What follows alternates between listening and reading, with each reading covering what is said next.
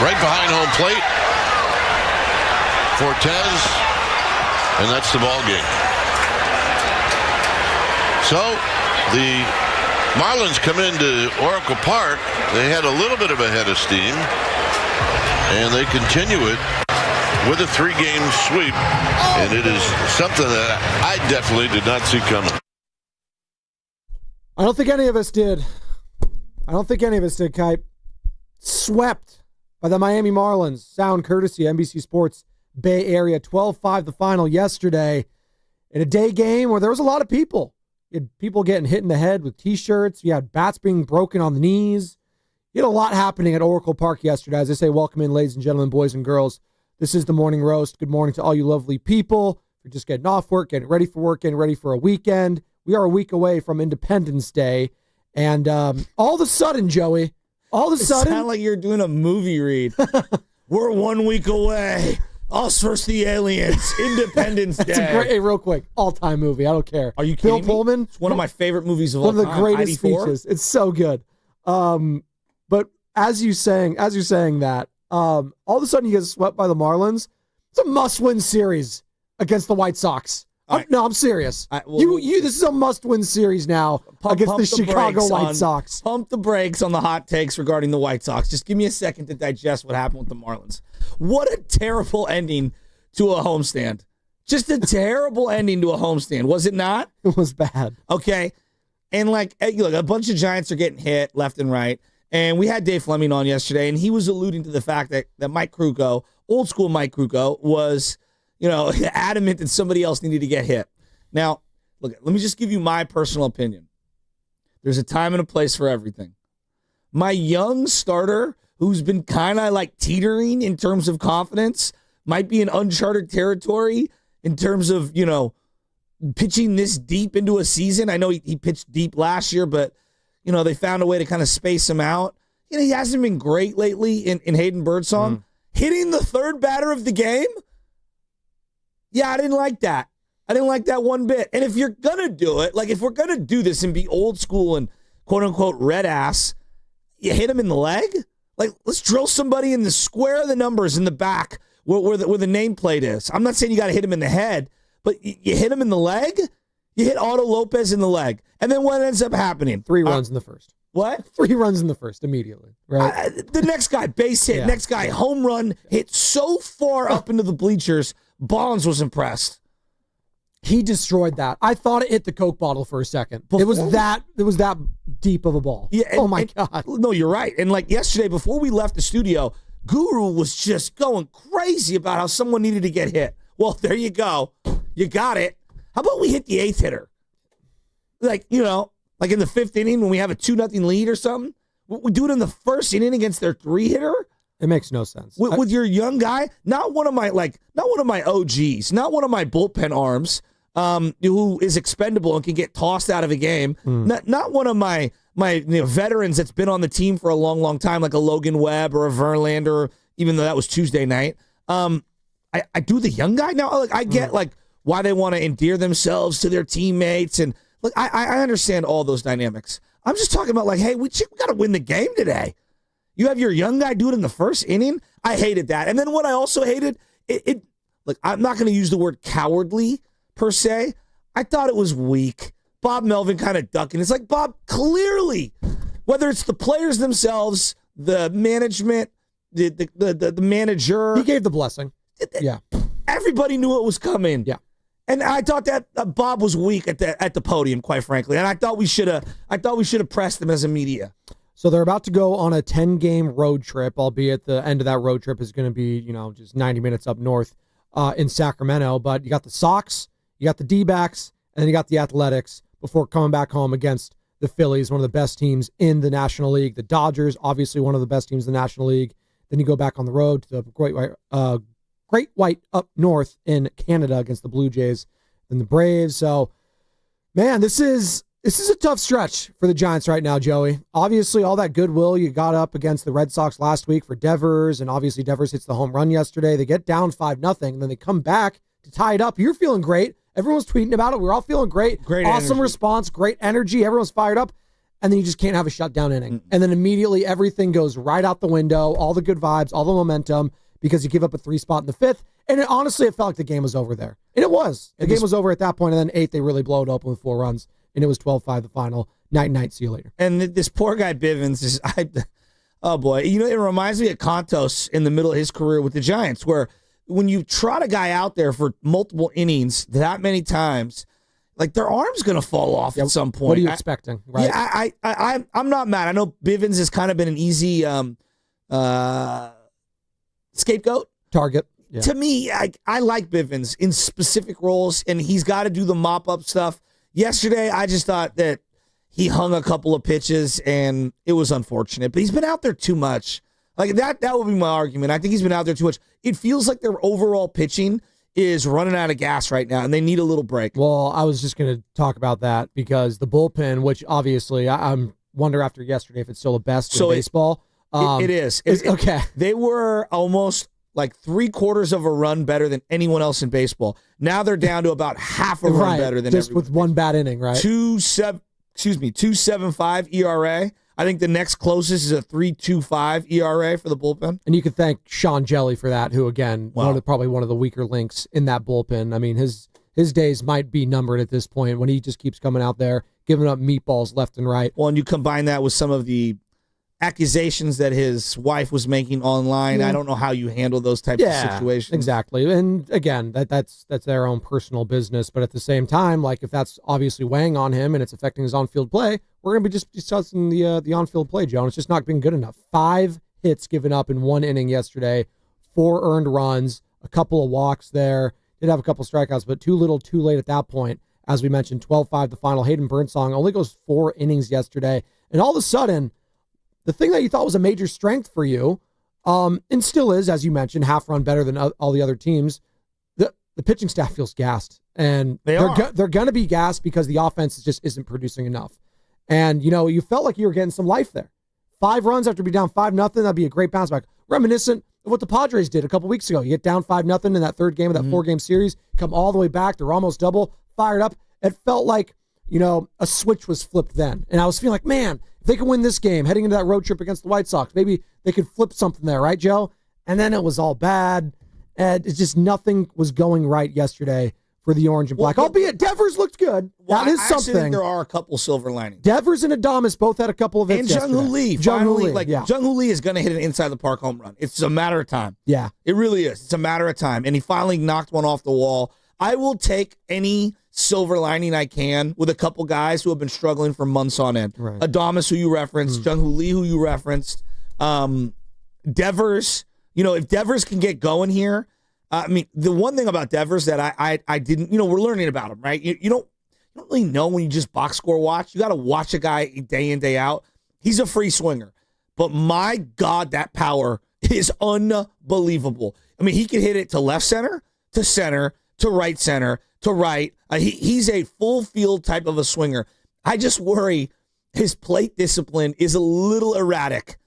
And that's where I think having Matt Chapman come back into the lineup, who, look, he will strike out a lot, Matt Chapman. He also gets a lot of walks. He goes deep into counts. I do think he needs a little protection, and I think we've underrated Matt Chapman's absence. I really think we have. I think we're learning he might be the most important Giant when it comes to the everyday lineup. And it might not even be close at this point. Do you think he is? I think he is. At this point, just what he means in the trickle-down effect when he is absent, first and foremost, you're missing a platinum glove at third. And you just can't, and I know you've compared Casey Schmidt to him, but just the leadership and the guy that's there every single day. I would agree. And being your leader on the field there next to Willie Adames, who Adames is clearly comfortable with.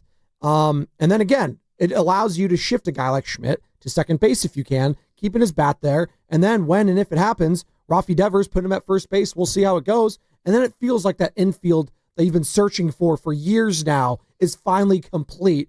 And albeit Schmidt maybe has to prove a little bit more, but still, you're feeling good about a young prospect. Not a prospect anymore at this point, but I feel like the trickle-down effect and the chain reaction of him being out, I underestimated. Well, I did. I think Giants fans did too. When you lose your 3, 4, or 5 hitter, it really affects your team. Right, and I asked Bob Melvin about that. Look, got 2014. Well, no, I'm glad you brought that up. I was going to go directly to that. Like, I remember the day they made that trade, And I remember arguing with a couple of my buddies that are A's fans. And my theory has always been, look, elite pitchers are great to have. But when you lose the everyday centerpiece of a lineup, it affects everyone in that lineup. Was it Damian Moss? Who was the guy that was? Brandon Moss, thank you. Who was sick in that wild card game. He had like a 3-run jack in that against the Royals. Well, it's a lot different when he's your 5-hitter as opposed to being your 4-hitter, right? And other guys in the lineup. So, like, for example, Donaldson. I think Bonds is the greatest example of this. If you're batting in front of Bonds, they do not want to walk you for the fear of Bonds coming up with someone on, and then them having to hold you on and opening up that side of the field, right? Hypothetically, because he's a left-handed hitter. So you're going to get better pitches to hit, and you're going to be able to drive the ball and get on base. Bonds comes up. Obviously, he puts tremendous pressure on the pitcher, which can also put pressure on the run game, because now you're not holding that runner on as tightly because you're so worried about pitch location against the guy you're facing. And then what does that do to the guy behind him? Well, there's an immediate ease up, right? Oh, all right, I got through Bonds. Well, here comes the next guy. Well, that next guy usually is the benefactor of either you being on base or the wear and tear or the drop off in focus when the best player either gets to first base or makes an out. So I think there's a totality of how you approach a lineup when you have an elite player like Devers in the lineup. And when you're absent Matt Chapman, that really just takes a lot of pressure off of the guy behind him, or excuse me, puts a lot of pressure on the guy behind Devers right now. And I want to make this clear. I'm not saying Matt Chapman's the best player on the team. I'm not. Hell, I would put probably Robbie Ray, Logan Webb, Devers over him as just stuff and bet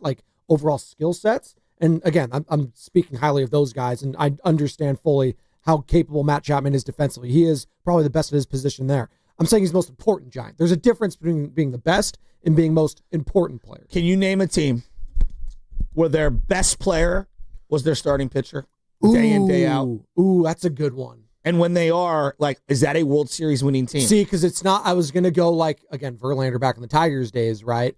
But that was Miguel Cabrera. He had the Triple Crown. He was the MVP. He was their best player. They had Prince Fielder, too. They had Prince Fielder. No, he was good, I'm saying, but there are levels. Yeah. Verlander had the MVP the year before that, too. He did. But Miggy is, Miggy's one of the most feared right-handed hitters of all time. He is. He's one of the greatest hitters I'm not trying to poo-poo Verlander. No, and Verlander's one of the greatest pitchers of all time. So, Pedro. Well, what about the 2010 Giants with Lincecum? Oh? Buster Posey might have been your best player. Buster Posey had 18 jacks, batted 300 as a rookie, and was elite defensively. Bumgarner, 2014. I would still counter, even as bad as Posey was offensively, I still think he was your best player every single day. God, that was an incredible run, though. But again, there's about examples. Few and far between. Exactly. We're talking about maybe a few examples, to your point. Exactly. And what I'm getting at is you can have a Pedro, you better have a Manny Ramirez and a David Ortiz simultaneously. Oral Hershiser, 88, maybe, that run that he had, which is incredible. Right? That's probably, no doubt. But again, Kirk Gibson gets all the love. But, we're talking about less than 5 over the last 40 years, right? Yeah. So all I'm saying is you got to have your it is incumbent when your best player is an everyday player. Yeah. It really helps you. That doesn't mean you don't want elite pitching. Of course you do. But you go around, you get where I'm going. Totally. If you were to go through the Dodgers right now, and even though Yamamoto started off just red hot, their best player is either Shohei or Mookie Betts. Which helps because Shohei can do both. So it's kind of a cheat. Yeah, but he's a one-inning guy right now. I know he is. Stuff looks good, though. By the way, shout out to those watching on YouTube, brought to you by First NorCal Credit Union. For a low-rate auto loan, apply online or just ask for First NorCal financing at the dealer. Again, we are streaming on Twitch, Twitter, and YouTube all day long. Be tapped in there. Plus, we are coming live from the Laughing Monk Studios, Laughing Monk Righteously Brewed in San Francisco. Joe, it's the halfway point of the season, officially. Giants are 44-37. How you feel about that? Halfway point, 81 games in, 7 games over 500. Technically, if the season ended today, you'd actually be out of the wild card. They've been struggling as of late. Brewers, they've been hot. Padres have been treading water, but they're above you technically in the standings by a half game. How are we feeling about the Gigantes? Well, from where I was at the beginning of the year to where I am now, they've way overachieved. And I know that might seem unpopular on these airwaves. I'm excited with where they are. I love the team. I don't think they're perfect. I don't even think they're close to their most optimal. But I love what they've built. I think they're still a couple pieces away for this year to get into the playoffs. I really do. I think they're going to have to make a couple of moves, not one. I think it's going to be 2. Might need another starter, might need another bullpen arm, and I still think you need another bat. They're much farther along in the Posey era quicker than I thought they would be. So I'm trying to have perspective and not lose my mind. It just sucks. Like, they haven't been good for about a week and a half, 2 weeks now in terms of what it looks like every single game. But I also have to remind myself that, like, hey, Robbie Ray's been outstanding. He's hit a little blip right now. Let's see what he looks like, to end the year. Logan Webb's been, I think, good the last couple starts, but he had a bad stretch there. Hayden Birdsong looks tired. Looks like a young guy who's kind of tired. I think he needs a good start on his next one. Verlander has been awful. There's like no other way around it. I can argue about the stats being better. I mean, the eyeball saying it's better than the stats. I don't think he has been good at all. He doesn't have a win. He hasn't been. Yeah, but again, like he's objectively one of the worst starters yesterday in for the Marlins. NL. A guy that pitched a third of an inning, like wins or whatever. Joe, the understand. analytics tell you that he has been objectively one of the worst pitchers in the National League. I mean, starting. Again, I know ERAs and the end all be all for everyone still. What's the batting average against? I know, it's hard hit rate. I know, but there's something rate. to be said. It's a 4.5. It's not the worst in the world. It's not clearly not the best. But I don't know what we all signed up for with Verlander. Were we thinking? This. What were you thinking? Sub 3 ERA? No, better than this. No, not. How many guys in baseball have that's what I'm a dozen saying. starts in a sub 3 ERA? I don't think he's been that god awful. Quite frankly, like I'm looking at him and Birdsong, like he's been scuffling a little bit here. I just need these guys to go more than 5 innings. Well, but like, can they do that in today's? Is that asking a lot in today's baseball to go more than 5 innings, Joe? Because for Birdsong, he's only been able to get to 6 one time this year. Look, I would argue to you that the young guys have been kind of carrying this thing. Ramos and I would even go Casey Schmidt as of recently. And that's fine. I'm talking about pitching, though. No, right I now. know, Yeah. but even then, the young guys like Randy Rodriguez has been one of your best pitchers. Bullpen, sure. Yeah. and Camilo, I know he's been very frustrating, and we can have a separate conversation regarding him. Lately. Yeah. But for the most part, it's the high price guys are the ones that let you down. Verlander, I think Adames has been better than people want to admit, but he's still been letting you down. You expect more from him. Jung-Hoo Lee, I expect more from him. Matt Chapman's been hurt. He was kind of okay. So like they need their high price guys to start playing like it. And one of the best stories on the team right now, like just flying under the radar, is Elliot Ramos. Guy's making nothing. Yeah, he might be your all-star. Well, I just saw the All-Star voting yesterday. I think he was like 8th in left fielder or something like that. 19th in overall outfielders. 19th in overall outfielders. Yeah. He needs to be a manager selection. But like Mike Yastrzemski, who I've often criticized, he's finally in his appropriate role as a role player and not one of the premium middle-of-the-order guys, even though he has done a lot of leading off. Mike Yastrzemski's been good this year. Anybody who's arguing about Mike Yastrzemski hasn't watched. Like, as much as it might frustrate you that he's still there, he's been good. That's your boy, dude. You love some Mike Yastrzemski. By the way, outfielders for the NL as the second wave of voting was released. So you got some of like the guys that are already locks for it. I think the captains overall, if you will, are the guys that won the MVPs last year. No surprise. Aaron Judge getting the most in the AL. Shohei Ohtani getting the most in the NL. That was a safe bet. Yeah, exactly, right. Shout out Shohei. So you got the outfielders that we all thought, and I still think that Elliot Ramos deserves to be there as one of the everyday players. But to your point, and to Sam's point, 19th, just 243,000 votes, which is kind of crazy because it felt like for a long time, the Giants back in like those 2010, 11, 12, 13, 14, they were voting up the wazoo. Like they got all the votes. I'm like, did we misremember that? That was just a decade ago. Yeah, but they were one of the hottest teams on the planet. Where the Giants fans at? Just stop voting? Well, that's a larger problem in today's society. Shout out America. I got one player who doesn't make everyone go crazy on the text line and on the internet, but if he doesn't pick it up, I think we're in big trouble. Ooh, that's a good tease, and we're going to talk about that on the other side. Plus, Bonte Hill in studio, 9 o'clock, courtesy of River Islands. Plus, we got to talk about the draft. Warriors added 2 players yesterday, Joey. Let's discuss that. And that's what's coming up in the game, brought to you by Valvoline. From the ballpark to wine country, summer's better when your car's ready to roll. Valvoline Instant Oil Change gets you in and out in about 15 minutes. No appointment needed. For locations and coupons, visit BayAreaOilChange.com.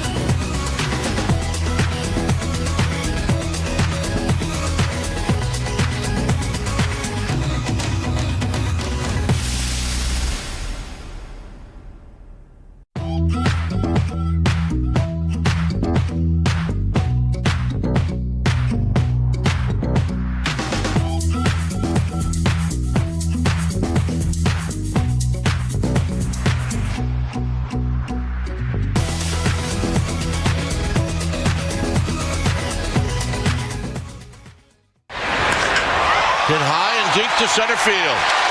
Myers back. Out of here. Number 17 for Ralphie Devers. Number 2 in a Giants uniform. And that's what they needed. They're back in it. Good morning, Bay Area. It's everybody's boy, Zucci, man. And you're listening to the new and improved Morning Roast with everybody's boy, Joe Shasky, and my boy, Joe Spadoni. So I mean, bring it on, man. who was that? Jan and Mountain. That was not Jan. Play that again. I mean, bring it on, man. That was a little different, a little cadence for Jan. I appreciate it. That was her fired up. Is Jan and Mountain View pissed off about this Giants team right now? That's the question. He's got swept against the Marlins? The Marlins? They had a team in 20 years. Time out. There are certain teams that just have your number. Oh. And the Marlins, for whatever reason, have been a thorn in the Giants' side since their early existence. The Marlins. 97, we lost them in the playoffs. No, we talked to Jim Leland about it. 2003, we lost them. We were a wire-to-wire NL West champs. We lost them on a Jose Cruz Jr. drop ball down the line. And then, obviously, JT Snow gets thrown out at home. I brought up Lou Brinson. You know, Lou Brinson hits a fly ball, just some random fly ball. It was 2017, 2018, whatever year it was. And Hunter Strickland loses his mind and, goes berserk in the locker room. Never done that before. And breaks his wrist and basically, makes himself unavailable for the end of the year. I mean, the Marlins are just, for whatever reason, they always seem to just get in our way. Oh, I hope the White Sox don't get in your way, because is there any excuse for that if they get swept against the White Sox, Joey? And we're coming back here on Monday? I'm not making excuses. I'm just saying, it's weird how sports is sometimes, where teams just have your number. I guess. But it's frustrating, man. They're not a good team. And I feel like this Giants team, they finally hit their stride. They got Devers back. Everything was all fun. He had a home run against his former team, first as a Giant.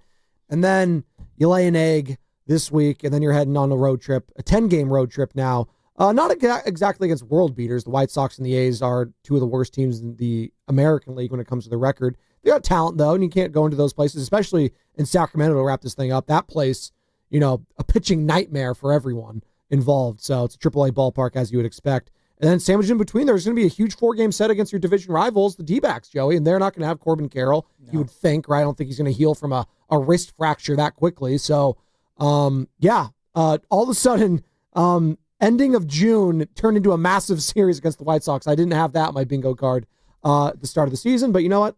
Things happen. By the way, halfway point of the season for the Giants, 44-37. And you had a tease for the audience, Joey, before we get to the Warriors. And trust me, we will talk Warriors at one point. We got Bonte joining us, 9 o'clock hour for the entire hour in studio, host of Giants and Warriors pre- and post-game live on NBC Sports Bay Area, doing a hell of a job. Although, what's his record now, Bonte, with hosting? It's not very good. It's not. I love you, Bonte. I don't know what it is, 1-4. Oh, no. Yes, so you do know what it is. They put a graphic out. That's why. They do? I was watching. Okay. Yeah. But what did you tease, Joey, about a certain player that plays for the Giants? Some people are older than their body or their age on their identification card. Like, for example, the joke is, Julio Franco was really like 60 when he was 47. People think that Albert Pujols. That was a joke, though. No, I know, it's all joke. People thought that same with Albert Pujols. But let's go running backs, right? Like, how old's Christian McCaffrey right now? 29. Okay. Yeah. If you'd have told me he was a 33, 34-year-old football body, we would all kind of agree. Yeah. He's taking a lot of wear and tear. He's got bilateral Achilles tendonitis. Right? Like, Derrick Henry, for whatever reason, has aged unbelievably well. And Christian McCaffrey, we'll see what this year is. Like, no one knows. Yeah, Derrick Henry's like, he's the Adrian Peterson of this generation, where it's just, the guy could play forever if he wants. Right? I look at someone like Wilmer Flores, and that's who I want to talk about here. He's older than his body. He's not a guy that's a spring chicken. I think Chapman and him are almost the same age. And I know he's 33 years old, wow. Wilmer is. But, their bodies could not be more different. 32, Matt Chapman, Wilmer 33. Flores, 33. There you go. Wilmer's had the knee issue for quite a while. And you know that you can't really trot him out there every single day defensively because he's going to get hurt. And you're going to wear him down. And I think that he, more than a lot of guys on this team, load management, the maintenance is extremely important. He's 2 for his last 21. And although that's not a huge sample, to me, it's the overall arching. He's batting 200 basically in the month of June. And you could see the bat speed's not there. He's not a huge exit velo guy. His at-bats haven't looked as good. He's not driving the ball. He was playing out of his mind to start the year. I don't know if you sit him for a week or two in terms of an IL stint just to get his body right. But they've got to figure out a way to get him back to where he was. With the Bryce Eldridge injury and him being out about a month with the hamstring strain, it feels like him making major contributions in the summer feels out the window right now. So you're more reliant on Wilmer Flores as a DH or a first base option, and they've just got to figure out how they can get the best version of Wilmer here until the end of the year. And if that means maybe sitting him, which sucks because you need him, but if that means sitting him for a week or two to get him right, like they might have to do that, Joe. They can ill afford to have Wilmer fall off a map. Just within the last week, he's had 18 at-bats and just one hit. Big one, he had RBI, but just a couple walks, 3 strikeouts. Not what you want from a guy that, again, you've all of a sudden kind of needed to lean on at times, and that just speaks to the depth of this team right now that's getting challenged. The Bryce Eldridge injury, I don't know if he was going to come up and make a huge impact, but it was in your back pocket if you needed it to. Exactly. And that gives you some sort of, relief. And right now, hell, maybe you could have used a guy like that in July, and he's going to be out the next couple of weeks with his injury. We might not even see him the rest of the year. They might shut him down. Who knows? He's their prized asset. They want to take care of him. Shut him down? Well, I don't know. Like, we'll see how the rehab goes. And all of a sudden, you're going to be looking at August. You're going to be looking at September. Please don't put that into the ethos. Joe, I'm just saying you can't count on the guy I don't even anymore. want to contemplate Why that. I say that is you alluded to it earlier. You might have to go out and make some more moves if you're Buster Posey. Well, that is, I think, no, you will.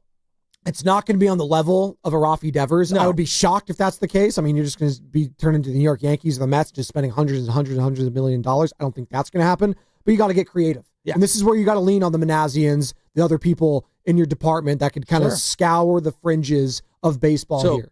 I think where they're at right now, like their lineup desperately needs Matt Chapman back. That's a starter. Number 2 is they've got to figure out who's going to play second base. Now, Brett Wisely actually did have a nice hit yesterday. Christian Koss is not your defensive third baseman with Matt Chapman out. So Schmidt's got to be right with that arm, that wrist or whatever. I mean, you got to really hope that he's going to be okay. He might be out another couple days.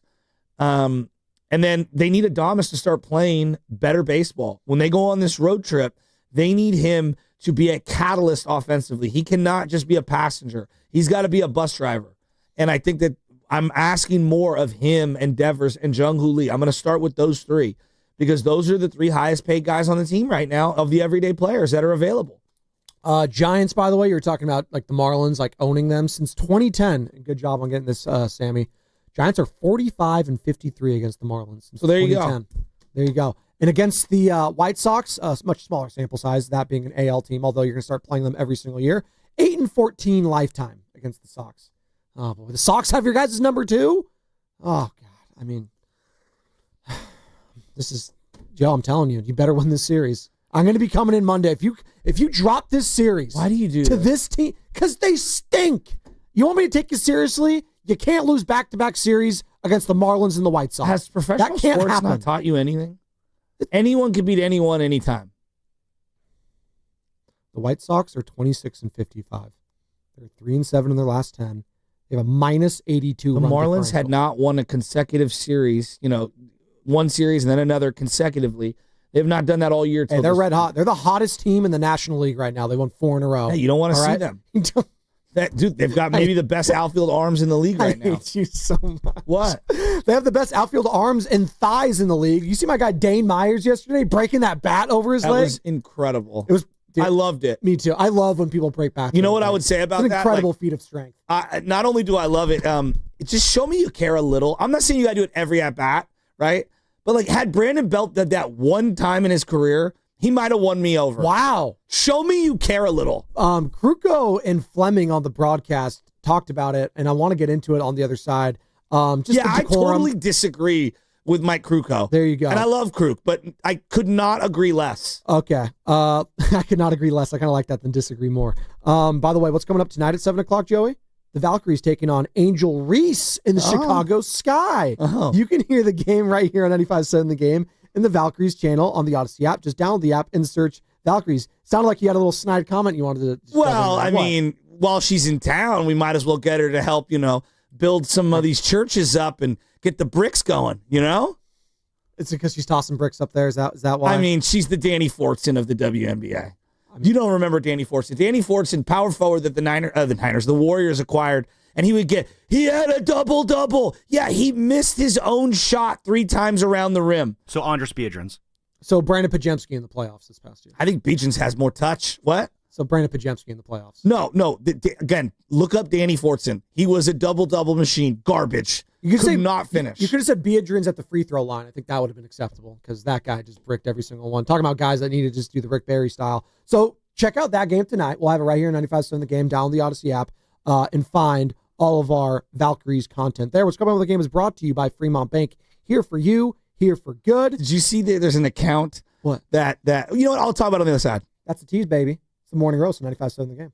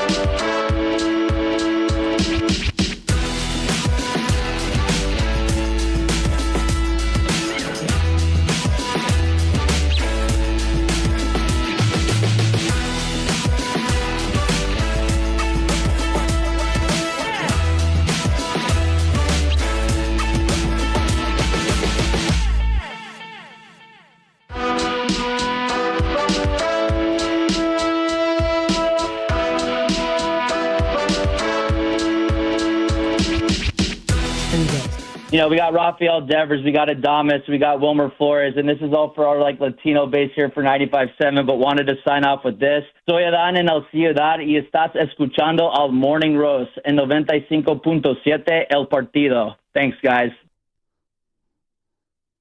You know what escuchando means? No. Like escuchar is to listen. Okay. So listen, you want to be sure you're listening to 95.7. Gotcha. The Morning Roast is what he's basically saying. There you go. Gracias. Thanks. Is that all you know? I mean, what's your what's you're welcome? You said gracias, thank you. What's your welcome? What in Spanish? I don't know. De nada. There you go. Oh, thanks. Just cool. I'm just saying. I'm glad you're giving me some Spanish updates as I give you sports updates every day.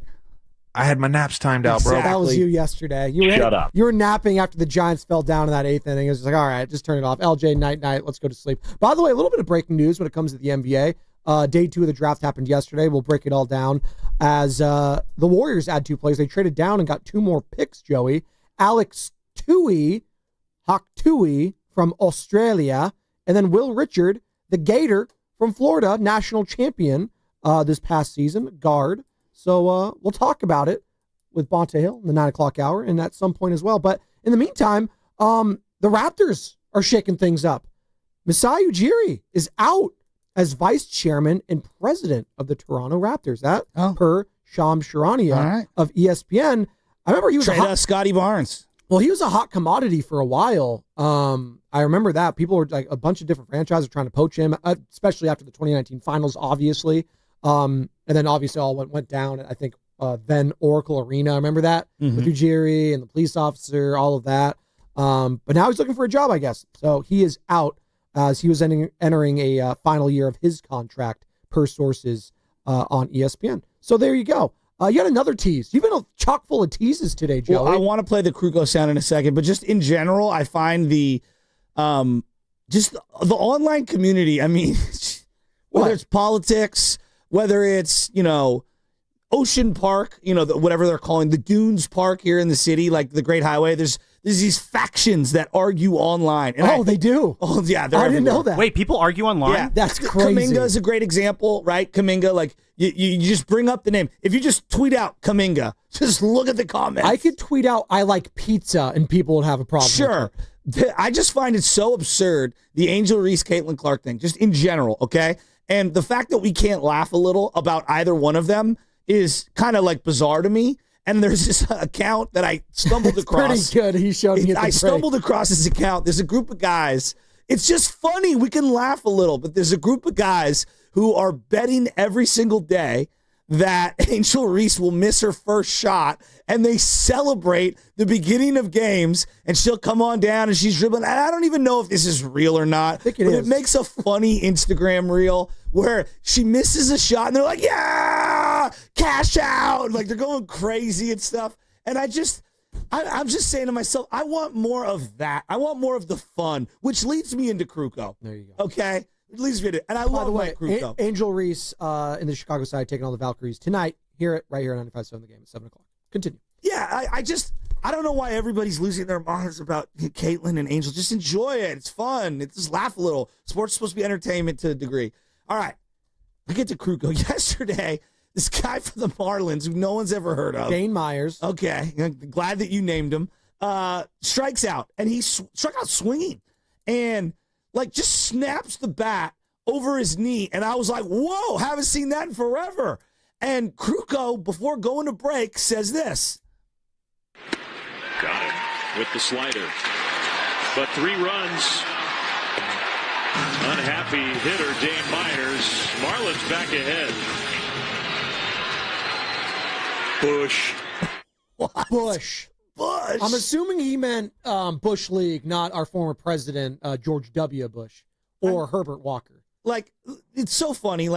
Basically, it means to me, it means you're not acting like a pro. You're doing something that's not part of the etiquette of the game. What would you consider a Bush League move in baseball? Just give me an example. So faking a tag that's coming in to force an opponent to slide unnecessarily. That's kind of gamesmanship, right? It's a little gamesmanship. I think there's a time and a place. Or like deking someone in the outfield a little bit where you're like, no, that's different. Okay. That's different. That's trying to hold the runner up or whatever. No. I'm talking about like there's no need for there to be a slide at second base and you do this fake tag thing or whatever, stepping on somebody's hand unnecessarily. Rub like, okay, let's say you're getting a lead at second base, okay? And I'm behind you and I'm shoveling dirt with my glove into the back of your heel, stuff like that. You know, pounding your glove right up against the back of their head. You know, like basically like I'm behind you, like throw me the ball, pitcher. Like there's a lot of little things. I mean, again, it's a very gray area in terms of like Bush. Did we pull the sound of them coming back from break? Because, I have it. You know, Kruger goes on. By the way, the guy who's like, he like judo, karate, I don't even know what martial arts it was, like chopped it over his knee and was furious.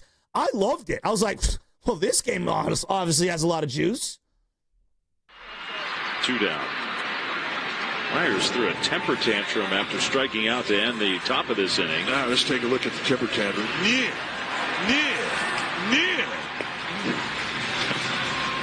It just doesn't feel good when you do this. No. I'll tell you what, that's impressive. One more. Yeah. 2 down for Adames. Hey, look, he's a young player. If he knew how much the opposing pitcher got out of that and how enjoyable it is, he would never do it again. He should know. He was a former pitcher. Yeah, you're right. He should. Foul back. It's 0-2. Very positive day for Adames. But, if I struck a guy out and he did that, I'd want to walk him back to the bench going,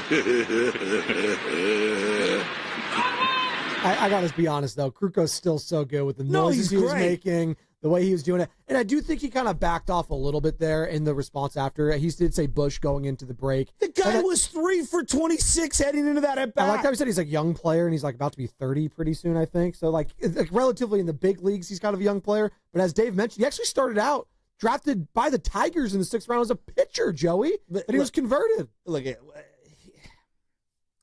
baseball is there's a couple sports that will do this to you. It's a complete mind bleep, okay? And I don't think people understand when you get so deep inside your dome in the game of baseball, it can be a lonely, miserable existence. And I'm talking about at the plate. We can talk about like finding the strike zone as a pitcher. That could be equally as frustrating. Missing putts, like Ernie Els just short-circuiting on the green. Phil, or VJ in the chipping game. Yeah, Phil, for example. Like when you get the yips in a sport, free throws. Andres Biedrins, he for whatever reason, he short-circuited. He could never shoot free throws again. John Starks. You know, like it happens, right? But I think in baseball, more than any other, you only get so many at-bats. If you're lucky, you'll get 4 at-bats in a game, all right? And you kind of lose your mind. And every now and then, you want to snap a bat over your knee. I'm not mad at it. You know what it's better than? I'll tell you this. It's better than going into the dugout and flinging a bat and having it ricochet and maybe hit a teammate and hurting somebody. I had no problem with whatever he did yesterday. I watched it all, throwing the helmet, ripping the gloves off, breaking the bat. Like, it was all fine to me because he didn't hurt anyone and he was by himself. He was isolated. Same thing in tennis. Don't hurt anyone. If you want to break your racket and you're frustrated and it's a solo sport, by all means. Yeah, exactly. Whatever. Golf, you want to toss your club, just make sure it's not hitting anyone. Who's the guy recently? Was it at the U.S. Open? He threw his club back and it almost hit someone. The name is escaping me, but it almost hit someone. He threw it in frustration where it's like, dude, what the hell are you doing? Someone can find it. Carter, look on in the back. Rory McIlroy was throwing clubs too. He was doing it. No, but this one was like it almost like hit someone. Wyndham Clark. Wyndham Clark. Thank you. And then he went into the clubhouse and then destroyed the clubhouse. Exactly. Which is like, what are you doing? Yeah, dude? exactly. Grow up. Seriously. But like in this scenario, he was clearly frustrated. It's fine. This clearly means a lot to him. I have no problem. And listen, let's not act like we haven't done this in our lives either. I've broken controllers. Just being mad at like my little brother. Right? Come on. At Sharp Park, threw a club up into the tree and it got stuck in the tree. I swear to God. And I was like, well, you'll never do that again. My favorite thing is like when your team loses in a really like horrific fashion and then all the memes of all the people breaking TVs. It's like Cowboys fans. Thank God they can do it. I can watch it through their eyes, and I don't have to break my own TV. And they're all for show, most of them. I don't think genuinely most people were doing that, thinking like I'm actually angry, I want to break my TV. It's probably all for clicks, which just speaks to our society in general. But I had no problem with it. Dane Myers, you want to break a bat over your leg? I just think it's impressive. Could you do that? No. You tried. Could you do it? I would Joe? not. No, I'd probably break my kneecap. There's not a chance.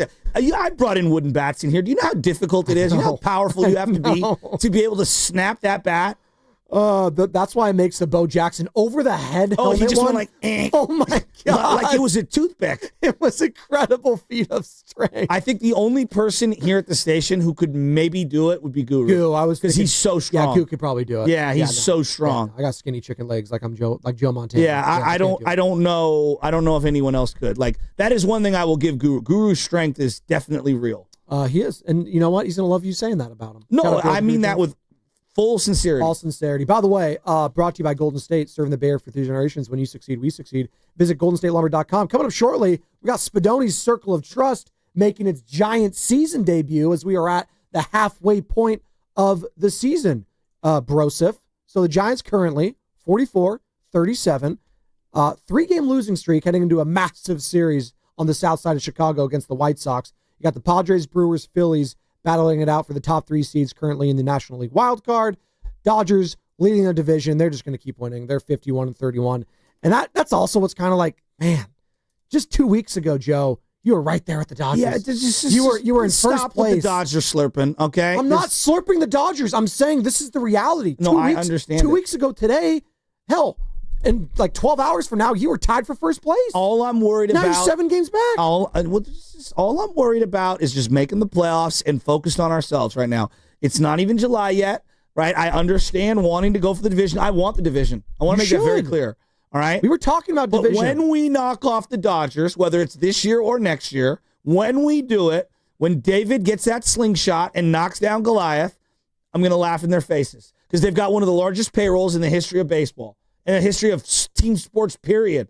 Yeah, they're really good. They won a World Series last year. Like you're saying, I think they're beatable. Oh, they might be. I think they're beatable. You had an opportunity to, stay with them in this ground. You got swept against the Marlins. You might be looking back at that series in particular. Again, we talked about it yesterday. Getting swept by the Marlins in mid to late June could be the difference between making a wild card spot. No, that I would agree with, because it's going to come down to one game. Yeah. We know how this works, But you know what, Joe? They've also won a couple of games that they probably shouldn't. Sure. So you're hoping these things can even out. I'm not trying to sound like a hater right now. I'm just saying I'm a fan. Look, we're on our face right now. If I'm a fan, like waking up this morning, I'm frustrated. Of course, I'm very frustrated. Rightfully so. But you're asking me about how I feel big picture because you got to take a little step back. Like, look, you lose 3 in a row to the Marlins.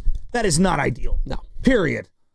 But they are a way better team than we all thought. They're infinitely more fun. They're infinitely more interesting. The fact that we're even talking about them. You know what we would be talking about today if the Giants didn't make the moves that they've made? We'd be talking about these 2 draft picks no one's ever heard of from the Warriors. You mean my guy Alex Toohey and Will Richard? Ballers. Will Richard, we watched in that championship game. He was great. He was good. He was really great. Good. He was the other guard. He was hitting threes and defending. I like him. But like Joe, I mean, come on. How many people know who those 2 guys are? They don't. Again, how many people know who Nikola Jokic was when he was drafted in the 2nd round during a Taco Bell commercial? 2 things you only dreamed would come together. A delicious cheesy quesadilla wrapped around a beefy burrito. The new quesarito from Taco Bell. God, I love me a quesarito from Taco Bell.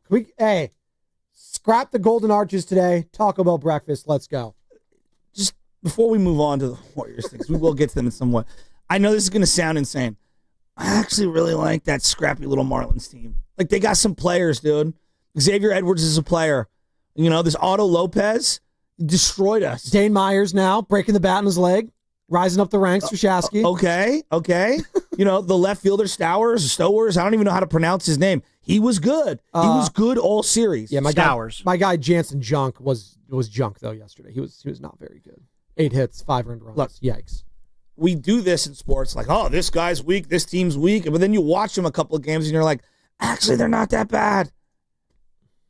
I know. I'm selling you on the Marlins. I know. If you weren't impressed over that 3-game series, I don't know what to tell you. Otto Lopez killed them. I was more unimpressed with the Giants than I was impressed with the Marlins That's how much I feel. Well, no, I would agree Yeah. simultaneously with you, but you can also, say, hey, they're a way better roster than you thought.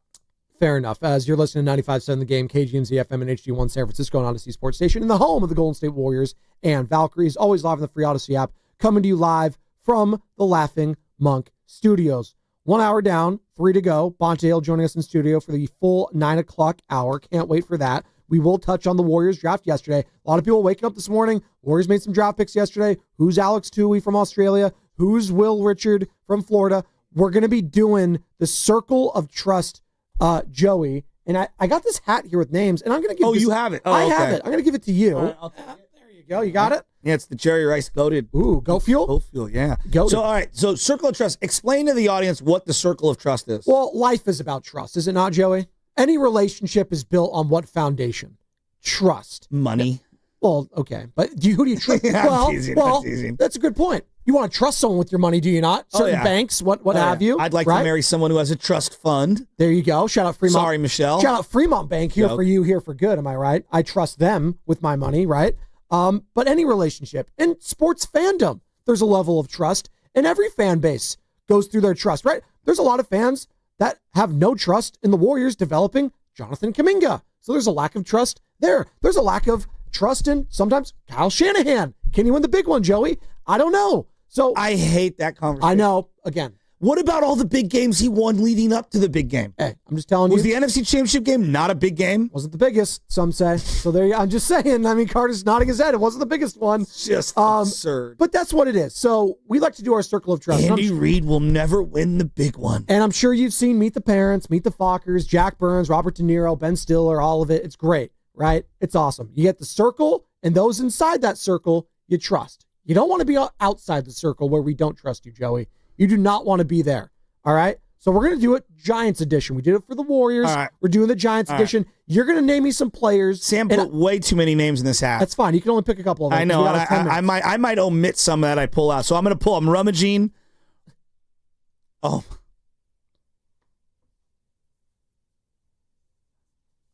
What?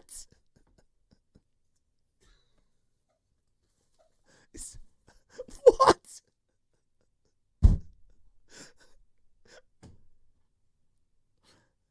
That was well done. I totally forgot I even made this. Is that Sammy Walnuts? Yeah, he's from The Sopranos. Dude, the most offensive Italian accent ever. I apologize to that everyone. wasn't even an Italian accent. That was like a New Jersey accent. That was like a vampire. We need Filmo, Mike, and Sam to start doing like Italian accents together. Yeah, we do. Hey, I'm Ludman. I'm going to be at Freeman's Appliances this Saturday with Mark Grant. I wanted Loveman to pretend to be Filmo Mike, and the boss will not let it happen. Wait, why? It's just why? he's so for boss reasons. I think he's afraid we're all going to get fired. I think Filmo would have. There's lots of reasons to give him that. He fear. would definitely give you his blessing. I'm just saying. I know he would, but see, this is where can we just have fun, people? All right, I'm going to pull a name out. Circle of Trust, Spadoni edition. There we go. When it comes to the Giants, do you trust these guys? All right. First person. I'm not even going to go to them. Do you trust Bob Melvin? You know what? I am. You're still in the circle of trust, so I'm going to give you one more chance. He's fine. Bob Melvin's fine right now. I think I should have another one here, though. I think I should have just a normal circle of trust one. There's the outside the circle. You get a chance, and then you're staying in the circle. Sam, do me a favor. Write down who's in and who's out of the circle of trust. Next Bob Melvin is in Spadoni's circle of trust. Camilo Duvall. Is he in as the closer? I'm going to make this very specific. As the closer, do you trust him or not? You're still in the circle of trust, so I'm going to give you one more chance. I'm going to give him another chance, Joe, but he is tentatively in my circle. As of late, it's a little shaky. Against the Marlins, 3 earned runs. Against the Red Sox, 2 earned runs. It's been scuffling here a little bit. We'll see. He's still in my circle, though. What's going on here? Sam, you put way too many names in here. It's okay. All right. Willie Adames. Where are you at on Circle of Trust, Willie Adames, right now? Then I have no choice but to put you right back outside the circle. He's outside the circle of trust right now. I do not trust Willie Adames. If I had the game on the line right now and he was at the plate, I think he is popping out. I think he is striking out. He's an out right now. I can't trust him. He's outside of my circle of trust on June 27th, 2025. the second highest paid player in the history of the Giants organization. Willie Adames is outside Spadoni's circle of trust. I can't trust him, Joe, and you know what? You can't either. Game on the line. Are you trusting this guy? No, I can't even trust Sam Lubman to get the right names in the hat. He's got. I literally wrote down all the names you wanted plus a few more. Like, forget about the hat. No, just pick them out of the hat. Let's go. The hat. Like, you want me to draw the names out of the hat? Like Landon Roop and Spencer Bivens. Nobody cares. All right, Jung-Hoo Lee. Do you trust Jung-Hoo Lee? You're still in the circle of trust, so I'm going to give you one more chance. He has shown that he could play well for stretches this season. I felt like he was going to have an inside the park home run yesterday. Guy's been dynamic to watch this season. He's at a little bit of a rough patch at times. But Jung-Hoo Lee, I trust at this point, Joey. And also I have to, because he's one of the few guys with like legit speed on the team. So yes, I trust him. Here's my favorite name I pulled out of the hat. Do you trust Matt Williams at third base? Then I have no choice but to put you right back outside the circle. No, I do You not. don't trust him at third? No. How can I? He might have lost you 2 games this past week. Dude was so conservative yesterday with sending runners. He had, honestly, that Jung-Hoo Lee triple, he probably could have actually gotten all the way home, but Williams held him up, and I don't blame Matt Williams for doing that. Did I not clearly explain the circle of trust to you? Did I not clearly explain that Matt Williams has cost this team potentially multiple games as a third base coach, Joey? Yeah, I'm not trusting that guy at the moment. If there's a big moment and it's going to come down to either getting waved home or stopping, I don't know what he's going to do. I don't know what he's like Ricky Bobby right now. I think Matt Williams is Ricky Bobby. I don't know what to do with my hands. That's what he's doing right now. He doesn't know what to do. So Sam, you're saying he's extremely conservative currently after waving everyone home. So Ben Shapiro thinks he's too conservative.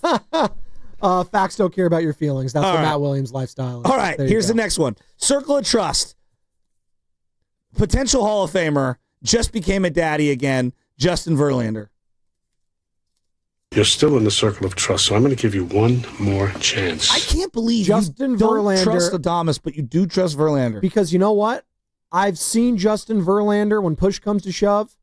I think he'll be okay. In a big moment, in a big opportunity, he's going to grind you and get you 5 or maybe 6 and give up 3 or fewer. He's going to do that. He's only given up more than 3 runs. What is it? Twice this season? Those were his first 2 starts where he gave up 5 then 4. Since then, it's 3 runs or fewer every single time. So everyone wants to say he's this awful pitcher. He's keeping you in the games. He's not letting you lose the games. He's keeping you in them. Can the offense score for the guy? For the love of God. All right, we'll speed this up so we get to the break. Hayden Birdsong, in or out of the circle of trust? Ooh, right now. You're still in the circle of trust, so I'm going to give you one more chance. Another guy, though, that the last couple starts have not been good. Kind of like Camilo, leaking oil a little bit here. 7 earned runs yesterday, Okay. not great. Against the Red Sox, you were there at that game, Joe. Yeah. He got roughed up a little bit. He got tagged. No, he got owned. Against the Rockies won 3 earned runs in Colorado. Might as well be. That was a quality start for him. I think that was a pretty good one. He hasn't only been roughed up these last 2 starts, so I'm going to give him the benefit of the doubt here. Just these last 2 starts have been his worst. I think he's still going to be okay. And then I think one of the most controversial ones, and I want to get into this on the other side, Wilmer Flores. Do you trust him in this second half moving forward? Ooh. Then I have no choice but to put you right back outside the circle. It's because you said something right there. Do I trust him in the second half?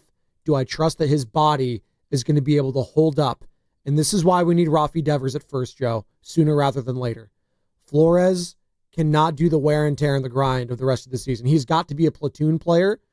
He's got to be a pinch hit kind of a guy, situational guy, maybe a spot start here or there. He can't be run out there every single day as he goes 0 for 5 yesterday, Joey.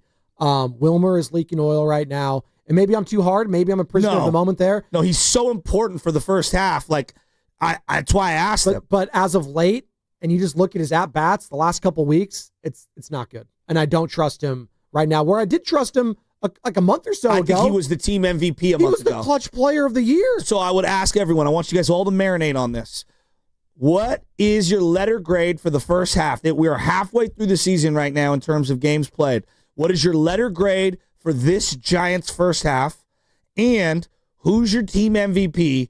And who's the guy you're most worried about? Giants currently at the halfway point, 44-37, 81 games into the season. What will they be after it? 888-957-9570 is the number. What's coming up in the game is brought to you by San Francisco International Airport. Traveling in 2025? Start your journey right at San Francisco International Airport. With the most nonstop flights from the Bay Area, easy parking, live performances, and tasty food, why settle for less? Fly from SFO, where your best journeys begin. Visit flysfo.com.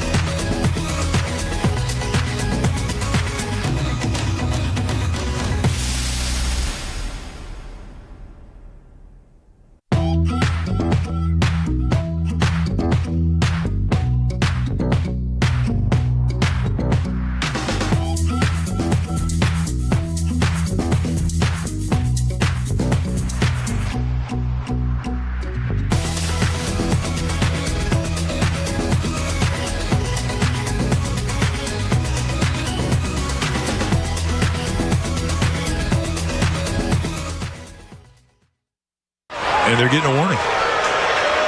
So immediately, that's going to bring out the manager, Clayton McCullough. He's going to say, what are you talking about? That guy just deliberately threw at my guy. And Alfonso Marquez has got to say, and he's out. He asked the wrong question. Alfonso Marquez, are you kidding me? You're knocking these guys on the other side of the field, hitting them left and right, and you're upset about a guy getting grazed? You're gone. Take a hike. Come on, man. You got Larry June in the building. You listen to the Morning Roast, and we're doing numbers, man. Good job, Morning Roast. Sock it to me. Hey. Yee! Oh, yeah. Wow. Just an abrupt ending to the music right there. That was a little dramatic. I liked that. The bed just ran out. Sorry, man. Oh, it's okay. It happens. You know what? Mike Krukow on the call there, and Dwayne Kuiper, NBC Sports Bay Area, as the Giants throw the third batter of the game. And Bo Mel had some words, and he talked about that actually after the game. We'll hear from Bo Mel. But the question was heading in the break at 888-957-9570 to say good morning to all you lovely people. We're talking some Gigantes at the halfway point of the season. There's 7 games over 500 officially at 44-37. What would be your letter grade at the halfway point? You give him an A, give him an A-, you giving him a B, B-. It has to do with your expectations of the team. What were they heading into it? What are they now? And what are they going to be in the second half of the season? 888-957-9570. We could also discuss, if you want to do your MVP of the first half, and it doesn't have to be a player. It could be an executive. It could be the manager. It could be whoever you want it to be. It could be the ballpark. It could be Larry Baer. I don't know. Your MVP of the first half and the person you're most frustrated with. Let's do it like that. Because I'm not going to say like least valuable. It's kind of like, But who you're most frustrated with as a fan right now. And who's the MVP for you? 888-957-9570. Doing some letter grades. As I say, good morning to Joe Shasky, Carter, Sam Lubman. What did you make of that, Joe? We touched on it a little bit, but, going at the third batter after getting hit. We talked about the Bush League stuff, but Bo Mel electing. I don't know if he's the one that said it. Obviously, he probably had his okay about it. Birdsong just hitting the third batter of the first inning. I just didn't love it because... Number one, I understand why a young player would want to endear himself to an older clubhouse, but he's a guy that can ill afford to just get guys on base right now. He's not that established, and he needs a couple of good starts under his belt so that he can turn the corner here. And to get the 3-hitter and hit him and let him get on base, and then they score 3 runs in that first inning, I just thought it was bad. Karma, just bad. Juju or whatever you want to call it to start the game, and I didn't love it, quite frankly. Here is Bob Melvin talking about that whole situation after the game. Look, guy got hit. We got hit 3 times last night. Birdie's command wasn't great today, and then kind of blew up right after that for 3 runs. So regardless, how that went down, we just didn't respond well. And then, the first couple innings, we didn't look too terribly good either. And then all of a sudden came back, scored some runs. And now we have a tie game. Now there's a lot more energy in the dugout, but gave up some runs after that. So it is what it is. It was pretty minor. I thought it was kind of weak that he kind of skirted it. I like Bob, but I'm just being real. Dude, you guys clearly hit the guy. He tied it into he was struggling with his command. They hit 3 guys last night. Yeah, I was like, just say it. Just they hit 3 guys last night. And we wanted to send a message. But and I'm glad that's where I have one of my bullpen arms go whack somebody. Yeah, not one of my young starters. Right. And it makes more sense too. And maybe it comes off as sour grapes, regardless for some people. But maybe there's Giants fans out there that liked the message that was sent. And again, we're talking letter grades for the first half of the season. Within the fabric of that game. You don't wait till the next day and then have a young starter do it. You do it with somebody there's a reason why hockey has goons for a reason. Right. Those guys, not that they're less important per se, but part of the job is, hey, if I have to bean somebody and get in a fight and I get kicked out of this game, then so be it. Right. That's how I view some, not all, but some of the bullpen arms. Them getting suspended for 7 days versus your young starter, or what about this aspect? What if there was a fight? What if Birdsong gets hurt in that situation? It's not like the Giants themselves haven't had a starting pitcher get someone hurt. The Giants themselves have had some of the weirdest, most random injuries you could think of. Hell, go to Michael Morse ending his career. Why? Because of a whole Samardzija, the biggest hit of his career. There you go. Former professional, not a former professional player, but former collegiate Notre Dame tight end. And my thing is like, hey, look, in the heat of like a late inning game or whatever, and you're frustrated, you want to whack somebody. All right, fine. To do it the next day, it's like, I don't know, man. Like, to me, the next day, like, let's turn the page, let's move on. I'm not saying you don't still hate that team. Guru was calling it out yesterday. He wanted to see that. He wanted to see, and I love Guru, but it ain't 1979. Okay, times have changed, is what you're saying. Yeah. It's time to turn the page. Hitting people, it's lost its luster. It's not a thing anymore. There are enough guys with control problems in the bigs, if you watch every night, that you're going to hit guys accidentally as it is. And last night, like, let's talk about, like, 2 nights ago, excuse me. The first guy, Dom Smith, got hit on a curveball or slider. It was some sort of a breaking ball on the back foot. It wasn't that bad. And it was the closer. And I don't think he was trying to put the people on base and try to lose the game. No. Yeah. No. And so I just, for who, for what? Well, I'd ask you, like, are you fans of like hard fouls in the NBA? I think that's kind of like the equivalent of Yes. But okay, I hear you. Now, you can get hurt in the NBA if you jump in the air and someone, fouls you. But when you're grounded, you typically can't get hurt. You could get your career altered by taking a ball to the face. Could. All right? You take a ball off the wrist, it could destroy your season. Like Mark DeRosa essentially retired after the broken wrist to the hand. Yep. Shattered his hand. Yeah. So I just think like throwing a pitch at somebody is very dangerous. And unless you've been in that batter's box facing someone throwing 90 plus, it's easy to say, just hit anybody. It's like, it's another thing when you're the one who has to dig in there. I don't love it. 888-957-9570 is the number. We are doing some letter grades for the first half of the Giants season. We would like to hear from the people.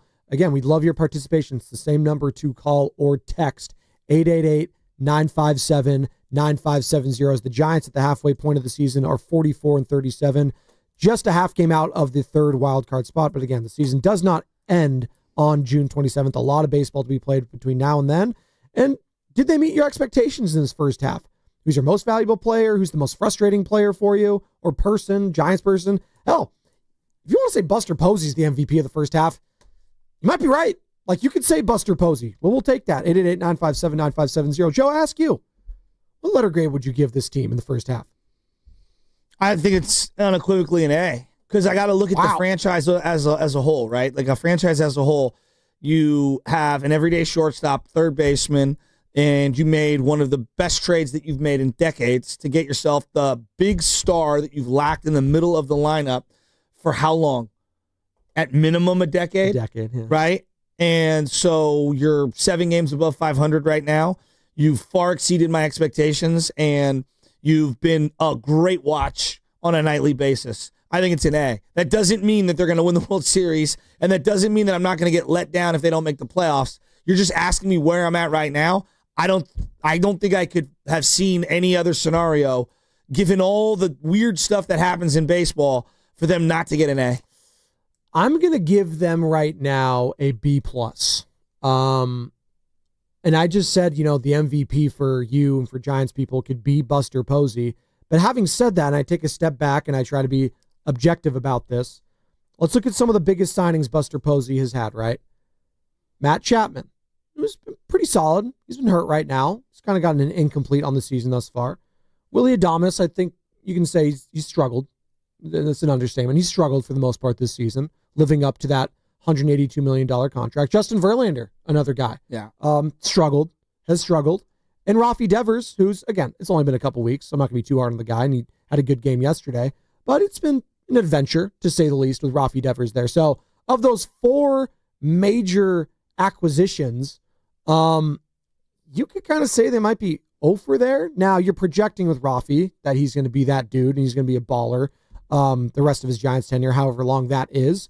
So we shall see. And I do think, and we talked about this, my whole take was the other week, that this season in totality can be viewed as a success because of how the franchise is now viewed from the outside perspective. There's a respectability factor back with the San Francisco Giants because of these big moves, because they're spending all this money, because they're putting their money where their mouth is. So in that perspective, yeah, I hear you with Buster. But also I got to take a look at the major acquisitions that he's done. They haven't really produced at a high level for this team. That being said, they are 44-37. So something's going right. And Elliot Ramos is one of them. He's a baller. Farhan guy, obviously.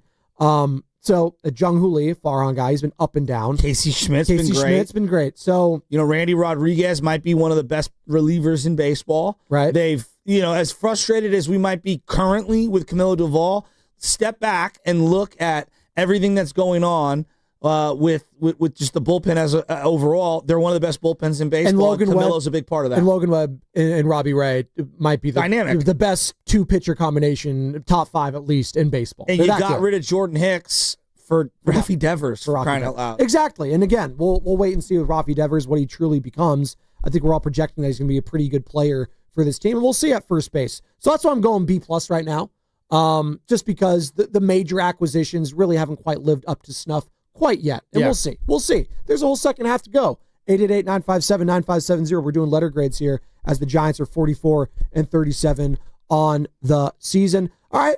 So you're giving them an A.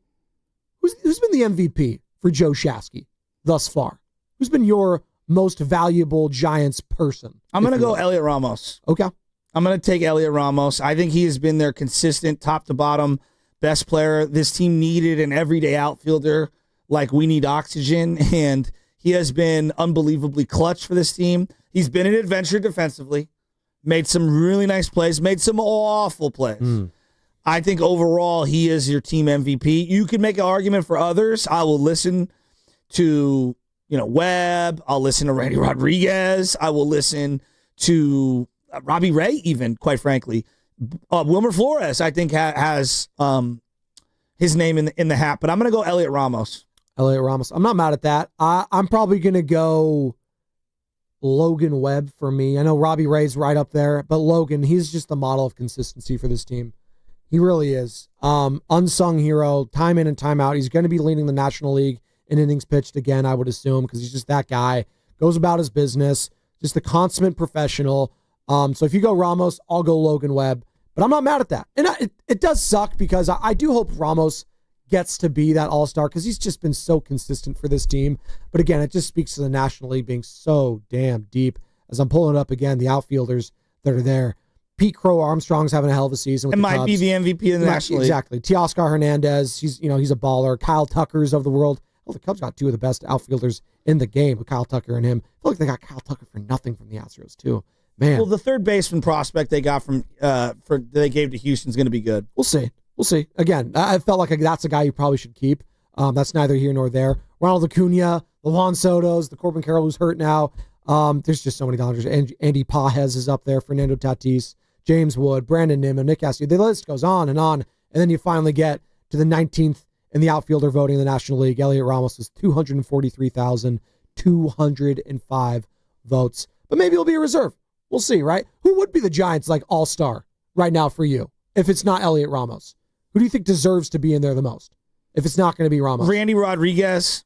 God, that would feel Randy'd be great. He's been a weapon. No. I'm not saying for Randy, but the bullpen guy, the token bullpen guy feels like for a team that's like the A's, right? Or a team that's like the Marlins. Those teams get that. The Giants are they're right there in the National League wildcard chase. And they're going to get the token bullpen guy? That doesn't sit right with me. I don't know. You think I have a gripe there? No, I mean, look, not everyone could be an all-star. Part of being an all-star is there's an exclusivity, and so I think he's been an all-star. I do. I really do. And then you also have to remember that there's going to be some manager decisions because, the manager gets to pick some of the back-end guys.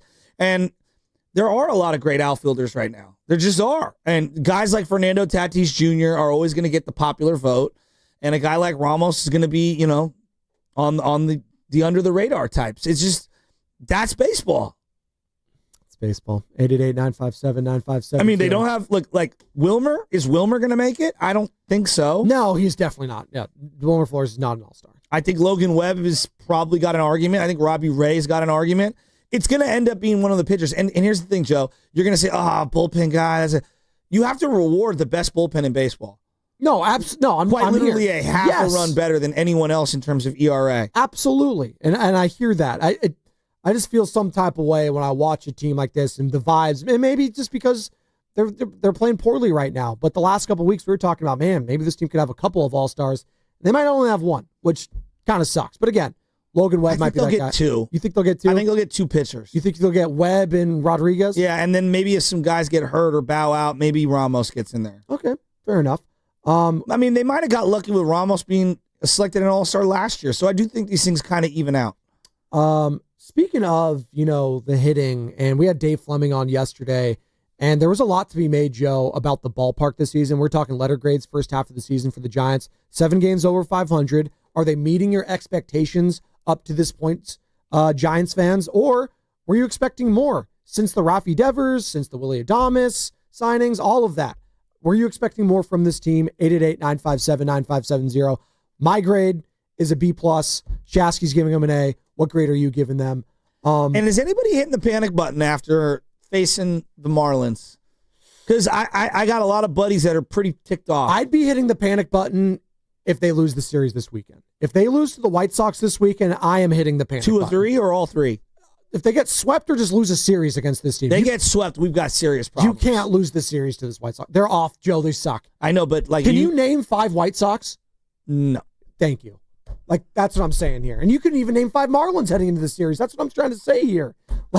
It's not good. These aren't good teams. You can't be losing. I can't take you seriously if you're losing back-to-back series against the Marlins and the White Sox. And I know you're going to say that's baseball sometimes, but no, it's not. That's not happening to the Dodgers. It's not. When they're losing all their starting pitching, they're still going to Coors Field and sweeping the Rockies. They're still doing that. You need to be doing it. You need to go. If I want to take you seriously. When do we play the Rockies again? That's a great question. Oh, man. Giants lost to the Rockies, too. What? Hold on. What'd you say? So the Giants were taking L's to the Rockies, too. They were. That's what I'm saying. Let me see the Giants' schedule right here.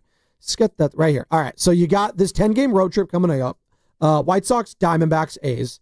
It's a 10-game set with a 4-game series against the Diamondbacks starting on Monday. That's going to be a massive one. And then you're coming home against the Phillies, Dodgers, back on the road again mid-July. Blue Jays, Braves, host the Mets. You get the Rockies. Yeah, not last series.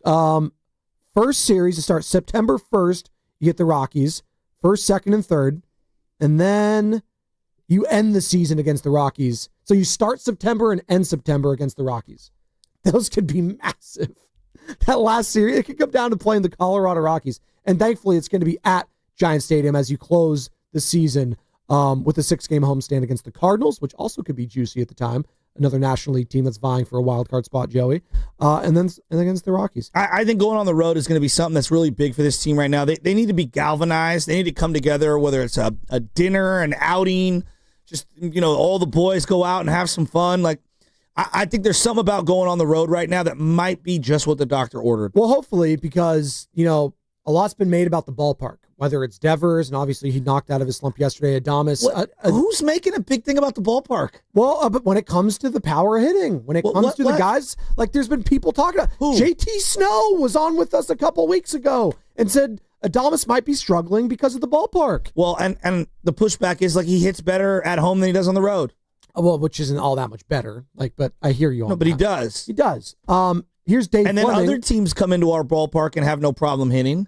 I think that we talk about as a media, we talk about the ballpark because the Giants lineup has been a bunch of slap hitters for a long time.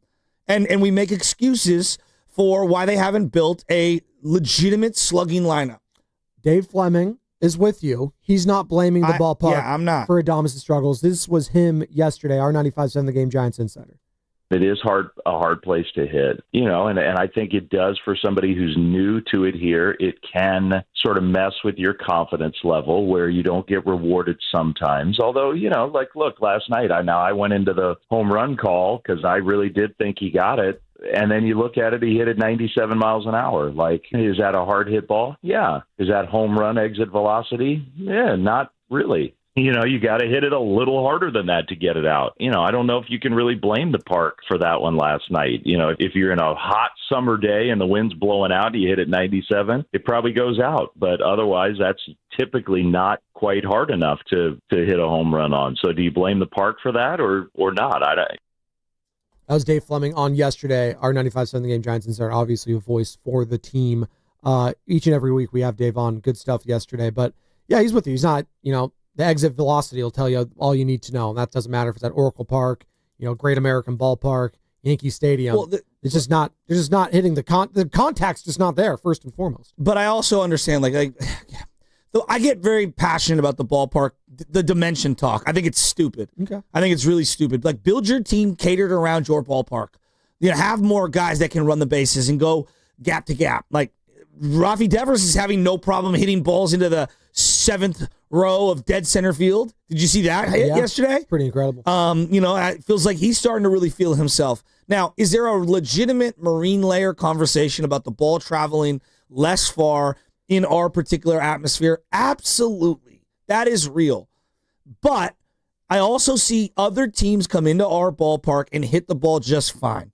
And so you're never going to be Great American Ballpark. You're never going to be Midwest. Ball launches out because of the hot weather. Like right now in New York, I believe it's over 100 degrees. Gross. Right? It is gross.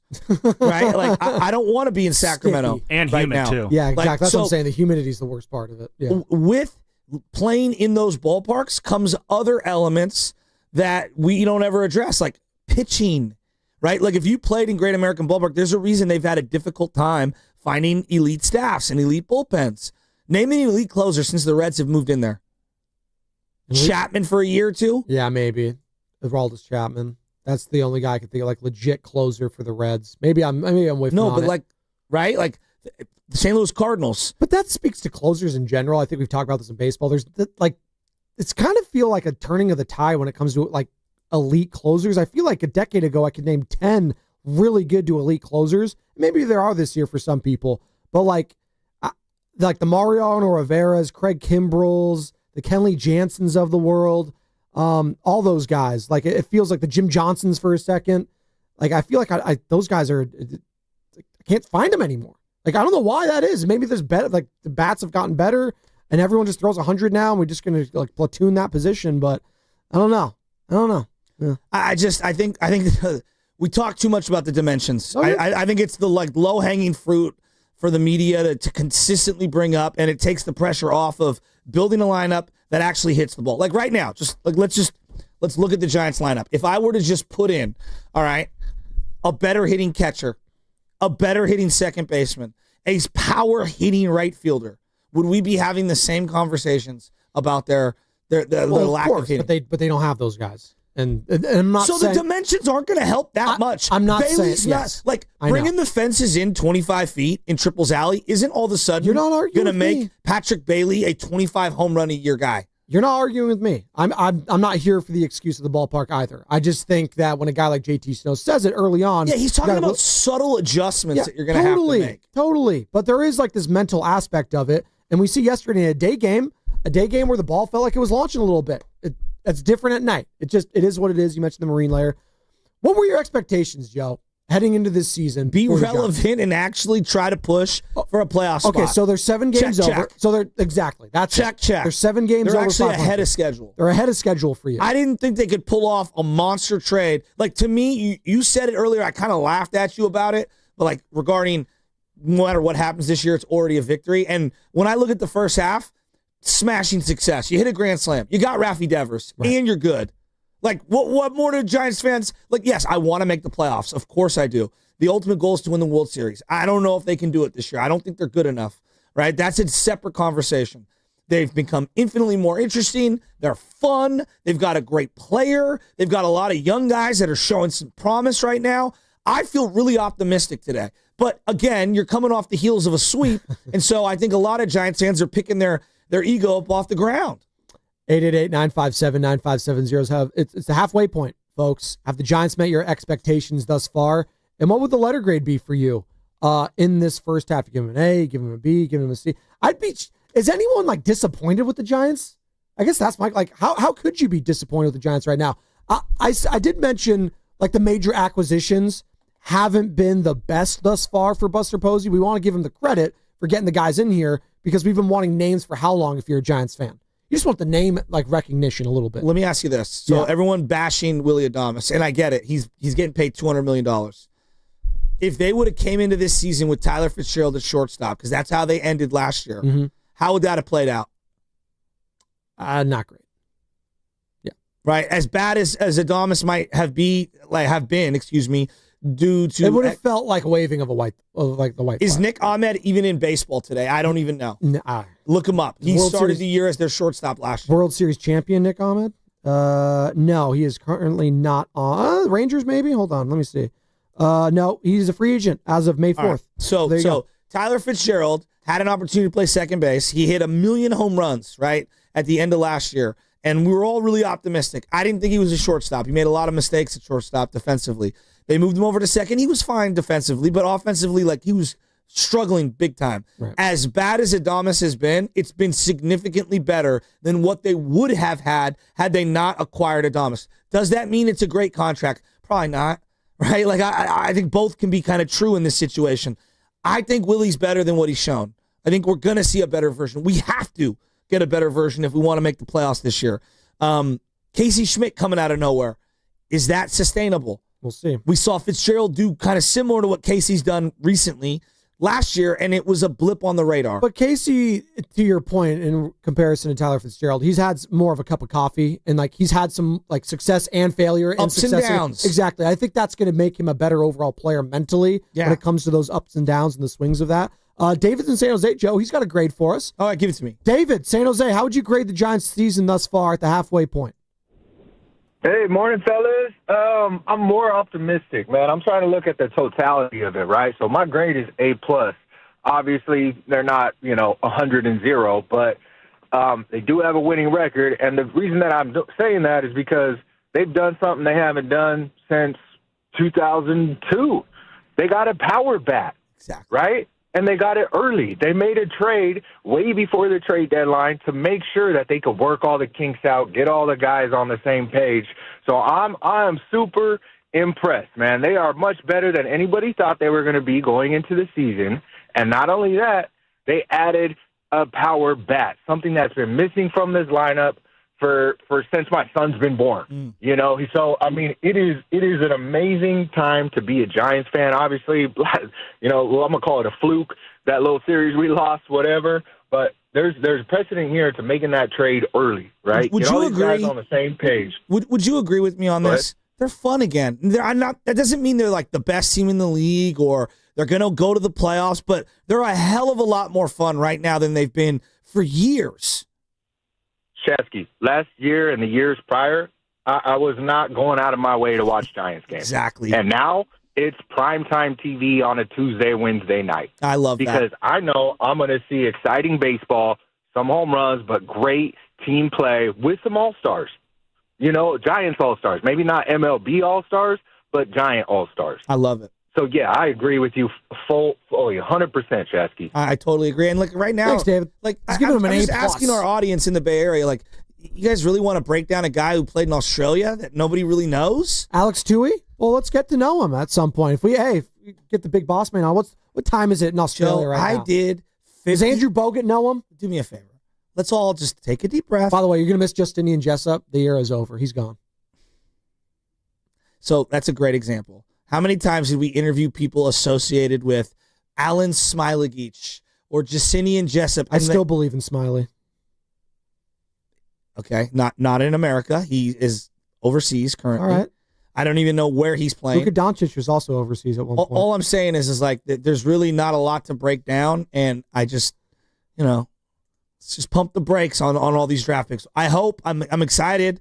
Most people barely watch the national championship game, and the guard that they drafted, I'm not even sure that name resonates with people. Well, Richard, everyone watched the national championship game. We all said, what the hell is Houston doing at the end there? That's what we all came away with. How do you fumble it that bad? And boy, did they fumble that. That was one of the worst choke jobs I've ever seen. Where I'm going is that, it's a lot more fun breaking down the games and how optimistic the Giants are and how fun they've been and what they need to do to get a little bit better to try to chase the Dodgers than us breaking down 4 hours of a second-round pick who may or may not play for the Warriors. Are you more optimistic or less optimistic about the Giants right now coming out of this series sweep against the Marlins and heading into the series against the White Sox? I do wonder. They're reeling right now. Last couple of weeks have not been kind to them. Series loss against the Dodgers. Series loss against the Guardians. You won the series against the Red Sox, but now you got swept against the Marlins. 3 of the last 4 series you've lost, Joey. I'm not I hear you on that. But what did you think this team was? Did you think they were juggernauts? No. I think they're right where they need to be right now. But I don't feel great about them as of right now. Yeah, but that's part of a season. You're up and down a little, you know? Like, if they were to finish like around 500 and not make the playoffs, would that kind of shift your expectations going forward here? Or if they didn't make the playoffs and you said they finish over 500? They are like 500. Let's say that would be disappointing. Okay. You know, because that's what Farhan basically was. This team was basically just a mediocre 500 team the last couple of years. So no, they were eliminated mathematically before September started last year. That's what happened. Okay. And the year before. I understand. But like, again, just how they finished, they've been a mediocre ball club. No, I'm well aware. So if we get rid of Farhan and we still end up being a mediocre ball club at the end of the season, but a more expensive mediocre ball club, I'm just having the conversation, but they're more Joe. fun. They're way more fun, and they're actually building something. So, like, no, but what this are they is very building different. if they're 500 again? Is what I'm saying. Well, then that's step one of a long walk back into relevance. You're in the toughest division, maybe in sports. Padres. Is this the toughest division in sports? We could have that. Is it tougher than the Western Conference, the NL West? You think? Okay, first off, the Western Conference is the full conference. I know. So, like, that's the only thing I can compare. Like, I guess you go Pacific Division. Do they still have that? I don't even know. Yes, they do. Okay. And so go California teams. Is this tougher than, the Pacific Division of the Warriors? I don't view the Lakers and the Clippers on the same level as the Dodgers. Do you? The Dodgers might be one of the more well-built teams in the last 20 years in all of sports. They're the Oklahoma City Thunder in this scenario. They would be in the Western Conference. But again, no. The National League is the Western Conference. No, they're not. What? They're not the Oklahoma City Thunder. No. They are literally like the Heatles meets the Oklahoma City. Oklahoma City Thunder might have a Hall of Famer on their team. Okay. They have 3 lock Hall of Famers in their starting lineup to start their lineup. Joe, I'm not comparing them like for like. I'm saying they're the team to beat. The Dodgers and the Thunder. Can we agree on that? Yeah, but there you go. But That's unlike the Thunder, who had a lot of like, hey, you still got to prove it and you still got to do this. You also, Mookie Betts is going to go down as one of the greatest players to ever play baseball. So is Freddie Freeman. So is Shohei Ohtani. So is Freddie Clayton Freeman, Kershaw. champion multiple spots. Yes. Mookie, multiple spot champion. Shohei Ohtani is being compared to Babe Ruth. Yeah. All right. So like this is a little different. All right. Then you look at their payroll and how they've allocated their funds, which is completely different from anyone else in sports. This would be like the Chiefs having Patrick Mahomes and deferring a bunch of money to bring in Devontae Adams and Tyreek Hill back and stuff like this is not like an equal playing field currently. It's just not. It isn't. They have a television deal that gives them a chest of money to be able to go above and beyond on any player. They have Michael Conforto making more than any outfielder on the Giants, and he's a backup player. Let's just go conference then. You want to do that? Go league? Is that more of an apt comparison? This to me is like the SEC of whatever you want to like. This is the equivalent of the SEC. That's what this division is currently. Okay. Like even Arizona, we want to bury them. They're still hanging around. They're right there with all their injuries and all of their trade rumors. The San Diego Padres aren't going away. The Dodgers are they're the reigning champs right now. Like they're the team. So like you have to have a little perspective and understand that like being around 500 for where the Giants are and being infinitely more interesting is a huge step in the right direction. That's great.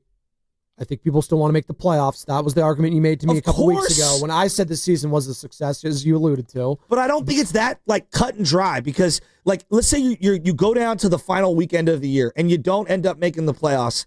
That could still be a hell of a great year. A hell of a great year. Like what does it look like? The last 2 years, Joe, we just look at their record. They won a bunch of games at the very end when they were mathematically eliminated to make the record look better. I understand. I'm just telling you what the end of the season looked like. I hear you on that. Labor Day came, and there was no Giants baseball that mattered. I know. That sucks. And I'm hoping it's not going to be the case this year. You better not lose to the White Sox, Joey. That's all I'm going to say. By the way, Bonte Hill joining us in about a little over an hour from now in the 9 o'clock hour in studio, courtesy of River Islands. Got the injury report here in a couple minutes. I kind of want to ask that question, though. Like, who does play in the toughest division in the Bay Area? 888-957-9570. Is it the Niners in, the NFC West? I almost said National League West. The NFC West? Is it the Warriors in the Pacific Division? So that's going to be the Suns. That's going to be the Kings, Clippers, and the Lakers, including the Warriors, correct? Joe, Or is it the NL West? 888-957-9570. I think we do this thing like flippantly where we just like, well, they're the Dodgers. Like, and they're great. And they are. Like, but like what they have, comparing what the Dodgers have to a normal Major League Baseball team, forget the Giants for just a second, just a normal, is like trying to compare the NIL money that an Ohio State or an Alabama or a Georgia would have to, I'm not going to say San Jose State, but like if you think Purdue is working with the same war chest that Ohio State and Michigan are, then you're not paying attention. Well, that's why they want to have their own like divisions and leagues, right? But that's what the Dodgers are. So not only do they have 3 of the best players, like if we just did a overall draft, those 3 would go in the top 12? 12? Those 3 players? Yeah. Yeah. Okay. Yeah, probably. All right. Where would Yamamoto go? Probably in the top 20. He's a $300 million acquisition. Yeah. All right. Now, and Kershaw's an all-time legend, and he's at the very, very end of his career. But like Teoscar Hernandez, for the bang for the buck, he's a stud. Will Smith is one of the 3 best catchers in the game. Yeah, I'd argue. All right. So again, like this to me, like when you're comparing us to the Dodgers, and you're like, oh, you're so far behind. If they have a bunch of pitcher injuries, they can take on a $20 million contract at the deadline like it's nothing. 2 weeks ago, we were talking about them being right there, potentially taking over the NL West. They still are. I'm saying they still are. I'm just asking the question if your expectations have changed now after 2 weeks. But I also think you have to understand who you're facing and who you're going up against. I think you have the Marlins and you're getting swept. Like, that's part of it. That's why it's frustrating right now. I understand the frustration level. The Marlins series is a faceplant. I'm not arguing that. But when I look at, you got to zoom out. You're asking about first half, and you're asking about the overall season and all that. You do have to like be able to contextualize how unbelievably big of a juggernaut the Dodgers are. They are. You don't have to tell me twice. They are the Monstars of Space Jam. They are legit. Shohei, the names and the brand and all of it. Trust me, Joe. It's shoved down my face constantly on social media. I cannot open my phone without seeing a Dodgers highlight from somewhere. Giants are 8th in payroll right now, okay? 8th in payroll. I want you to just pull up the standings. I'm going to close my eyes, all right? I'm going to give you the top 8 teams in general, and you tell me where they are in their division. I got the standings right here. New York Mets, number 1 spending team in baseball. They are currently leading their division. Okay. LA Dodgers, number 2. Actually, technically number 1, but they got them as number 2 because of some of the buried money. They are number 1 in their division. What about the Philadelphia Phillies, who are in the same division as the Mets? Top wild card spot currently. Okay, they're the 3rd spending team. Yankees are currently 1st in their division. Gotcha. All right. What about the Toronto Blue Jays? Blue Jays are in the wild card currently. Second wild card spot. What about the Chicago Cubs? The Cubbies are in their 1st in their division. Okay, and the biggest disappointment in baseball, the Atlanta Braves. The hot Atlanta Braves are not hot. They are 37-43 and 7 games back of a wild card spot. And why are they such a big disappointment? Because of the amount of money that they spend and how good the roster is on paper, and they're not performing like it. Would you agree? Yeah. All right. So there's a direct correlation to if you have a war chest of money and you could outspend and continue to outdraft and outtrade and you still have to do all the normal baseball stuff. Like, these teams are incredible. The difference between the Dodgers payroll and the Cubs is $100+ million. That's pretty incredible. $100 million per year. Pays to play, baby. I respect the hustle. Just buy it. Buy. Are we buying the injury report, Carter? Are we doing that?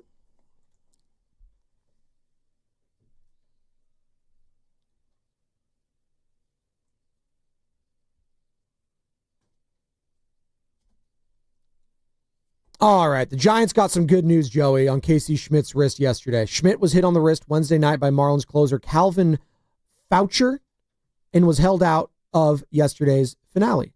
X-rays on the wrist Wednesday night were negative, and a CT scan yesterday revealed no fracture or additional damage. Manager Bob Melvin expects there to be a big bruise on the wrist, but it appears that Schmidt will not miss any significant time. The injury report was brought to you by Boxer & Gerson, Northern California's premier workers' compensation law firm, helping injured workers get their lives back for over 40 years. What's coming up with the game is brought to you by Fremont Bank. Here for you, here for good. Bonte Hill joining us in studio, 9 o'clock, courtesy of River Islands. We're going to do that. We're going to talk about the NBA draft because the Warriors did make some selections yesterday, and I do want to discuss that, the outlook with everything, all of that. What are the Warriors going to do this offseason? Jonathan Kaminga, there's rumors the Kings are interested, the Miami Heat are interested. Are Warriors fans interested in bringing back JK? We'll discuss all that coming up. It's Benoni at Chasky's Morning Roast. It's 95.7 The Game.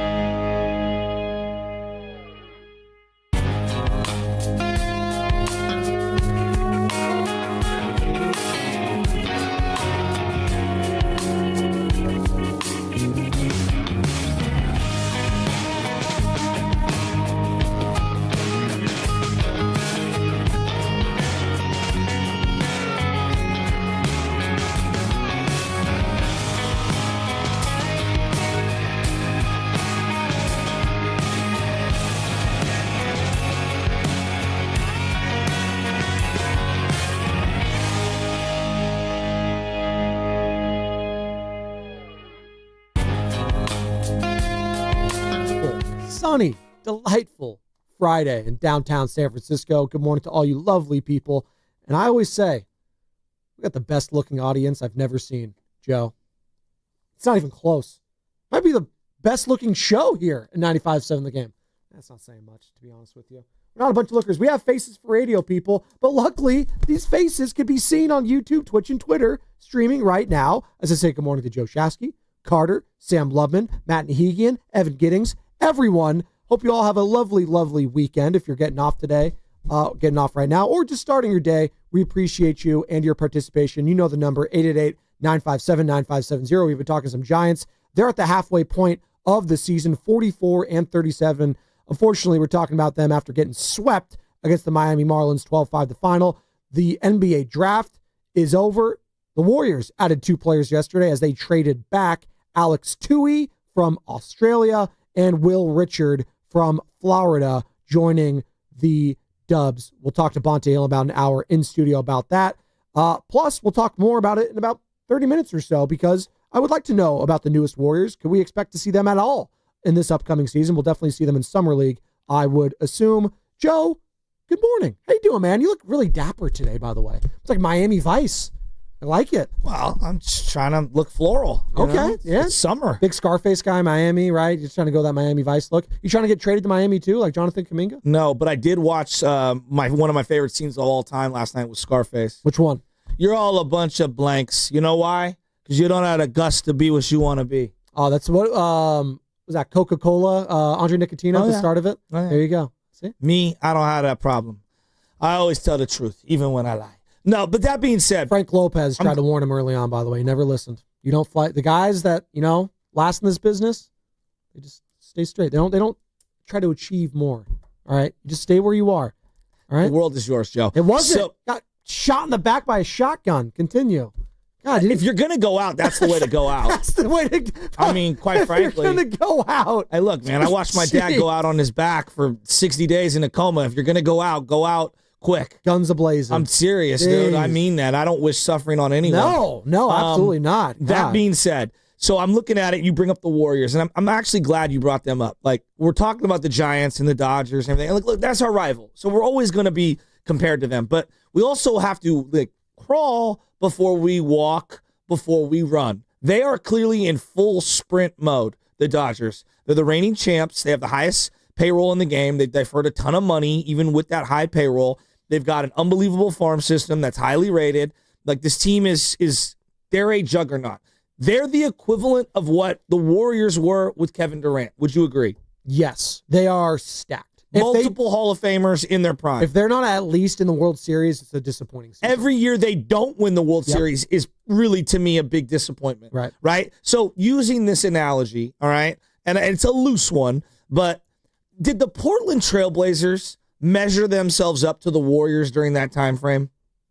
No. Like, if they did try to measure themselves up, they're coming up. I guess, yes, in that way. But, the Warriors were such a good team during, you're talking about the Kevin Durant era. Mm-hmm. Could anyone measure up against that team is kind of what I'm saying here. I don't think anyone could measure up against that team. Not even the Blazers. Now, the 2017-2018 Warriors ended up getting second place in the Western Conference to the Rockets, right? And the Rockets were a great team. That was one of the few teams that actually tried to go at them. Yes. No one ever talks about that Blazer team was actually really good that year. I mean, we could laugh at them now because of the way that they lost to the Pels in the first round. They went 49-33.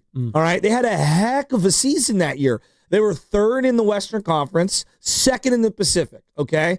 But why do we forget about them? Because they were not the Warriors and they were not the Rockets. No. Right. And so, using this loose analogy, kind of the Mets or the Rockets, in this scenario, and they've spent a ton of money, and now is their time, and they feel really optimistic. And the Warriors are what the Dodgers are right now. And so, unfortunately, we are in that incubancy stage of where the Blazers are. And I would say we're even below that. And again, this is a loose analogy, all right? I'm not saying that we're Dame and McCollum and we're going to get swept out. But to measure yourself only against the Dodgers, and you have to beat them, and anything that comes up, it's just no. But they need levels of success, and they're in a ridiculously difficult division. And within this analogy that's loose, who I haven't referenced is the San Diego Padres. Yeah. Who have Machado in their prime, Tatis in his prime, Bogarts and Jackson, and so many other players on their team, Dylan Cease, who are all in their prime, and they're going to make a move, and they're going to be aggressive, and they're right there, right? I think Arizona is still a force to be reckoned with. I'm not saying that they're falling away. Their division, the NL West, is as good of a division as you're going to find across sports. It just is. And so that is the reality of what the Giants are facing for the second half. As we talk about them getting to this point, they're 7 games above, and yesterday's, sweep of the Marlins sucked. There's no way around it. But whether we're talking about Ohio State and Michigan competing for the big prizes, when you're Purdue, and in this situation, that's kind of where the Giants are at. Right now, they're Purdue. They want to be higher. They want to be the Michigan. They want to be in that Ohio State. They're not there yet. Joe, they're just not. We would agree, right? Well, I don't know. We just had Dave Fleming on our airways, 2 weeks ago, Sam, and he said they're World Series contenders. Well, no, we could say that out loud. We were believing it. That was 2 weeks ago. Wisconsin could say that they want to be, a national championship contender, but we know that. So you didn't believe that when Dave said they're World Series contenders. You didn't believe him. Look, it's okay. You can disagree with It's not about believing. That can be the ultimate goal. But right now, making the playoffs would be an unbelievable accomplishment. That's not me being some hey, everybody gets orange slices. It's, Joe, if I would have said to Giants fans at the beginning of the year, you traded for your number 4 hitter for the next 6-7 years, and you made the playoffs, we'd be like, sign me up. Totally. I know. I hear you. But we were also talking about a week or two ago. We had people on it. We had the Keith Laws of the world. We had a lot of MLB insiders. Jim Bowden was joining Steiny and Guru. They were all talking about the Giants. Yeah, they could absolutely win this division. Joe, if the Giants went on to make just the NLCS, we would say it'd be one of the great miracle runs in base sports. It'd be a fantastic season. I don't think it would be a miracle because their pitching is legit. Their first, give me Webb, give me Robbie Ray. I'm talking about what you thought at the beginning of the year. Yeah, at the beginning of the year. Yes. No one would have thought that team was going to make the playoffs, win a series, and move on. I love But Dave. Expectations change given seasons. Hell, of course. We said that about the Warriors last year. You just said wanting meaningful basketball. Your expectations shifted after the Jimmy Butler trade to what, Joe? When they started playing well. Oh, yeah, I wanted to win it all. But there you go. I also had enough wherewithal after the season was over to take a step back and view the whole thing like, you know what, it was a hell of a fun season. But I'm not going to fault Giants fans that are feeling a little frustrated right now because they started having those expectations again. But Joe, is this not one of the more difficult divisions in all of sports? Oh, it is. It might be the most difficult division in sports, and I want to hear from the people. 888-957-9570. AFC North, off the top of my head, Pittsburgh, Baltimore, Cincinnati, and what's the other team? Come on. And Cleveland. I'm not even going there. The most division, it's the AFC West. Yeah, the Chiefs, Chargers, Broncos, all make it. I'll listen to that. That might be the most difficult division. But I'll listen to that. But if you're going the North, the NFC North is another one. Yeah. The Bears, the Vikings, the Detroit Lions. Next year, it might be the NFC East again because the Commanders and Eagles are there, and we'll see with the Cowboys. The Giants stink. The NFC North, as you mentioned, they have the Lions, Vikings, Packers, Bears might be better. The NFC South's usually pretty bad. We don't do divisions in hoops like that. I do have the divisions in hoops. I know we don't break it down that way. We don't. Remember when it used to be though? When you won that, you got an automatic. You got the automatic top 4. I think. Yeah, it was ridiculous. But you could go. Let's see here in the West. I think the NL East is excellent. The Northwest division is stacked though. If we're going basketball in the West, Thunder, Nuggets, T-Wolves. Yeah, it's pretty good. It's pretty good. But then you got the Blazers and Jazz lumped in there, which is not very good. But in this analogy, you get the Rockies. You get the Rockies lumped into the NL West. You get the Rockies. Now, I'm not trying to make excuses for them, but I'm just also trying to say the road ahead is difficult. Yeah. This is not going to be easy. I know. And so, losing a series to the Marlins and getting swept at home is not optimal if you want to do something and accomplish something significant. But I also. Again, you're asking about reflecting on the first half, not reacting to what I just saw. Reflecting on the first half. The totality. Yeah, you got your cleanup hitter for, close to a decade, hopefully, locked up, and I'm seeing some young players that I think are going to be bricks for the future, like Ramos and Schmidt, and I'm feeling really good about where we're at overall. The franchise is healthy, really, probably the healthiest it's been. I would say since like 2017, 2016. Okay, so there's 7 games over right now. Like optimistically Totally. about the If franchise. the season ends today, you're not making the playoffs. You're just outside of it. Who's under the most pressure in the Giants organization in the second half for you, Joe? Who's under the most pressure to succeed in this second half? I would say that there's going to be a lot of pressure on Posey to make some moves, whether it's another bat. I think they need multiple arms, a bullpen arm and a starter. The development of Carson Whisenhunt and Bryce Eldridge is going to be heavily scrutinized. I don't even know if that's fair, but like those two guys in AAA, whether they're used as trade pieces or whether they come up to help you, I think they're going to be guys like at least the diehard Giants fans going to be really in on them. You know what happens with Adames second half? Yeah. I think Buster Posey and the signing of Adames is going to be heavily scrutinized. I think the acquisition of Devers is going to be looked through a fine-tooth comb. Does he get along with his teammates? Yeah. Did you acquire somebody who is maybe just overrated? That is going to be a question mark. I don't think those are fair, but I think those are going to be swing questions. didn't look overrated yesterday. It looked great. If you trade away Harrison and your pitching staff still needs multiple guys in it, was that the right move? I think it was today. I'll die on that hill today, but I think it's a fair question to ask. Matt Chapman, when he comes back, how is he going to produce? Is he going to struggle for a little bit trying to find his swing and his rhythm? I think there's actually a lot of pressure on Matt Chapman when he comes back, because we're talking about him being maybe the most important Giant. I think so too. Like he needs to hit the ground running when he comes back, which is kind of an unfair expectation of a guy who's going to be missing like a month, right? No doubt. But again, they're going to be right there. Like they need to stack wins, and he needs to be a part of it. Look, I would have gave him the contract. I'm going to tell you this right now, and I actually loved the deal. I thought he's born to be a Giant. He's a really good deal. He can't be your best player, but he's got to be one of your nucleus players. Like that's what he is to me. He's a great glue guy. You want to have a Matt Chapman on your team. But I saw Giants fans after a week of Casey Schmidt tearing the cover off the ball going, oh, why did we give Chapman a $150 million deal? And it's like, look, you can never have enough great ball players. Ask the Dodgers. Yeah. No, that's the great. I always love that mindset in football too. Just keep giving me talent. Stack ball players. That's what the Eagles do all the time. Just keep giving me good guys because I'll have the depth and I'll need the depth at some point, right? You asked like who has the most pressure. Yeah. Lubman comes in here at the break. I think it's Bomel. And I'm like, really? That's kind of interesting, actually, Bob Melvin, in regards to this, because he made a good point, and we bring it up in football all the time. Like, Buster Posey's not married to Bob Melvin. Buster Posey wasn't the guy that hired him. Who was it? It's Farhan Zaidi. Now, I don't know what Posey and Melvin's relationship is. It might be really good. It might be nice. They're both catchers, right? They might have some sort of, common ground there. They've gone against each other all the time. When Bo Mel was a manager, right? Going up against Posey, he probably gave him nightmare and gave him fits all the time. But I don't know if Posey's married to Melvin. So, yeah, if he makes all these moves and they don't make the playoffs, he might get the finger pointed at him and say, yeah, we need someone else. We need a different direction. Would that surprise you at all? Like, I think they'd have to fall flat on their face badly for that to happen. Yeah, I think Bo Mel's done a pretty good job this year. Not great, but pretty good. I think there's been times where he's been brilliant. There's been a couple of head scratchers. Like they're used right now because of necessity of Spencer Bivens. This poor guy's arm's going to fall off. Like, and I know we don't have a lot of great options, but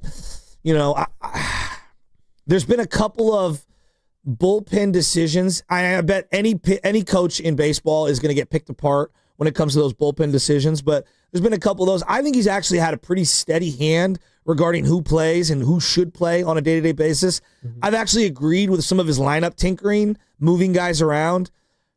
I come back to another contract. The Jung-Hoo Lee contract, I think, is going to be heavily scrutinized in the second half. That wasn't a Buster Posey acquisition. Yeah. And I just wonder where he's at with him. I like Jung-Hoo Lee, though. Like, I do. Like, are you kind of like you're souring on him a little bit, Joe? I like him. He makes a lot of money moving forward because it escalates every year. And he's a defensive first outfielder. You have a lot of outfielders.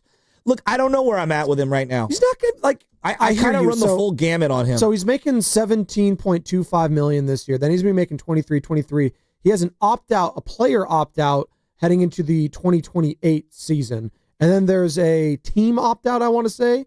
Or no, that's the player opt-out. Okay. So it's not like that, like, ridiculous, right? Like $23 million? It's not. I hear you. Like, for the Dodgers, that's like, yeah, whatever. I get for the Giants it might be different. You might be viewing it different. I don't think it's the end all be all though.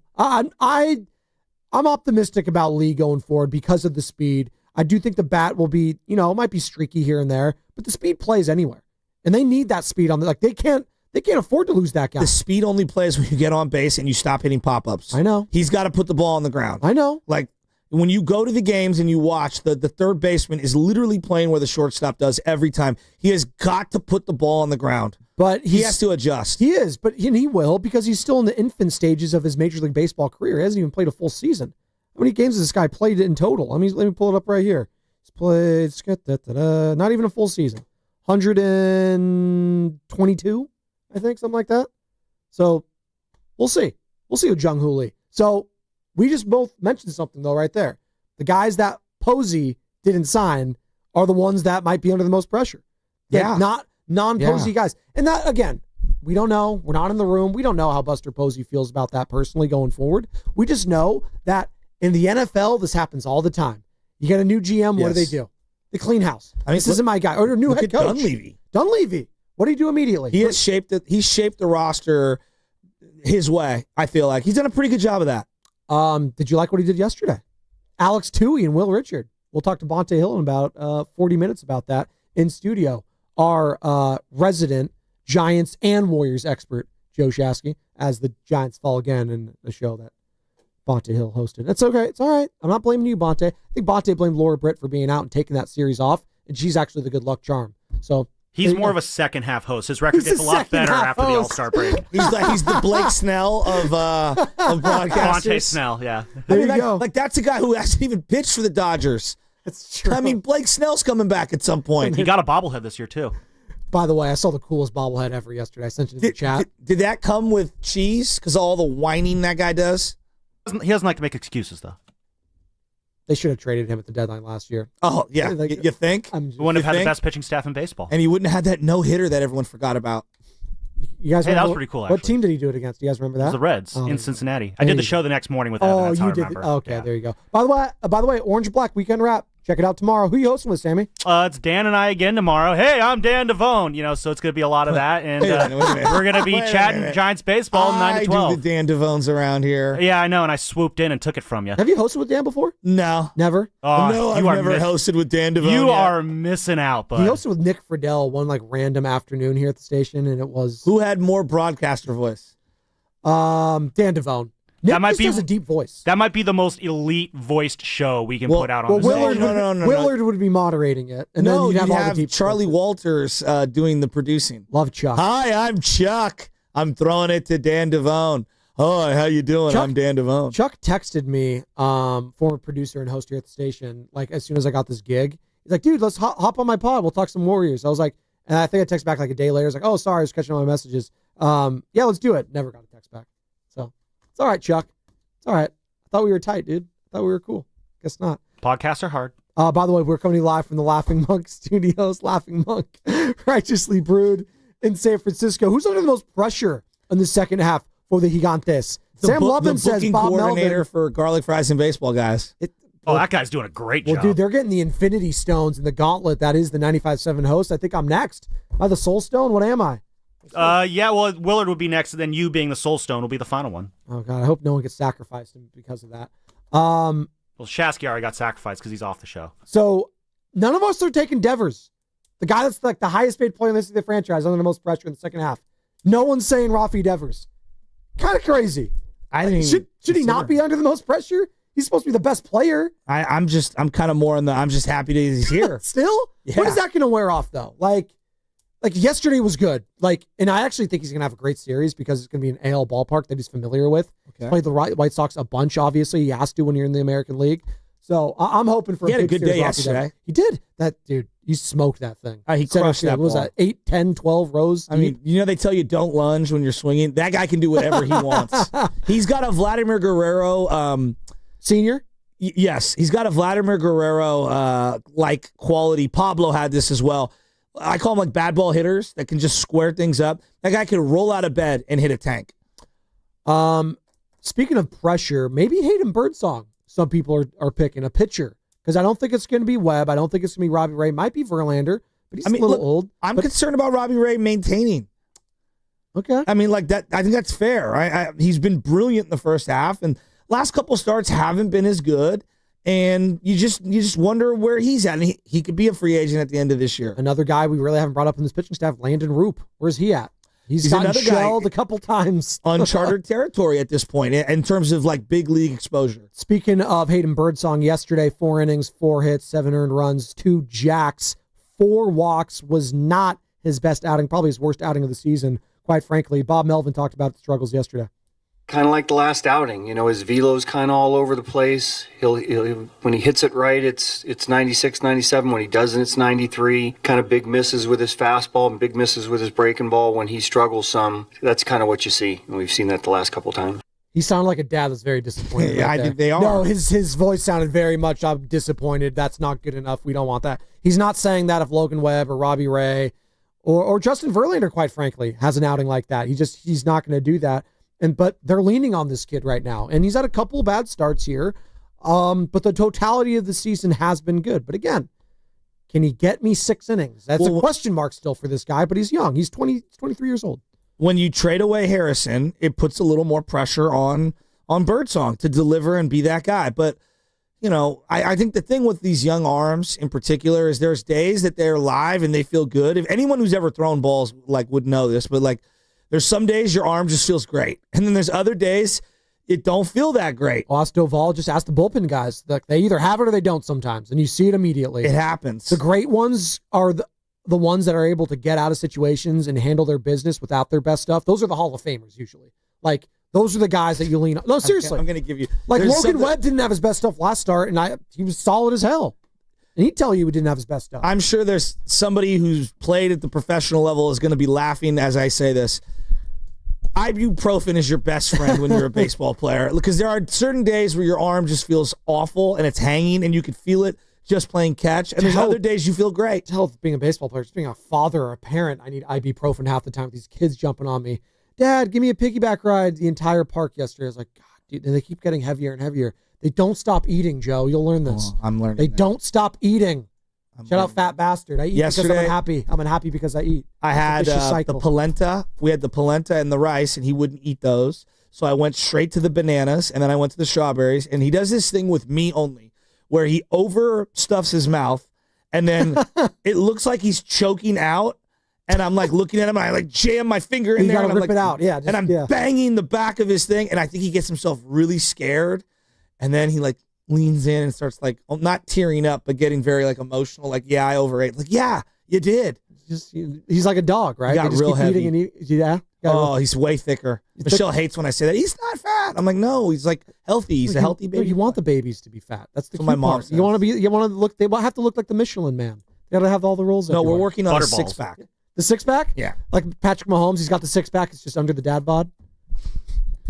I have a 6-pack. It's just under the dad bod. I hate that guy. You love Patrick Mahomes. By the way, are you guys seeing all the content with the tight end university thing with George Kittle, Travis Kelce? I saw some of it. Seen some of that. The Brock Taylor Bowers. Swift was there. Taylor Swift was performing, right? Did you like that? You want to be a part of that, Joe? He's too old. That sounds awesome. See, Sam's all about it. You like T Swift. You're a Swiftie. This is what I have. Whoa! I'm just being real. She's what I have. Not your favorite? I don't hate her. I don't, I don't love her. I'm very Steiny-ish. I think you like her more than Kendrick There's no Lamar. bad blood there, it sounds No, like. he likes her more than Kendrick Lamar. He doesn't want to admit it, but Kendrick Lamar's fine. He's whatever. You didn't like his halftime. I'm happy with Kendrick No, I did Lamar. not like his. I didn't think his halftime show was that great. I think you're in the minority there. Carter, we got Bonte Hill coming up next. We've got Warriors adding 2 new players, Joe. Let's get to know them on the other side. We're not interviewing them. But we're going to get to know them. Alex Toohey and Will Richard.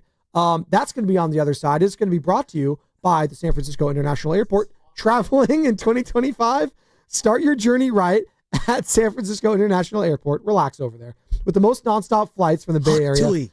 Easy parking, live performances, and tasty food. Why settle for less? Fly from SFO, where your best journeys begin. Visit flysfo.com.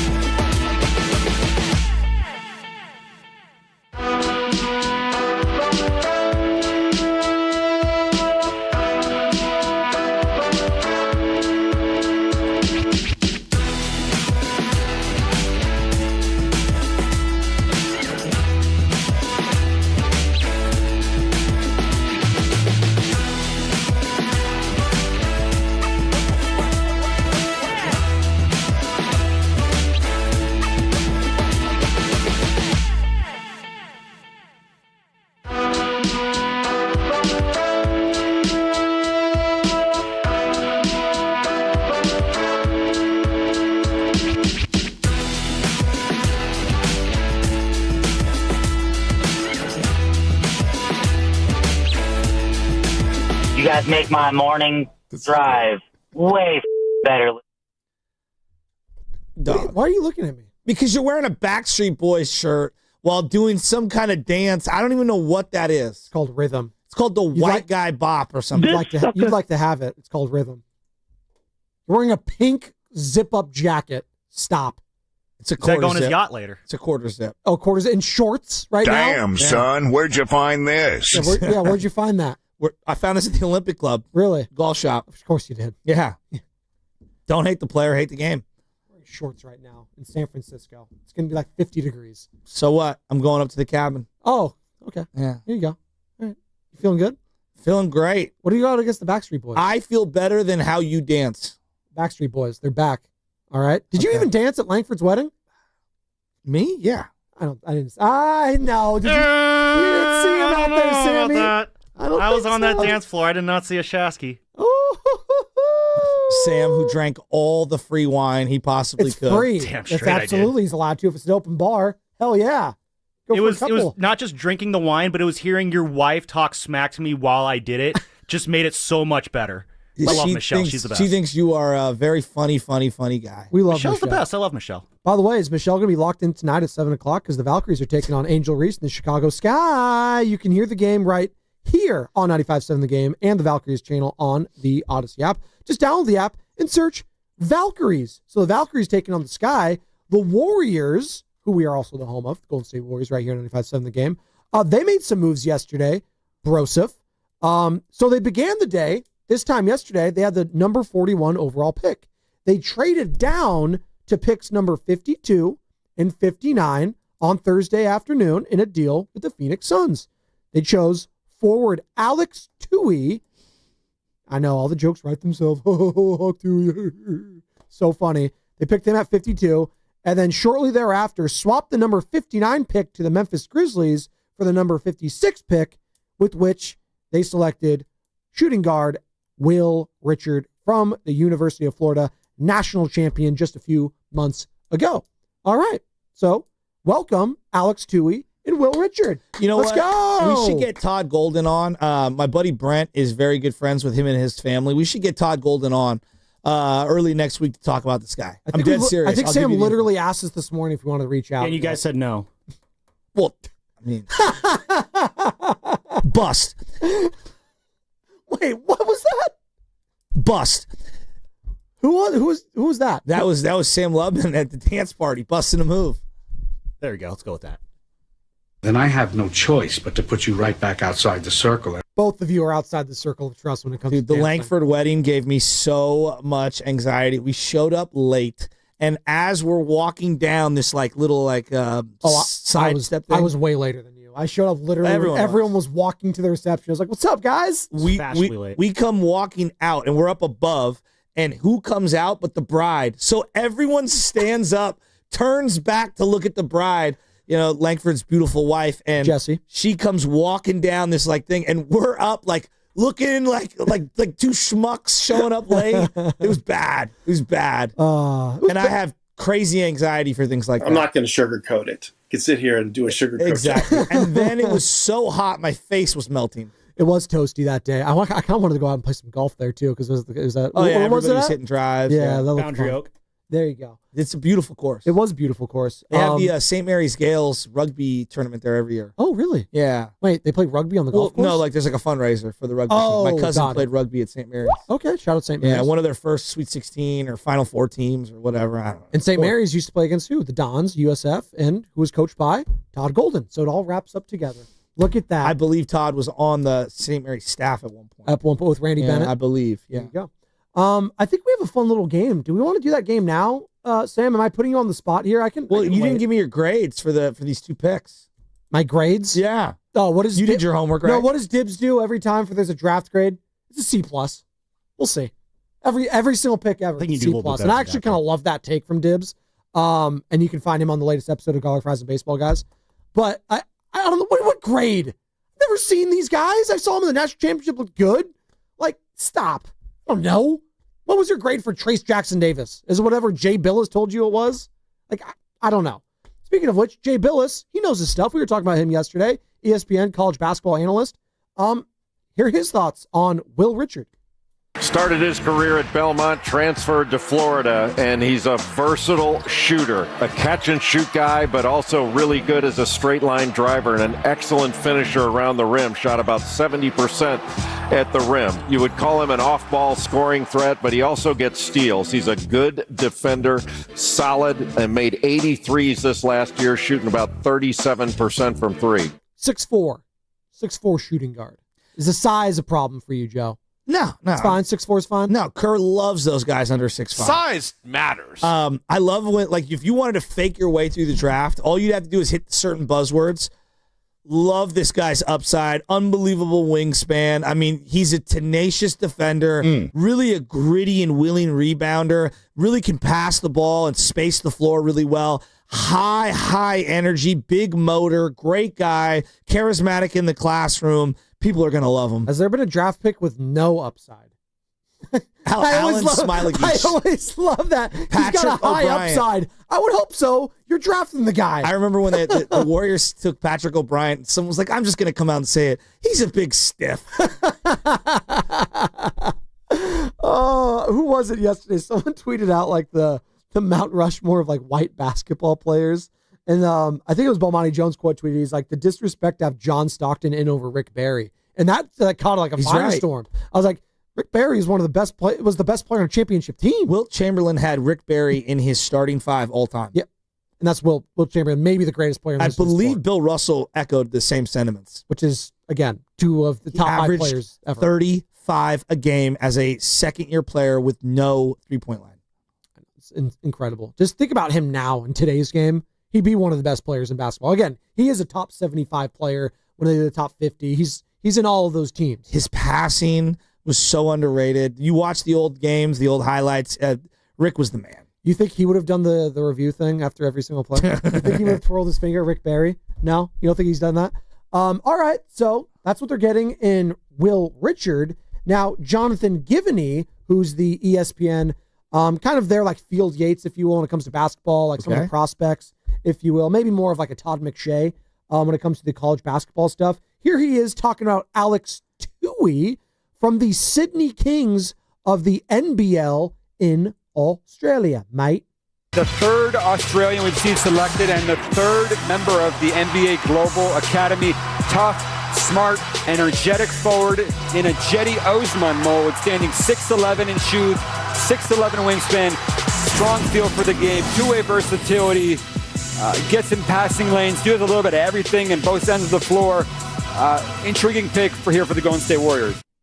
Wow, we got a. I always thought it was Shetty Osman, but Shetty Osman. We got that reference. I haven't heard of him since the finals against the Cavs back in 2018, right? You haven't heard that name in a minute. Okay, solid career. That's the comp we're gonna get. Nobody ever comes like he's the next Ike Diagu. Well, I actually kind of respected more of like a player that's kind of like not like that well known, but he had a cup of coffee in the league. So, okay. And like, don't give me the white guy comp. I don't want, he's the next Larry Bird. He could be the next Jokic because of his skin tone. Like, what are we doing? That's what I don't like about draft comps and stuff like that. It's okay to compare people that look different. It's okay if their game looks similar to other people of different races, people. It's okay to say that. Like Christian McCaffrey and Marshall Faulk. Yeah, that actually makes sense. And some people scoffed at that. Well, that's what I said. Yeah. Wait, coming out, he's the white Marshall Faulk. There you go. How dare you say that? What? Now it looks like it's pretty accurate. As Christian McCaffrey's a Hall of Famer in his own right, right? I don't know if he's a Hall of Famer. I think he's on the trajectory. If Frank Gore ain't in, I don't know. No, Frank Gore's getting in. Are you kidding me? Well, we don't know. Frank is absolutely getting in. He's the leading rusher. But you just never know. Like there's a lot of guys. I thought Roger Craig would be in by now. I think Frank Gore, when it's all said and done, is going to be in there.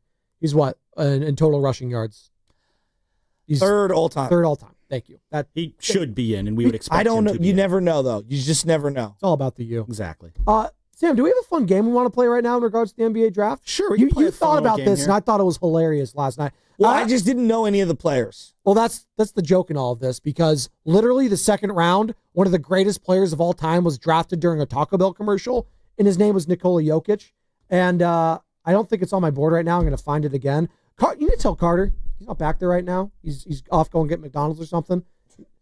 Keep my sound up there. Don't delete anything until I tell him to delete it, all right? I'm going my own diva mode Well, here. I felt a certain kind of way when I walked into the other room over there, and it was Grandy and Giddings, and they were prepping for the show, and I was like, oh, my God, the draft. They're like, yeah, we did the 3 hours on it or whatever. You did 3 hours on this last night? How many did they do last night? How many hours? I think it was just 6 to 8. Okay, that's good. 2 hours. Okay.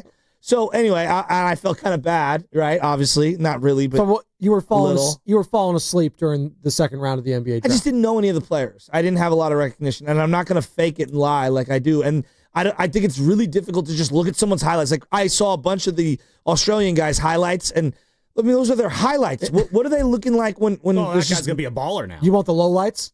What? You want the lowlights? Well, not the low. Like you just got to watch them play a whole game back and forth. You know, like. You learn much more about someone through the down times when the ball's not going to them or when they're not the primary defender. You can learn a lot about an individual where the ball doesn't touch their hands. Not in every case, but it's tough. You never know what you're getting. Well, here's how it sounded when Will Richard was drafted, obviously via the Memphis trade. With the 56th pick in the 2025 NBA Draft, the Memphis Grizzlies select Will Richard from the University of Florida. I think I just said Will Howard, who was the quarterback of the Ohio State Buck. Again. You said Will Richard. I just okay, good. All right, Will Richard. R.I.P. Little Richard, one of the all-timers. So again, that's happened. Second round. And he could be great. At least he wasn't drafted during a Taco Bell commercial, like maybe one of the greatest players in the history of the sport, Nikola Jokic. Two things you only dreamed would come together. A delicious cheesy quesadilla wrapped around a beefy burrito. The new quesarito from Taco Bell. I'm smashing a quesarito. Is hella good, though. It's hella good. I'm actually going to cape up for this. Can we bring that back, Taco Bell, the quesarito? Dude, I love the quesarito. Crunchwrap Supreme's my go-to. Mr. Taco Bell's coming in soon. Oh, yeah? Who's that? Ponte. Oh, Taco Bell. So damn good. Reds are frauds to me. Even when they won the damn Super Bowl, they were frauds that year. Damn it. The Rams are frauds. I'd rather be the White Sox. The year they won the Super Bowl. Oh my! Even when they won it, they were frauds. Hey, I'm on the court like I'm Kobe or LeBron. He's on the court like he's Kobe LeBron. Play them one more time. It's the level of. I'm on the court like I'm Kobe or LeBron. No, the dismissal of the Rams. The dismissal. Reds of the are frauds to me. Even when they won the damn Super Bowl, they were frauds that year. Damn it! It's worth saying out loud, Shaska and I. That we both believe this team can make a deep run in the playoffs. Absolutely. Oh, God. That was last year's Warriors. That bounced. God, I'm dying. We need to play this year's. Yeah, there you go. Bonte in 15 minutes. So let's play this game. All right, so guys were drafted yesterday, and I said to Sam, if these were offensive linemen in the NFL, like I would have in the draft, I would have no idea. If these were soccer players overseas, I would have no idea. So if I were you, I would pull out random generated names from around the world in soccer. Is it just soccer? Is that what you chose? Yeah, so I'll take the rest of the way here, Joe. So, excuse me. We got some players who were drafted last night, and then Carter pulled some notable soccer players. I don't know how notable they are. I don't follow soccer over there. I don't either. And what's going to happen is I'm going to throw a name at you guys, and you guys have to determine, was that guy a soccer player or was he drafted last night? Okay, we need some music with this, though. We need some sort of NFL primetime. There you go. There we go. Tash. NBA on NBC. Let's go. All right, so give it to me. Give me the first one. First one, Hugo Gonzalez. Is that someone who was drafted last night or a soccer player? I'm going to say it's a soccer player. I think he was drafted last night. Well, one of you guys was right, and it was Shasky. Yeah. He was right. Hugo Gonzalez was drafted You're last stereotyping. Night. Why am I stereotyping? What does that mean? I was waiting to say that just to have fun with it. Hugo Gonzalez Pena is a Spanish professional basketball player for the Boston Celtics. So I'm up 1-0. There you go. All right. Pot yourself up, by the way, Sammy. You're really low. Quiet. You're very low. It pot down NBA on NBC a little bit. All right, boy. Ansu Fati. Is that a soccer player or is that guy drafted last night? Oh, no, that's a soccer player, I'm pretty sure. I think that's a soccer player. I'm going to go with you. You seem very confident. No, Fati is definitely a soccer player. Okay, yes, that is. That guy is a soccer player. Where does he play? He plays for the Premier League team, I want to say.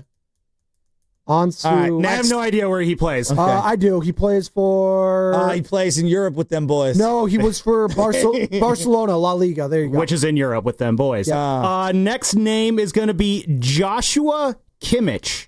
Is that guy playing in Europe, or was he drafted last night? 100% plays in Europe. Yeah, that's a soccer player, Kimmich. I realize I say plays in Europe. Some of these guys do go back to Europe and play. No, that's a European. I should say it like that. A soccer player. That's a European that is a soccer player. Yes, Kimmich. You went Joshua, and I knew that was to try to fool me into thinking it's basketball. He's German. Because there's no Joshuas in the NBA. He's a German professional footballer, Joshua Walter Kimmich. Look at me. Next. Another one is Thomas Sorber. Was that guy drafted last night? And he plays in the PGA Tour. Yeah, no, that's either a tennis player or a basketball player. Well, we're only doing basketball players and soccer players. So, yes, he was drafted last night. Who did he get drafted by? Who did he get drafted by? We just don't have any information on these guys. We're just getting the names. You don't really care about No, Sam, I got your back with this one. Oklahoma City, number 50. Of course, the Thunder. So he'll be good. No. Of course, the Thunder win the title. They have the number 15th overall pick still. How? Because they have so many, dude. All right, I got. Let's go two more here. Two more. Okay. We're on fire. Lachlan Ulbrich. Was he drafted last night, or is that a soccer player? No, that was a White Lotus character, Lachlan, right? Yeah, Lachlan was. Yeah, did he die almost? That screams Duke. No, he came back to life. That screams Duke to me. Lachlan.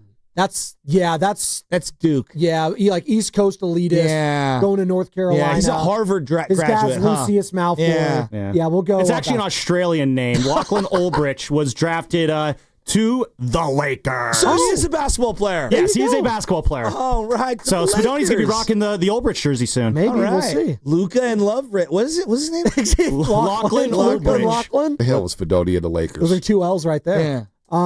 Is that it? No, we got one more Last for you one. guys. Matthew Bonaducci. Oh. Is that a soccer player or a basketball He's player? a paisan is what he is. Let's go. Matthew Bonaducci? Bonaducci? Wait, isn't that like an actor Bonaducci? Donnie Bonaducci? I think it's Danny Bonaducci. No relation here, though. Okay. I'm going basketball player with that one. I'm going to go soccer for sure. You guys are actually both wrong. That's a name Carter just made up to throw you guys off. Oh, Bonaducci. paisan. Let's go. I like that. That was a fun little makeshift. That was fun. This or that kind of a little bit. Are we still doing this or that today, by the way, with Bonte? Yeah? Possibly. Okay. Tune in. Well, who knows? It's going to be in 20 minutes or so. This or that. What was our this or that yesterday? It was really good. Was it yesterday so good, I forgot yesterday was about it. yesterday was Wiseman or Lance, who was the bigger bust. The one before that was the one that Shasky really likes, Wiggins or Poole. Who do you want to bring back? Oh, that's right. You were very upset with that conversation. By the way, Sam Quinn, yesterday, CBS Sports NBA reporter, saying, yeah, I could see Kaminga getting traded for Wiggins. So you trade one guy that the fan base, half of them can't stand, for another guy that half of the fan base can't stand. That'd be with so Wiggins. appropriate. Oh, man. Oh, okay. And then just double down and just re-sign Alan Smiley-Geach and James Wiseman. Speaking of Kaminga, that's still the big name across sports right now. And I guess Sam Amick of The Athletic reporting that the Kings have interest. It's been reported from Anthony Slater, our guy. Wait, the Kings want him? The Kings have interest. Yeah. Who do you want from the Kings in a sign and trade there? Malik Monk. Yeah, that'd be nice. Keegan Murray. Yeah. Keegan Murray. I'll take either of them. Actually, I also like, well, we're going to bring back GP2, but that other guard, what's the guy's name? Keon Ellis. Keon Ellis. I would take Keon Ellis. Not Sabonis. He makes too much. I actually think Sabonis would work on this team sneakily, but I mean, once I saw him throw that first pitch at the A's game, so out on Sabonis. Oh, that was a tough. I'd take Valanciunas too. Oh, my name is Jonas. He is there, huh? Yeah. So are the rest of the 2019 Bulls. How old is Valanciunas? It's 33. Yeah, he'd fit with the Warriors right now. Who is older in sport years, Wilmer or Valanciunas? Valanciunas for sure. You guys like 7 feet Spoiling tall. this or that. He's been in the league since 2012, sneakily 13 years in the NBA for Jonas Valanciunas, but he played professionally since 2008 because, back in Europe, they can play until they're like 12 or 13, 14. They can just play professionally. Yeah. This is what they do. Speaking of Kaminga, Sam Quinn on yesterday, courtesy of River Islands, he talked about his value around the league. What is it? Even Steve Kerr said it. They have Jimmy, they have Draymond. Neither of them are great shooters. Kaminga isn't either. The spacing really gets compromised when you have all three of them on the floor. It just doesn't make sense. And then you look at the way their salary cap sheet is set up right now. They don't really have that many like mid-sized salaries to trade, right? You want to keep Buddy Hield ideally. You'd like to keep Moses Moody ideally. Maybe you give up one of those guys, but if you have to go out and make an addition, they don't really have that many ways of matching money. So if you can get Kaminga outgoing on a sign-and-trade somewhere, and Miami's the team that's coming up right now, then you can kind of start to cobble together the matching salary to bring in whoever it is that you want to bring in. All right, there's more from Sam Quinn talking about, we were talking about busts yesterday, and James Wiseman in particular, comparing to Trey Lance. But the fact that Wiseman and Kaminga were quote-unquote experimental picks, I thought was interesting from Sam yesterday. Continue. I was going to say, if they make a trade with the Heat, and I know everyone's going to point to Andrew Wiggins, which I'm open to that. I'm open to it.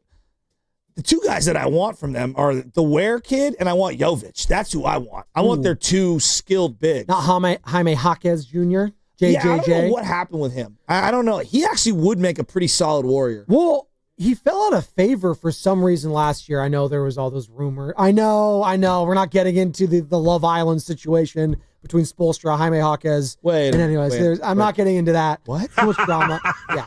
We're not getting into it. Spoelstra went through a divorce. Well, exactly. And some people were speculating that Jaime Jaquez was a part of it. We're not, again. Really? We're not going to. There's more than speculation. We're not recklessly speculating this, as I'm recklessly speculating right now on air. We're not doing it. We're just not. All right? So you want Wiggins back for Kaminga? You contemplate it. You're thinking about it. I'm thinking about that Spoelstra comment that you guys were making. That's what I'm thinking about. Download the TMZ app. If one of my players, broke up my marriage. Woo, it's a lot. Oh, he's 24 too. Jaime Jaquez, pride of UCLA. I thought he was one of the steals of the draft. You feel good about yourself back there? Jaquez reminds me of Zorro. I don't know why, but the mustache and the hair. The Legend of Zorro? Yeah. Antonio Banderas? Okay, not mad about that. I don't know why. I actually really like him as a player. Okay. I do too. But he fell out of favor last year. Why? Why did he fall out of favor last year? I guess that's be my question. If the Heat culture, who knows? Here's actually a great question from the 6. Remember, it's Friday and we're almost in the last hour. And also, I'm getting goofy. Well, how much does Jimmy Butler like a Jaime Jaquez? Like, this matters because he has a relationship with some of those players over there. We know that Tyler Hero and Bam Adebayo do not like Jimmy. Yeah. They have no love lost there. Yeah. What about some of those other guys? I'm sure Jimmy's talking to Steve Kerr. I'm sure he's talking to Mike Dunleavy. I have no idea. And Joe Lacob and all of them. Yeah. Jimmy is an odd duck, so I have no idea. Here's a great question from the 650. Who has the similar old man vibe more? Looney or Wilmer? Oh. Who's the older soul in the young man's body? Well, it's such a great question. I'd go Wilmer. He's a little older still than Looney, but Looney's been there a long time. Looney's like 5 years younger and looks 40 years older. Well, that's just because he's like 7 feet tall, dude. These guys look old. He's looked old. Like, LeBron looked like he was 30 when he was 15. Yeah, but Greg Oden came into the league looking like he was LeBron's dad. Well, talking about the birth certificate when he's bringing up the Greg Oden comparisons, right? That was a conversation with some people.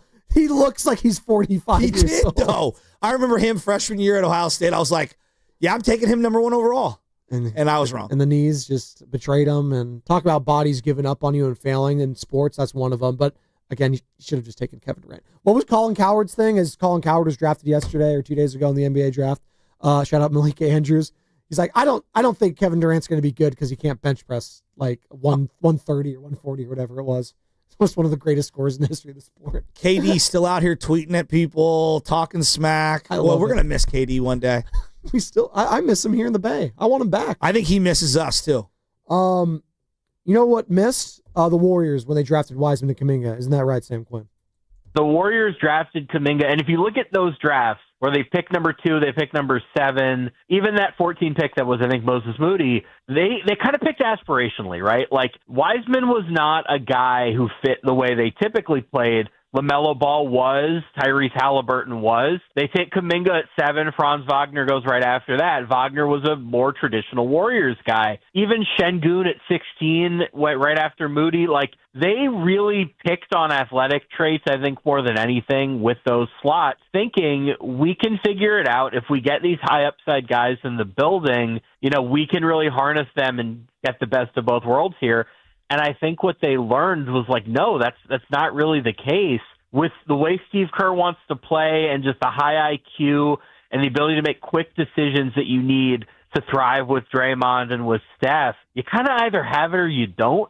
So Kaminga, I think he's another one of these guys that kind of just wants to play normie ball, right? Like, he wants to have the ball a lot. He wants to shoot a lot. He wants to, figure out who he can be in a world outside of this beautiful game that they play with Steph. And the Warriors just aren't going to accommodate. Sam Quinn yesterday, CBS NBA reporter. If you Young baby boy Sam Quinn. That's right. And I remember the first time we had him on the station, he's like, "Who's Sam Quinn?" He's like, "Oh, he's like, oh, he's right." I was like, "Oh, I'll look into him. It's a great name." I'll look into him. He's great. If you're not following him, he is one of the great follows on Twitter. Sam Quinn. Can you do me a favor? Google Sam Quinn and tell me what comes up, because that's what Sam Quinn probably did, was Google Sam Quinn and see what comes up. Well, just look at both of them in comparison. They could not be more polar opposites of individuals. I'm Googling Sam Quinn. I respect First both thing, of them. Fizzler on the Roof. Cookies. SF Anthem. Hell yeah. What's up? Let It Smack. SF Anthem. Yeah. Oh, it's so good. Explosive Mode. There you go. Could you imagine? We got to get Sam and San together, don't we? Like we do. We got to find a way to make that happen. San Quinn, man. Ayo for Yayo. I still think it's one of the all-time great songs. It is one of the sickest beats of all time in Bay Area history. One of the sickest. I pulled it. Listen to the story I'm about to tell. Come on, man. This might be Quinn's hardest song, actually. It's actually it's a depressing song if you listen to it. It's very, yeah. What are you talking? No, dude, we're on the high of the late night hype. What are you talking about? Depressing. What is this guy talking about? Sure. All in my nasal, I must have been crazy. Oh my God, such a classic. I hooked people before, man. I warned them. I took many people out before them, doing my job connected with the mob. There you go. Got President Bill, Whitney, and Bob. I'm telling you, bro, it might be his best song. And we Yes, got Badoni's Dante. black. Oh my God. Wait, play that again? What was that? Oh my God. Yes, Badoni's black. I mean, oh my God. I think we played that for Bonte last week. Oh my God. Oh my God. You're listening to 95.7. This guy's a 7. Wow. You like that? Look at you. That's Miami Vice Hot Pink, Man. Bonte. Actually, usually you dress so vanilla, so laid back, little khakis, and now look at you stepping out your norm, That man. is vanilla. He's wearing a country club outfit. This is my type of style right here. Yeah, it looks dope. This is beautiful. Well, You're probably golfing, but No, I'm going up to the river. yeah, but no, that's a good look on you. There you go. I appreciate You'd that. you'd never wear that. No, though, I got a salmon suit. That's I would wear that all Have the you time. not seen That's a hot pink. That's not salmon. That's hot. Pink. That's hot pink. Pink is in, dude. It is. Hot pink is in. You know about Dipset, Cameron? Yeah, Come on, dude, man. It is. It's been popping ever since Hot Cam. pink is in for the brothers, the guys that have pale skin like Shasky and I. It's not a great look. Yes, Badoni's black. No, speak for yourself, Yeah, Spadoni. bro, look at you gotta the tan. see. Fashion is all about confidence. Exactly. All about confidence. Exactly. Who cares if Michelle likes it? That's all that matters. Yeah. He thinks clothing. Okay, we had this. You're big, wearing the Backstreet Boys. That's right, I by the am. way. You guys cannot disrespect. talk right I know, now. you guys are You're wearing the disrespectful. Backstreet Boys shirts. That's right. You know, it's going to be this or that. Oh, by the way, I did hear that part of the show. You got to do something about this. You got to scrub your feet, dude. Thank you. No, Thank you, bro. It's so nasty. I was at the club the other day. You got to get between every single toe, You guys are dude. That was weirdos. disgusting. No, I'm not weirdos, bro. Like, it's called hygiene. No, We're weird because we want to be clean. your guys' feet are probably way nastier than mine. That's a Honestly, fact. hygiene is a no-go. If you have bad hygiene, you almost can't be my friend. I'm not joking. I'm not. You got to take 2 showers. You got to take a shower. Bro, like, wash your I butt. might not let you in my house. You think I'm unhygienic? No, I'm I think easily the most now clean I'm- person now at the scrubbing your station. toes is No, nasty. but now I'm Just like- retconning our relationship. Really? I'm contemplating. You guys are afraid to show your How feet. much distance? You guys feet are all the time. afraid to show your You know how many feet. times I show my feet? I show my feet on the Chase Center floor. wanna That's see out of either It's of not them. about showing your feet. It's about washing your feet. You They're can show wa- your they're feet clean. if you wash your feet. They're washed. But you They're were talking about good. you don't clean between your toes. They all rinse. all I that rinse toe my jam toes. that builds up. What are you you talking about? I rinse my feet every single day in the shower. You gotta wash your feet. A rinse They is not are a wash. rinsing. They're You gotta put they're- soap they're- on them. There's soap and hot water. You know the soap. You know where does it travel, Bonte? Where does the soap go when you wash your body? Where does it go? Tell me. That's dirty. No, So, tell me. this Tell me is- where it put goes. your feet in Dirty the water. soap is an oxymoron. That's not a real thing. There's no such thing as dirty soap. Him not washing his feet at the bottom, Scrubbing or my Carter bottom. not bringing flip flops and showering at a public gym. That's the. Yeah, that's nasty. I mean, that's. Not defending that one, Carter. You have. I ordered my flip-flops, all right? Bonte, you lift up your feet to scrub them in the Sam, shower. what's our this and that? Let's break this out.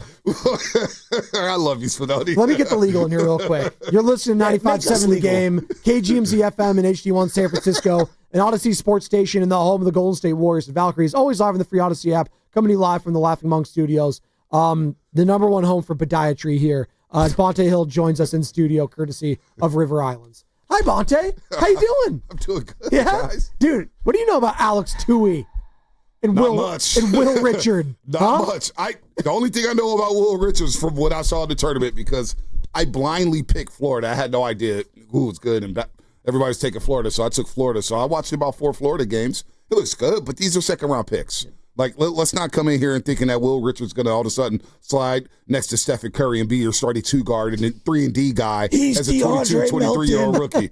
But he has nice attributes. He's physical. He plays defense. I liked his on-the-ball defense in the national championship game. He was their best player on the floor because Walter Clayton Jr. couldn't do anything. Once he crossed half court, they doubled him, the Houston Cougars. He got rid of the ball, was a non-factor for most of that game. So he's not bad. And Tui, doesn't seem to be a scorer. And what I didn't like about the Scott report, I'll say this. They said that, he's not the most athletic. And he mentioned that the athleticism in the NBA is going to be a challenge. And to me, that's the challenging part about the Golden State Warriors moving forward. They need more athleticism. And we're talking about trading our most athletic player. We need more athleticism. So these picks are not bad. Good value picks, I guess. Has there anyone in the history of being drafted? I thought it was so funny because Jay Billis had his thing. He's like, and Shasky said, is a high upside guy. Has there anyone been like a non-high upside guy when you're drafting picks? Like, you're drafting picks because of all their potential, right? So when you tell me he's not athletic and he's like 6'9", how is... I mean, he's got good IQ. You can make up for some of it. You can. This is like me when I get to the end of a season and I have like one of the lower level teams and some of the parents come up to me and they're like, I mean, why can't we get a win? No, we're just not good enough. We just don't have the personnel. We're just not good enough. We just don't have the bodies. We're outclassed every game. Who was it? Rick Pitino. So-and-so's not coming through that door. Larry Bird's not coming through that door. Yeah. Robert Parrish isn't walking through that door. Well, you have Bill Burr has a whole stand-up, and not to get myself canceled, but his entire stand-up at the end, he's like, the coach basically admits, we got too many white guys on this team. It's hilarious. It's a whole Bill Burr stand-up about sports and how we're afraid to say the honest stuff. Oh, man. So the latest, Bonte, I don't know if you heard, I guess, Sam Amick reporting that the Kings might have some interest in Jonathan Kaminga, huh? The Kangs? Yeah, we'll see. We'll see. I mean, it's lion season right now. There's a lot of rumors swirling. Pardon me. The agents are out there chirping left and right. They're telling everybody everything, what's going on with this and that. So, look, buckle up on Monday. Buckle up at 3 p.m. Pacific time because things are going to go down. We've already seen Kevin Durant traded, and I love that trade for Houston, without a doubt. Oh, my God. I can't believe San Antonio wasn't in on that. Desmond Bain going, obviously, leaving the Memphis Grizzlies, going to Orlando. I think we're going to see a lot of action here. A lot of action in the offseason. But I don't know. To be honest with you, I know. Look, when we started the offseason, you asked me, Shasky, what's the chance of Kaminga coming back? What do you think? And I said there's a 90% chance he's gone. Because I was thinking from a Kaminga prism, saying why would he want to come back to this situation when it's obvious that he wants to help lead a team? He doesn't want to be a role player. He thinks he's better than that. So I have a hard time seeing Kaminga coming back into this locker room knowing that. Like, think about that. If Kaminga's saying, hey, man, I want guaranteed 30 minutes. I want a guaranteed role. I want to be one of the guys. Steve Kerr's trying to win games on a day-to-day basis. He'll start you for 2 weeks and then DNP you for the next 2 weeks. So I still don't see a scenario in which Kaminga's back on this roster. And that's where things kick off. Here's where I find that difficult. Like, on the surface, makes total sense from Kaminga not being here. But trading him away, how do you get more athletic? How do you get more dynamic on the perimeter defensively? How do you put pressure on the rim offensively? Right. How do you get more scoring? Right. Like, they've got so many holes. Yep. And that's one thing they're going to need to use with Kaminga if they don't bring him back. How do you get those pieces? Size, athleticism, point of attack defense. They're going to have to get creative here, especially with the amount of money that they have to work with. And they seem committed to bringing back Steph, Jimmy, and Draymond together. So I just wonder if a big deal's brewing. Like, I'm talking big. Because, seeing what's going on with Boston is clearly the owner came out and said it. We cannot be in the luxury tax 2 out of the next 5 years or whatever the rhythm is where you get all your picks frozen. Or whatever. Yeah. You can't be in it 2 out of 5 years, or you have to be out of it 2 out of 5 years. Whatever it is. I just wonder if Jaylen Brown, Derek White, are those guys? I know Jaylen would cost a fortune, but he is exactly what you need opposite Steph. I don't mind Derek White. Yeah. I would love Derek White. Three-point shooter. Why would they take on Kaminga's contract while offloading Derek White? No, it makes total sense. So that's why I have a hard time. Right. I would love Derek White. It would have to be a 3-team deal or whatnot. Somebody else would have to take on Kaminga's ball money. Handler, a guy who's played in Kerr's system in the Olympics, played opposite Curry, can defend, size, knock down shots. He'd be perfect. Fits the window of winning now. And this new CBA has people freaking out. Yeah. Even the Boston Celtics, who have new ownership, obviously, and they're smart. You get off of Drew Holiday's contract. Drew Holiday's making over 30+ over the next 3-4 years, and he's getting older and older and older. So you find a sucker in Portland, and look, he'll be fine in Portland, mentoring Scoot Henderson. I wonder what it means for Scoot Henderson, but Boston's smart. Porzingis can't stay on the court, so you move off that money. I don't know how the Warriors do that. I don't even know who's available. Like, this thing is so confusing this offseason in terms of the money, who's available. Nobody's saying anything out there on the open market. So I don't know. Like, I didn't know Desmond Bane was available. No one did. Nobody, we kind of knew Kevin Durant was going to get traded, but I didn't know Houston was going to be able to get rid of Jalen Green and Dylan Brooks. Are you kidding me? They kept Jabari Smith Jr., Shangoon, and Amen Thompson, and you gave up some second-round picks for Kevin Durant? Are you kidding me? Kevin Durant averaged 26 last year and shot 43% from the three-point line. So it's all confusing, and that's why I think this offseason for me, it's really wait-and-see mode. I got to see what happens with Kaminga, because that's the first domino. They got to figure it out. Is he here or is he gone? And if he's here, then how do you build the best roster with him? Forget his point of view. Forget whatever the locker room feels. Does Bonte Hill want him on the team to win games next year? I love Kaminga. I love Kaminga. And Slater's article the other day, I think, chronicled what you and I have been saying the last few years, Shasky. People forget his second season, when Wiggins went away for two months due to personal reasons. I thought he was averaging 12.5. He was averaging nearly 15, shooting 57%, and he was learning how to play winning basketball. He was getting better by the game. Then Wiggins comes back, and he disappears. And Jordan Poole was, he was gone by then, and you lose in the second round to the LA Lakers. I think Kaminga can be a winning player.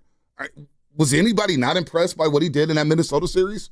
So on a team that doesn't have a lot of athleticism and needs guys who can put pressure on the rim and can guard on the ball, why would I be willing to give that guy up in today's NBA when we just watched the Pacers and the Thunder and the Knicks and the T-Wolves and all their personnel? So I would love to have Kaminga on this roster, but I also understand that it's going to be hard to play Kaminga, Draymond, Jimmy, and Steph together at the same time. Because of the spacing issues. The latest, we had Sam Quinn, Sam Quinn, CBS Sports, NBA reporter. You guys have had him on in the past. And he was talking about, and I asked him, is there a possibility like this, like Miami Heat rumors, like they could trade Kaminga and bring Wiggins back? He's like, oh yeah, that could happen. Which would be, just to talk about like the sports talk radio host to me, be like, oh great. He brought a player that's half hated by the fan base, half might be strong. And Kaminga, then you bring back Wiggins, the same thing. It would be incredible, right? But if you are like interested, like at the Miami Heat, and Shasky's talking about it, like they got some young pieces over there. But dude, where's his stud? Again, I hear he's untouchable now. Exactly. Really? Khalil Ware's a player. I love him. I even like Jovic. That's the guy. Jovic. Jovic is he's good. Jovic is good. We saw him down here in Chase Center when they lost that double overtime game to Sacramento. They came down to whoop the Warriors' ass twice. That chasing down in Miami. They went all bigs. Khalil Ware is a player. Yeah. He's perfect next to what they have. So, but I don't think Pat Riley's trading him. No. So, all right. Wow, there's just so many ways I want to go on this. I personally believe the path for the Warriors to have the best season next year and to like be successful this offseason find a way to where Draymond is coming off the bench and closing every single game. I don't think they'll do it. I don't think they can accomplish it.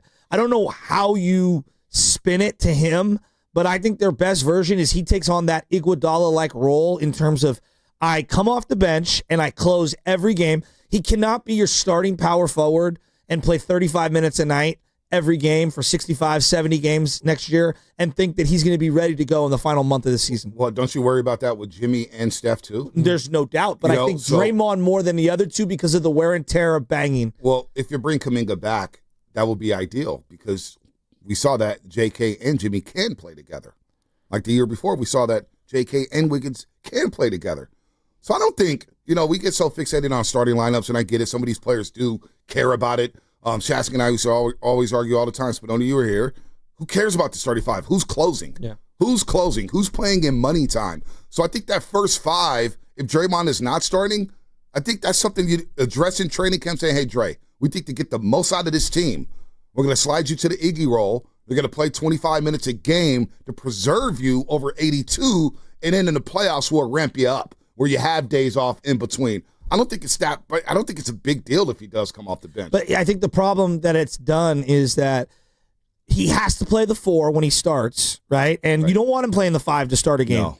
And then it forces various spacing combinations that are huge issues. His best version is when he's the small ball 5. I agree, but it takes a lot of wear and tear on him. Of course. And we saw That's why it's got to be situational. Right, and we saw in the playoffs, he had trouble with Şengün.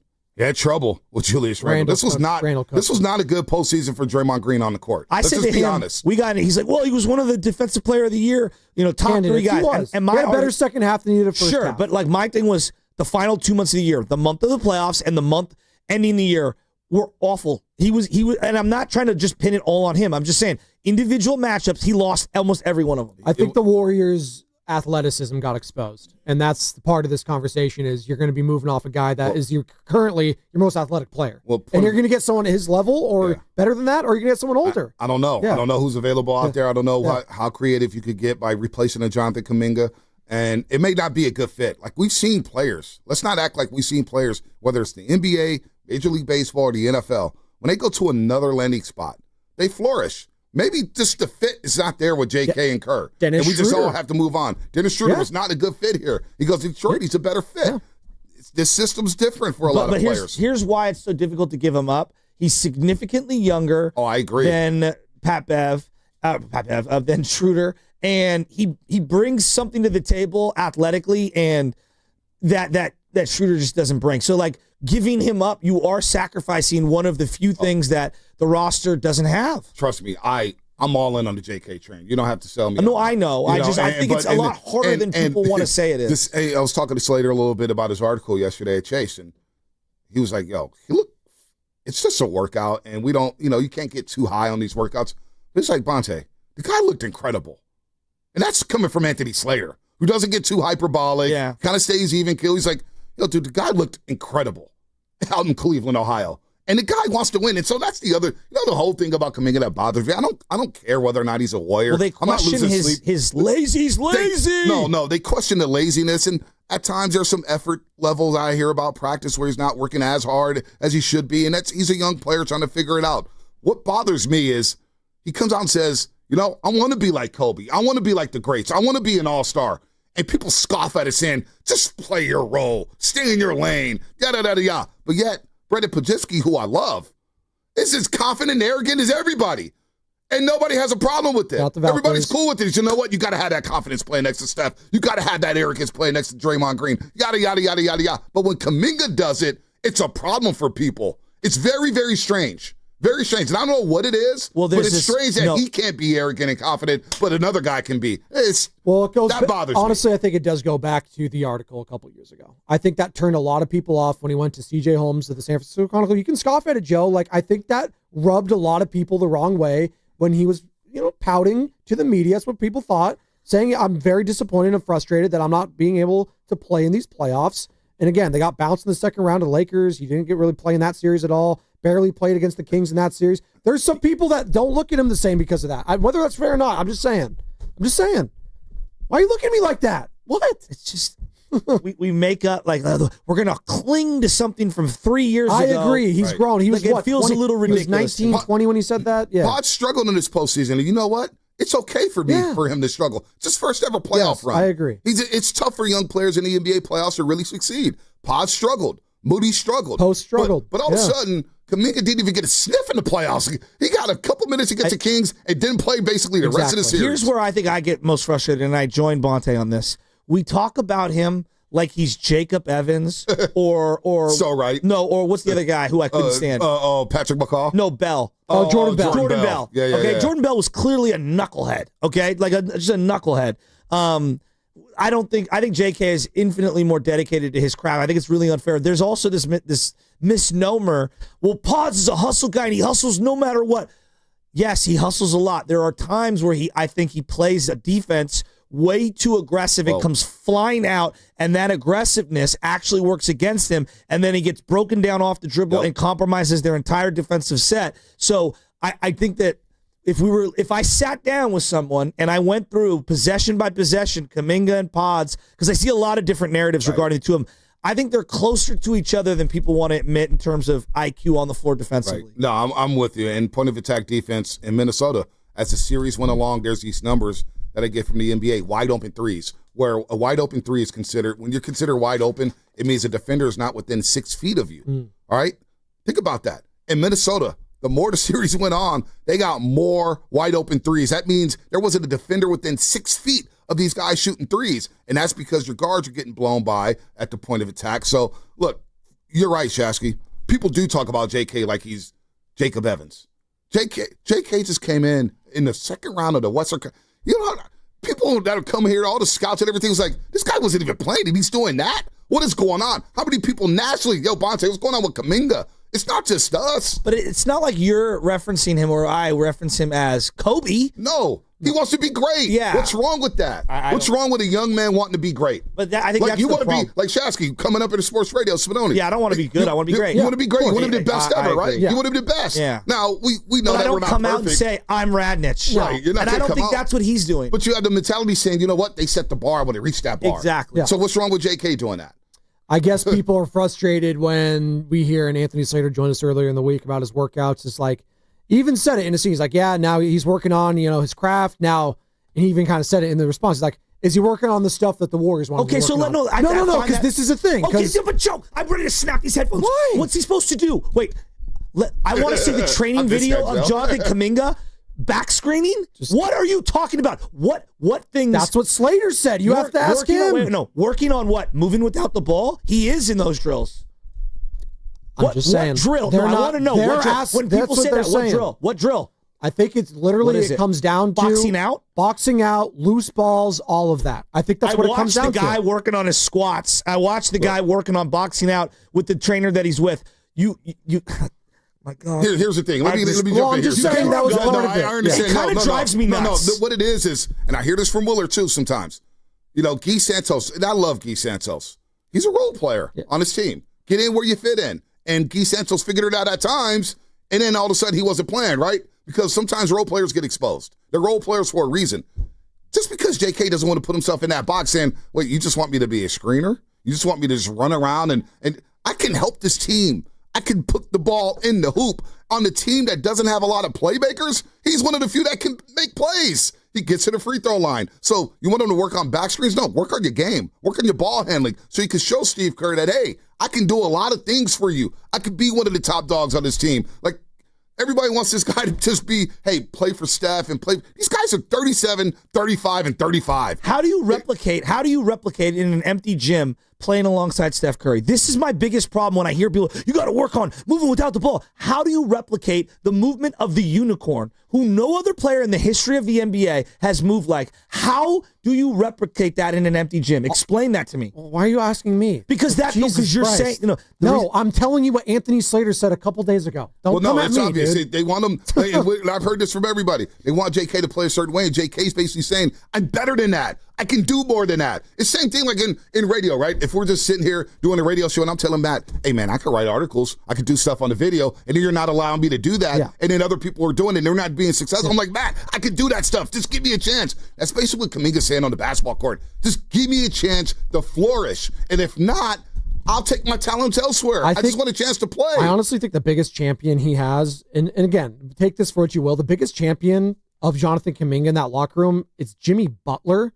He's the guy that I've heard say, the only one I've heard is say, I can flourish with him. Well, I don't think I've ever heard that from Steph. I don't think I've ever heard that from Draymond Green. Draymond Green was talking about Kaminga all last offseason, remember? Well, he was talking about positions. But then that's the other part. If Kaminga's a 4 on his team, well, who's the other 4? Well, that's where we always come back. You know what I mean? Hence, we go to the starting lineup and we go to this. No, but I think my overall frustration is that I hear people online say, you got to work on moving without the ball. It's like, okay, time out here. It's the same thing about football players. You know why football offensive linemen are struggling in the NFL? It's impossible to replicate practicing against Myles Garrett. Yeah. Okay? It's impossible to replicate that. Why do you think it's so important Trent Williams and Nick Bosa go at each other in practice? Because there's so few of those matchups. Mm-hmm. It is impossible to replicate playing alongside Steph Curry in an empty gym. He's not lying. So I get mad when I hear people, why are you working on your jumper? Well, what's he supposed to do? There's a lot of idiots who have never done anything, training, and they've already decided that JK can't help you. You can watch those games in the playoffs, and I get it. JK needs to work on rebounding. But don't you understand, too, in today's NBA, a lot more teams are shooting threes, so there's a lot more longer rebounds in which guards are gobbling up those rebounds. Yes. But sure, JK can rebound better. I expect him to rebound better. But it's on-the-ball defense. Who did Anthony Edwards struggle against the most? Anthony Edwards. Struggled against Kaminga. A little bit. He kind of got his own for the most part, Anthony Edwards. Anthony Edwards struggled against Jonathan Kaminga. Go dive into the numbers. I will look into the head-to-head numbers. Up and he watch looked those games better back. on Edwards than GP2 did. Than anybody on the roster. Which I think speaks to the depth of the roster right now. Which is why this is a tough decision. Again, I understand. And then who got their buckets and who got to the free throw line? You can't deny those 4 games. And this is a guy, again, I don't think people understand the human element. This guy was out of the rotation. Out of the rotation. Do you get it? Out of the rotation. And it's like, Curry's hurt. Let's go to the second round of the playoffs. JK, we need you. And the guy delivered as a 22-year-old. You know how hard that is? I don't think people can grasp that. That's what bothers me the most. This guy came in the second round and balled out, was your second best player. Not your third best player, not your fourth best player, not your role player, your second best player. And yet, we got this dialogue about him like he's dumb, immature, arrogant, cocky. Well, you know what? We may miss the guy. Because again, this team lacks athleticism and they lack playmakers, and they need that. So maybe they could get that for JK if he doesn't come back. But I'm tired. But the dialogue is just that's the problem. Ignorant. The dialogue. Chasky, it's ignorant. Well, and that's where when I see people losing their minds about what Kaminga's practicing on in a video that happens to come out. A, we don't see the whole thing, and B, where's that same energy for Draymond not shooting in a gym for the last decade? Where's that same energy? And I love Steph. Steph's an old timer. I don't see him working on that floating pass that gets intercepted when he's double-teamed at the top of the court. I mean, I just don't know what the dialogue is more toxic in regards to Kaminga or Angel Reese, the Chicago Sky. No, it's not toxic. It ain't toxic if you have a nice conversation about it, but people can't handle it because we got a lot of dummies on social media who's never played the game, who's never left their living room, who won't put down the damn controller and get outside and get some fresh air. They don't know a goddamn thing about basketball, but they'll tell you online the advanced analytics, the metrics, and blah, blah, blah, blah, blah. Give me a break. That's toxic. Woo, Sam the Slayer. Come back with Britney Spears' Toxic, followed by some Backstreet Boys. By the way, the Valkyries take on Angel Reese and the Chicago Sky. You can hear the game right here on 95.7 The Game and the Valkyries channel on the Odyssey app. Just download the app and search Valkyries. What's coming up with the game is brought to you by Valvoline. Planning a trip, Tahoe, Napa, or down the coast, maybe Cleveland, to check out Jonathan Kaminga. Make your first stop Valvoline Instant Oil Change. Drive in, stay in your car, and be done in about 15 minutes. Your ride will be ready before you even pack the snacks. Visit BayAreaOilChange.com for coupons, Carter.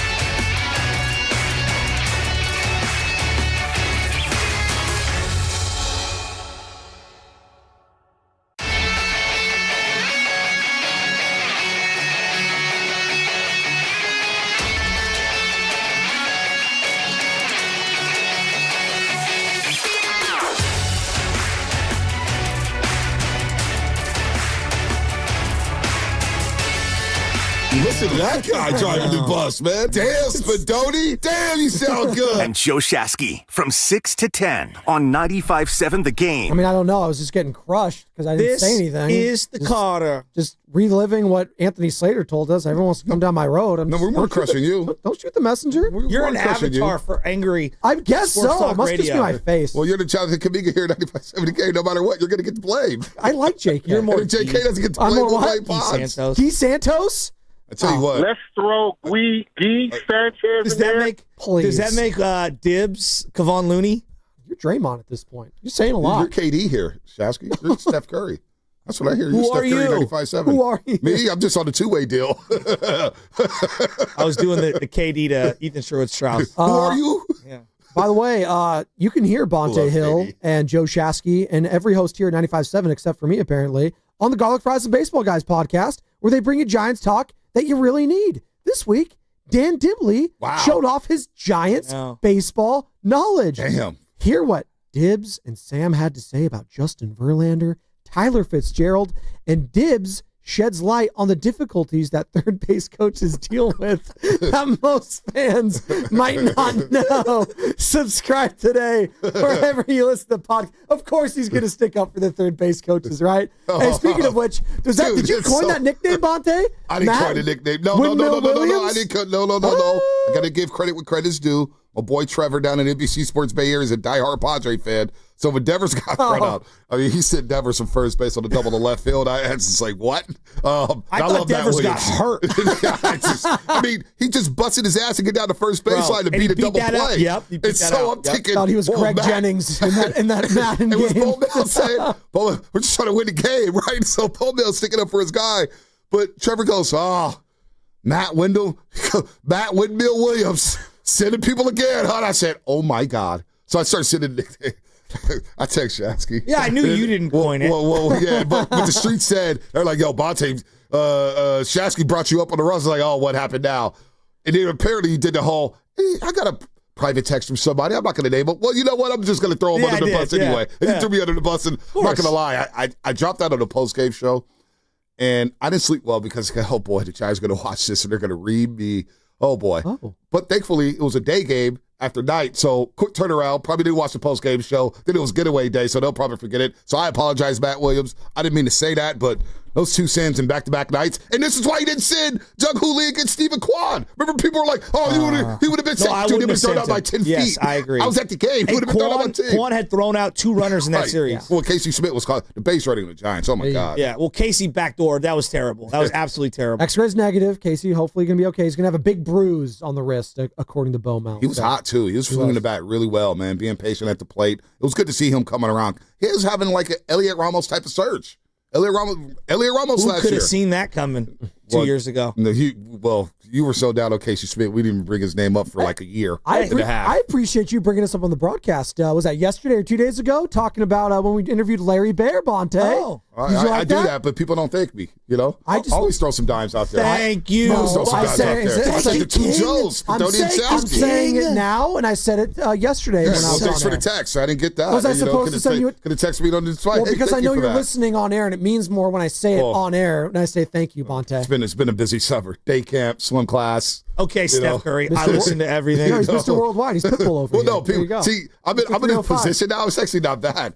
I'm in a position now where people send me stuff. I don't even have to listen. Wow. They just come in. Hey, Bonte, this happened. This happened. Oh, okay, good. Let me bookmark that. Let me write that down. Halfway point. 7 games over 500. How you feel about the Giants, Bonte? I think they've exceeded expectations. Thank you. With that said, I am concerned. They're leaking oil. Roop has never pitched this many innings. And Roop has been a pleasant surprise. Hayden Birdsong, Kruko said yesterday, what is he learning from these starts? Well, I'm worried about him because he got roughed up against Boston, roughed up yesterday, and then he's going down to Arizona for his next start.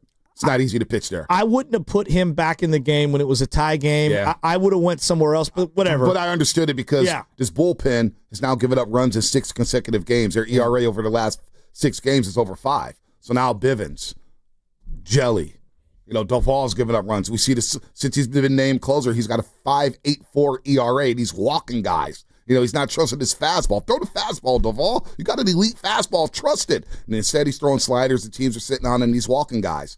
They need another arm or two, maybe a starter, maybe another bullpen arm. I'm not as concerned about Justin Verlander as everybody, and I think the offense will come around. But the guy we keep talking about, Willie Adames, he's starting to come around. Jung-Hoo Lee. What is he? What is Jung-Hoo Lee at the plate? Right now, he's a guy that swings and tries to pull and pop up everything. This guy's struggling. How many games have you been to, out of curiosity? I've just been to 2. Okay. Have you noticed how the defense shifts Jung-Hoo Lee? I do. The third baseman's all the way over near the shortstop. They are daring him to hit the ball on the ground the other way. And it's like, if he can't make that adjustment, I don't think he's going to stay up in the bigs long. Yeah. Wow. No, I'm dead serious. Wow. Well, he's got that. Teams find your tendencies. They do find his weakness. And you look at his first 36 to what he's done after. Yeah. And holy smokes. And I've been on Jung-Hoo Lee. Who is he? What's so funny, Shaz? Who is Lee? Wait, why you lock in? Who is Lee? What's so funny on YouTube? It's one of the greatest comments I've ever seen. What is it? Big Hog 925, which is just a great name. Jesus. Shasky's wearing the 850 credit score fit. You are, Kyle. That is such a great call. 3 houses. Just stop 850 credit score, swimming pool. He's painting his other house later. No, I heard. Well, I wonder now I'm wondering if he's painting it wearing that outfit. Someone else. No, he's not. No, Shasky has never done a hard day's work in his Williams? life. I'm painting my own house. No, you got no calluses on your hands. Oh my God, I got sandpaper hands. You got, feels like a baby's butt. Well, we know your guys' feet are very soft. That's what we do know here. Well, we wash our feet. You should wash your feet. Sure. I'm also scared about Wilmer right now because Wilmer was a huge part of the first half, and Wilmer is 2 for 21 over his last 21 at-bats. He hasn't looked great. He's not driving the ball. I'm worried about his legs. Well, I tell you what to worry about with Wilmer. He had the 2-run double against the Guardians to prevent that sweep, and Romo asked him in the postgame interview, Sergio Romo, how are you adjusting to your new role now? Because Devers is here. He's not going to play third base, Wilmer Flores. Yeah. First base is all Dominic Smith's, and they're trying to work in Devers. Yeah. He's filling grounders every single game. At some point, he's going to play first base. Casey Smith's always an emergency first baseman. I'm thinking Wilmer, without saying it, you could just look at his face and listen to his answer. I don't think he's too pleased with this new role. He's one of the guys leading in the RBIs in the National League for the first 2.5 months of the season. Now he's got to make an adjustment. Look, I wouldn't be shocked if the Giants look to move him. I was just about to say that. And I have no intel on anything. I have no intel on anything because what do you do with them? Well, it's funny that you reference this. I get geeky on this stuff, but okay, if that's first base, I'm going to go walking over here. Most guys that are right-handed first basemen are going to have their foot somewhere on the corner of the bag as they're holding on. He's so slow. What are you, Fred McGriff right now, man? When the ball gets late night commercials, man? When the ball gets pitched, the first baseman will bounce over to his spot. Mm-hmm. Wilmer's so slow. Yeah. I watched in the Red Sox game. He was 3 feet off the bag holding on because he can't get into a proper fielding position because he's so slow. And I said to my cousin, I go, I've never seen that. I have never seen a right-handed first baseman at this level hold someone on that far away from the bag. Right. And, it was unreal. And he's frustrated. You see him chirping yesterday with the Marlins. Bitch is clear. I don't know what the hell that was. Well, with Chapman the other day, too, or the other week, right? Wasn't he yelling at Aroldis Chapman? They had words Friday night. Yeah, it was odd, too. So Wimmer, I don't think he's too pleased because he was the everyday DH at least. He knew he was playing every day. Now Devers is here. And look, Devers hasn't had the impact that Jimmy Butler had with the Warriors so far. I still think Devers is going to be sick. No, Devers is a problem. I mean, the guy, the power is yesterday. Dude, the power is just unreal. God. He hit one to left field and almost went out in the ninth inning. I mean, he swings like he's trying to hit it to the moon. I swear to God, the guy swings so hard. He's going to have a big series this weekend against the he's going to be fine. But Wilmer, like them not having a good version of Wilmer, he's batting about 200 for the last month. It just hasn't been the same. No, it hasn't been the same, and I think that role change is messing with him. That's interesting. He's not playing every single day. He's pinch hitting now. He's not playing every single day, and so when he's not in the field, and Devers is going to be the DH, and they don't want to put Devers out there in the field, especially with the minor groin issue that he's dealing with. I thought he got hurt running to second base yesterday in the ninth inning. Like, well, that looks odd. So Wilmer, I think it's in his head. Again, go back and listen to that postgame interview. Sergio Romo asked him about his role change. And he didn't see, look, he's playing a good sport. He's a good teammate, and he's been a good Giant. I really like Wilmer. But I don't think he's too pleased with his new role, and that could affect him at the plate. Could you imagine if Buster traded Wilmer and or Jung-Hoo Lee this year, like he would have really put his imprint on this team. I don't think anything's off the table, Spadoni and Shasky. He's batting Wilmer Flores, that is, since the trade, the Devers trade, 0.91. There you go. There you go. How many at-bats? Probably 20, 25. Like 22 at-bats. Yeah. He has 2 hits. I have him as 2 for 21, so he was 2 for 22. Yeah, I was game logging it. You know, when you go back and you're looking at him. You're doing your job. By the way, that's called doing your job. That Shasky. voice right there, You don't get Bonta extra Hill. credit for taking notes. Bonta Hill in studio, courtesy of That's what we River all do. Islands. Welcome to broadcast journalism. Not all of us have 7 producers helping us out on television. Not 6, not 7. Only got 1. Most pressure under the second half, Bonte. Ooh, Right this is a now, good if the question. season ended, Giants are out of the playoffs. Season doesn't end in June. We know that. Who's under the most pressure for you? Is it Lee? If that's the guy, because for me, it's Adames. Well, Adames is starting to come around, and I think We'll Adames see. is going to be fine. His lifetime numbers in July, August, September, through the roof. August is usually his best month. I like Adames. I think Adames is going to be fine, and we know he's going to be here for the next 6 years with Devers and company. I really like Adames. He was ready to fight everyone yesterday. He came flying out of that Willie dugout. Adames I like Adames a lot. I really do, and his defense is coming along now, starting to make some good plays in short. Must have signed a ball for baby Chad. No, he didn't. No. I know you know me. I keep it real, man. I keep it real. Keep it 100? Hey, you know me. I know how to keep Signed the ball for business Bonte. away from pleasure. You know what I mean? Deli Boy has some requests. What request? What request? Well, I guess Matt Chapman threw his kid a ball last year, and he was like, "Hey, I need to somehow find a way to get this ball That's where back you come to into Matt play. Chapman." Come on, and you have always him name sign drop this. Joey Nevin. I already hit up Nevin. He didn't answer. I ran into your boy at the Oak Club the other day. I'm sure you heard about that. Tobin? No. 95.7 the Oak. You just text me about these guys. One works in Boston, I think. Oh, Taboni? Yeah, I think I read it to Taboni. yeah. My cousin, yeah. Looked very fit. I was like, damn, dude, you got All your the body Tabonies fat. are fit. Yeah, Yeah. I was like, damn. I need more Don't work tell in the them I gym. said that, though. No, they listen. They're listening right now. When I go lift on Saturday mornings at 5:30 in the morning, I see him running around the What a lake. drop. What do you lift? What a drop. What do you do when you're This there? guy. What? What do you lift when you're there? I'm curious. Specifically dumbbells. I do chest presses. No, he but- lifts the breakfast burrito. No, dude. I've seen that's him. okay. He crushed it. All right, that's fine. I know that's what I lift. You guys are all more than welcome to come anytime you Oh, want. I've been going. Yeah, Don't worry. yeah. I can run into my girl Anita the other day. Gave me a nice massage. Listen, you asked me about the Giants in the second half, and I heard you guys talking pressure. It's Jung-Hoo Lee. Okay, that's He's got what I the was saying. hooligans. Okay. He's a fan favorite. You saw what happened on Sunday with all his hoodies. The fans are lining up. But you got to produce, dog. All right? If we're going to crush Willie Adames, and we're going to crush Birdsong or Harrison, all these, well, Jung-Hoo Lee's got to do something. Because he was a Farhan guy, and we all questioned his signing because we never heard of the guy. The KBO, and KBO's, so okay, Lee. I mean, he's had a better season than Adames, though. He has. In totality, he's had a better year than Adames. Have you seen his last? I agree. Have you seen his last 45 games? Willie Adames been bad all year. Is what Honestly, I'm saying. Jung-Hoo Lee He's been was pretty great bad. for a month and has not been Great. good Can I since. get Willie Adames to be great for a month first? Well, he just That's had what I'm 3 hits saying. yesterday. He's going to be Great. fine. They got swept. That's He's what I'm gonna be saying. fine. So I'm just saying, like, if people want to put Adames in the I think they're league, close. you can. I think they're closer. They're close. Yeah, but we know close. Adames is Buster's guy, and he ain't going nowhere. Jung-Hoo Lee? I don't know. And they got a lot of outfield prospects. Like right now, you got Luciano, you got Matos, you got McCrary, you got Meckler. You've got a lot of guys in AAA. And here's my thing: if he's not leading off, and he's not going to be a speed guy, he's got 6 stolen bases on the season. 6, and he got caught stealing the other day. So was it yesterday? I think he got caught stealing. If you're not giving me speed, and you're not giving me quality at bats, okay, then what? Well, he doesn't drive the ball, that's for sure. But to me, it's too many pop-ups. He batted 231 in May, 171 in the month of June so far. Ever since I said it to Lubman, I said, hey, look, I rewatch all these at-bats. You do a fast forward.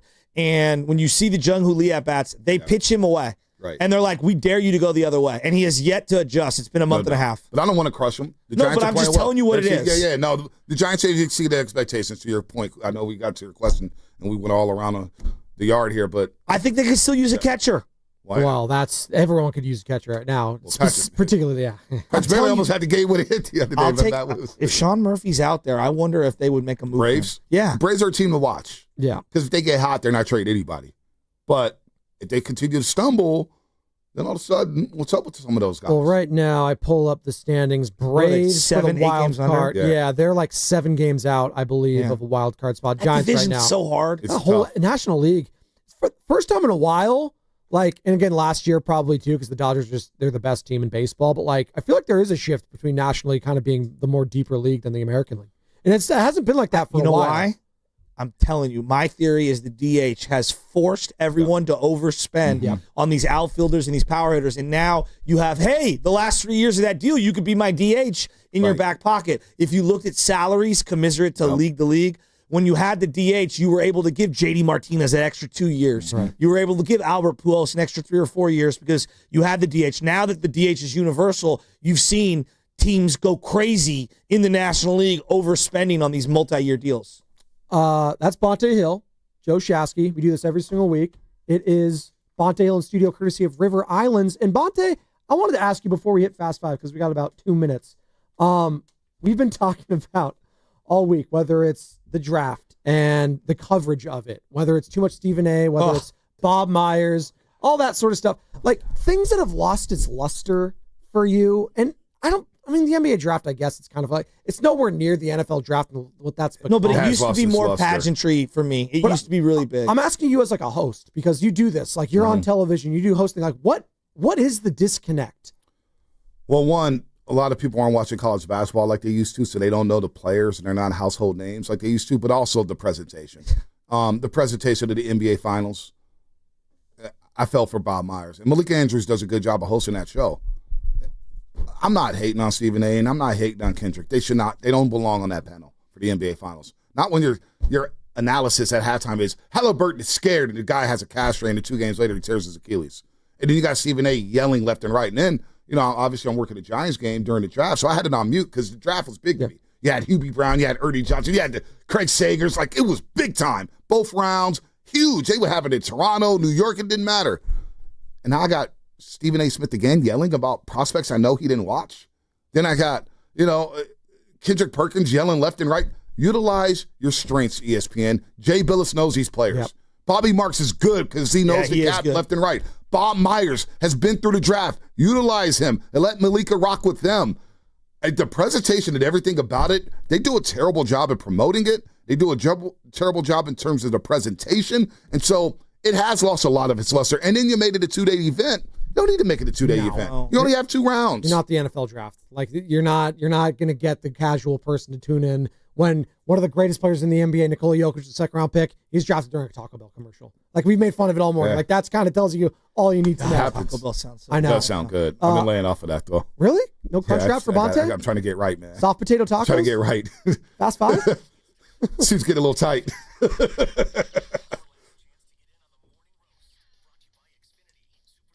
All right. Clean it up, Ante. All right. My final thought is this. You were asking what is my routine, right? And I've got various ones. There's a push-pull routine. Wait, of what? The gym? Yeah, lifting weights. Oh, okay. So I'm a dumbbell guy. I go dumbbell free weights, okay? What are you lifting these days? What's the weight number? Well, so it depends. It depends what we're doing. So if I'm going back on a bench press, going straight down, I'm going to do chest presses side, 45-degree angles. I'm doing 6 to 11, depending on where I'm at. Yeah, we don't want 50 you getting to 55s. We don't want you getting hurt. Then I do incline, and I do flies. Boom. I do, whatever, somewhere between 40 and 45, depends on how I'm feeling that day. I've gradually gone up and stuff. And then I do Arnold presses, all right? Then I do tricep extensions, and then I do lay down triceps. I'm glad you discovered the weight room, but please don't lift up too much weight. We know. You can get hurt at I'm times. not done. Then I do. You guys are over 40, right? So you guys have prescription for like testosterone, eugenics, all that sort of stuff. So you guys are good. Go hit up your doctors. You can get prescribed anything you want. I do easy bar curls. Still, I do easy bar curls. Are you doing the creatine? What? No. I do easy bar curls, and then I do hammer curls, and then bicep curls. What? TB12 workouts? Oh, that's right. I would love to do the TB12. We should get Tom on. I've limited my I don't want you to get hurt. We know. Well, this is what I always tell people. Been on the IL a lot over the last 5 years. Body. Any legs that you're doing? Oh yeah, I do. What the hell did we get to the workouts? You gotta get those. You gotta about your workouts. You gotta get those. Whatever the kettlebells, and I do squats. I do at least 30 to 50 kettlebell squats. All right. You have to every day. Why are you telling us your workout? You guys asked me. I didn't ask you anything. I asked what the routine I do it 3 times a week. That's why did you let this guy do it? I thought we were done. I also do the obliques. and then I do a bunch of other stuff. You worked out everything. There you go. Do you the row machine? You guys have that at the I will challenge any of you anytime you want. We can come and we'll work out together. Guru. You sound like Guru. I'm going to challenge you to a game of one-on-one. I don't mean that. I challenge you to just show up and have fun. Thanks, Dad. I'm going to challenge you to show up and have fun. Look, I'm being real when I say this. Working out has become so addictive. I feel like it's prolonging my life. I live for it now. You found the fountain of youth. I feel so much better about my self-esteem afterwards, and it's become a really cool thing for me to get into. I really love it. I'm happy for you that you found that. And I'm not chiseled, but I've lost a lot of fat. Way to take this show down the sappy road. He asked me! That was 5 minutes ago I asked. Gosh. Hey, Bonte, what's your final thought? What are you doing these days? You working out? I did start working out this week. I've been swimming a lot more, too. Swimming a lot more. It's very therapeutic. I love swimming. I love swimming. Very, very fun. Swimming is slimming. That's what my final thought is, folks, Phil Mike always says, wash your back, and you got to wash your back. Well, folks, hey, out there. I'm Ludman. I'm going to be at Freeman's Appliances this Saturday with Mark Grandy. I do like the Love in the Dan Devone show. I wish I worked with Dan Devone. Shasky, you should have called out sick one time and bring in Dan Devone. Hey, Dan Devone, he's growing on me. Yeah, that was a slight at me because I filled in for him at those times. No, it wasn't a shot at you. Just like, Spinoni, I love you too. Would have been fun to work with Devone. I will say my final thought is clean your feet, man. Get between those toes. Scrub those toes. Time out. If you're swimming at the Olympic Club, that means you're swimming with shoes on? No, I don't swim at the Olympic Club. So when you get out, you're walking on the same floor, though. No, I got sandals. Yeah, you got flip-flops. I got 2 pair of flip-flops in my locker. Where are you at? You want to borrow a pair? Yeah, what locker room are you guys on? I'm in BM. Yeah, BM, 3211. The old one. 3211. The old one. Yeah, not baby mama. BM doesn't stand for baby mama. Baby mama drama? Clean your feet. No, free agency Monday. It's cracking. Yay, it's cracking. Let's go. Come on, Jasky. We got Giants. We got free agents. It's a great time to be a Bay Area sports fan. A week from now, Jonathan Kaminga going to be a Warrior? I have no idea. What do you say? Yes or no? 1 week from today. That's the this or that today. I'll say no. Wow. What say you, Joseph? I'm going to just disagree to disagree. I say yes. I say yes, too. I also say that was Fast 5 brought to you by Xfinity. At home or on the go, you get the fastest internet to all your devices. The GG crew? GG in the chat. Giddings and Grandy show is next. Brought to you by Fremont Bank. Here for you, here for good. We are vanilla today.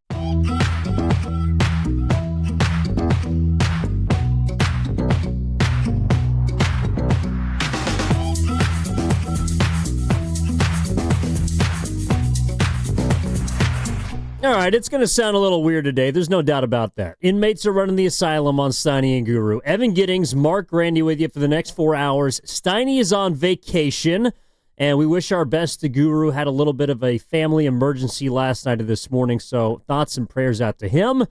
And what's going on, Mark? How you feeling on this? It's pretty beautiful, I'd say. Clear sunny Friday. A little chilly out there, but it's bright, it's sunny, and it's Friday, so I'm doing good. How are you? I'm doing better than the Giants, I'll tell you that. Yeah. Now, most of us are. When we left off, last night we were in here for a couple hours, did an NBA draft show. Yep. Warriors got a couple picks. We're going to talk about them. Congratulations to Alex Toohey, Will Richard, 52nd and 56th overall pick for the Dubs. We did a draft show last night, and on our way out of here, we're just talking about what might happen tomorrow, some of the things going down, and I thought you had a pretty provocative statement, at least in my mind, which is after the Giants lost 12-5 to the Marlins, got swept, a 3-7 start to the Rafi Devers era in San Francisco. You said, this kind of feels like the low point. And I'd like you to explain why. Yeah, this feels like the low point of the season because of what happens when you go out and acquire a guy like Rafi Devers. Because then suddenly your expectations jump. Your hope begins to run wild a little bit. And when you had acquired Rafi Devers, you were, at that point, a game out of first place in the NL West. The day before, you had been tied for first place in the NL West. And maybe those numbers are not fabricated, but they don't feel real because of all the Dodgers injuries. But for whatever reason, you were right there in the NL West. And then you acquire Rafi Devers. And generally the thought is, well, this should make you better. And I don't want to overreact to just one poor stretch of baseball. I think the Rafi Devers acquisition indeed will make the Giants better in the long run. But since then, as you mentioned, you're 3-7. And instead of being a game out, tied with the Dodgers, you're 6.5 back. You're now behind the Padres. You're officially out of a playoff spot right now. And you just got swept at home by not like one of the worst teams in baseball, but no doubt a bad baseball team. Not a good baseball team. And you did it in relatively lifeless fashion at home in this series. And there was all the extra stuff of hitting a batter and calling it out ahead of time, and then there was Wilmer Flores getting upset and the benches clearing late in that game. There's just a whole lot of other stuff happening for the Giants right now other than winning baseball games. This is the low point of the season for me. There's a couple of other, I think, moments that you could point to, but considering that this happened at home versus the Marlins while Rafi Devers is on your team, this to me feels like the low point of the year. Yeah, I'm not there. And this series was embarrassing, but the lowest point, we went through 3 weeks of not being able to watch the Giants score more than 4 runs. Yesterday, I know they didn't win the game, but they put up 12 hits. They've been able to hit the ball better. That's what everyone seems like this team needs and wants, and all of a sudden you can't throw the ball. Or you're going to throw it at opposing batters, and then you're going to watch them hit it out of the park. I don't look at this as the lowest point for the Giants because you got your win 10 days ago. You got your 12 days ago. You got your win when you got Rafi Devers. That's an embarrassing series. That's an embarrassing loss to an embarrassing club. They're playing better. The Marlins have won 9 of 13. But the point is, if you're truly a playoff team, you should not be swept by a team like the Miami Marlins. To me, yesterday was embarrassing from everybody top to bottom, from the starting pitcher to the manager to whoever decided to hit the dude in the first inning, to your pitching staff that couldn't get anybody out, to your hitters who put up somewhat of a fight and then fell off the face of the earth when the Marlins roared back. But lowest point of the season, that's a little strong for me. What is the lowest point of the season then? Was it the first 2 losses to San Diego? Yes. Yes, it was. Because there was no sign of help. The Giants are playing the Chicago White Sox today. They're going to then go on and play the Diamondbacks, who are going through their own issues. They got the A's. You can still salvage the rest of these 13 games in which you started 0-3 against bad teams. And odds are they're going to hit better. Devers is going to do more of what he did yesterday. So I wouldn't say it's the lowest point because there's still hope on the horizon. After the 2 Padres losses, when you literally are looking up and down your lineup and you're looking at 1, 2, 3, 4, 5 automatic outs, to me, that's more hopeless than what the Giants have right now. Yeah, and I hear you, but I mean, they followed those two Padres losses, and we remember those losses, right? Back-to-back losses in 10 innings, 1-0, and then 3-2. They had the lead in that 3-2 loss. They blew it in the 9th inning. They ultimately lose that game in the 10th. At that point, that was kind of quickly off the heels of a Detroit Tigers sweep of the Giants, so you had kind of had a losing streak going there, but you followed it up and won 7 consecutive games.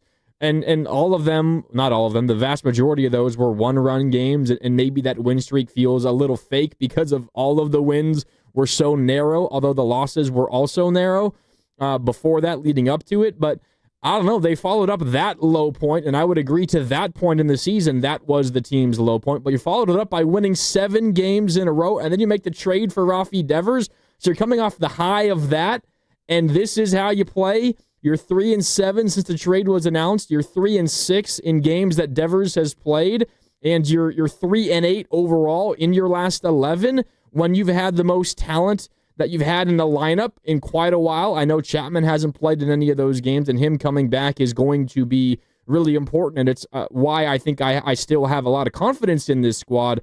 But you can't convince me otherwise that this team is feeling real bad about themselves right now. I mean, they lost a series to Cleveland. That's a quality club. There's not real shame in doing that. You took 2 or 3 from Boston. You kind of got the bats going in that series. You scored 5 runs in a loss. You scored 3 runs. You scored 9 runs. And then you followed up with this against the Marlins. You give up 20 runs in the last 2 games of this series. And it's kind of getting to a point where it's like, well, if it's not one thing for the Giants, it's the other. You mentioned they got the bats going a little bit. They themselves scored 10 runs the last 2 games. But now the pitching is an issue, and we can have that conversation. Like, what are they going to do about Birdsong, who's now struggled for a couple of starts? I know there's a lot of people who are frustrated by Justin Verlander. Do you have belief that Landon Rupert's going to go out and pitch well today? We will see. But this was by far, for me, their worst series of the season, and it doesn't even come that close. Yes, the worst series of the season, but to me, again, with what you've acquired already, I'm not left feeling like the Giants can't bounce back and win today and beat the White Sox and perhaps go on another 7-game win streak like they did after the Padres. It doesn't, me thinking it's the low point doesn't take away the possibility that there could be a more positive things to come. Honestly, the way that I look at it, and maybe this is just how my sports brain works, when you have that boost of acquiring somebody and you get that extra mojo in your clubhouse, and then you go through something like this, that makes it all the more disappointing to me. I understand being disappointed, but like, why yesterday sucked is because, to me, it was the way the Giants acted and then played was an embarrassment. The way that they talked about hitting a team that you have nothing against, outside of a couple pitchers not being able to control fastballs, and then going out and doing it at the wrong point of the game, putting it on essentially a rookie to do it, to legislate justice, and then give up 3 runs and eventually get your ass kicked to complete a sweep against one of the worst teams in baseball, like, that's an embarrassment. Because you cannot act like the tough guy, puff your chest out, and have the other... By the way, the Marlins didn't even hit anybody yesterday. Nope. Well, I apologize. They hit Hayden Birdsong pretty hard. But they didn't hit anybody with a pitch. All they did was swat baseballs all over Oracle Park, and it leaves me feeling like, what did I just watch the last 3 nights? And maybe that's why we're mincing words, because to me, yesterday was the biggest embarrassment of the season, but it's not left me feeling like the Giants are all of a sudden hopeless, like they can't make the playoffs. Mm-hmm. And that to me is how I define a low point, is when I've lost all hope in a specific team. Yeah, maybe we just have different definitions of low point. Low point to me, I think, kind of goes hand in hand with what you're talking about. If you want to use like the phrase most embarrassing moment, most embarrassing stretch, most disappointing, it to me doesn't have anything to do with what I think the team is capable of going forward. And again, when you have those added expectations in there, which I think every one of us felt, every one of us watching this team felt that the second the Rafi Devers trade was announced, as you mentioned, 12 days ago, before Sunday Night Baseball in LA versus the Dodgers, everyone finally started thinking, okay, this team has a shot. I mean, They might win the division. They might be, and I know that you might not have felt that way, but that's where a lot of brains go, specifically Giants fans' brains go. We got a thumper. You get Chapman healthy, and this is now a lineup that can compete, and you've got one of the best, if not the best, pitching staff in baseball. Maybe you feel differently about that now, the way some of the starters have struggled a little bit of late, but that was the feeling. And when you have this kind of stretch of play immediately following that feeling and that just shot in the arm, that's why I feel like this is the low point. Now, it does not mean that this is the least confident I've ever been in the team going forward, but I think when you compare how your emotions have kind of changed over the last 2 weeks, that's what leads me to feel that way. Yeah, and I do want to dig into yesterday and also just the last 2 weeks in general. We'll have that coming up on the other side. Also, NBA draft talk. Got to get into some of the Warriors picks from last night. And there was something else that hit me about the draft that I don't know whether it makes me feel angry or I've just been wrestling with it. And maybe some fans and some listeners can help us solve that issue. All right, coming up tonight at 7 o'clock, the Valkyries take on Angel Reese and the Chicago Sky. A lot of rebounds up for grabs. You can hear the game right here on 95.7 The Game and the Valkyries channel on the Odyssey app. Just download the app and search Valkyries. That segment brought to you by Frontier Ford. Frontier Ford bringing the heat this summer with employee pricing for all. You pay what Ford employees pay through July 7th. F-150s, Broncos, Explorers, Escapes, Mavericks, even the Mustang Mach-E. So get to Stevens Creek Boulevard in Santa Clara or 24/7 at frontierford.com. Evan Giddings, Mark Grandy in for Matt Steinmetz, Gerald the Guru Johnson. We're back after this.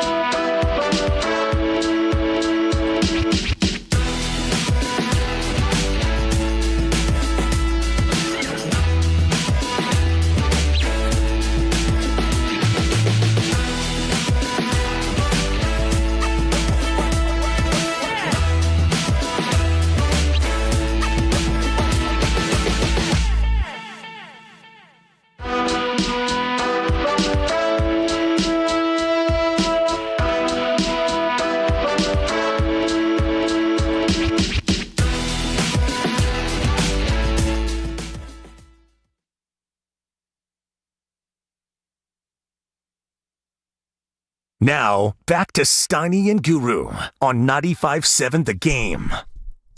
All right, well, there's one error for Steven Risotto. Pasta, appreciate you. Riding solo today, by the way. What position does Pasta play? If we were to be a baseball position. Pasta? Yeah. He strikes me as a Ramos. Big bat. Left fielder? Big bat, no glove. So E7? E7. Left All right. fielder. You're saying that because I'm inexperienced? A little bit.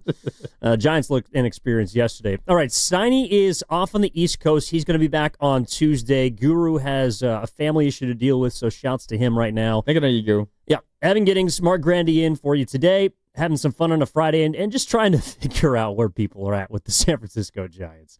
Because I think you and I are on the same page that yesterday left an awful taste in a lot of fans' mouths.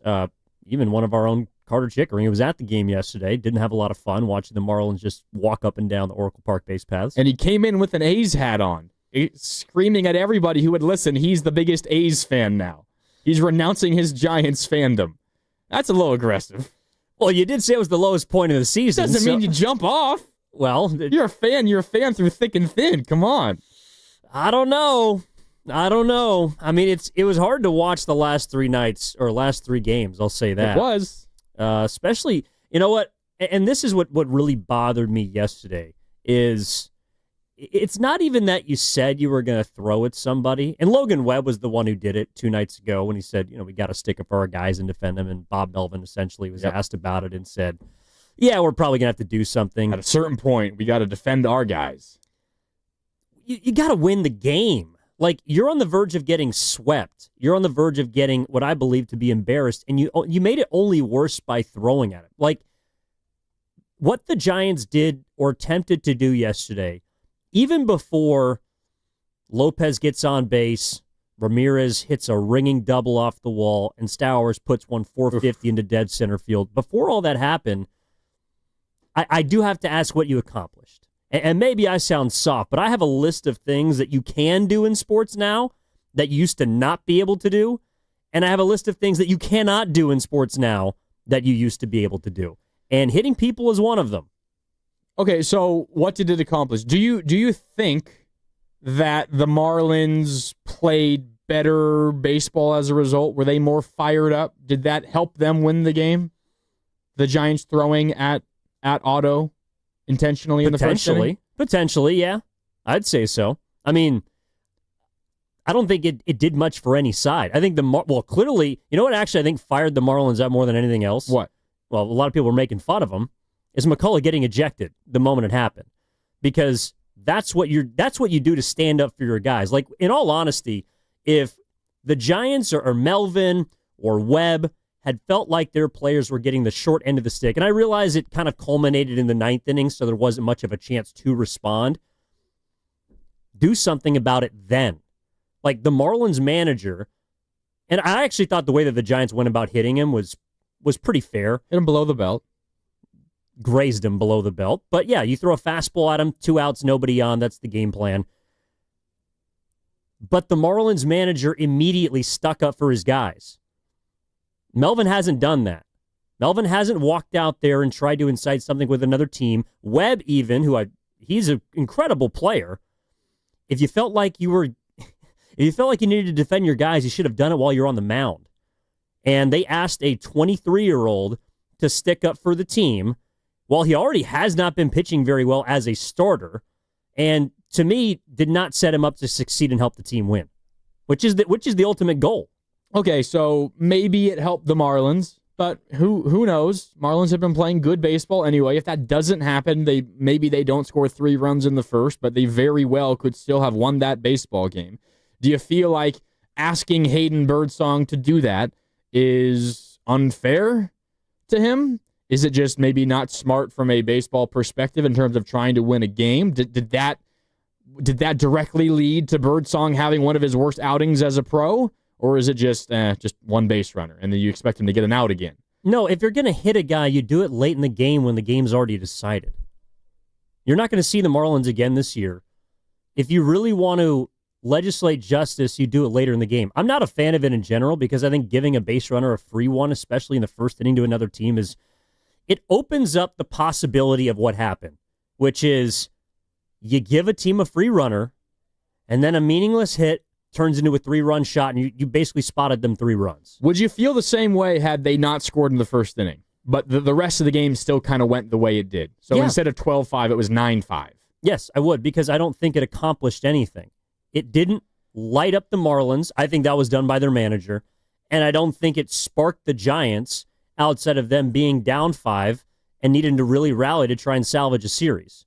Like I literally... Hayden Birdsong hitting Otto Lopez in the first inning accomplished nothing. What if everyone or the vast majority of players in the Giants clubhouse felt that it was absolutely necessary? Elliot Ramos is sick and tired, intent or not, and I don't think there's been any intent in any of the times that Ramos has been hit by pitches. He's sick and tired of getting hit. Wilmer Flores is sick and tired of getting hit. Whoever else has been hit of late, they're sick and tired of it. And everyone in that clubhouse, including Logan Webb, the leader of the pitching staff, says we have to do this. We have to do this to protect our guys. We have to stand up for something, and so we're going to do it. Like, and if you're Bob Melvin, you have all of the leaders in your clubhouse feeling some type of way. What are you supposed to do? Beat them. Beat them on the field where it counts. You're supposed to tell your players, no, sorry, we can't do that. We're not gonna throw at somebody. Not going to hurt somebody. We're not going to throw at his head or at his shoulders or at his back. We're going to throw at his legs, at his thighs. Do you feel better because you punched a pillow? Like it didn't. Sometimes it didn't solve your problem though. Letting out a little frustration or anger, yeah, that can help. But it doesn't solve what you're actually dealing with. Like the Giants' issue right now is that they are not pitching very well. They haven't played great defense, and they're not hitting well enough to overcome the lack of effort from their starters. Like, that's their problem. And to me, they only compounded the issue by trying to take their frustration out on someone and then ended up getting paddled. Like, I think they're in a worse place mentally, left by the fact that if hitting someone or trying to, get your frustrations out, if that doesn't work, well, then what are you left with? You're left with your original issues. Like the Giants' problems are not with the Miami Marlins. They're not with getting hit by pitches. They're with the fact that they're not playing good baseball right now. And so for me to watch them do that yesterday, that was the baseball god speaking to them and saying, you made the wrong choice. You're taking it out on the wrong thing. Yeah, I mean, I can take myself away from Giants fandom for just a moment, and I know you and I were both in the studio when that 3-run homer was hit by Kyle Stowers, and it was, unironically, a hilarious moment because it just absolutely backfired on the Giants. And as a Giants fan, again, I want them to win every single game that they play, but that was funny. You hit a guy, and if you're going to hit a guy, I mean, that was the right situation to do it. Maybe you're right, and you do it like in a later inning if you're already up by a handful of runs, and then you throw at somebody. But 2 outs, bases empty, okay, that's the opportunity to do it if you're going to do it, and then it turns into a 3-run homer. But I don't know. The Giants were still frustrated later in the game. Wilmer Flores still tried to bring the Marlins out of their dugout. They did. Bench is emptied. Yeah. So hitting someone did nothing. Who knows what it did? I mean, they scored 5 runs in the first 4 innings of the game. They hadn't done that in 2 weeks. Like, it could. No one got hit by a pitch. Elliot Ramos not getting pitched as inside. Rafi Devers was able to pull one. In fact, he took a curveball on the outside corner for strike 3. He was 0 for 5 with 2 strikeouts. Okay, but I think he'd rather get on base. Who's to say that the Giants throwing at Otto Lopez in the first inning changed the way the Marlins were planning on doing things pitching-wise and led to the Giants scoring 5 runs in the first 4 innings, which they haven't done in 2 weeks? I think the Giants scoring 5 runs was more about the fact that they were about to get embarrassed and they had to wake up, because they were down 5 runs. And they were down 5 runs largely because 3 of them came after he hit somebody. Maybe. I just think it's impossible to really decipher, unless you know what's going on in that clubhouse, what the hit by pitch actually meant. I think it meant a lot to the Giants in the clubhouse. It didn't turn out good, and it doesn't excuse their embarrassing performance, there's no doubt. But I think it meant a lot to those guys. It didn't translate in a win. In fact, they put together one of their worst performances of the year, which maybe for you and a lot of others, that makes it a terrible decision in the first place. But I don't know. In the moment, you're talking about Bob Melvin struggling to show that kind of emotion and fighting for his club. I know maybe that might not be a Bob Melvin, get out of the dugout and get yourself ejected, although he has done that this year in Detroit. He got ejected from a game, and that was about arguing balls and strikes, not about arguing what a different team did. But if you're wanting them to wake up and to do something and snap out of it, I don't know, intentionally hitting a guy and getting those juices flowing feels like a way to potentially do it. Maybe it's frowned upon in 2025 baseball, but that's like a way potentially to do it. I don't really know how doing it right out of the gate, though, is like, again, you're setting yourself up to play from behind. Like, you're getting them. There's 2 outs, bases empty. I know it resulted in a 3-run homer, but what are the odds of that? So go get the guy out. Like, do it later in the game after you have a lead. Do it later in the game. If you're going to do it, the time to do it is when the game is decided, not when the game is in the balance.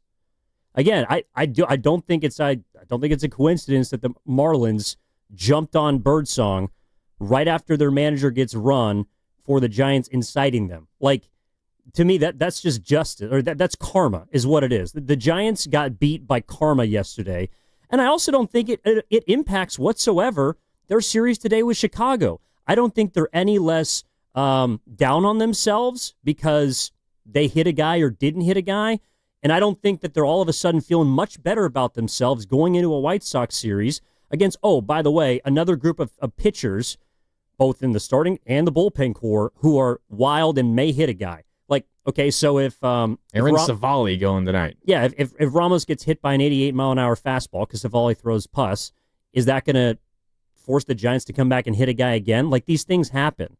And to me, sure, it's a publicity, it's a publication of frustration for the Giants, but it didn't hit me the way that a lot of people, I think, were feeling it going into the game. Like, they got to throw at somebody. They got to do something. You know what you got to do? You got to go win. And that's why it was the most embarrassing game of the season, because you basically got an arm wrestling contest and you got dominated for a third straight day. You did.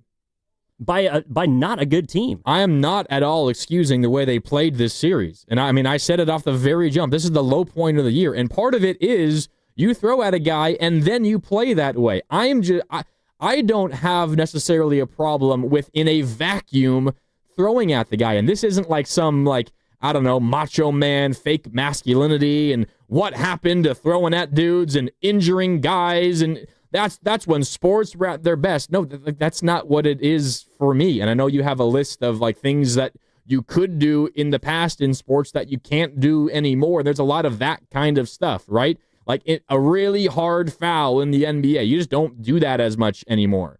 And I get that. But if you think your team needs this and you think it's going to fire up your team and you think you're going to play better as a result and you're not going to hurt someone on the opponent's side, I don't see the downside. It didn't work for them, but in the moment, I don't have a problem with it. My point is that it doesn't work.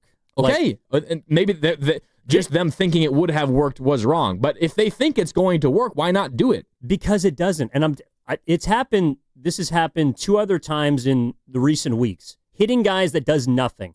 It happened in the Dodgers-Padres series. Yep. Dodgers still won the series 3-1. That game that they plunked Ohtani, and then Tatis got hit, didn't change the outcome of the game whatsoever. Yesterday, actually, in a game that was happening concurrent with the Giants, I think it was Vladimir Guerrero Jr. got hit by a Cleveland starter. Okay, so they go at Jose Ramirez. It didn't change the outcome of the game. Kevin Gausman still threw 8 shutout. They won 3-0. Like, hitting guys doesn't do anything. And so that's my point, is that if the Giants were really pissed about guys getting touched up and guys getting hurt, what you have to do is go beat the Marlins on the field. That's the way to enact justice in my mind.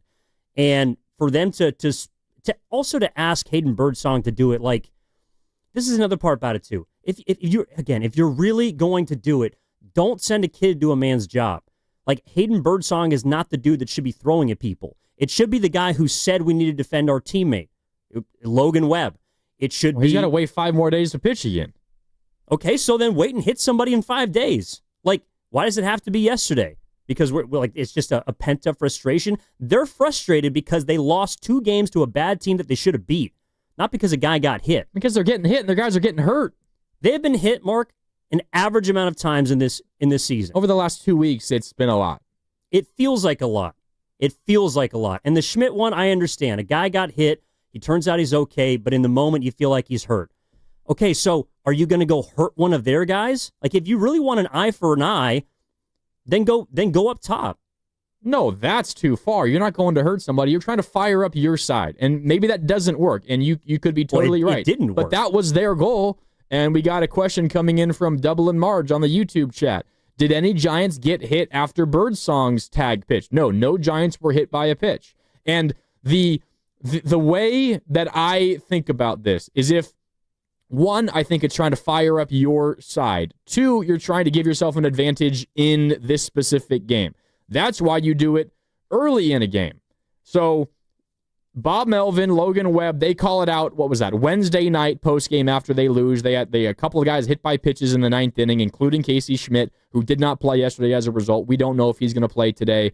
X-rays were negative, but who knows exactly how it's going to feel on his wrist-hand area. You call it out. Maybe that was a mistake. I don't know, because you're opening everyone's eyes to the possibility. You call it out, though, and then you hit someone in the 1st inning. You know what's coming from the umpiring crew because they know what was said postgame. They're going to give both sides a warning, which is what pissed off Clayton McCullough, the Marlins manager.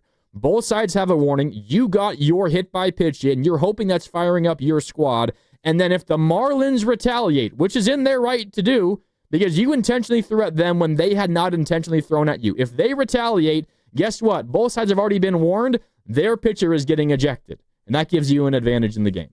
Why don't you do it early so that you are the ones that precipitate the warning, and then someone retaliating faces the punishment? So it's a chess move is what you're saying. That's part of it, in my mind. That is like so irrelevant to what you're trying to accomplish in the game, though. Like, get a pitcher ejected or have them fearful to throw inside. Are you hitting a guy because you're mad about last night, or are you hitting a guy to try to get the other side ejected? Both.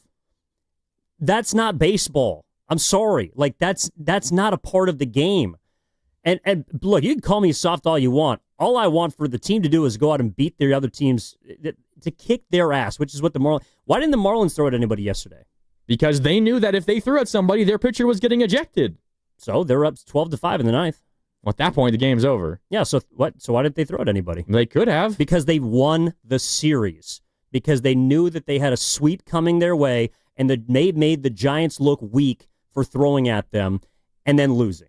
That's why yesterday was embarrassing, because the Giants looked ultimately like they were powerless against a team that they should beat, that they shouldn't have lost 2 of 3, that they shouldn't have gotten swept by.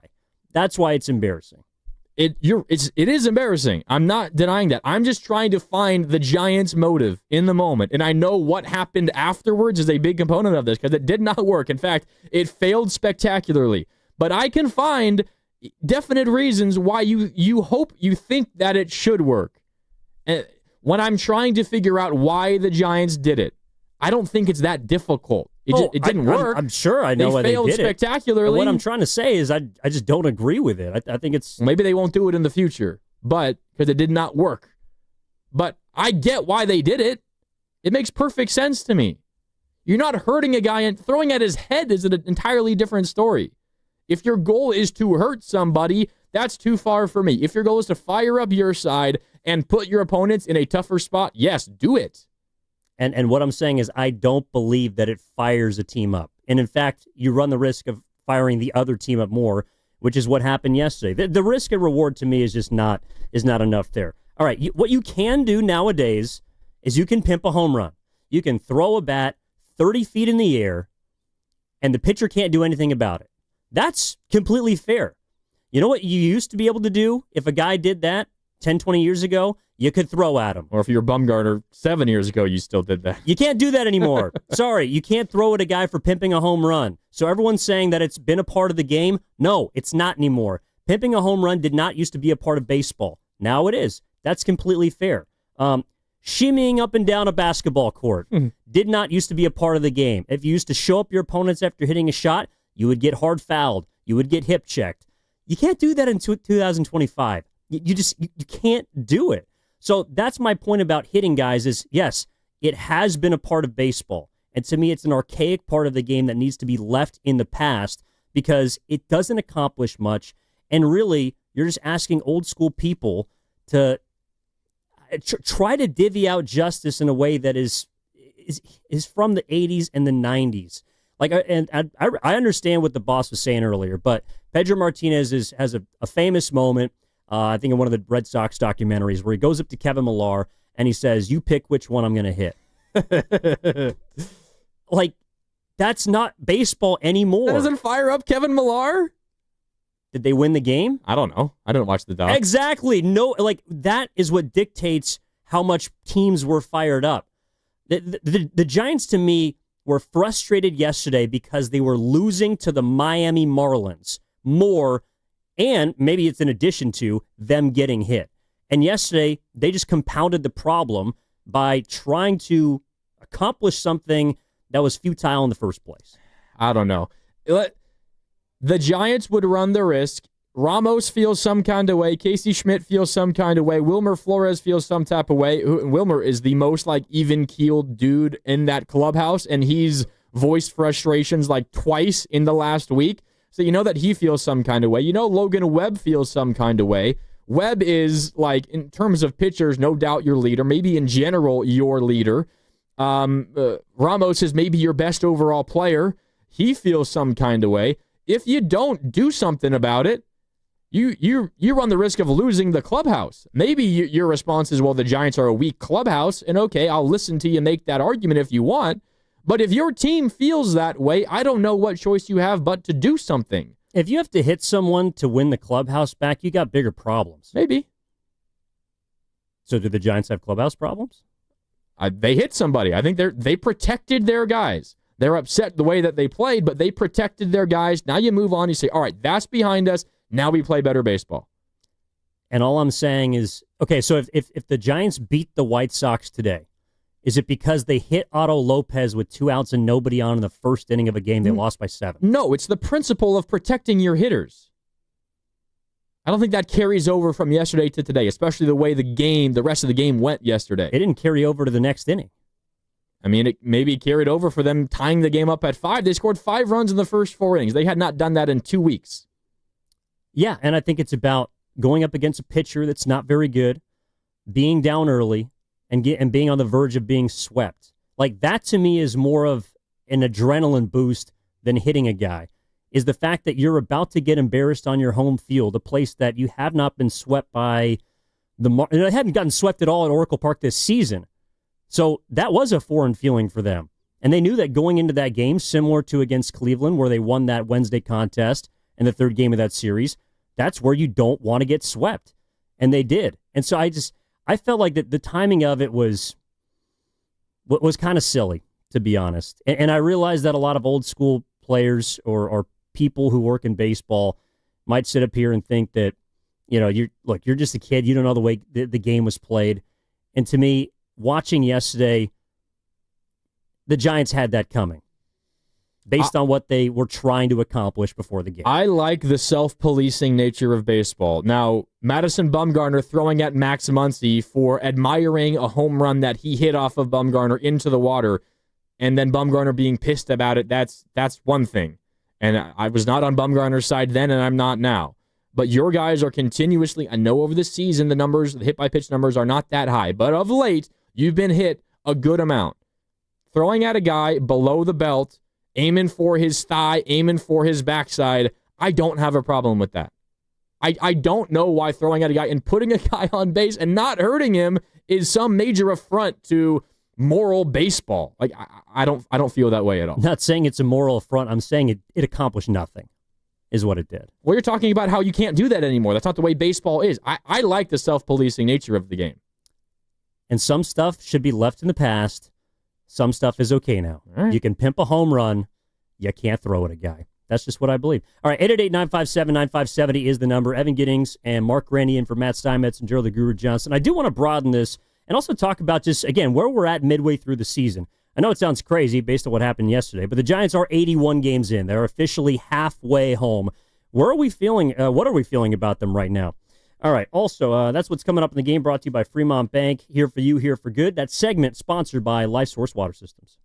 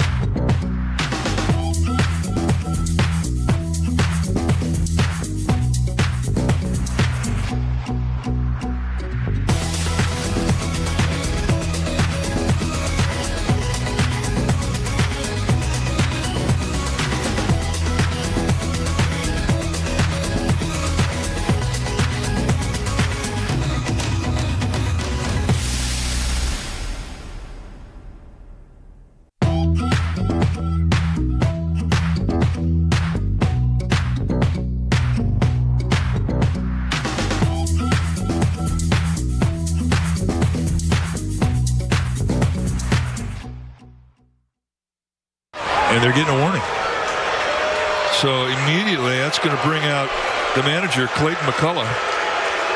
He's going to say, what are you talking about? That guy just deliberately threw at my guy. And Alfonso Marquez has got to say, and he's out. He asked the wrong question. Alfonso Marquez, are you kidding me? You're knocking these guys on the other side of the field, hitting them left and right, and you're upset about a guy getting grazed? You're gone. Take a hike. Now, back to Steiny and Guru on 95.7 The Game. That was Mike Krukow after Otto Lopez got hit in the first inning yesterday, before the Marlins scored 12 runs, and they completed a sweep of the San Francisco Giants. Do we have the highlight of Kyle Stowers' home run? It's a pretty quiet highlight. I don't think we have it. Yeah. It's in the system. That's what it is. It's there. Well, all I'm saying is, yes, there was a lot of energy towards the opposing manager, and that energy was sapped from the building the moment that Stowers went 453 to straightaway set. Struck well to center field, and this one's going to go. Gone. And just like that, it's 3-0. And that was followed by about 30 seconds of silence with Stowers circling the bases. Yeah, no, I mean, we can leave it there. Obviously, we don't see eye to eye on the subject. That's fine. It's okay. To me, getting free base runners is not really a strategy that I'd like to employ. But in general, I think it does leave us at the midway point feeling, I don't know, like how would you describe how you're feeling about the Giants right now after that series, but also with kind of the bigger picture in mind? Well, it's tough because if you were to tell me before the season started that 81 games in, they'd be 44-37 and a half game out of a wild card spot, I'd take it. Like, you're 7 games over, you're inches away from a playoff spot. Yeah, I'd take that. But the way in which they've got there and where I'm at in this specific moment leaves me a little frustrated because they could very easily be the first wild card spot. They're playing some of their worst baseball of the entire year of late. This 3-game sweep versus the Marlins, and I know they won the series versus the Red Sox, but even what happened in the Guardians series, it was not very clean baseball. I can't even count the number of errors and mistakes the Giants made. The decisions by Matt Williams to send runners sometimes, to not send runners the other times, those were head-scratching at best, specifically the Jung-Hoo Lee send on Wednesday night. That made no sense to me at all. The Giants aren't just either not hitting the ball well or not pitching well. They're also doing all the small things poorly. And that's not what this Giants team has to be, even with Devers, and even when Chapman comes back. And even if you get Roop continuing to pitch well, and Birdsong pitches more like he did in April and May than he has in June, and Verlander pitches like he did in May, when he was really good in May before he got hurt. Even if all those things start breaking your way again, you're still going to need to play clean baseball. Like, the Giants are not this overpowering offense that's going to score 8 runs a game and win games 8-6. Like, they might every once in a while, but they're still going to have to win games 4-3 and 5-4 and even 3-2 at times. And to do that, you have to take advantage of every situation, and they're not doing that. So, again, if I were to zoom out and you would tell me beginning of the year, 81 games in, they're 44-37, I'd take it. But I'm a little concerned the way that they have gotten to the 37 losses the last week or so. Yeah, I think it's interesting that they're in a pretty good spot. They're a half game out of the last wild card. Yep. Technically, they're in third place now by a half game because the Padres jumped them. But the first half, I think, puts into perspective how much baseball is left. Yep. Like, they've played 81 games. And all of these things have happened. Yep. The Giants started 8-1. They started 12-4, and then they went 500 for a month. And then they came out of it after going 16 straight games, not scoring more than 4 runs. And they won 7 in a row, 6 of them by 1 run. And then they got Rafael Devers. And now they're all of a sudden back in the kind of slumping. It's like 3-8 in their last 11. And we're halfway there. Like, there's so much baseball that's left to be played that I think the first half leaves me feeling like the team's kind of discombobulated, I guess is the word that I would use, because they feel very all over the place. We think we know what their identity is, and I still think it is 100% reliant on their pitching. Yep.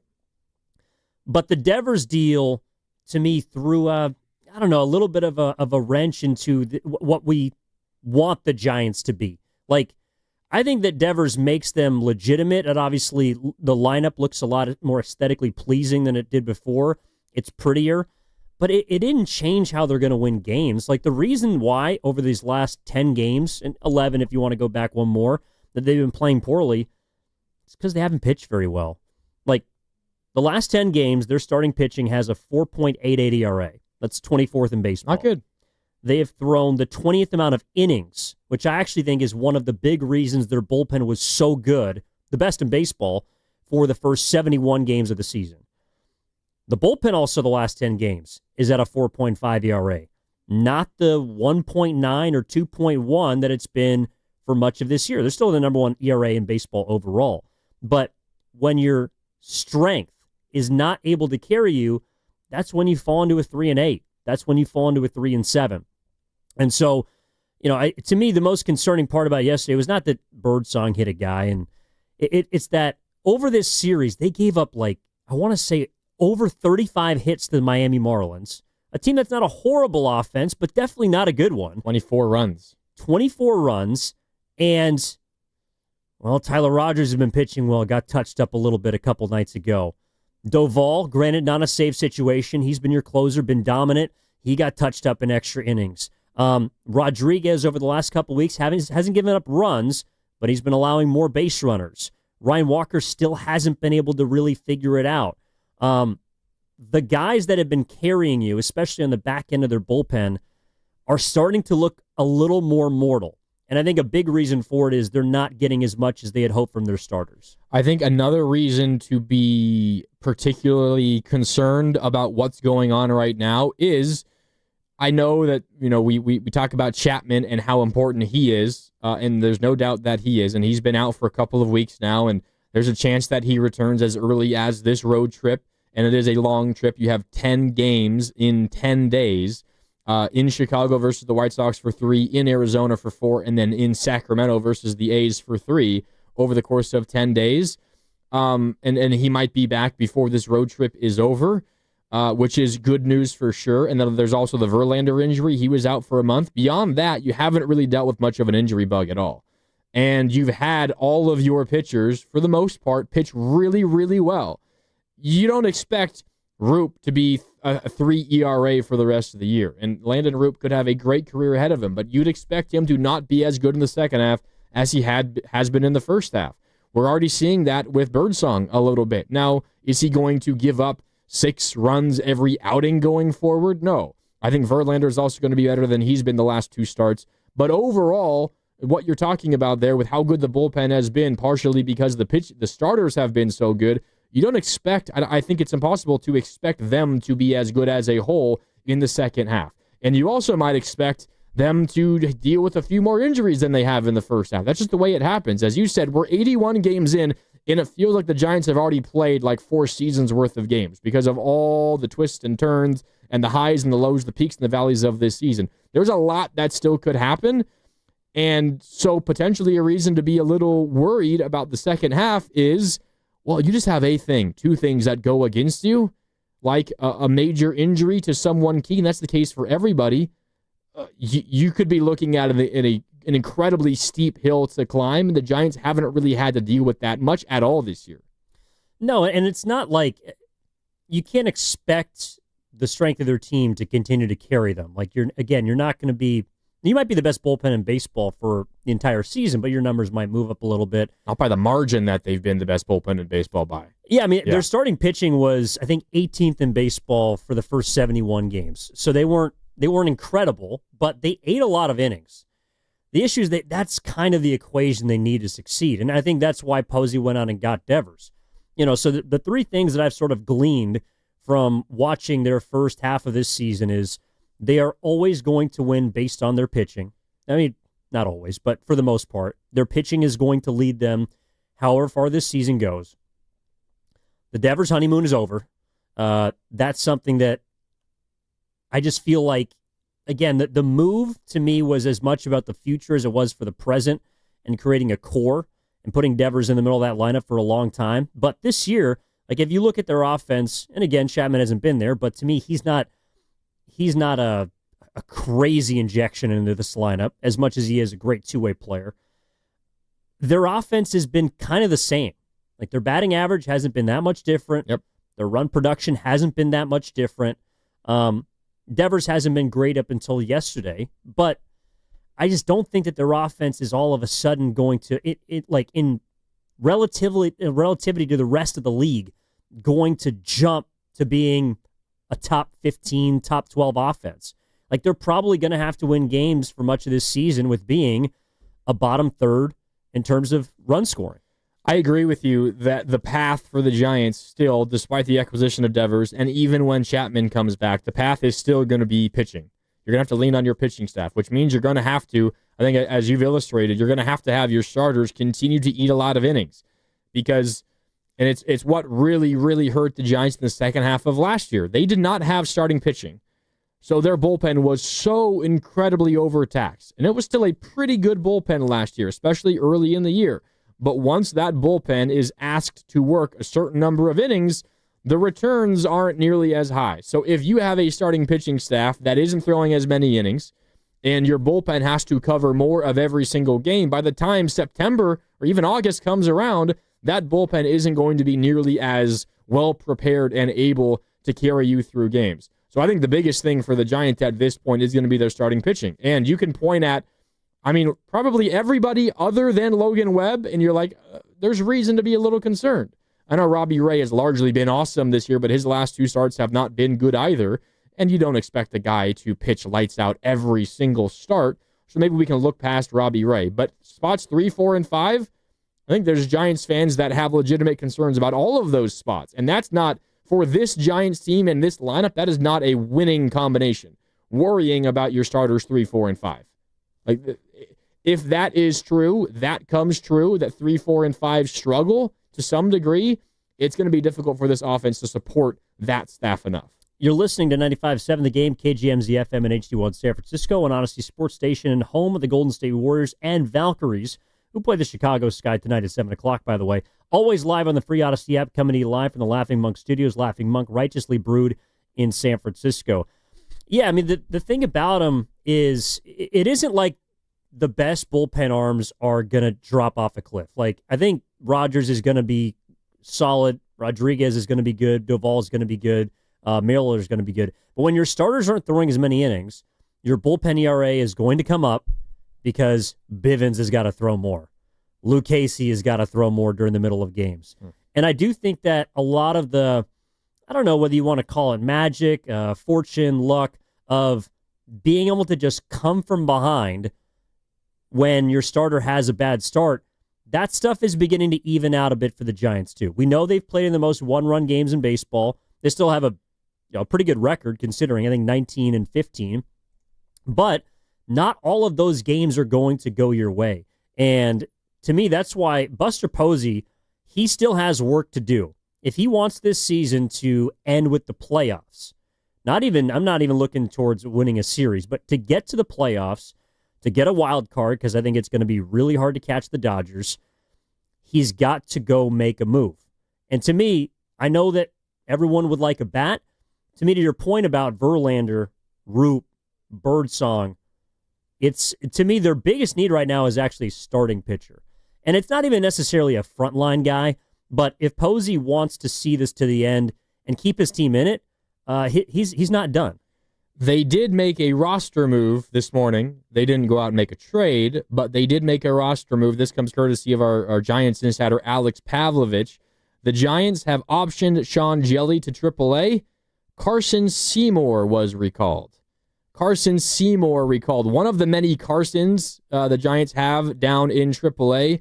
He's a right-handed throwing starting pitcher. At least he has been for the River Cats. 3-8 this year with a 3.89 ERA in 15 starts, 83 strikeouts and 74 innings pitched. But Sean Jelly has been optioned. He has not been pitching well of late, specifically in yesterday's game, and he's got off-the-field issues going on right now as well. But Carson Seymour, 26-year-old right-handed pitcher, has been recalled. And I think this fits in exactly with what we're talking about. Not that necessarily Seymour is going to step into a starting role, but just as a guy that they need to eat innings as a long reliever potentially to help ease the burden on the rest of the bullpen, because Sean Jelly has issues on and off the field right now. Well, the Justinian Jessup era ended yesterday, and now the Carson Seymour era begins today. So, wait, Pasta, he was involved in the Darren Ruff deal? Yeah, so in 2022, the Giants traded Darren Ruff to the Mets for J.D. Davis, Thomas Zapucki, Carson Seymour, and Nick Wack. Nick Wack. Wow.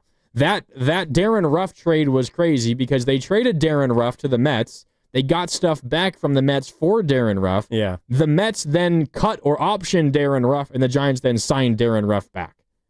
So they essentially got all those guys for nothing. That might be the most Farhan move I've ever heard of. It really is. But Carson Seymour is now a San Francisco Giant. Okay, well, he's the savior, Evan. I don't have a scouting report on Carson Seymour. I'm going to go out on a limb here and say the Giants still need to go get a starting pitcher. Yes, they do. And that's, another part of, like, the three things, again, that I've gleaned from watching the first half of the season. One, team is still built on pitching. Two, the Devers honeymoon is over for now. And I don't know if it even really had a chance to begin because, unfortunately, they didn't start on the right note. But the Giants will have to dip back into the trading market at some point. Unless they want to see, and this is an option too, if you want to see what you have in your younger guys, I don't know if it's Seymour, but maybe it's Wisenhunt. The other Carsons. Carson Ragsdale and Carson Wisenhunt. They got a lot of Carsons Three down there. Carsons. If you want to see what's going on with the Carsons, if you want to see what's going on perhaps with Eldridge, you might bring them up a little early. But to me, Grandy, if the Giants really want to compete for a wild card, and I think they are in a good position to do so, and to acquire one, honestly, this season can't be about the kids. And to me, that's why the trade market is the avenue that the Giants will have to eventually go back to. Well, let me ask you this. Let's say they make no other major acquisition, and by major, I mean like someone that they bring in to start games, whether it's in the position, like out in the field, like or... they're not going to find another Devers equivalent. Yes, but obviously not that, but even to a lesser degree. Like, say they go out and find somebody who's hitting 230 to play second base, right? Like I would even throw that at maybe a little higher than that, hitting 240 to play second base, or they find someone who's going to be in their starting rotation the rest of the year. If they don't make a move of that caliber or anything bigger than that, do you think they're still a postseason team? Do you think that they're probably not a division champion? I don't think many of us feel that way, considering the Dodgers are only going to get healthier and better at this point forward, and you're already 6.5 back. That's not a gigantic number at this stage, but that feels unlikely. But I think generally most people think the Giants would still be a playoff team, even if there's no major move that they make again. And I think I would fall in that camp. If they don't make the postseason without any other big move, I would be disappointed. That would feel like a team that underperforms to me. I think if Posey doesn't make another deal by the deadline, which is in essentially a month, you're asking for trouble. And you're asking for trouble because over half of your rotation right now are wild cards. Justin Verlander is 42 years old. And while I don't think he's really that focused, honestly, on pitching in June, I think he's trying to prepare his body to be ready in August and September. He has not been the $15 million a year pitcher you acquired. Roop is eventually going to hit an innings limit, and you're eventually going to have to find someone else to eat those innings. And that's my biggest fear, again, is that you have a couple of pitchers. Verlander might be on an IL stint at some point again this season just because he's older. Yeah. It's an injury risk. But you're eventually going to have to fill starts to eat innings. And that's, I think, the biggest reason the Giants got off to such a good start is, I'm not saying you shouldn't have traded Harrison and Hicks for Devers. That's an obvious deal. But you always had 5 guys in your rotation that didn't have to just eat innings, that could give you competitive innings and get you to what your real strength is, which is your bullpen, who puts you in a position to win games. Now, halfway through the year to the second half, it's like I'm looking at this team and I'm saying Birdsong is going through somewhat of a sophomore slump. That's understandable, but he's been shaky. Roop is eventually going to hit his innings limit. I think the most he's ever thrown is 100. 107 between multiple levels in 2022. He's getting pretty close. That's 76 right now. So are you going to need someone to fill those last 10 starts? Probably. And then Verlander, again, is a little older and inconsistent. So even if you're not worried about Ray, to me, the rest of the rotation, they've been good so far, and that's been impressive. I can't expect that to continue. Yeah, you want to know, I mean, what's concerning about Birdsong and just in general, the numbers the last 3 starts haven't been great. You notice his velo yesterday? Verlander? Birdsong. Well, it's all over the place. He's normally sitting 96, sometimes even 97. He was down at 93 yesterday. And he was asked about it post-game, any explanation for the drop in velo? And he's like, I don't know. Saved his best one for Lopez. I think that was 97. Was it? Yeah, it's pretty firm. He was juiced up for that at-bat specifically. But for the most part, he was sitting 93, 94, which is at least a couple miles an hour slower than usual. And he had, maybe he has an idea. He didn't say publicly. When asked about a post-game, he was like, I don't know. I don't know. Yeah, and young guys aren't bulletproof. He's a little further away from his innings limit. His most career innings was actually last year between 3 different levels, 130. He's sitting at 56, 57 right now, so he still has a ways to go there. But it's a young arm who hasn't pitched an entire season at the big league level yet, and that's what he's staring at for the first time. So there's also concerns there, I think, with the arm and how long he can last. Well, and that's why, again, and I realize it's the most recent series, but it's the one that's obviously was present in my mind. The reason why they got swept by the Marlins is neither their pitching nor offense was good enough. And to me, the path for this team to being competitive is going to be more through their arms than their bats. I still think that they're probably a bat or 2. I'd lean more towards 2 away from being an offense that can win games consistently. Yeah. And again, you're not going to get the month of May where your starting staff is at a 2 flat the entire month.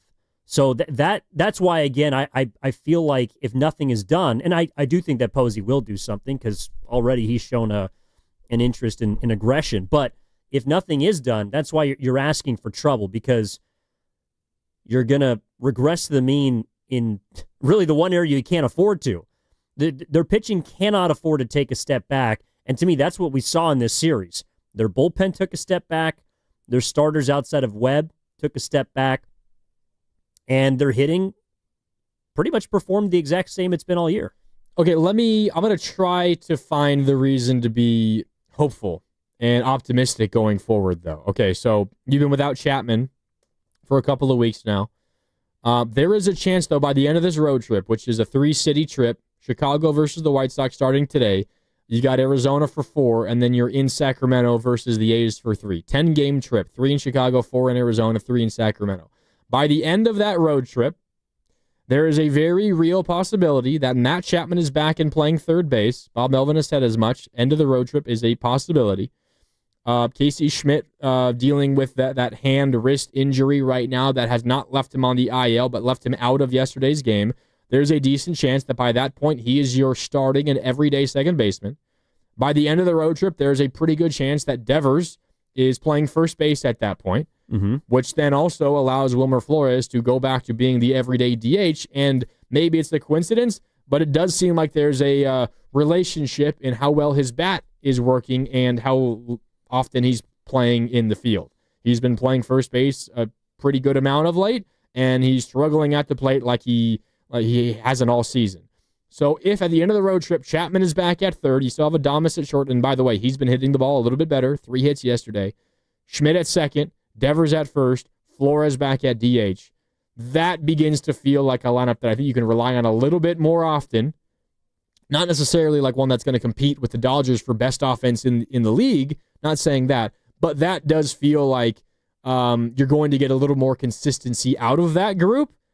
And that could come as soon as a week, 8, 9, 10 days from now. Do you have any concerns about just throwing Devers out at first base?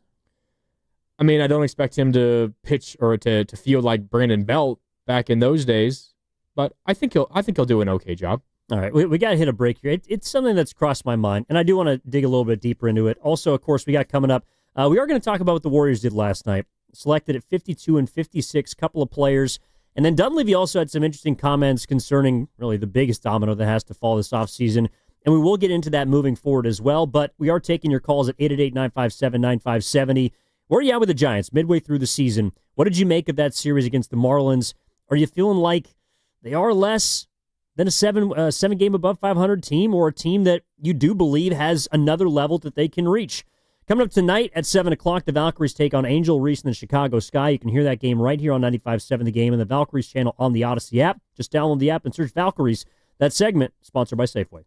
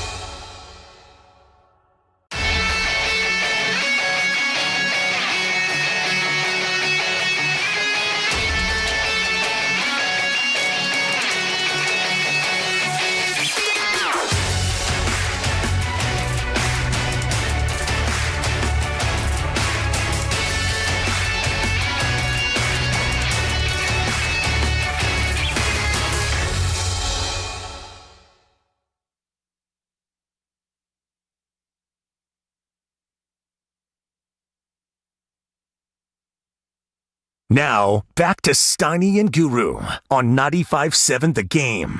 All right, Matt Steinmetz going to be back on Tuesdays, headed back east to see a couple of close friends. Guru is out today, hanging with the family, had something come down last night, so thoughts out to him. Evan Giddings and Mark Grandy in with you until 2 o'clock. Willard Dibs going to be live on remote today, right? Yeah, Cache Creek Casino Resort. We ran a contest a couple of weeks ago. A couple of listeners and a partner of their choice get to join them up at Cache Creek for a night at the hotel and whatever you want to do in the casino or around, and then also a round of golf with the guys tomorrow morning. So that's what they're doing today, and then they'll stay overnight and play golf tomorrow. Sounds like a great time. Sounds like a lot of fun. Yeah, it might be a little toasty, though, so if you are one of those lucky people, bring some sunscreen. Little piece of news to hand down on the football front. Earlier this morning, San Francisco 49ers cornerback Diamador Lenore was arrested in Los Angeles. This was last night on a charge of obstruction of justice. Oh, no. Yep. So he was released from jail this morning, scheduled to appear in court next month. But according to Adam Schefter of ESPN, essentially Lenore was approached by LAPD. They observed a gun in the car, and he was with a friend. And the friend tossed the keys to Lenore. The gun was not his. And Lenore refused to give the keys to the police. So that's why he was arrested. So that's not great news for the 49ers, but something that did come down and is absolutely pertinent. Yeah, so and this is from TMZ.com. They always tend to have these breaking news stories ahead of everybody else. Cops approached Lenore and a man named Marcus Cunningham when they observed the vehicle double parked and blocking traffic, and it was Cunningham's car. And then they noticed the gun in the car, again, not Lenore's, Cunningham's gun in Cunningham's car where Lenore was a passenger. And then as the cops approached the vehicle, Cunningham flipped the keys to Lenore, and when asked, Lenore reportedly refused to give the keys up, which is why he was arrested.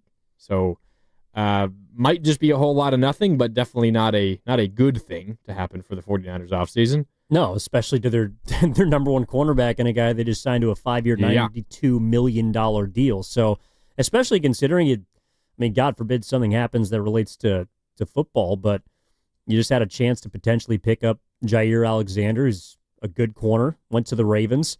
So hopefully the Niners are not in a position. They have not released a statement on the matter, the Niners, but hopefully they're not in a position where they're looking for a corner in the near future. You're absolutely right. I mean, the Niners already have holes defensively. Like, they have a stud. They have a leader at every level of the defense. They have Nick Bosa, right? And you got Fred Warner. And then I'm confident in saying when he's on the field, Lenore is a stud. Like, he's a top, I don't know, 10, top 15 corner in the league, in my estimation. He's really, really good. So they have dudes at every spot. But you got questions like alongside each of those dudes. Who's going to be Nick Bosa's running mate? Is Mykel Williams as a rookie going to be good enough? Who the hell is going to play linebacker next to Fred Warner? Is it going to be D. Winters? And is he good enough? And you've got a decent young corner opposite Lenore, right, that they drafted last year. But then also who is going to play safety for you? You've got guys that are injured and guys that haven't really performed well in their first couple of years. So you have a lot of questions next to your studs. Lenore is one of the studs, and if anything happens to affect his availability, like that would create a major, major hole in the Niners defense. Yeah, I mean, it's kind of why they're a little deck of cards this right now. They're very top-heavy. It's one of the reasons why the injuries last year really hurt them. Yeah. And while I think they did a good job, they got a lot of depth. You're looking at Renardo Green and Upton Stout, who's their pick. One of their picks this year is who's the nickel right now. So, yeah, that is something to certainly monitor. We'll absolutely update you if we get any more details. But I was asking you last segment about Devers at first base, and I'm not concerned necessarily, but I do think that it's something you can't rush. Like, the one thing that I don't want to see happen is Devers play first base, perform poorly defensively, and kind of get embarrassed a little bit at a position that he's never played before. The one thing I do think is most certainly going to accompany that, though, I think that Devers will take off offensively once he starts playing the field again. And the reason I believe that is when Devers stunk at the beginning of this season for Boston, a lot of it had to do with the off-the-field stuff, and we discussed that ad nauseum during the trade. But I also think it's because there is something about being in a rhythm as a position player. And Devers wanted to play third base because that's a part of his identity. And I do think that there's just a rhythm and a routine that comes with being an everyday player. And it's something that was stripped from him because of the Red Sox, but also he really struggled to find for the first few weeks of the season. I think that's happening a little bit again in San Francisco. Not the DHing part so much as getting adjusted to a new team, new situation, new park. And I do think that playing first base would unlock, in a way, what he can do at the plate. So you're not worried at all. You're actually... I mean, I'm worried about what he's going to be in the field, but I think that... It might help his bat. In a way, putting him at first base is going to make him hit better. I know that might sound strange to some, but I think Devers views himself as someone who plays the field. And he had a part of his baseball identity stripped from him this season by the Red Sox, and so it took him some time, and he's dealing with that again now in San Francisco. That wasn't necessarily something that I had considered, that playing every day in the field might help you get into a rhythm, and maybe that helps you at the plate. But I think that just adds to the way that I feel, because my thought was, you get Devers at first, it kind of clears up a lot of your daily lineup questions, because there's no doubt that Wilmer Flores, despite his struggles, he's still like a top 4 hitter, top 5 hitter on this club, like by a pretty safe margin. Like there's a pretty aggressive drop off once you get past Ramos and Devers and Chapman, and you could throw Jung-Hoo Lee and Adames, right, and Wilmer in there. Wilmer is very clearly in that conversation for like one of the 5 best hitters on this team, and he's been having to play first base of late. And he is a guy that, despite only being, I think, 32, 33 years old, he just can't play the field anymore on any kind of consistent level. And maybe for Wilmer, it's opposite. For Wilmer, just physically, he can't do it anymore. That if you put him out there consistently, that might hurt his bat. And for Devers, maybe the opposite is true. So the way that I view it, even if you don't even consider what you're talking about, like maybe Devers in the field helps him offensively, Devers would have to be so bad defensively for it to be, I think, a net negative because of what he allows Wilmer Flores to do and go back to becoming the everyday DH. I think that's a major, major plus, and I don't foresee Devers being bad enough defensively to outweigh the good that it brings to the lineup. Yeah, no, and I think that's one of the, not issues, but like immediate kind of concerns I had about the deal. It's that until Devers is ready to play first, and it sounds like he's going to be ready to go sooner than I thought, but you're taking your best bat out of the lineup. Yeah. At least before Devers got here. Like Flores has been probably your most consistent hitter just because Chapman's been hurt, and Lee's been up and down. Willie hasn't been very good. It's probably also an indictment about the offense as a whole, no but doubt. Wilmer Flores has been your most consistent hitter. Hasn't been good lately, though. But part of it is maybe because he's playing defensively. I think it's because he doesn't know when he's hitting. I think it's because him and Dom Smith have to split time, and they're on the back burner. Like, Flores is a guy that, like many athletes, I think hits better when he's in a consistent role. And for much of that season, it's been, all right, you're going to hit against all lefties. You're going to hit against most righties. And for much of the season, he's had to be the DH anyways because you've got nothing at first base. So I just feel like Flores is also adjusting, but the moment that Devers goes to first base, you kind of solve those problems. And RBI isn't a stat that you can really count on, but I do think there is something to Flores with runners in scoring position. He's the guy in a way that until Devers got here, I trusted the most to get a run in because he's had the most consistent professional at-bats of anybody on the team this season. He's not afraid to hit the ball to the other side. He's not afraid to put the ball in the air for a sac fly. He does what the team needs him to, and I think one of the reasons that their offense has pretty much stayed the same is that, yes, Devers hasn't performed well, but also you've kind of taken Flores out of his groove.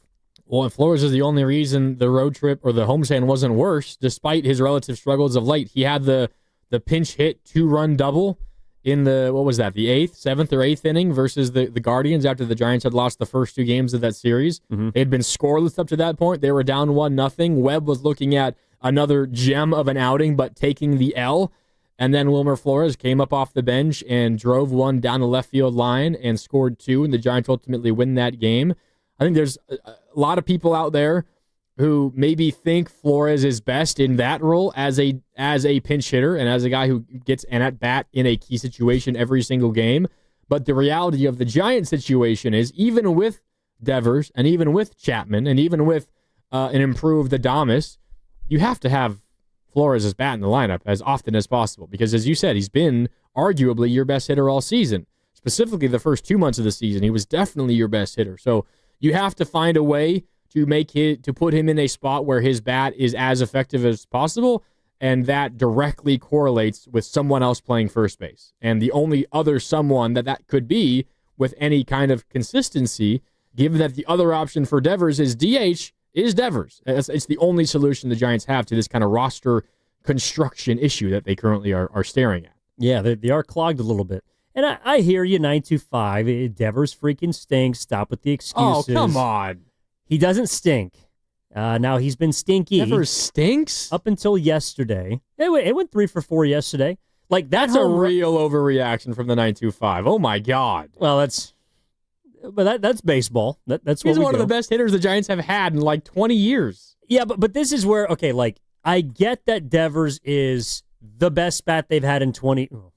I think Posey's better, but that's fine. He's a different kind of hitter. I think Posey's a better overall hitter than Devers.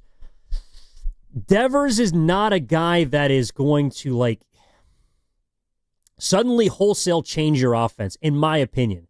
He's a great piece, but you look up and down that Red Sox lineup that, to the Giants' credit, they just took 2 of 3 from. Like, you see where he makes them all that much better. I think that Devers right now is kind of in a position where he's going to get pitched to tougher than anybody else. You can pitch around him. You don't have to throw to him. And in a way, it's like he's a sacrificial offensive piece so everybody else can perform better. Hitters in front of him are going to get better pitches. I think that because he can get on base, like guys behind him are going to hit with more runners in scoring position, more difficult positions for pitchers. But he himself, he doesn't benefit at all. And in fact, the trade might hurt him from that standpoint because there's not a lot of guys around him outside of Ramos that are going to demand you to throw to him. I mean, I hear what you're saying, and I don't think anyone would argue that the Giants have a better lineup than the Red Sox do. The Red Sox have been top 10 in the league in terms of runs scored. A lot of that was thanks to Devers, but even if you just take Devers off of both teams, what's the better lineup? The Giants without Devers or the Red Sox without Devers? Probably the Red Sox without Devers. But when you get Chapman back, then you could trot out a lineup of something like, I don't know, I tend to think you want Adames hitting ahead of Devers because it gives Adames some protection, and I think that's the best way to go about things right now. So you could go Devers 2, or pardon me, Adames 2, Devers 3, and then you go Ramos 4, Chapman 5. I know Ramos and Chapman aren't Betts and Freeman for the Dodgers, but that's decent protection. Ramos and Chapman behind Devers, that's not bad. Now, you get past that, and you're looking at the Wilmer Floreses and the Casey Schmidts of the world and the Mike Yastrzemskis, or maybe Yaz is batting leadoff, and you have Jung-Hoo Lee down there. But the Giants could do a whole lot worse behind Devers than Ramos and Chapman in some order. That's not terrible protection. It's not great. Maybe you're higher on Chapman than I am, and I think Chapman has good power. Chapman is a solid home run hitter. That's why his OPS is above 800. But he's not a great hitter. And I don't think that he's going to drastically boost this offense. Maybe I'm wrong. I think his biggest contribution is being a guy that ideally plays every day, gives you Gold Glove defense at third base, makes it easier on your shortstop, and has the ability to hit the ball out of the park, which not many people on this team do. The only guys on this team right now that have 20 home run ability are Chapman, Devers, Ramos, maybe Adames. You don't feel great about that right now, but I wouldn't be shocked if he gets to 20. Yeah. And again, it's if you're hitting 20 home runs, that's great. But if you're a 230, 240 hitter, that's not someone that I look at in your lineup and say, all right, that's a major threat. That's probably why Chapman on a lot of teams that he's been on, he kind of hits fifth. He's not usually in the heart of that order unless he was in one of his career years in Oakland. I think he's hitting 5th in this lineup. I think Devers 3, Ramos 4, Chapman 5 when everyone's healthy. And then Flores 6. So you have Adames hitting 2nd. Adames 2, yeah. Oof. I mean, honestly, I think the biggest hole in their lineup, like watching the last week, it's your leadoff spot. They don't have a leadoff hitter. They don't. They've been trying everybody. They tried Ramos there. They tried Jung-Hoo Lee there. Now they're trying Yaz there. Yaz has actually been decent of late, but it's clear they don't feel good about any of their options there, and they're just going with whoever is hot in the moment. Yeah, like Yaz going back to the leadoff spot does send me back a little bit to like 2022, 2023, It does kind of feel like 2024, because it just felt like they also could, like the teams the last 3 years couldn't find a leadoff guy, and then they basically just rode the hot hand, or the analytical hand. Yeah. Of a guy who actually is now the AGM of the team that just swept you.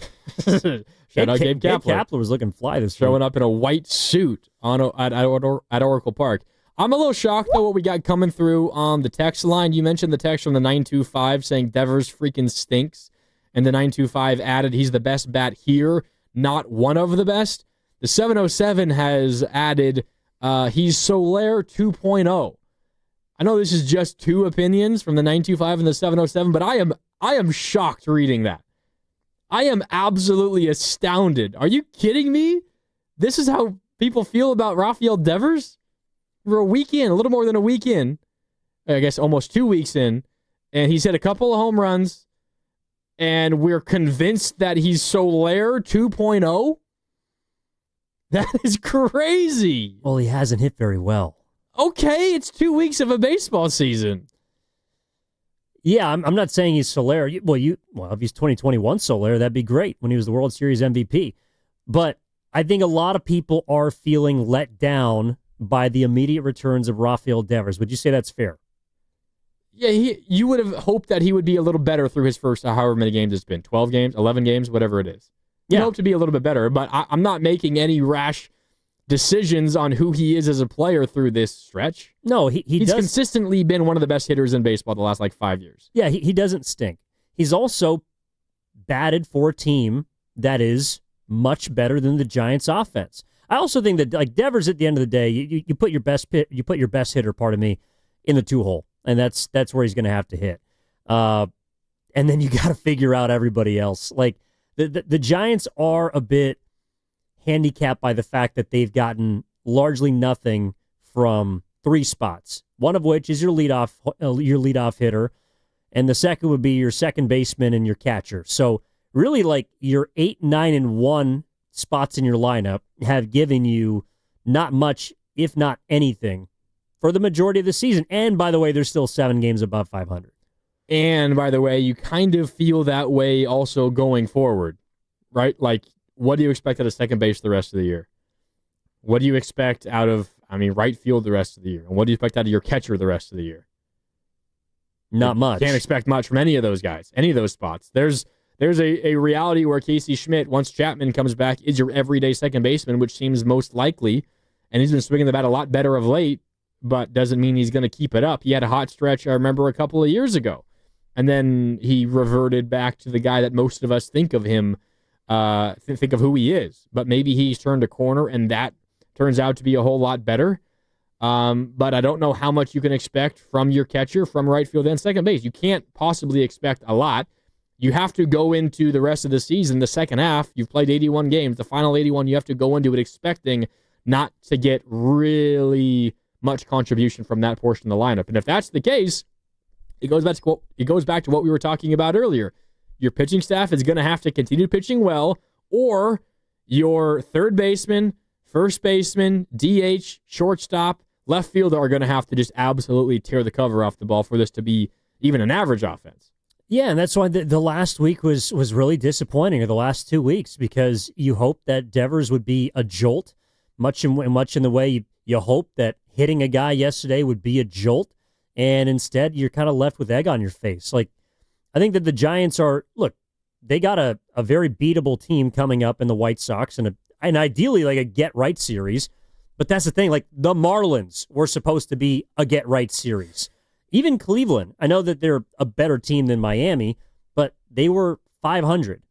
They hadn't won. the Cleveland Guardians had not won a series since May, coming into that series that they would have won the first two against the Giants. And they very easily could have swept that series, by the way. Exactly. So the Giants right now are stuck in a rut. And while they're in a pretty decent position, I just feel like the taste that they're leaving in people's mouths is one of, we were talking about it yesterday, but like getting your mouth washed out with soap. Like the Giants are 7 games above 500, but their offense looks shaky. I think to me the most daunting part about the second half is that their starting pitching looks shaky. And unless Posey goes out and does something, or perhaps Carson Seymour, who was called up earlier today, gives you a massive boost, we're going to be doing this the whole season. And I just feel like we're still going to wonder how good this team actually is. And that was a question that Devers, in a perfect world, was supposed to answer. I don't want to overreact to this stretch, and the Giants are 3-8 in their last 11. And since the Devers trade was announced, they're 3-7 games in which Devers has played. They're 3-6.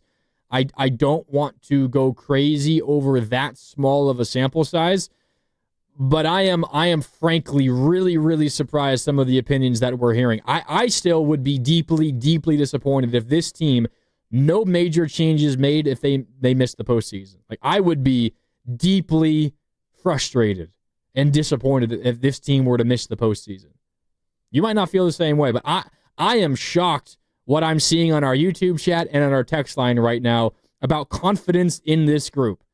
Like, you know how we felt 2 weeks ago when this trade was announced? 12 days ago. Giants fans were on the freaking moon. And 11 games later, 10 games later, we're thinking like this team can't even make the postseason with 3 wild card spots? I'm so upset. Are you kidding me? That's crazy to me. You did say it was the lowest point. Because expectations are now high. And that's actually something I want to talk to you about the other side, because that to me is what set up the feeling of today. The feeling of the last 3 days, honestly, is this idea of expectations and the San Francisco Giants, who just completed their 81st game. They're halfway done. They're 7 games above 500, half a game out of the wild card, and in third place in a very good NL West. All right, coming up at 7 o'clock, the Valkyries take on Angel Reese in the Chicago Sky. You can hear the game right here on 95.7, the game in the Valkyries channel on the Odyssey app. Download the app and search Valkyries. Evan Giddings, Mark Grandian for Steiny and Guru. Steiny's off on vacation. He'll be back Tuesday. Goo hopefully back on Monday. Shouts out to you. All right, from the ballpark to wine country, summer's better when your car is ready to roll.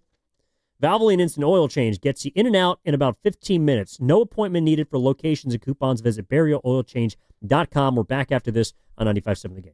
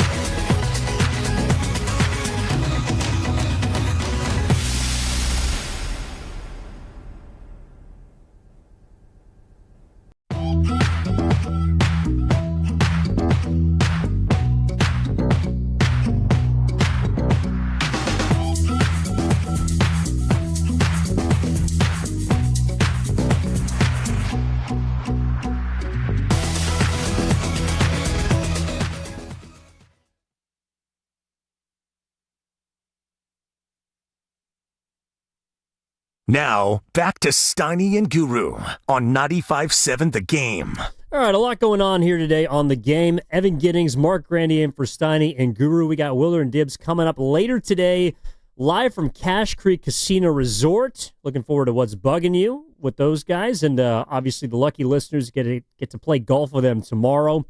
And Valkyries later tonight at 7 o'clock as well. Big game. Another big name is in town. A lot of big names have been coming to Chase Center recently. And yet the Valkyries remain the story. It's been impressive. Caitlin Clark, Sabrina Ionescu, Brianna Stewart, and now Angel Reese, all in town over the last 8 days. Exactly. And they've continued to sell out all of them. Yeah. And they've even picked up a couple of wins. Yeah, 2-1 in their last 3. They lost to the New York Liberty. That's nothing to be upset about. They were the defending WNBA champs, and the Valks were in it to the very end. They lost by 3, so they're doing great. And Angel Reese is a big name and is still a very good player. The Chicago Sky are not nearly as good. So I think the Valks are like 8-point favorites tonight. Well, and on Wednesday, there was, I think, a report that Joe Lacob spent the first half of the Valkyries game in the war room because while the Warriors didn't have a first-round pick, they might have been trying to acquire one. And he spent the second half of that evening at the Valkyries game. So Joe Lacob truly split on both of his babies right now, the Warriors and the Valkyries. And we'll talk about draft night in a little bit. Yeah. They're both the most valuable franchises in their respective leagues. That's true. Yeah, Valkyries already. Speaking of the Warriors, I thought that when the Giants traded for Rafael Devers, that was like their Jimmy Butler move. 10 games in, the big difference is, and I realize baseball is a different sport than basketball, Devers has not had the impact that Butler immediately did on winning. And from that standpoint, I can understand, Mark, why after a sweep to the Marlins and not being able to win much since they've acquired him, fans are feeling a little lukewarm now about the deal. And it's sometimey, don't get me wrong, but I hear people that say, well, what has he really done? Like, at least Jimmy Butler came here and the Warriors immediately won a bunch of games. You said it off the top. It's much easier for an individual to impact winning in basketball than in baseball. Like, that's way, way, way, way easier. A single player makes a much larger difference in a basketball game than a single player, specifically a position player in a single game of baseball. So I would say that. I also would say Jimmy Butler had some stretches where it wasn't great. And I know that overall, he helped you win games immediately, but it's not as if he was the only reason why they were winning baseball games. Steph Curry was also awesome, and you had a lot of help elsewhere. It's funny that you bring that up because I was going back and forth during the commercial break with one of our loyal listeners and watchers on YouTube, Dublin Marge, to ask the Giants, or said the Giants need Jimmy freaking Butler.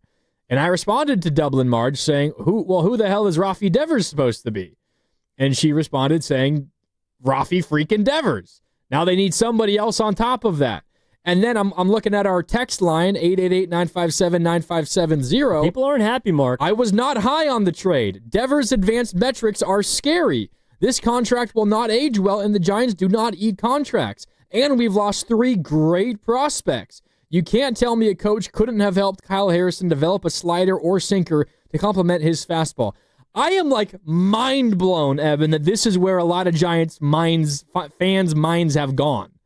Rafi Devers, you said Buster Posey, that's entirely fair. Buster may be a better overall hitter than Rafi Devers.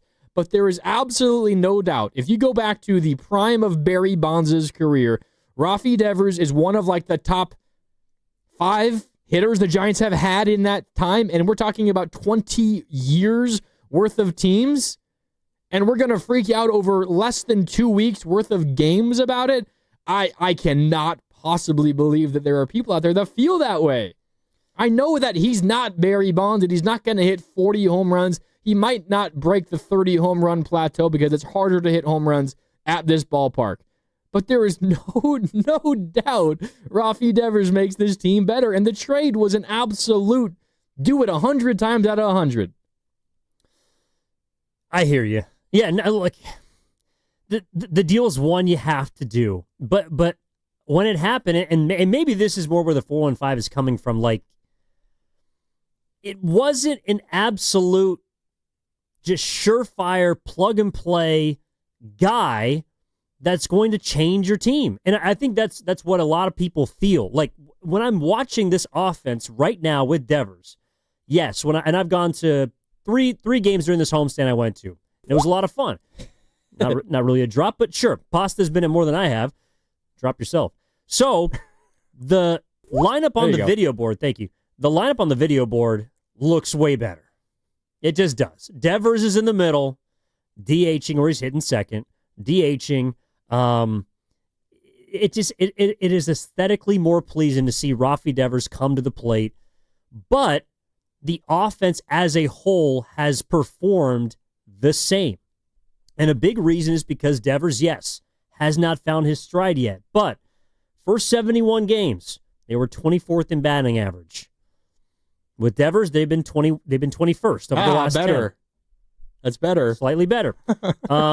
Runs. They were actually 14th. And again, this is all compared to the league. So they were 14th in runs scored. The last 10 games compared to the league, they've been 20th. So they've taken a step back in run scoring.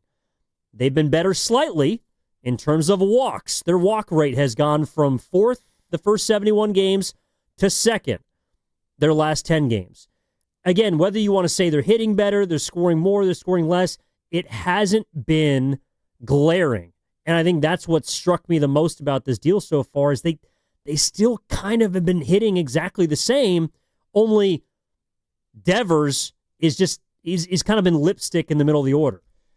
I want to hear from more people about this because I'm fascinated the way people are reacting to the deal right now, less than 2 weeks after it happened. 888-957-9570. I'm getting some support on the YouTube chat. Not really much on the text line. The 925 says Devers is more like Jimmy more like JK than Jimmy. He's one-dimensional. There is a lot in that single text that we could talk about, but 888-957-9570. We're less than 2 weeks in. We're 12 days away from the trade that happened.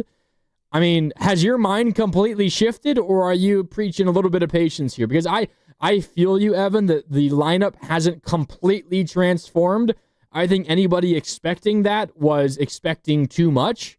I also would say Chapman isn't back yet, and Devers has not been in a game with Chapman. And I know Chapman isn't also like an all-star bat. He's maybe the Giants' most valuable player because of what he does on both sides of the field, defensively and offensively. But that's going to change the feeling of this lineup as well, in my opinion. I don't know.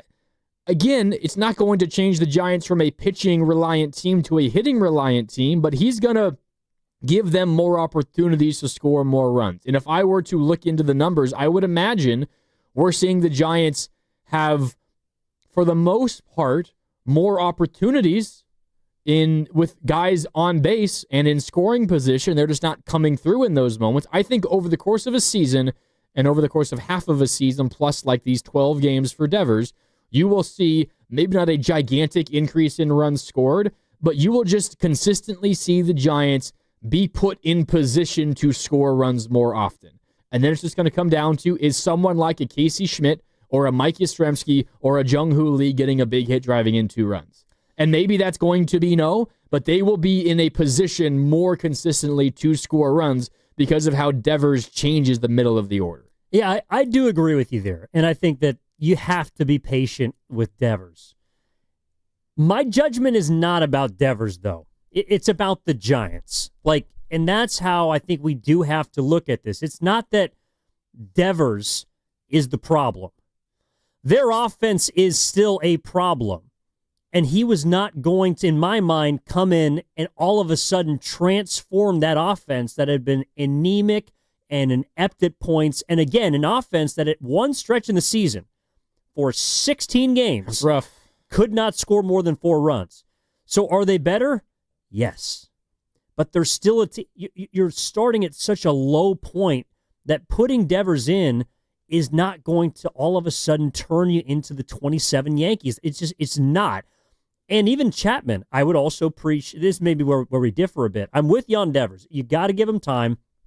He's obviously shown himself to be a great hitter.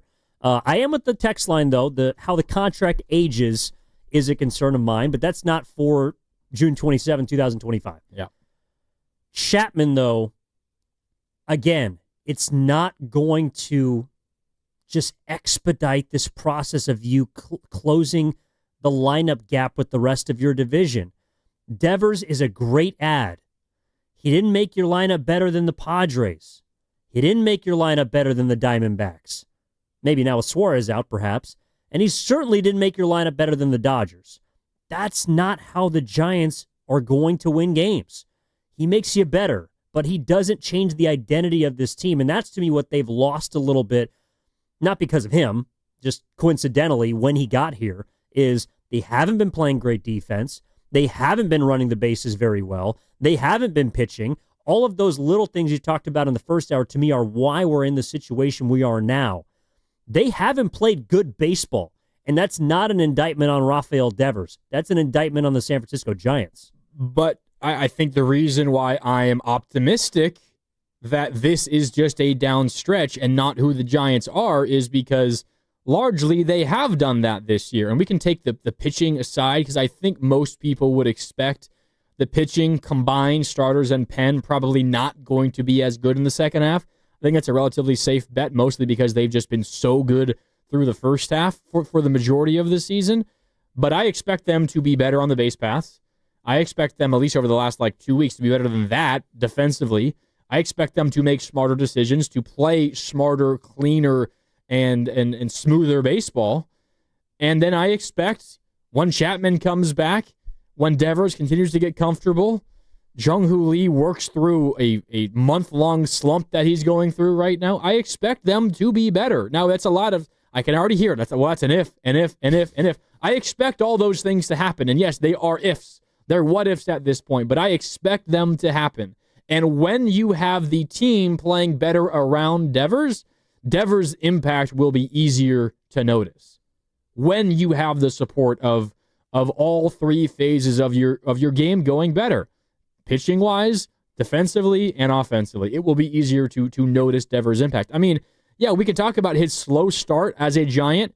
9 games as a Giant, he's hitting .257, on base .350, slugging .486. His OPS is .836. That's not up to his standards, but that immediately puts him in the running for best hitter on the Giants with an OPS over 800. That's not bad by any stretch. No, but that's kind of my point. Is you're right. That's not bad. But if you look at a lot of offenses if you consider the Giants a playoff team. I do. I think most people do. Their offense is not good enough to be in the same category as those teams. It's just not. Do you feel like Even their pitching is? It has been, and that's what scares me. But do you feel like it will be, I guess, is the right question I don't to know. ask. But if it ain't, then the Giants will not make the playoffs. If the Giants don't pitch better, I don't think they'll make the playoffs because I don't know how much room to improve their offense realistically has. And it's not just all about the ifs you're mentioning. I don't see them compared to the rest of the teams in the NL as being a force or being scary. But again, that's not how coming into the season I thought they were going to be successful. This month of June and really the last couple of weeks with how their starting pitching has fallen off a little bit and how their bullpen is maybe coming back down to earth, but just not pitching like the best bullpen in baseball. Those are the things that to me are really going to hurt the Giants. And it's again why I feel like at this point in the season, Devers was a guy you could get, and so you did. Starting pitching is something you need to get. I think they need more of a pitcher than a hitter, even though we've spent a lot of time talking about how bad the offense is. I just feel like that's the way that they're going to win games. So, also it's like I hear you on the base running and the defense, but is Ramos going to be a better defender in left field?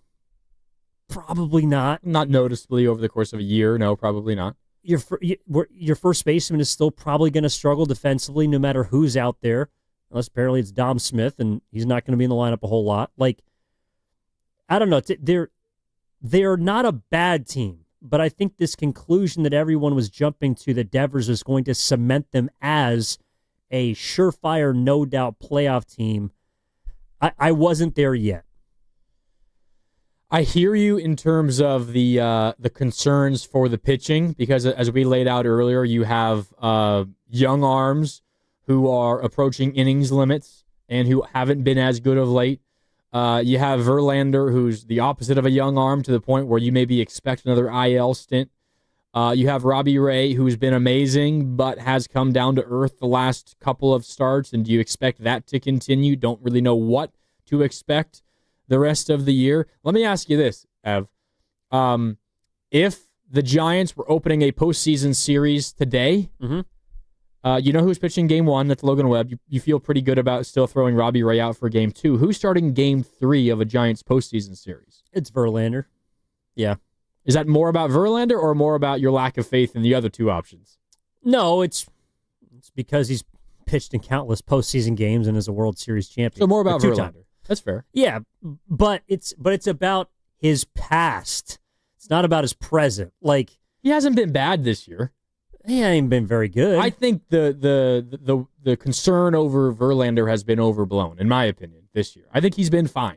Came off the IL, a month-long IL stint. Maybe he should have taken a rehab stint in Sacramento. He did not do that. 2 starts off of a month on the IL hasn't been great. But this is his first 2 starts back, and interrupted by the birth of his child.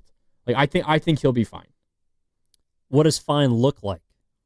In May, he had a what?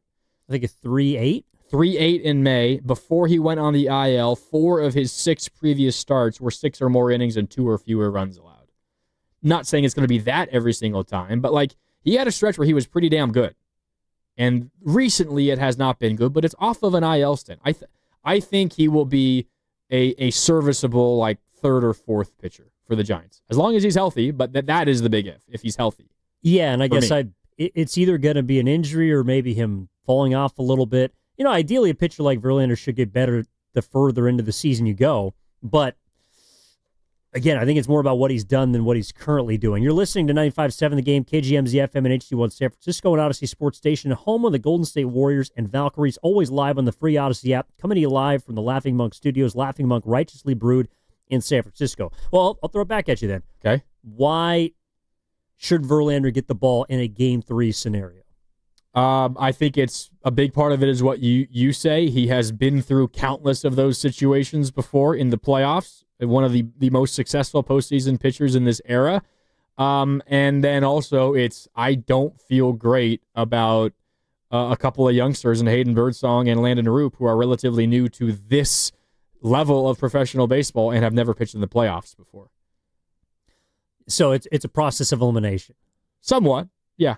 Yeah. No, again, like, getting rid of Harrison and Hicks, I understand it, but you leave yourself a little vulnerable for the remainder of this season. I wouldn't feel better with Harrison, though. Like, I wouldn't start Harrison over Verlander in a postseason series. No. That's not what I'm saying. But again, you have to get to the playoffs first, and to me, that's my bigger concern with the Giants. Like, in the playoffs, you could ride 2 guys, if you really want to. Like, you don't have to have a 3rd starter. I know the Giants have won World Series primarily with 3 dudes in varying orders, but you can ride 2 horses the rest of the way, especially if your bullpen is as dominant as the Giants have been.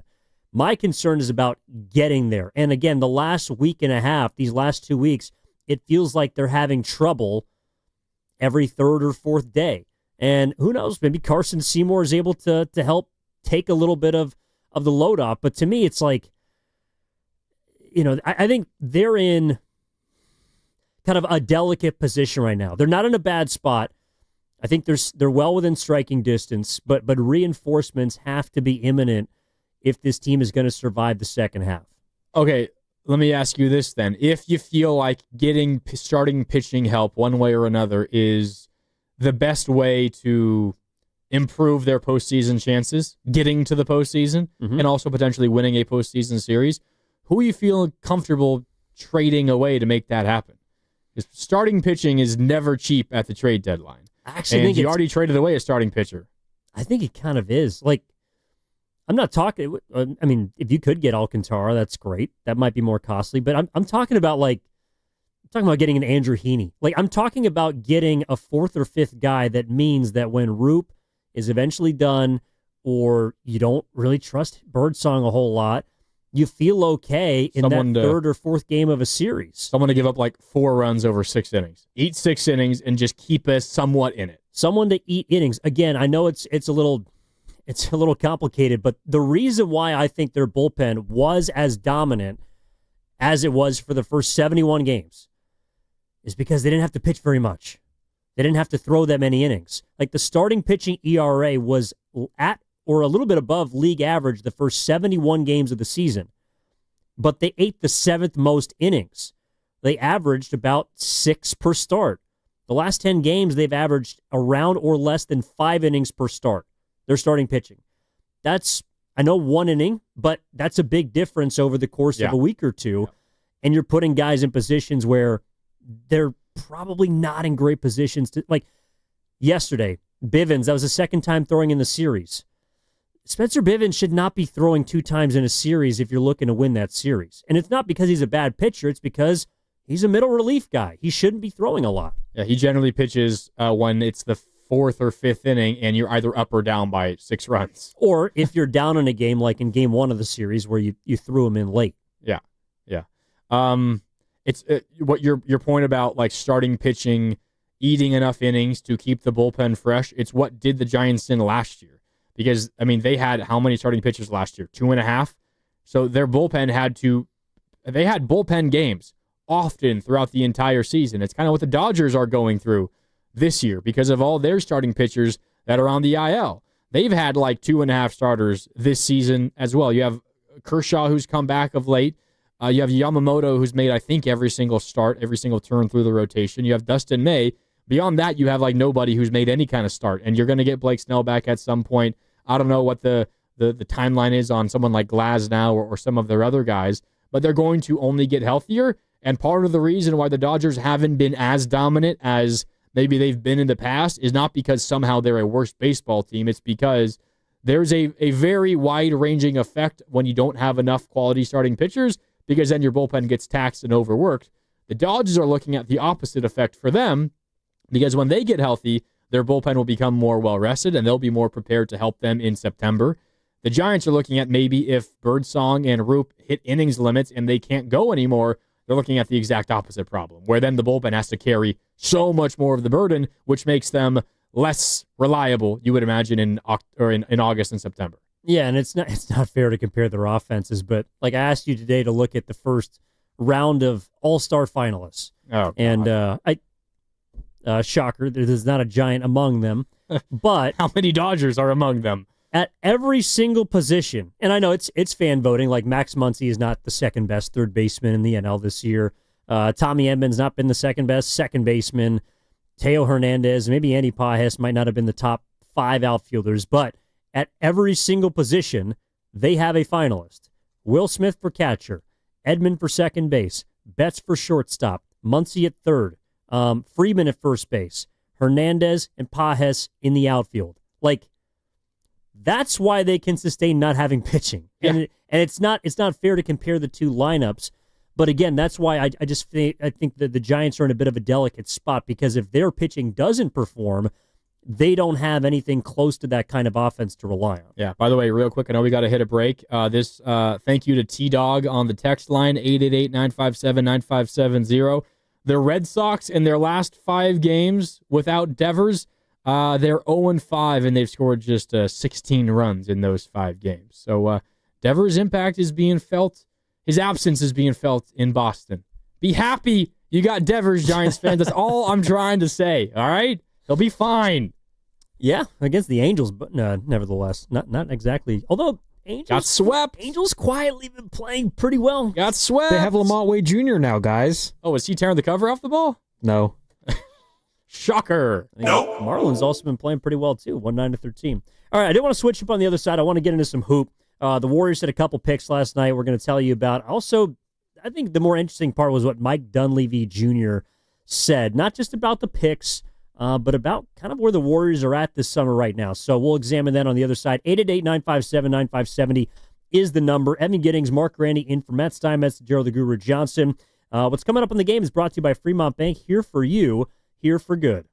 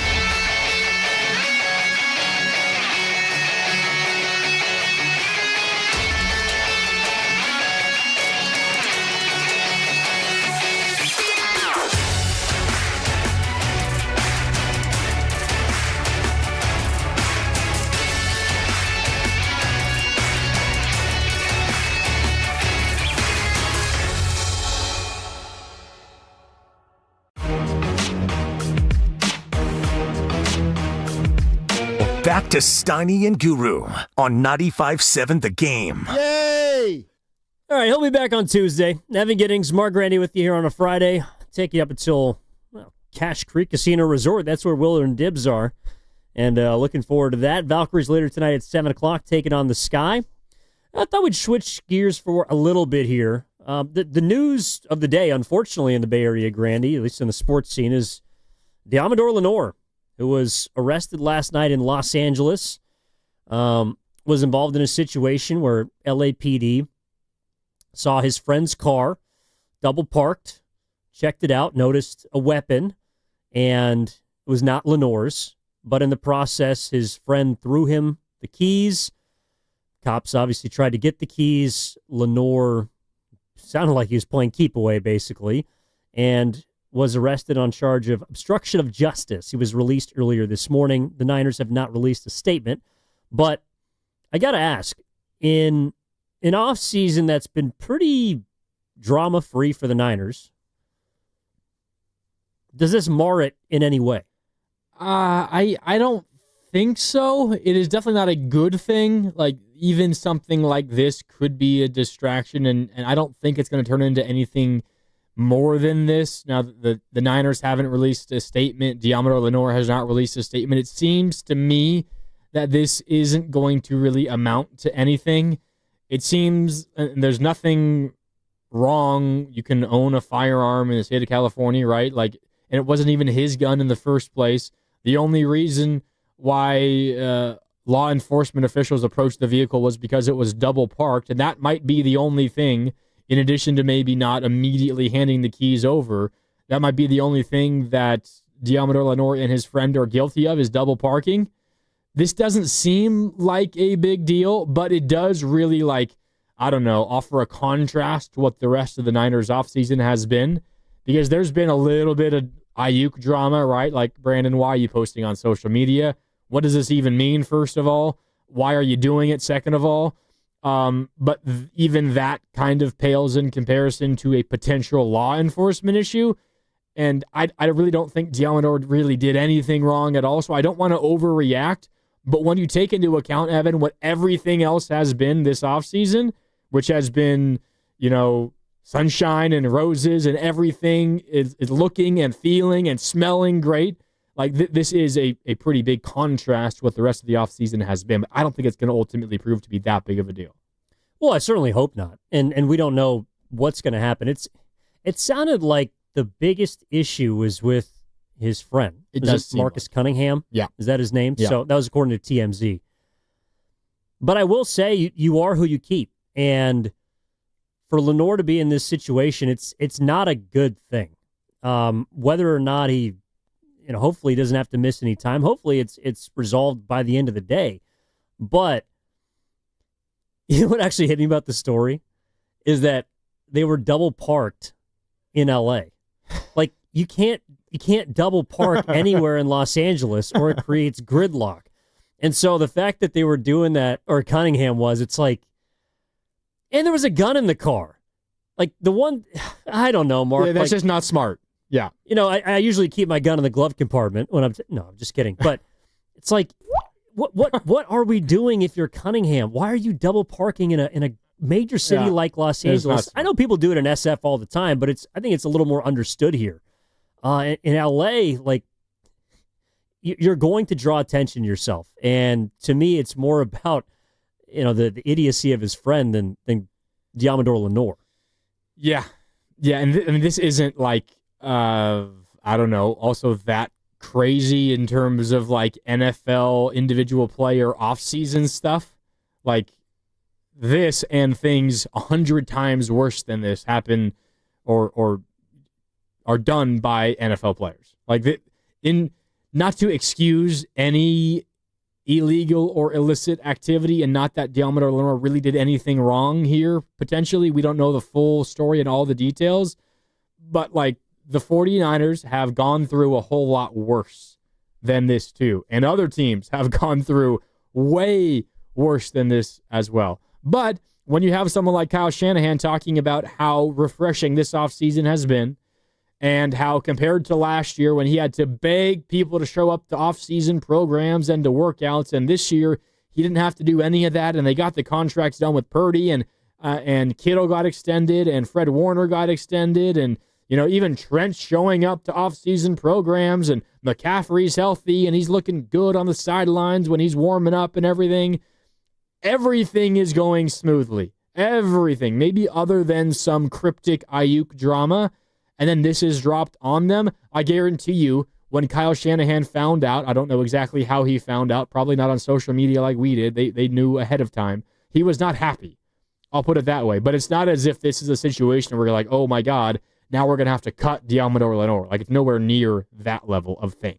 No, but it is a distraction. And I think the Niners have prioritized trying to remove those compared to last offseason. It's interesting because things happen in a hurry, real quick.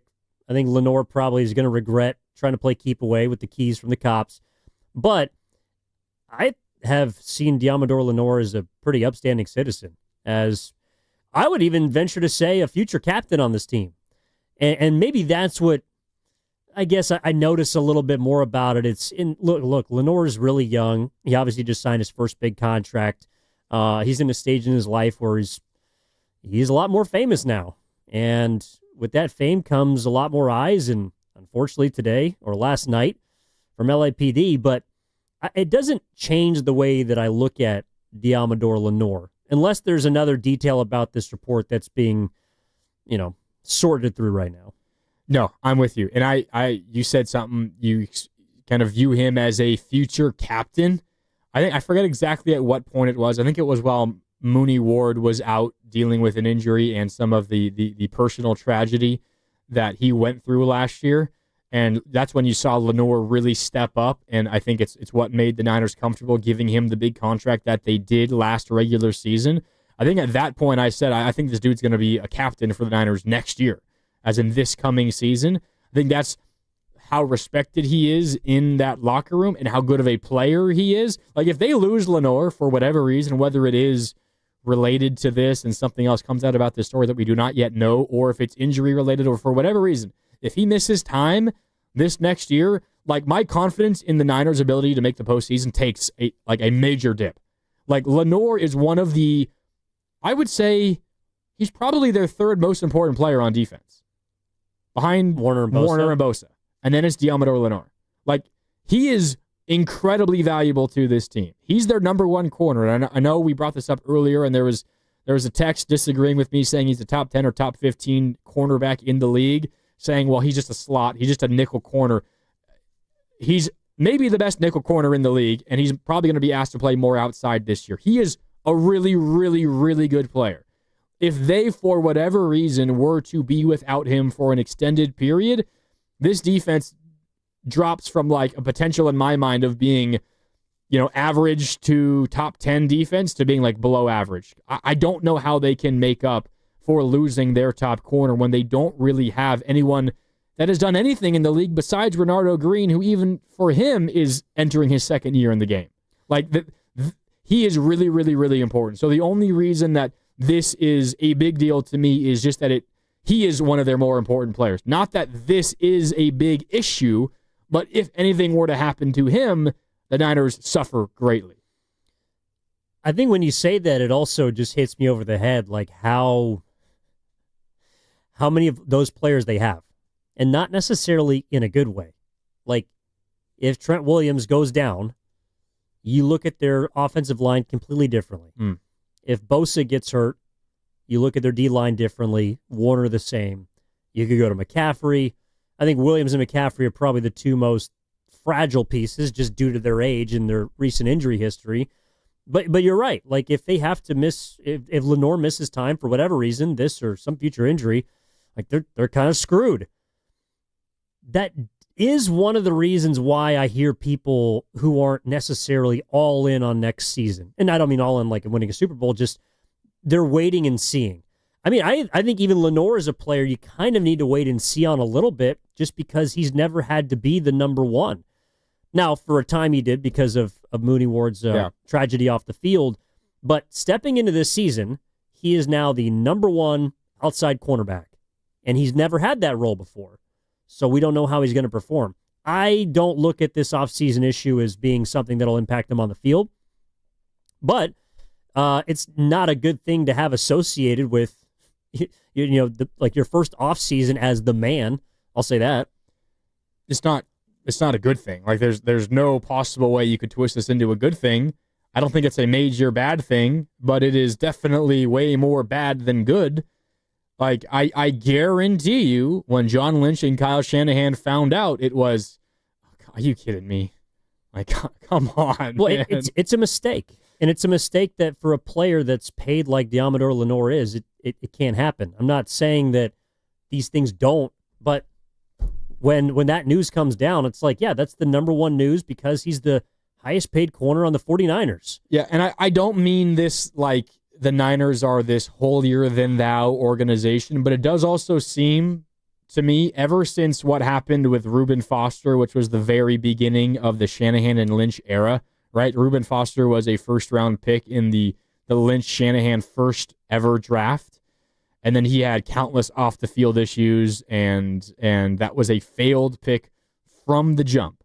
Ever since then, it seems like Shanahan and the 49ers have really, really taken seriously like high character, no tolerance for off-field issues and that sort of thing. Like there are other NFL teams who tend to, it seems like they are willing to put up with more than maybe the 49ers, and maybe I'm just misremembering. If we could probably like go through and look like number of arrests for NFL teams over the last decade.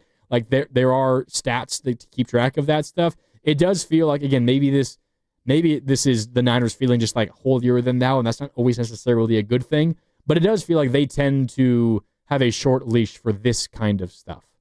I mean, I would say they signed DeMarcus Robinson, who's going to be suspended probably for 3 games because of a DUI. Yeah, but good point. But largely, I do agree with you. I think that they value culture.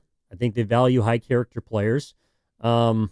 But at the end of the day, it's really just about what you can give them on the field. And that's why I don't think the Niners are any worse or better than most, kind of upstanding organizations.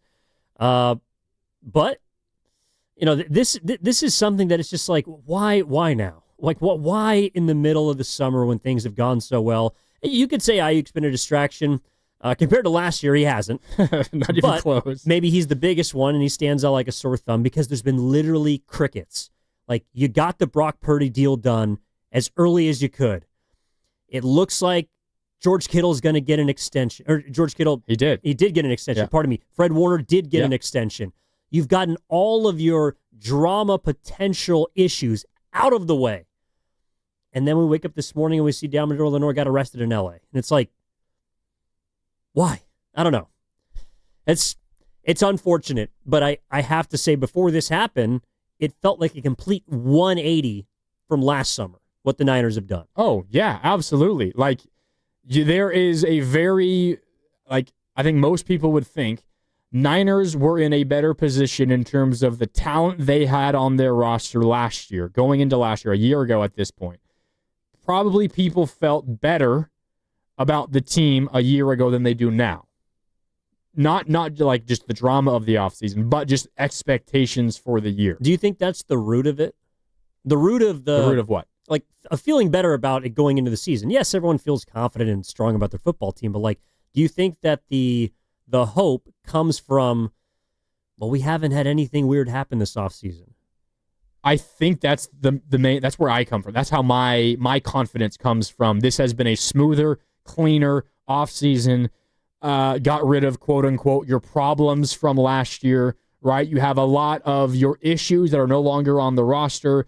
You're hoping that your draft picks come through, and then you're looking at a younger, more dynamic team. But a year ago, while all these problems were happening, Evan, while Ayuk was holding out and not willing to show up and not practicing and all of that, and you had the impending Brock Purdy deal hanging over everybody's head as recently as just last year, that was also a team that was coming off of a Super Bowl appearance, and most people felt like they still had the most talented roster in the NFL.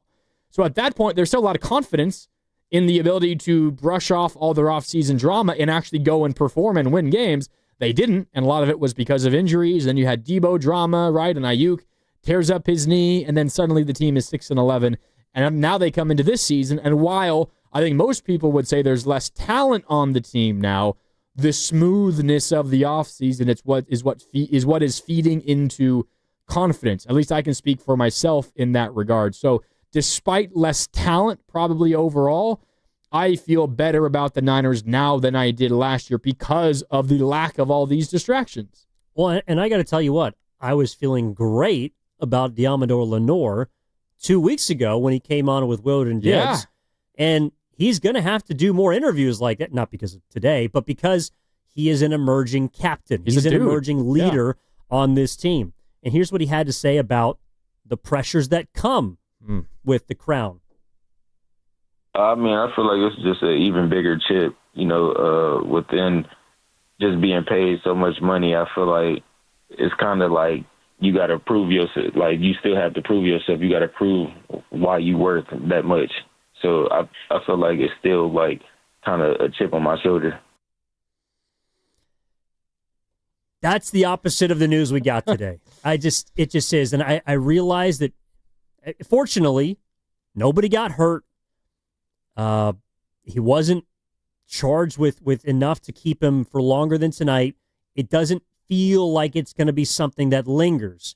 But again, those comments a couple of weeks ago directly against the report that we saw today. Yeah, the contract that he was referencing there in that cut, 5 years, $88.9 million contract.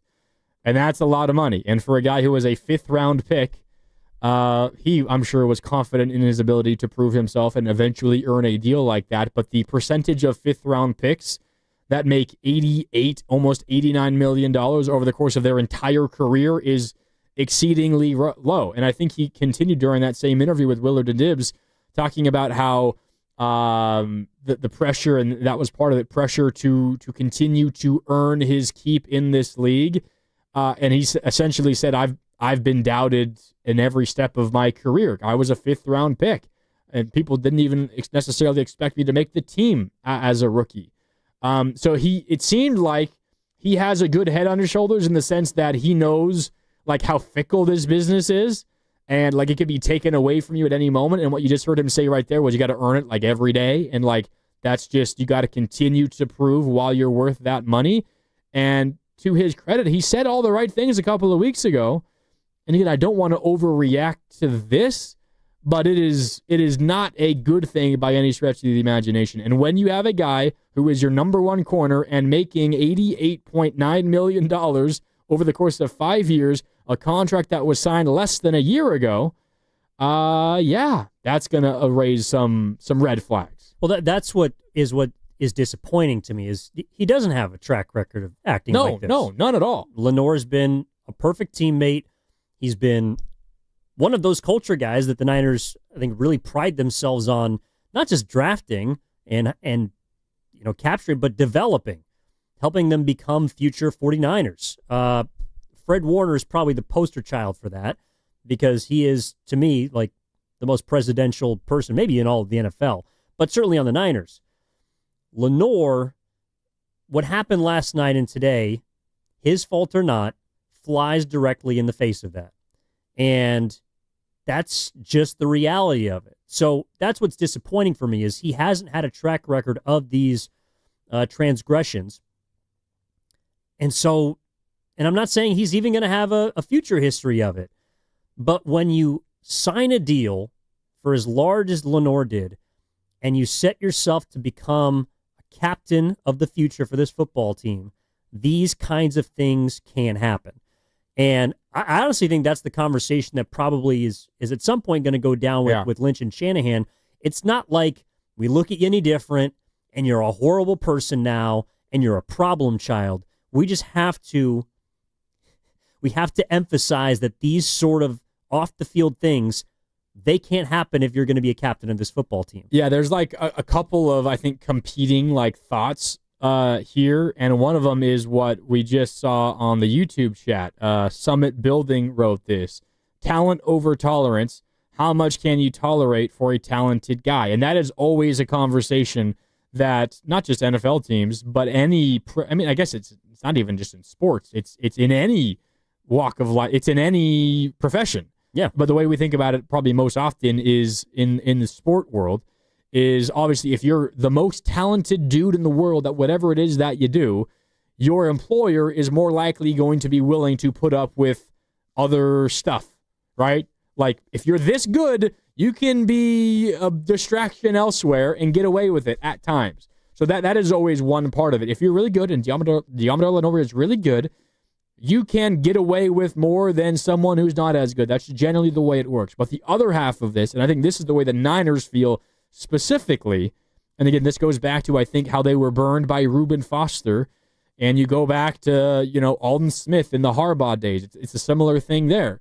When you sign a contract like that, and when you are a potential captain, like he very well could be a captain of this team this year. Like they will vote at some point during training camp, and he could be voted the captain, and I would not be shocked if he is. When you are a player like that, and you have a contract like he has, the expectations for you rise. Like gigantically rise. When you are paid to be one of the best players on your team, that is not just your performance on the field. You are held to a higher standard than anybody else on your team because the team is investing that much money in you. And again, I don't want to overreact to what this is because I really don't think it is a big deal, but it becomes a bigger deal when it is a big player that it happens to. And that's what Diamador Lenore is now. Whether or not everyone around the league feels that way, whether or not other fan bases know who Diamador Lenore is, the Niners feel that way in that locker room. So they hold those guys to a higher standard because of what they expect out of that guy. And that's why the Niners will be treating this like a pretty big deal, because it is a big deal to a guy they're paying $88 million to. Well, and the reason why it is a story is because, and it's a credit to the Niners, there's been no stories this offseason. Like this would have been swept under the rug last year. Yeah. Possibly.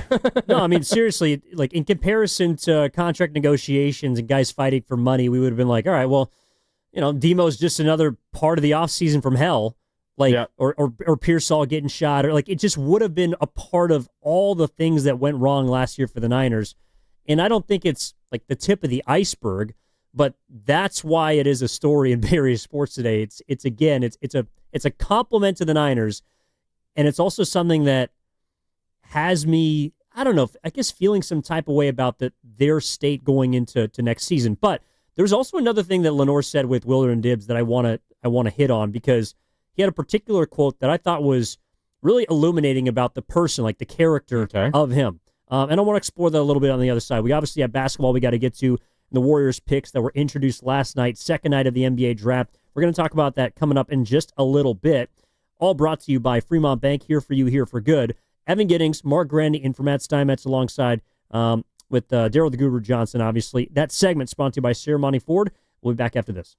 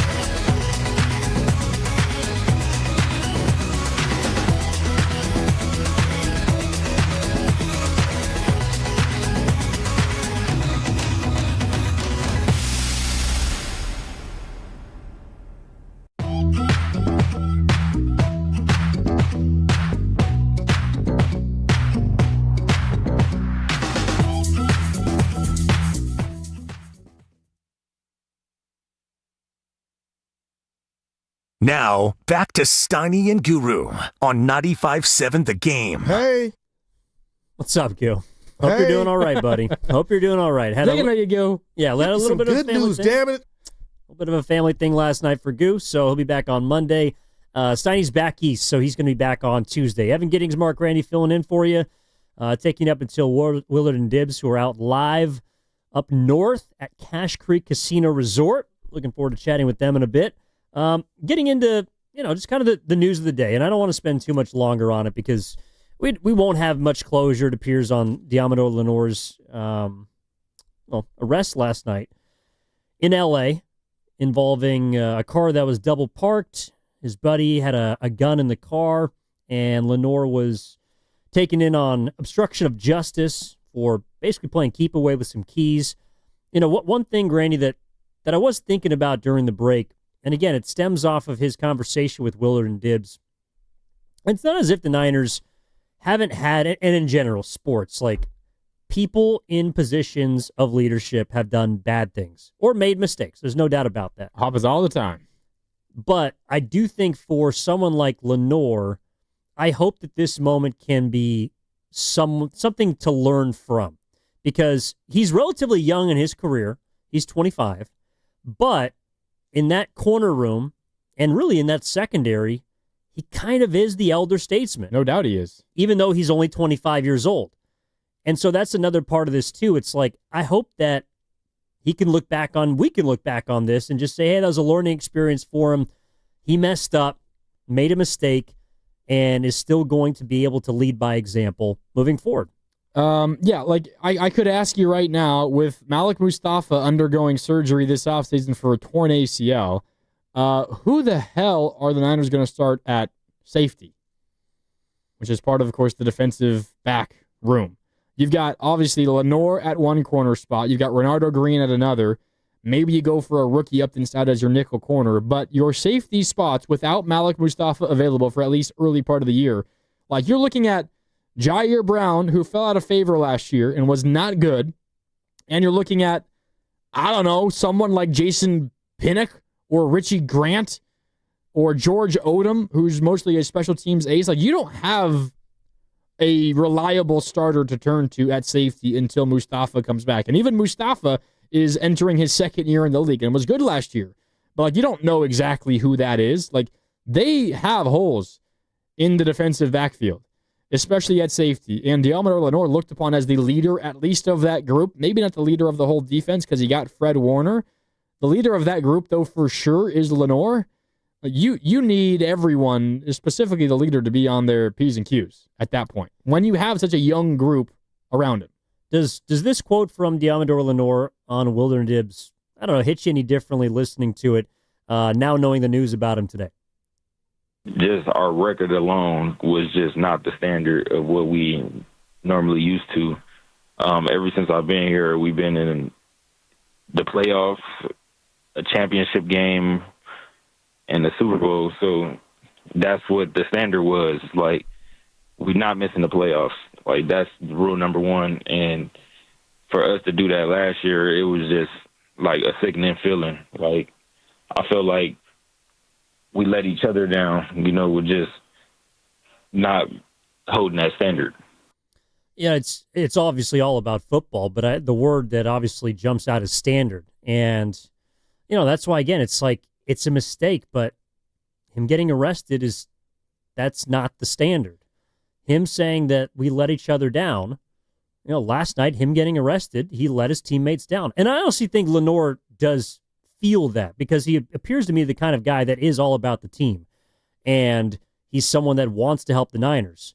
But yesterday, he let his team down. Well, and if you were to get truthful answers out of Lenoir or Fred Warner or even Shanahan and John Lynch about why they went 6-11 and why, as Lenoir says, they, quote, let each other down. Like, obviously, individuals maybe didn't play as well as they had in years past, and there were injuries and yada, yada, yada. But where did it begin, right? Like, what led to the struggle of a season? It began with the offseason full of distractions and full of issues. Not necessarily legal issues, but like off-season issues, drama. weirdness where you've got every time a player was interviewed last year, like George Kittle grew sick of this in training camp. Every time George Kittle is, a microphone is put in front of George Kittle's face, the first question that he was asked every single time was, you got any advice for Ayuk dealing with this situation? And he must have been asked that question 50 times over the course of last offseason. And as the season approached, it only got more pressing, and those questions became more common. I'm not trying to compare the Ayuk last offseason drama to this Lenore thing, because they are completely different things. But if you were to get honest answers out of the Niners, Evan, about, again, quote, why they let each other down and why they went 6-11, as Lenore said, a lot of them, I guarantee you, would say, we got off to a bad start last offseason. And while this does not make this a bad offseason for the Niners, it is clearly a bad thing to happen to them in the offseason, and bad things for the Niners in the offseason has a pretty sour taste in their mouth right now. Yeah, you hope it's a blip on the radar, but the larger point I completely agree with. It's the idea that you weren't aligned coming into the year, and that residue was left the entire season. Yes, you got hurt by injuries.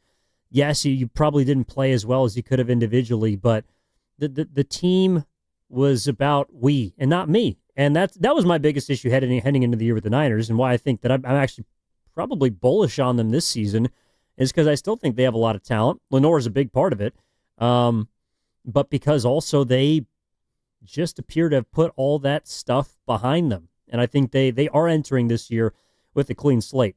All right, the Warriors had a clean slate last night going into the draft. Now, they had the 41st pick. You and I were on the draft show last night, and we found out beforehand that they had traded the 41st pick to the Phoenix Suns for the 52nd and the 59th, which they then eventually moved up to 56 to select two players. Alex Tui out of Australia, a 6'8 wing at 52, and then at number 56, they traded up to get Will Richard from Florida, a 6'4 guard.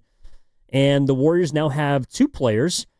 After having a night to sleep on it, was there anything about the draft, Warriors or player-related, that sort of hit you? I think these are, again, as you mentioned, Alex Tui, a wing out of Australia, and Will Richard, a guard out of Florida.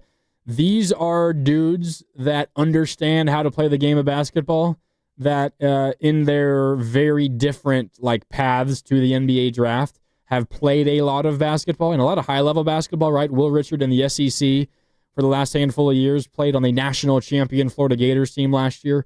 And Tui, the wing, 6'8" out of Australia, has been playing professional basketball. No one's going to mistake the NBL in Australia for the NBA, but that is a professional league. You got to be a man to play in any professional basketball league, so that is a big deal. These are guys that have a lot of basketball experience, that have played a lot of high-level games, and that generally have a good sense for the game of basketball. Now, are they, any of them, the best individual shooter in the draft? No. Are they the best passer in the draft? No. Are they the best rebounder, the best defender, yada, yada, yada? No, they're not the best at anything. What they are good at is, generally speaking, understanding how the game works, how it flows, and ability to fit alongside other players. One of the more common, I think, words that Steve Kerr has used a lot, and this is just a direct line to the type of player that he likes. These players fit in the connector mold. Steve Kerr is huge on connectors. The translation there is essentially do everything in your power to connect the ball to Steph Curry, get him the basketball, and all of your effort should go towards giving Steph the best look at the basket possible. And I think these are two guys the Warriors feel relatively comfortable with fitting into that general strategy. A couple of guys that know how the game works and flows and will be able to, when called upon, to at least assist the Warriors in getting Steph looks at the basket. Yeah, I'm with you. And they fill out the back end of the roster. They're cheap options. The Warriors have had... they've had more success in recent memory with picks in the 50s than they have picks in the top 10. Kind of scary, but you're not wrong. I'm just saying, maybe they just stockpile late second round picks and build a roster. Trade all of their first round picks for 5 second round picks each. Yeah, in fact, the Durant deal actually would look pretty good if they had been able to acquire those second-round picks. No, I think those guys are, look, we'll see. They're probably going to be Santa Cruz Warriors at the beginning of the season. And knowing the Warriors and some of the age on their team, I think we're going to see them at some point next year. But the one sort of nugget that crept out afterwards from Mike Dunleavy Jr., I thought was pretty interesting, which was apparently, this was on the TK show, Odyssey Podcast, go check it out, that the Warriors tried to move up into the first round. And it also kind of coincides with the story that Joe Lacob wasn't present for the first half of the Valkyries game on Wednesday. And then he was present for the second half, and he came back and obviously watched the team against the Liberty. But I do believe that they were trying to make something happen in the first round.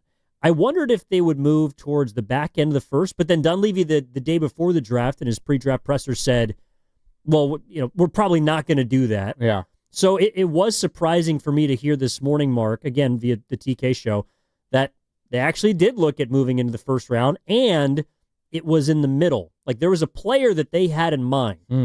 Now, I have a theory about that player. I think they wanted to get Walter Clayton Jr.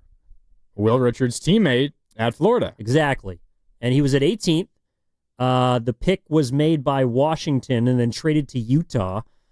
I think that's who the Warriors wanted. Another detail about the potential pick, we don't know for sure, was that it was a ready-made player. Dunleavy said that it was a middle-round pick and a ready-made guy in the first round, and they chose not to obviously trade for him.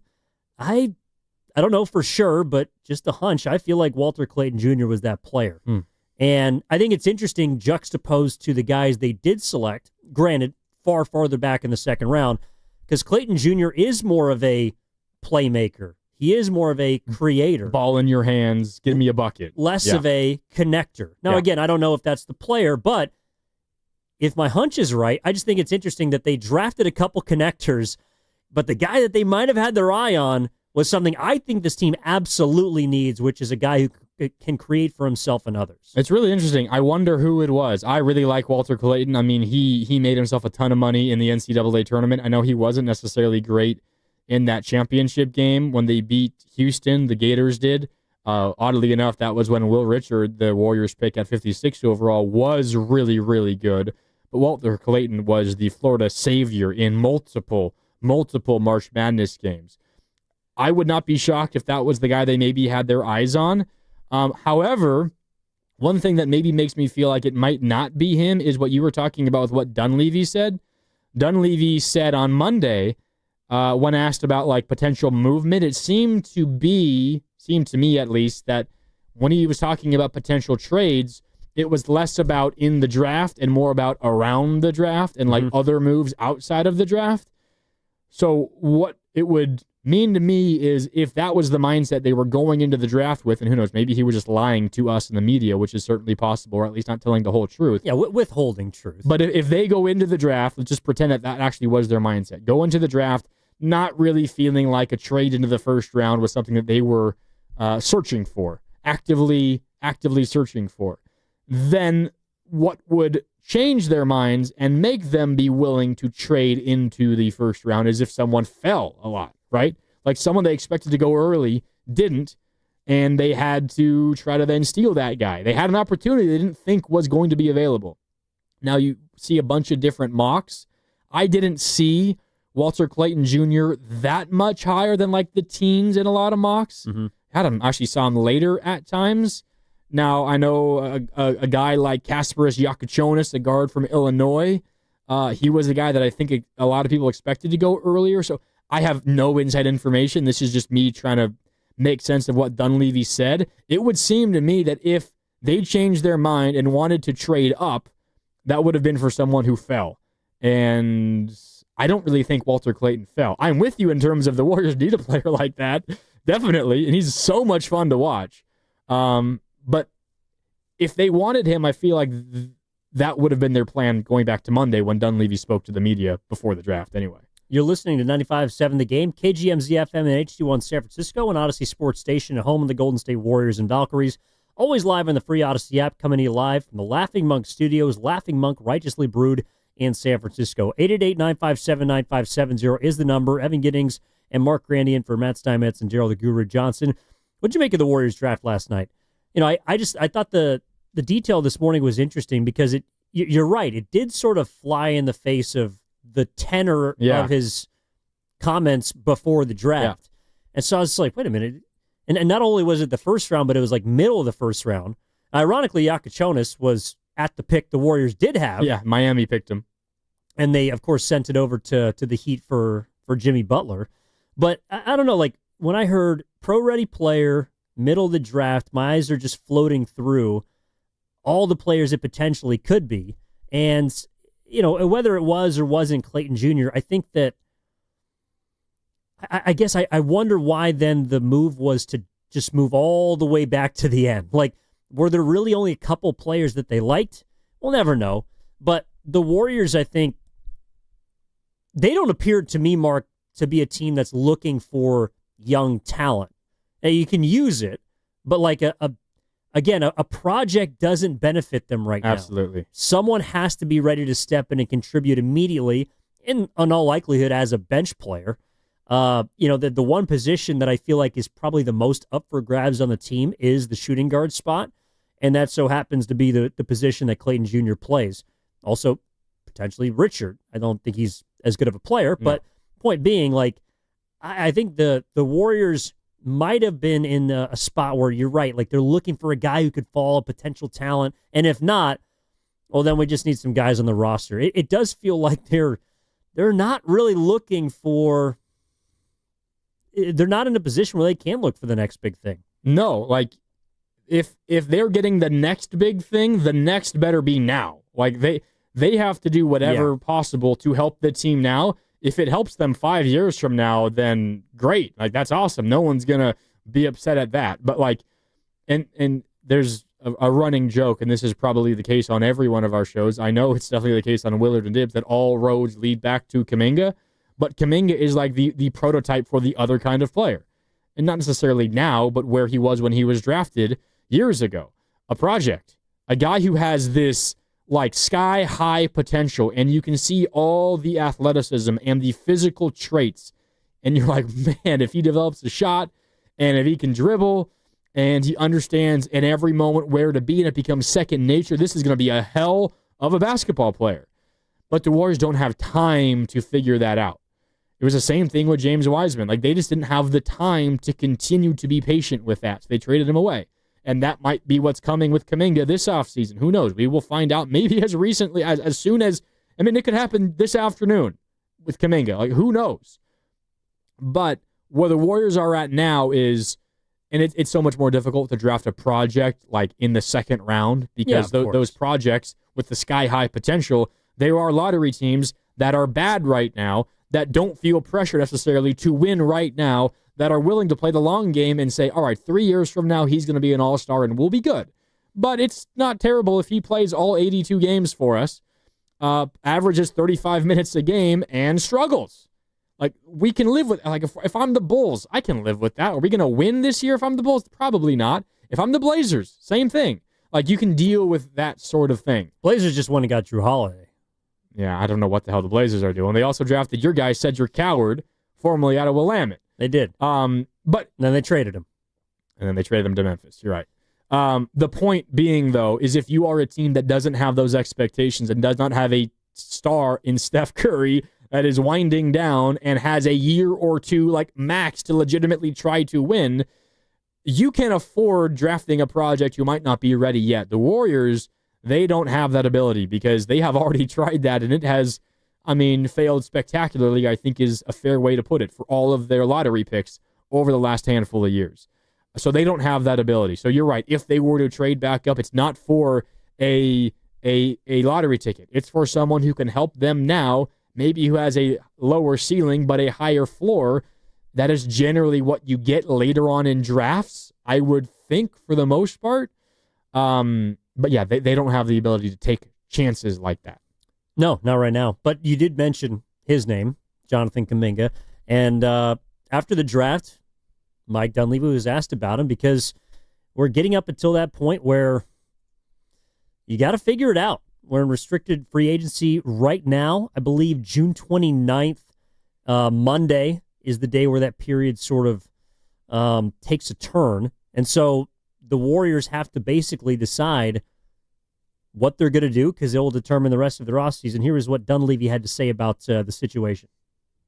Yeah, I mean, we're working through it. We've got some players that are a bunch of free agents, qualifying offers, and all those things that come about. We got to figure that out. But that's kind of the next order of business here. After the draft, we turn to free agency and some of that team building stuff. So it'll it's coming up for both sides. We'd like to get something figured out as soon as possible, but that's the way it goes. I think sometimes with restricted free agency, so not going to stress out about it too much. But I think the main thing is making the right decisions, figuring the whole thing out, whether that's day 1 or day 10 or whatever it is. So got to be prepared to take it as far as it goes. But the priority I would think for both sides is to get something done early. I mean, I think from his end, ultimately he's the one as a free agent that has to sign the contract. So by him doing that, if that happens with us, that's reflective, I think, of his desire to be here. And we'll see, as they say. He's so political. I thought it was. I don't know what the hell that means. Yeah, he does. I do, but I don't. What I think that it means, and for anybody hearing that, 888-957-9570 is the number if you want to get on the conversation. What you interpret as Mike Dunleavy Jr. saying about JK. Ultimately, Kaminga's the one that has to sign the contract. If it happens with us, it's reflective of his desire to be here. He doesn't sound like a priority. Isn't there part of that, though, that makes it seem like the Warriors are saying the decision is Kaminga's and he has the contract offer and the Warriors are just waiting for him to decide? A little bit. I mean, I do think that he's putting the ball in JK's court, which is kind of what he wants. Now, they're playing politics because what they're laying out might be, well, the offer is $10 million per year below what Kaminga is willing to sign for. And if that's the case, the Warriors are saying, take this bad deal in your mind or leave it. And leave it is to go test restricted free agency, which, by the way, the 29th is the last day for a team to extend the qualifying offer. And the Warriors will do that. And that qualifying offer is what makes them a restricted free agent. So he's not officially restricted, but he will be once the qualifying offer is issued. And then come Monday, that's when other teams can begin negotiating with a restricted free agent. So that's when he will get an idea of what the rest of the market is. Yeah, the free agency, I think, opens on July 6th, but the negotiating period begins on Monday. So we're going to find out. It's funny with the whole JK saga now this summer. I am paying more attention to what other teams are doing, potential destinations. Yeah. Did you see what the Nets did in the draft? Well, they drafted all 5. They used all 5 of their first-round picks. Yeah, they drafted 4 guards. What are you doing? And they took on money as part of the Porzingis deal. Exactly. So I'm starting to feel like that might not actually be a place that wants Kaminga. Otherwise, why wouldn't you try and clear a financial path to offer him something? Obviously, the team that has interest in him right now that's been most widely reported is the Heat. And that might be a trade path. When I hear Dunleavy talking like that, I hear a guy that isn't in love with a player. And it's been because we don't have to relitigate it. There's just been a lot that's happened. I don't think either side is necessarily happy with the other. I think they're fine potentially coexisting, but the last thing that you can have happen is this carousel of last season of, well, the head coach doesn't really like him in these situations. And, well, he's a great talent, and so we're going to try and dangle him and see what we can get. Oh, but then he's under contract now, so we have to figure out how much we can get for him, what his value is. This, to me, is the biggest distraction. We were talking about distractions earlier in the summer. This is the biggest one with the Warriors. And while Dunleavy didn't say much, I think that also speaks volumes. And they're just not in love with each other. This is not a budding relationship. I think it's a relationship of coexistence at this point because neither side is happy. The coach isn't getting what he wants from the player, and the player obviously isn't getting the opportunity that he wants from the organization. I think it's really interesting the way that Dunleavy phrased this, and I'm just going to read this last portion of the quote to you again. This was when Mike Dunleavy, Warriors GM, was asked about how Kaminga's desire to be a Warrior will factor into his free agency. And Mike Dunlevy said, quote, "I think from his end, ultimately he's the one that has to sign the contract. If it happens with us, it's reflective of his desire to be here." I call total BS on that because, when you asked me if I were the Giants and I was entering a postseason series right now, who would I start as my third starter? Who would be my game 3 starter? Mm-hmm. And kind of by process of elimination, I said Verlander. Kaminga signing a contract with the Warriors is not because he wants to be a Warrior. It's because of process of elimination, because he has no other recourse. Like, he signs a contract with the Warriors because, as you laid out, the Nets don't want to give him a contract potentially, or at least not one that he's willing to. Like, if Kaminga signs a contract and stays with the Warriors, it's because he doesn't have any other where to go, and he's forced to stay here. I'm with you. We do got to hit a break, though, but I want to keep this going on the other side. If you have any thoughts, if you want to weigh in on the conversation, 888-957-9570 is the number. We'll play that sound from Dunleavy back on the other side and dig deeper into it. Coming up tonight at 7 o'clock, the Valkyries take on Angel Reese in the Chicago Sky. You can hear that game on 95.7 The Game and the Valkyries channel via the Odyssey app. Just download the app and search Valkyries. Evan Giddings, along with Mark Grandy, and for Matt Steinmetz and Daryl the Guru Johnson. If you're planning a road trip, Tahoe, Napa, or down the coast, make sure your first stop is Valvoline Instant Oil Change. Drive in, stay in your car, and be done in about 15 minutes. Your ride will be ready before you even pack the snacks. Visit BarrierOilChange.com for coupons.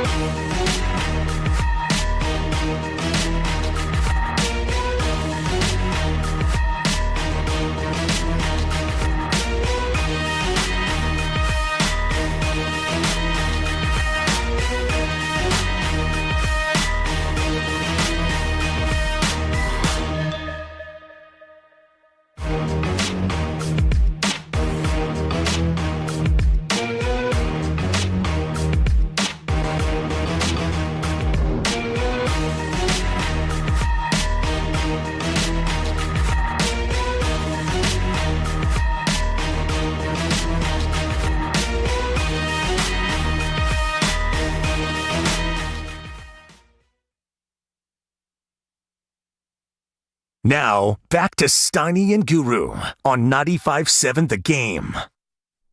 All right, Evan Giddings and Mark Grandy in for Steiny and Goo. Steiny's going to be back on Tuesday, taking an East Coast swing, and Goo's with the family right now is going to be back on Monday.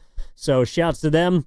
Talking about, yes, the NBA draft, and there is something about it that bothered me a bit yesterday, but with regards to the Warriors, it's kind of everything around the draft. Like, some of the things they tried to do, obviously they traded back, got 2 players, Alex Tui and Will Richard. But the comment that we're talking about is from Dunlevy last night. I'll just play it again. It's about Jonathan Kaminga was asked what they're going to do as we trend towards the end of restricted free agency and open up all of it. Yeah, I mean, we're working through it.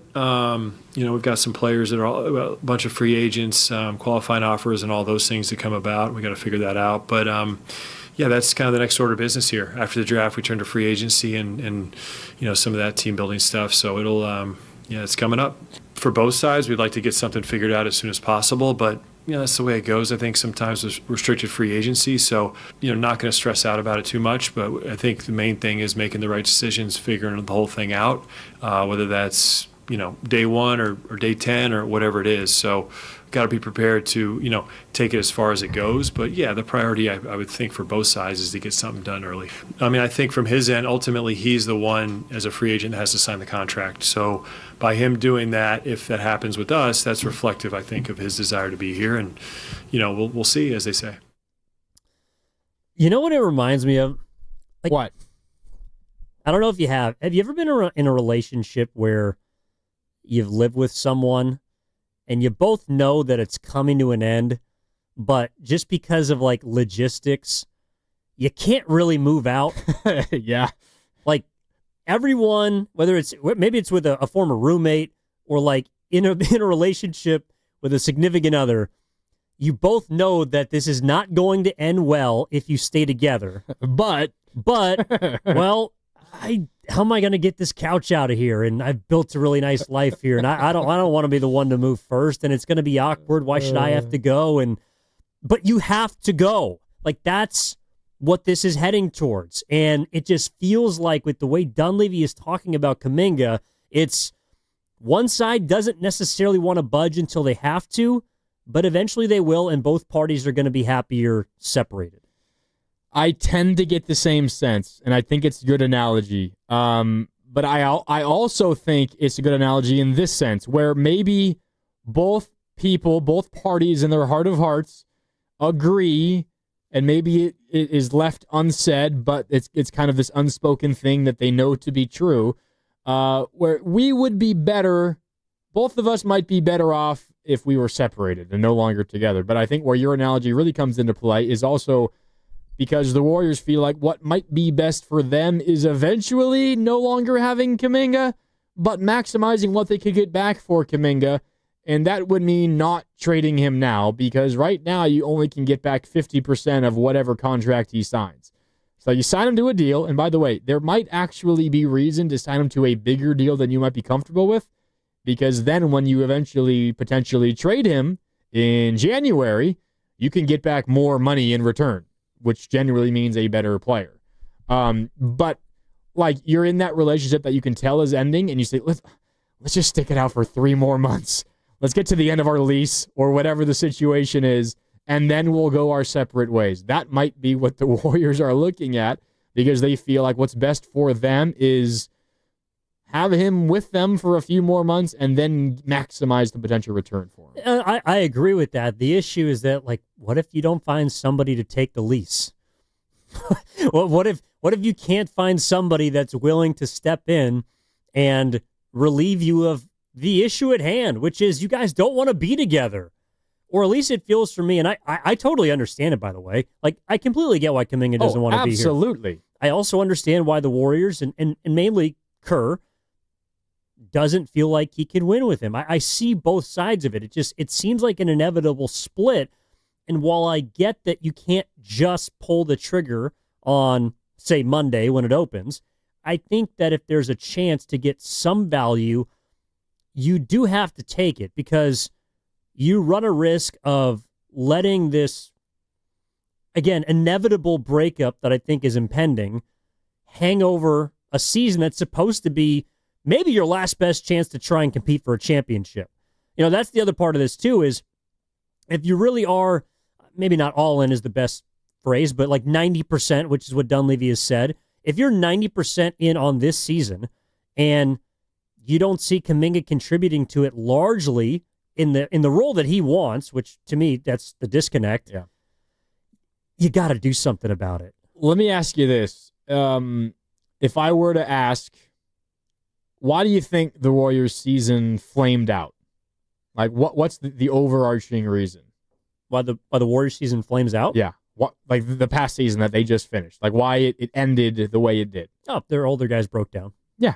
And their older guys broke down, namely Steph, but Draymond is also in that category, maybe even to a lesser degree Butler. Yeah. They broke down, one, because they're old, but two, because they started playing playoff basketball in February. Because their first half of the year was so bad. They had to make up ground in February only to make the play-in. They didn't even make the playoffs. That's how big of a hole they dug themselves early in the year. So if you're the Warriors and you're trying to maximize this next year, a big part of that is we have to get off to a better start than we did last year.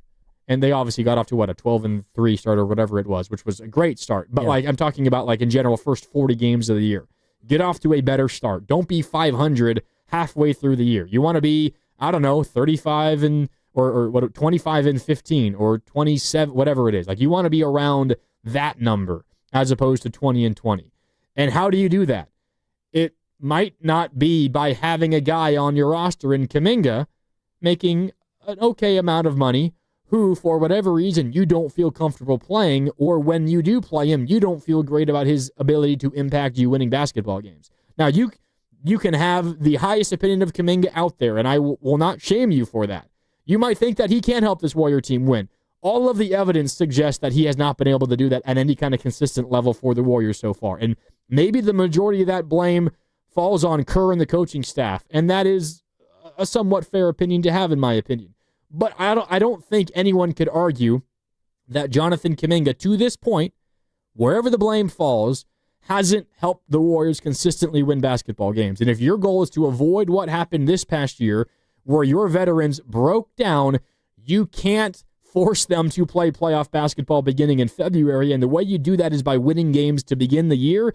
And the way you win games to begin the year is put together the best possible roster you can to begin the season, and that might not mean, and that means maybe Kaminga not being on the roster to begin, because he hasn't proven through the course of his career to impact winning with the Warriors at a consistent level. Well, and again, it's to me that the ball's in his court. That's what Dunleavy said when he said yesterday for free agency, essentially, Jonathan's got to make a choice, and if he decides to sign with us, that's an indication he wants to be here. That is just such a melancholy. It's also not true. Well, no, I do think that if he signs the contract, he wants to be here, but he wants to become a star. He wants to be a multi-time All-Star. And I just don't see how Kaminga right now looks at the Warriors and says, I can accomplish that here now. Now, if Kaminga has the foresight to say, well, Kerr's only under contract for one more year, Steph and Draymond and Jimmy are going to be gone in a couple seasons, or beyond the peak of their powers. That's going to be my time. Then I could understand it. But all indications, and what I gleaned from the Slater sit down he had a couple days ago, is he wants it now, and it's not available now. Well, yeah, but Dunleavy's saying essentially the ball is in Kaminga's court. If he signs the contract with us, it's evidence that he wants to be here. He's restricted. Is that actually true?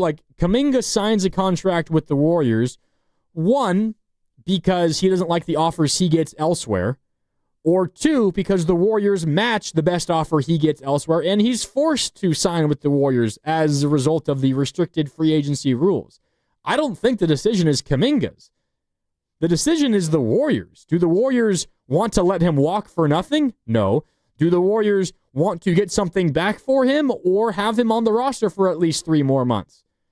That's the decision they have to make, in my opinion. Are they willing to take back 50% of whatever contract that he offers for whoever player it's going to be? Or do they want to have him for 3 more months, 4 more months, whatever it is? Yeah, I mean, and I guess I don't think you can let him walk necessarily, but why I think it is his choice at the end of the day. I guess the decision to me is not necessarily about restricted free agency. I don't see a team out there that's willing to give Kaminga the kind of money that he reportedly wanted last year. And it's not like you can just extend an offer sheet just to try and see if the other team's going to. You have to be willing to sign that player if you extend an offer sheet. And I don't think there's a team right now. The Nets might have been the last one. And judging by their drafting, I'm not sure that they want to acquire a Kaminga, but perhaps they do. The choice he's going to have to make is if he wants to go or if he wants to stay. And I think for all parties, it just feels like the breakup is a little more. Okay, but a little more logical. If he decides he wants to go, how does that decision impact what happens? Well, the Warriors can sign and trade him. Yeah, but isn't that decision ultimately on the Warriors? Yeah, but you're not going to keep a guy that doesn't want to be here. Say he signs. You're just going to stash him for 3 months. Say he signs for, I don't know, what would it be, $20 million a year? Like, say he signs, or maybe it's $18 million a year. Say he signs for something like that, and the Warriors have a deal in place with, I don't know, the Miami Heat or whatever it is. And I'd have to look up the Miami Heat contracts, but there's a $9 million player on that Heat roster, but the Warriors aren't particularly interested in that $9 million player. And they say, you know what, we'll just sign Kaminga to the contract and work on a deal for the full 18 or 20 million in January. Like, Kaminga can decide to go, but the Warriors still hold all the cards here. They don't have to agree to a trade to appease Kaminga. Yeah, but I just feel like you're setting your. I hear it. No, that's completely logical. But I think you're setting yourself up to have a really rocky rest of summer, beginning of training camp, and start the season with a player that doesn't want to be on the team. That to me is not how championship or even contending years start. Whether you think the Warriors are title contenders or not, that's what it appears they view themselves as. And teams that are getting ready to try and win a title or win multiple playoff series, I don't know. It doesn't strike me as a team that enters a season with this like shadow overhanging everything that you're going to be ready to get that done. Like, they have to be aligned. It's one of the reasons why I didn't feel like the Niners were in a good position last year. I would feel exactly the same going into next season for the Warriors as I did for the Niners last year if Jonathan Kaminga doesn't want to be on this team and still is. Like, to me, it's that big of a distraction. It is a distraction. And that I think it's beneficial for the Warriors to move on as soon as possible, even if that maybe means cutting their losses and getting back less in return. My only point, though, is that that's the decision the Warriors have to make. They have to balance, all right, $20 million for Kaminga, sign and trade, bring back a $10 million player. Is that $10 million player good enough? Is that worth enough that discourages us from putting up with the difficulty of having Kaminga on the roster until January? Like, I don't think it's so cut and dry as just get him out of there, deal with anything else. It is a fluid situation where it depends on the contract that is being offered. It would be entirely different if Kaminga was not restricted, if he was just a total free agent, unrestricted free agent. Like, it's different because then the decision is purely Kaminga's. Like, Kaminga could get a $10 million offer from the Nets and say, you know what? I prefer that versus the $15 million from the Warriors. The Warriors are giving me a better, more expensive deal, but I want my own team. I want to reset. That's Kaminga's decision. That would be, and it sucks for the kid, Kaminga himself, because I don't think he has much choice in the matter here. I mean, yes, like he can't walk, but him saying, like, I guess my assumption is that just forcing him to come back, which you're right, is not his choice. That's not going to go well for anybody. It's not going to go well for the Warriors, and it's not going to go well for him unless he acts completely differently than he sounded in the piece of which he directly spoke to Anthony Slater. It wasn't through a mouthpiece. It wasn't through his team. It wasn't his agents, which we've all heard in the past. It was him saying, this is what I want. And I'm deciding this summer how to get that. And to me, if he's back with the Warriors, it's because he wants to be. But, like, I guess that's just not what I see in the immediate future as his role in this team is the star he wants to become. Okay, let me ask you this. It's as a sixth man. Like, that's his role next year. Let me ask you this. Do you agree that Joe Lacob and the Warriors, Mike Dunlevy and Steve Kerr and company, all the decision makers, they do not want to let Kaminga walk for nothing? That would be the last thing that they would let happen. Yeah. You think so? Signing him and keeping him on the roster is more likely than that, right? Letting him leave for nothing. Yes. Okay, we're in agreement there. Worst case scenario. We're in agreement there. So then the other options are you sign him and you keep him, or you sign him and you trade him. Like those are the options the Warriors have. If, say you sign him to a $20 million deal and you trade him to the Miami Heat, a team that has reported interest, just looking at their cap figures, one player that would fit in that trade scenario, again with the restricted sign and trade scenario, you can take back 50% of the money. Well, there are ways that you can circumvent that with a third team.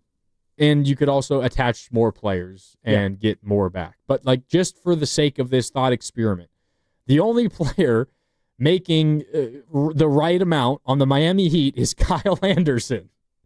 So you could get Kyle Anderson back for Jonathan Kaminga. And again, this is just a thought experiment. But if it's something of the return of a Kyle Anderson-ish kind of player, is that worth just getting the, as the Warriors view it, the Kaminga problem off their hands now as opposed to in January? No, but I also think that there are players that they might, if that's the best they can do, then yeah, you keep them. But again, that doesn't lead to anywhere positive for me. Like you keep them just because you can't get rid of them. Again, you're coming to a breakup with your partner and you can't decide who's going to keep the dog. Like, it's going to happen.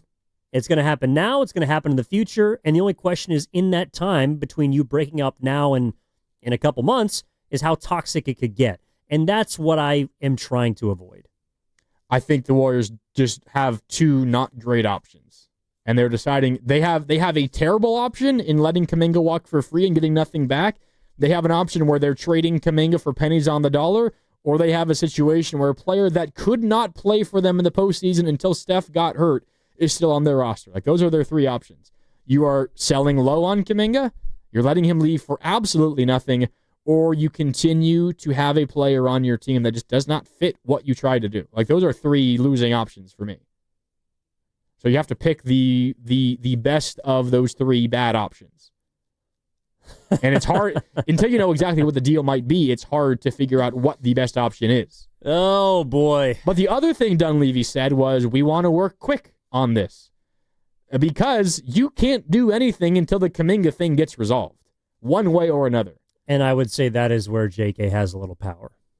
Because he doesn't have to do it right off the bat. You're right. You're right about that. He doesn't maybe have the ultimate power to decide what happens, but he could put a little bit of pressure on the Warriors by being a little stubborn and delaying the process as long as possible. Which would hurt them in trying to acquire other free agents. Speaking of, we got a couple minutes here before the boys come in. They're at Cache Creek Casino Resort, getting set for their listener golfing event tomorrow. Congratulations to everybody who is a part of that contest and is up north or headed there right now. I think Zucci and Demetrius are our two winners, so congrats to those guys. Oh, yeah, Demetrius called in last night. Yeah.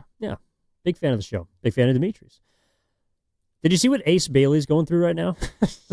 What the Utah Jazz are going through right now? I mean, just speaking about a player that doesn't want to be there, it sounds like they took a guy that before, and there's like conflicting reports about his agent saying he never said that, but now he's not on a team flight to Washington. We talked about Walter Clayton Jr. He was headed to Washington, has no problem going to Utah. Yeah. Pardon me. And Ace Bailey, essentially, through various channels, said, anybody in the top 5, don't take me. Good luck. And now he's unwilling to cooperate with the Jazz. The report that I read from Brian Windhorst was that there's been minimal contact between the Jazz and Ace Bailey since he was drafted 5th overall. And if you're not a huge college basketball fan, Ace Bailey, like a consensus top 5 talent. Every single mock had him going in the top 5. He has very, very publicly and notably refused to work out for almost every team in the top 5. He very notably refused to work out for the 76ers, who were picking 3rd overall, and he had made it known that he did not want to be a member of the Jazz either. He wanted to go to Washington at number 6, but he was picked number 5 overall. I don't like the idea of a rookie, a dude who's never done anything in the NBA, being this upset over where he got drafted. Just stick it out for a couple of years, buddy. Well, I think he did everything he could to not go there, but once you don't have a choice. No, you don't. It's a draft. Steph Curry didn't want to be a Warrior. Exactly. He wanted to be a New York Knick. It's the greatest thing the Warriors ever did was not lean into, I don't know if I want to play there. The anniversary of Steph being drafted was a couple of days ago. Obviously, it's always around this time. And the Warriors put out the video of Steph being drafted, and they splice up David Stern's voice with the live shot of Steph at whatever table he was sitting at in New York, wherever the draft was held. And as David Stern says, with the 7th pick in the 2009 NBA draft, the Golden State Warriors select. In an entire moment, Steph Curry is sitting there praying with his eyes closed. Don't pick me, don't pick me, don't pick me. Steph Curry, point guard, Davidson. And then he's like... He looked a little more excited than I thought he'd be. But this has happened in recent memory. Evan Mobley didn't work out for the Cavaliers. Yeah. There are players that haven't worked out for teams that selected them, and it's I don't care. You're the best player on the board. Show up. And Ace Bailey's representation eventually said, well, him denying individual workouts is overblown. He was at the combine, and all teams saw him there. 18 teams interviewed him. It's it's not like these guys are completely foreign and unknown specimens. There's a lot of research that goes into it, even without an individualized private workout. But, generally, you go and work out for all the teams that are interested in drafting you. Generally. If you're on a team run by Danny Ainge, don't worry, Ace Bailey, you're not going to be a Jazz for long. If you're any good, you're not going to be on the team for very long. You're also not going to win with Danny Ainge. No, but he wanted... Okay, so he would have been fine going to Washington? For whatever reason, that's where he wanted to go, according to reports. New Orleans was also a place he would have been fine going. That's one where I wonder, it's how bad is Utah? It can't be that bad. Utah's got some good young talent. I think they're going to be okay. They're going to stink. They just are. But they'll be better than the Wizards. Yeah, but the Wizards also got $100 million coming up in cap space next summer. I don't know. Maybe it's just the locale. He likes DC more. But the fact that he was willing to put out this flyer that he wasn't going to play for a team in the top 5, with all due respect, who do you think you are? You're nobody at this point. You're talented as hell, Ace. But your questions about how the hell Rutgers sucked last year with 2 top 5 picks, maybe that's why. You're not Chuck Up the Deuces, Bailey. You're Ace Bailey. You're going to be a Utah Jazz. You don't get to just say goodbye, which we have to do right now because we got the crossover coming up next. Out of Cache Creek Casino Resort, Willard and Dibs are live. Looking forward to catching up with them in just a moment. Also got What's Bugging You coming up on the game. Ooh. All brought to you by Fremont Bank. Here for you, here for good. Evan Giddings, Mark Grandy in for Steiny Guru. We're back with the crossover after this.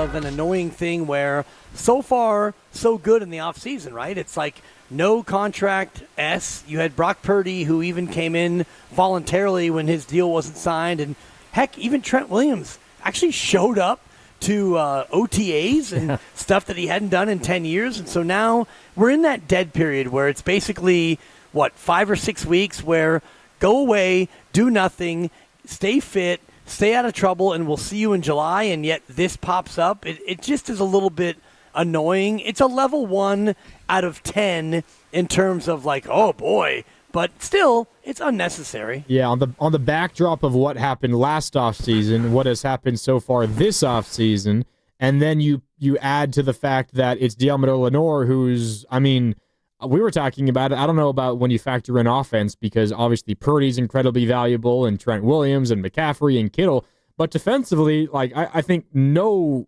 argument, he's your third most important player defensively on a defense that has a good amount of question marks. So if anything were to happen to that guy, the defense takes a major hit going forward. You know what is sort of the thread through all of this? Even just kind of listening to you guys talk about it, in reading to what's going on, I feel like there's a thread that's going on with a lot of stuff that we're talking about right now, and I feel, I don't want to sound like an old fart saying this, but the word that keeps popping into my head is maturity. And so this feels like it was, and again, we weren't there. I don't know where the story's going to go next, but it feels just like a stupid thing, right? Right? Yeah. Keep away with keys. Right. Yeah. Officers come up and talk to you, and now we're like, oh, this is funny. We're going to start throwing the keys around the room. Don't be an idiot. That's dumb. And I feel like we're having this conversation in a number of fronts. Grandy, like all of us, we've been talking about this with Brandon Ayuk and his social media. In fact, I want to take a moment again to compliment Jonathan Kaminga for the maturity that he showed this year, even in a very, very difficult situation. I thought the Giants thing the other day, where they're like, all right, we're kind of annoyed that you keep hitting us, so now we're going to tell you that we're going to hit you, and then we're going to hit a Marlin the next day. This is all it's a maturity issue. That's what I see. And it can, if it becomes consistent or bigger, kind of like it has with Ayuk, it can become an issue. I just had a visual of, so when I was 14, went on a fishing trip to Hawaii, and my brother actually caught a marlin. And one of the ways you bring a marlin onto the boat is, because it's 150 pounds, you can't just reel it in. You bring it on the side of the boat, and you literally hit it. You beat it with a bat or some sort of bludgeon type of instrument. Oh. And so when you said, they hit a marlin, my first thought goes to, oh my God, they're just beating a big fish to death. And it feels like we're kind of like beating a dead horse sometimes with a lot of the unwritten rules versus written rules. It wasn't so much that it was a bad look as it was just like an embarrassing ending to an already embarrassing series. And that's kind of my, I don't know, that was my gripe with the whole thing of doing it in the first place. I'm stuck on your Marlin story now. Wait, that you got a club of fish? That sounds awful. Were you there for this? Oh yeah, I witnessed the whole thing. It was like a 30-minute wrestling match between my brother, who was on a big fishing boat, big fishing rod, bringing a marlin in off the coast of Hawaii, and it was supposedly a small marlin. 150 pounds is supposed to be not a big one. There's other people out there that it's like 200, 300 pounds. So was Otto Lopez. He was one of the smaller marlins on the team. Well, and Levon Hernandez would be a bigger marlin if we want to talk about bigger marlins. Really big. Yeah, they left Kyle Stowers in the ocean. That sounds awful, though. I don't think I could do that. And what I know of you, Evan, I don't think you could do that. You didn't whack the marlin with a bat, did you? No. I left it up to other people. Again, and this is what I kind of revealed about myself this morning. I don't believe in hitting people, so I wouldn't have hit the marlin. And soft. Yeah, I'm soft. Soft. And at what point does it no longer become fishing, where you have a fish on the hook and then you beat the fish? It's one thing if you put the net underneath. Okay, you caught the fish and here's the net. If you've got a fish on the hook and then you beat the fish, to me that's no longer fishing. No, it's not playing fair. You're right. The fish doesn't have a bat. Exactly. No. Exactly. Well, I'm with you. Do you guys consider fishing like Greek fishing is when you throw a stick of dynamite into the water? That's fishing. No, I'm out. No? Yeah, and also like noodling, as you guys well know, when you noodle for catfish, you basically just plunge your hand into the water. And, there is spear fishing, which ostensibly is fishing, but you're literally like stabbing a fish with a long pole with a knife on it. People who spearfish are doing it because like they're eating off of the wild.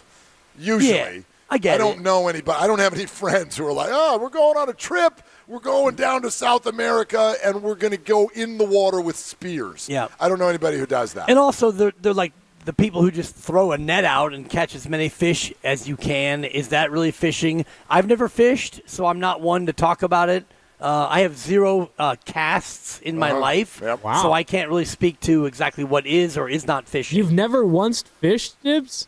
No, never once. And I grew up in Fairfax. Shout out Fairfax, right by the lake. Yep, that we go to every week. Alpine, Phoenix, Lagunitas, many great areas to fish. I actually grew up on the Corte Madera Creek, where you could literally off my deck cast into the creek and fish, but I just did that. Never once. Why? A number of reasons. Okay. One, I'm more of an instant gratification person. 2, the fine motor of like baiting the hook. Oh, it's terrible. 3, the whole tangle of the line. There's so many things about fishing that I do not want any part of. You're 100% right. What you need is to go fishing with someone else who fishes. Yeah. That's what I do. Right. I have Your son, right? Right. Yeah. If anything goes wrong, you just go, Abe, and then you hand him the line, and then you find out if it works out later. That's my role. Even if I catch a fish, it's like, okay, what do we do now? Abe, get over here and unhook this thing. I don't know what to do with it. That's what you need, a partner. In my experience, golfing is kind of like fishing because you struggle, or at least for me, you struggle, and then you finally hit one straight. I'm not very good at golfing, so maybe this is me specifically, and you're like, oh my God, that was the greatest thing ever. All of the last 2 hours of struggle were worth it. Same thing for fishing when nobody's biting, and then finally you catch one and you feel pretty darn accomplished. You keep coming back for more because you got one success story from 2 hours. Therapeutic, yeah. True. Now that I know the way that you have likened golfing to fishing, I just know that I'm never going to golf with Evan because apparently we're going to struggle for a few holes, and then he's going to start whacking me with his golf clubs to really put me away. Anything to win. Yeah, it's just more of a therapeutic type of deal for me. Yeah, look, I mean, both they're acquired taste, but yeah, Dibs, get out there and fish one time before you go. I promise it's a good time.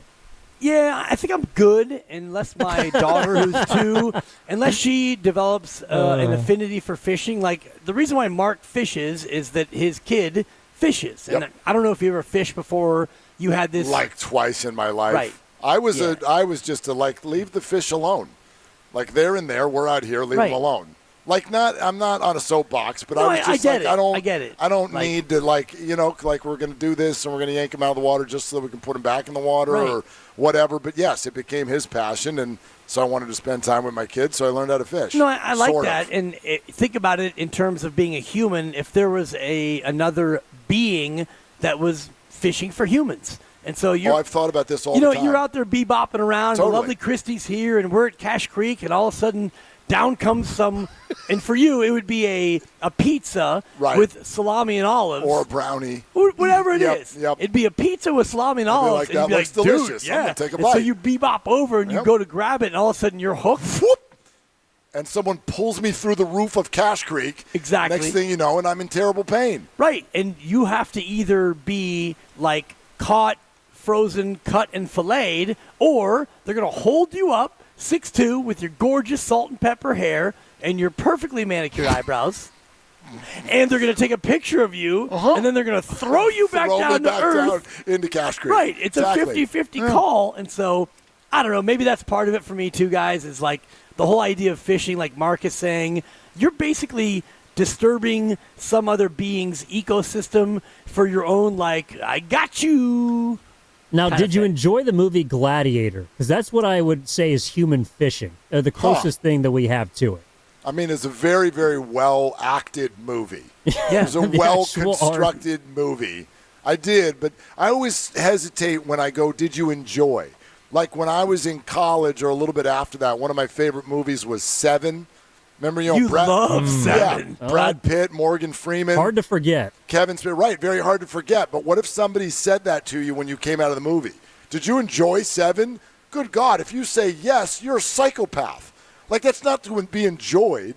I can say, hey, this was well produced. Yeah. This was a very, it was a gripping script. Dude, Schindler's List.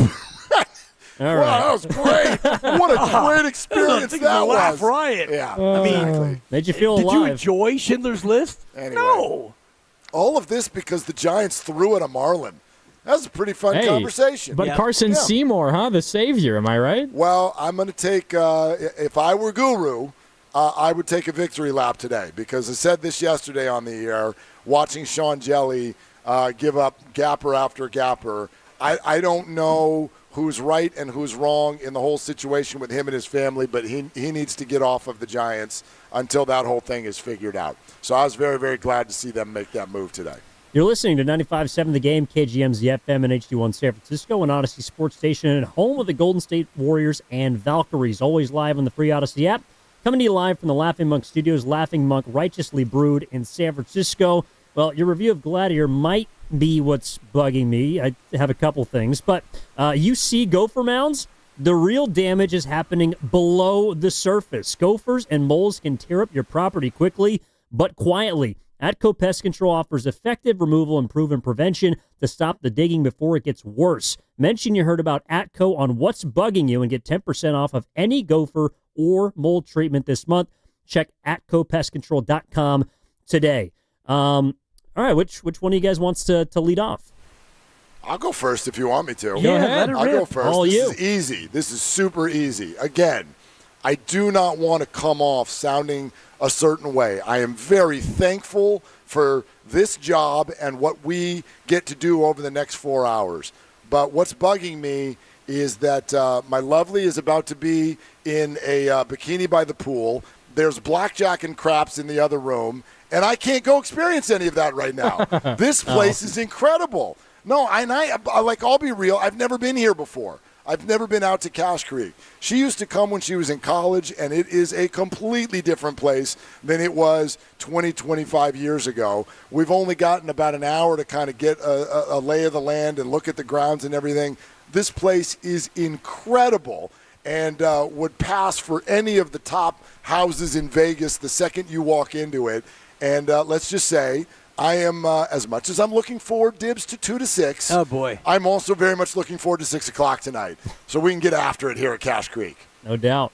Yeah. All right. That's all. For me, it is publicized selfie videos in cars. I don't like the back and forth from a lot of these, understandably national people who are, and maybe they got beef with each other. I think the latest one is like Bill Simmons and Kendrick Perkins. Just do the video outside of the front seat of your car. I understand sometimes you're in a rush and you want to get a thought off. I understand if you're taking a video and you want to send it to a friend, it's in a private group chat. I don't know. I woke up this morning and I saw Kendrick Perkins in a suit with his seatbelt on, and it just looked wrong. It looked weird. It looked strange. And what's bugging me are people posting on social media selfie videos in their front seat car. You're either going to drive or get out and take the video somewhere else. That feels like a shot at Goo. I think Goo does that. Well, and I told him this. I told him. And Evan did not run from that characterization. Apparently it was about Goo. No, it wasn't about Goo. Okay. It was really about Kendrick Perkins this morning. But no, Guru has to do some videos in his car, and I understand because he's really probably spends half the day in his car, unlike I do. True, too. But if you're not 3 hours on the road back and forth between Sacramento and the Bay Area, I think you should be able to take a selfie outside of your car. Fair point. I'll go next. What's bugging me is stupid reporting such as this. This comes courtesy of one of those more famous aggregators on Twitter, at Legion Hoops. If you are on Twitter and you're a basketball fan, you probably see this all over the place. Let me just read this direct tweet to you. Quote, "The Knicks, Heat, and Warriors are reportedly among the teams interested in Giannis, per the New York Post." Okay, every single team is interested in Giannis. I do not need you to tell me that a team in New York, Miami, and San Francisco are interested in Giannis Antetokounmpo. That is the most worthless tweet I have ever seen in my life, and we would be better off not even having that reporting in the first place. Of course, everyone wants Giannis. Please, you do not need to tell me that. That's what's bugging me today. No, that's great, and it's like, if you wanted to name 3 or 4 single celebrity men who are interested in fill-in-the-blank supermodel, it's like, True. so-and-so is reportedly interested in blah, blah, blah. It's like, yeah, so are the other 1.7 billion men on planet Earth. So, yeah, it's an aggregation sensation, Grandy, is what it is. Cha-ching. And it's big-time lazy. You know what's also lazy? What? Is people who give out nicknames. And what's bugging me are nickname givers. And we work with a guy named Steven Risotto, and he's right now on the 1s and 2s, and he was given the nickname Pasta because we think that, Pasta would be a nickname. And I'm looking at you, Dan Devone, Saturdays with Evan, 9 to noon. I can't wait to hear you tomorrow, and I know you're listening now, and you can come back at me then. I won't be listening. I'll be golfing at Yochadehi. But how lazy do you have to be to just give a guy a nickname of Pasta when his last name is Risotto? Memo to Devone and the nickname givers, risotto is a rice. So the man's nickname is not Pasta, it's rice. And it's just like people who give out nicknames based on pure laziness. Do your homework, Devone, and the rest of you, and understand that risotto is rice. The man's nickname is rice. It's not pasta, it's rice. All you nickname givers, you're bugging me. You're kind Fair of a point. nickname giver. You're kind of a nickname giver. But I do it right. Well, okay, then that's the point. The point you don't dislike nickname givers. You dislike those who don't do it well. I dislike nickname givers who are lazy. Okay. Like, for you, your name is Mark Willard. Like, if your nickname, is it Willie? Is it Marky? I mean, honestly, your nickname would be something that is completely endemic to you and your personality. My friends in high school just called me Will. Fine. Yeah. Allowable. Yeah. Yeah. Outside of that, I never really had a nickname. Can I present a counterpoint, Dibs? Go ahead, Evan. Okay, so a lot of people's nicknames, it's not so much the nickname as it is the story, the origin story of the nickname. So in this case, and I hate to break it to you, Steven Risotto will forever be Pasta because the whole joke is that Dan Devone doesn't know that risotto is rice. And so Pasta's going to stick. It's one of the reasons why in college, my nickname for a lot of college friends is Dangs. And it's because my friend could not pronounce Giddings. He pronounced it Giddangs. The origin story is what makes the nickname. And so unless it's, Dibs is understandable. It's a little bit short and Will, Steiny, for example. But like Guru has a great origin story for his nickname. He's forever going to be the Goo. So Pasta's, I hate to break it to you. And I don't call risotto pasta because I think that risotto is a pasta. I call risotto pasta because it's a good nickname and it's stuck. And I'm going to keep calling him that. Well, you guys are wrong and you're out of line for calling him that. And the fact that Dan Devone is from New York, which is one of the great no, he's not. of Italian food, and the fact that he doesn't know that risotto is a rice is an embarrassment to the great people of the metropolitan area of New York. And I grew up with a guy whose nickname was Pasta, and his nickname was Pasta because, and it still is, because he had a gigantic belly and he ate a lot of pasta. So shout out Michael Reed, who is a youth referee, and Giants he legend, has a Michael gigantic Reed? belly, and he has been pasta since he was a Wow. kid Sounds more because the kid ate disrespectful. pasta. I think we got to the bottom of this. Is you just think that the Pasta nickname has already been taken. And so you have an issue with it. I actually just call him risotto because risotto is better than both rice and pasta. So, Steven, just keep your actual last name because it's delicious. Steven, what did you say to me about 20 minutes ago when we were trying to make sure the audio was right? You're like, "Hey, Dibs, can you hear me?" This is a trap, Steven. Is he there? Be very careful. Unfortunately, it's hate the to break boss it to you man. guys. About this whole Oh. thing is gone. Steven isn't here, but I am. Oh, Boy. and what's your nickname for him? Look. Exactly. You're a nickname giver. He's busy. He's busy. As long as we His get a fist bump nickname from the boss. is look, because That's what he would say constantly. And whatever. I'm not a nickname giver. I just know that risotto is not pasta. And for those of you calling him pasta, you're wrong and you're out of line. All right. Noted. Real quick, we got a couple minutes here. Was Ace Bailey out of line this week, guys?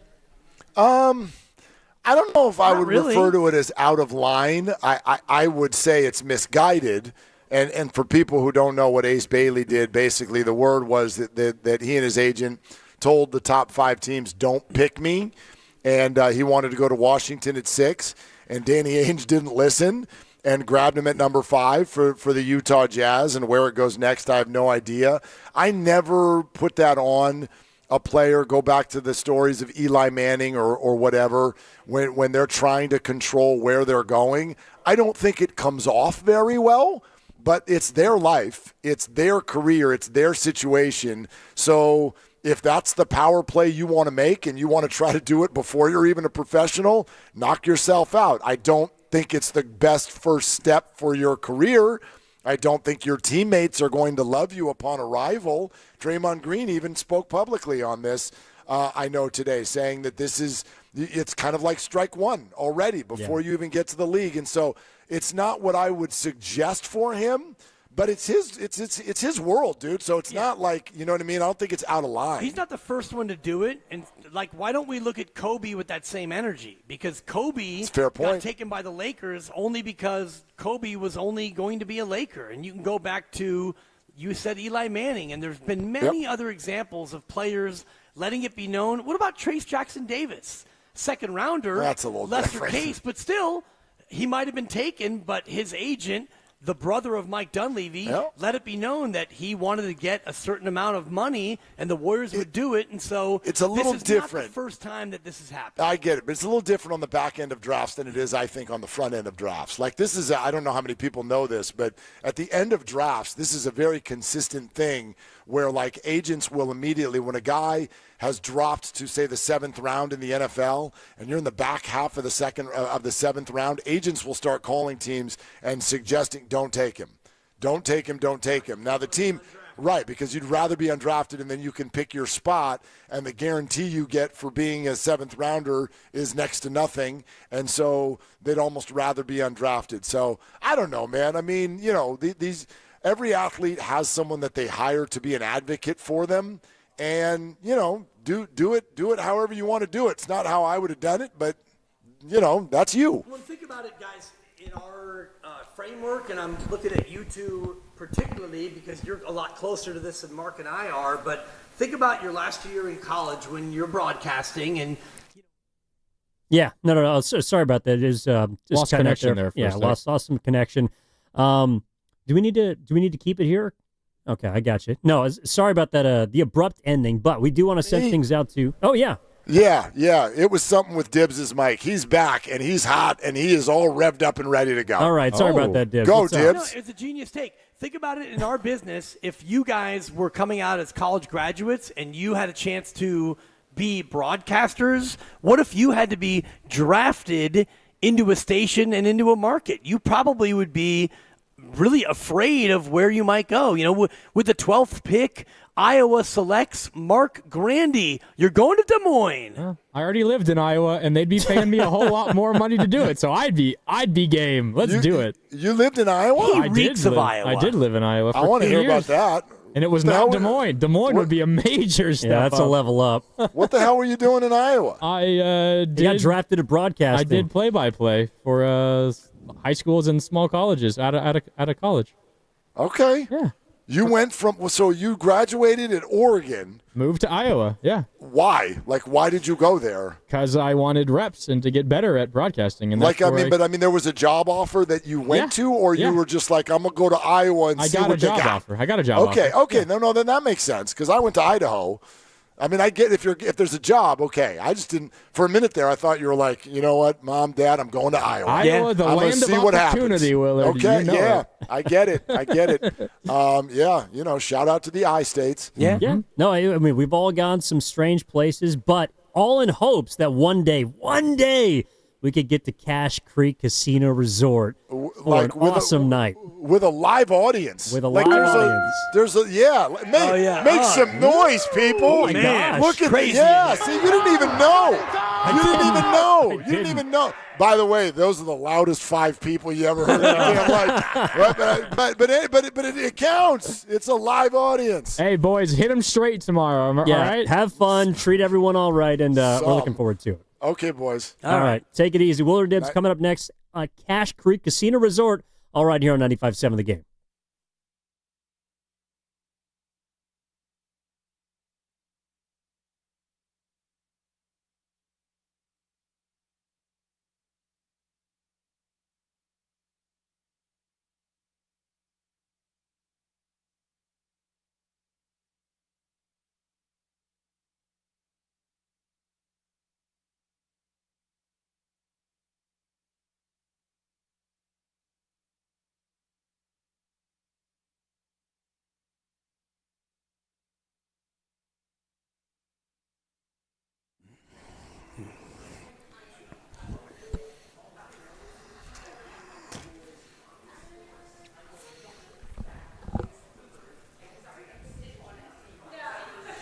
All right, let's go. Let's do this. Go. Let's do this thing. All right, we are out here live at Cache Creek Casino Resort for the long-awaited Willard and Dibs getaway, along with some of our favorite listeners. Yes, we will be golfing together tomorrow, but we are already – it's a fraternization sensation. That's a buck. That is already happening here live on the scene at Cache Creek. And this place is unbelievable. It's incredible, and live remotes are like children where you love all of them equally. And I was thinking about this earlier on the drive up. No, it's not. You always. I'm gonna put you out there for a second. Put me out there. Because you always say that on the air, and then we get to commercial. Well, and you're like, all right, really, which one's your favorite kid? And it's the most. It's one of the stupidest thing that parents actually say, because if you're a parent and you have more than one kid, you cannot pass a lie detector where the question is, who's your favorite kid? Well, I like Demo Duchesne. No, you don't. No, you don't. No, you don't. You do in a large sense. You don't on any given day. That's a bunch of bullshit. No, it's not. Because if you asked me every day, I'd have an answer for you, but it's a different answer every day. Okay, fine. It's like, which one ticked me off this morning? If I asked you 365 straight days, one of the kids would have 208. What's 365 divided by 3? It's 128.3. Is that right? I had that right. I got problems, Mark. 121.6. The point is, the point is, on one day, or I guess that'd be 2 or 3 days, it's a tie. You wouldn't. If I asked you every day, at the end of 365, it would be, I know who would be 1, I know who would be 2, and then the dog would be 3, and then I know who would be 4th. The dog is usually 1, to be My honest point is, live remotes are like children. You love them all the same. No, you don't. No, you don't. This is probably my favorite live remote ever. Yeah. We're here at Cache Creek. They're about to have a 40th birthday party for this place. Has it been 40 They're years? giving away a car. A couple cars are being given away. Are we eligible? Okay. All right. Go on. Quick no. Yeah. Good Lord. Yeah. I told you, we got a live studio audience here, and they've got some things to say. That's very clear. I haven't seen a stop sign that quick since junior prom, I'll be honest. Man, anyway, go on. Anyhow, live remotes are like kids. You love them all the same, blah, blah, blah. This is my favorite. Yeah, this is pretty good. So we first and foremost want to thank everybody out here at Cache Creek Casino Resort for the hospitality. This was a piece of cake drive getting out here, and we bounced around a little bit to check out just a little bit of what we could before we're getting started. We're looking forward to the rest tomorrow, which does include golf at Yochadehi, which I've never done before. You're going to love it. You have, right? Oh, yeah. Yeah. I know it's supposed to be. Everybody who I've talked to is like, oh, you're going to love it. Wait till you see it out there. And so we're going to do that tomorrow. We're going to experience it. We've already had some of the dining options. We've already taken care of that. Looked incredible. Ate a little bit more than I should have, but that's all right. We're going to get ready for a long afternoon here. So anyway, we are thrilled to be here, and an interesting day to be here as well with a lot going on. So much going on, and you've got Giants with a send down and a call up and a trip to Chicago where it's a get right series, and but you're coming off a sweep against the Marlins, and you have a couple of new Warriors and maybe Warriors that you do have, you won't have, and we are tiptoeing closer to that June 30th open season day, which would be Monday at 3 o'clock. Between our 5:58 sign off, ladies and gentlemen, the weekend to when we get back on Monday, back in the studio. Unless we decide to stay here, which I think it'd be cool if we did. I'm not against it. Nor am I. Yep. But between now and then, who knows what's going to happen with this team, right? That's a fair way to put it. I don't know if they know. Right. I know that in listening to them, and we can get to this a lot throughout the afternoon, I think there's a lot of different directions to go with sort of that thing we were talking about off the top in the crossover, because it is what's, for whatever reason, with the blend of things that we have today, that word maturity keeps popping into my head. More on that in just a second. But, yeah, I think the Warriors – did you see the part about how they admitted – and I don't know why they admitted this. I'd almost like to play with this for a second with you. They admitted that they tried to get into the first round yesterday, that there was a player that they liked, a player who they felt could contribute right away. The rest of them, you're just rookies. Maybe you'll come contribute. Maybe you'll go on a journey through the G League. Maybe we'll see you in February. But there was one guy who they identified as, you can help us, and you can help us right away. And they tried like hell to get into the first round to get him, and it didn't work out. And then they came out and told everybody, which is always kind of the way my brain processes. They didn't say who it was. They didn't, though Tim Kawakami feels like he has put the puzzle pieces together and does know who it was. And here, let me pull the name for you. It was a kid out of Florida. Straight out of Florida. Yeah, it was. Crazy Stretch 4. No, not Will Richard. That's who they did get. I'm talking about who they didn't get.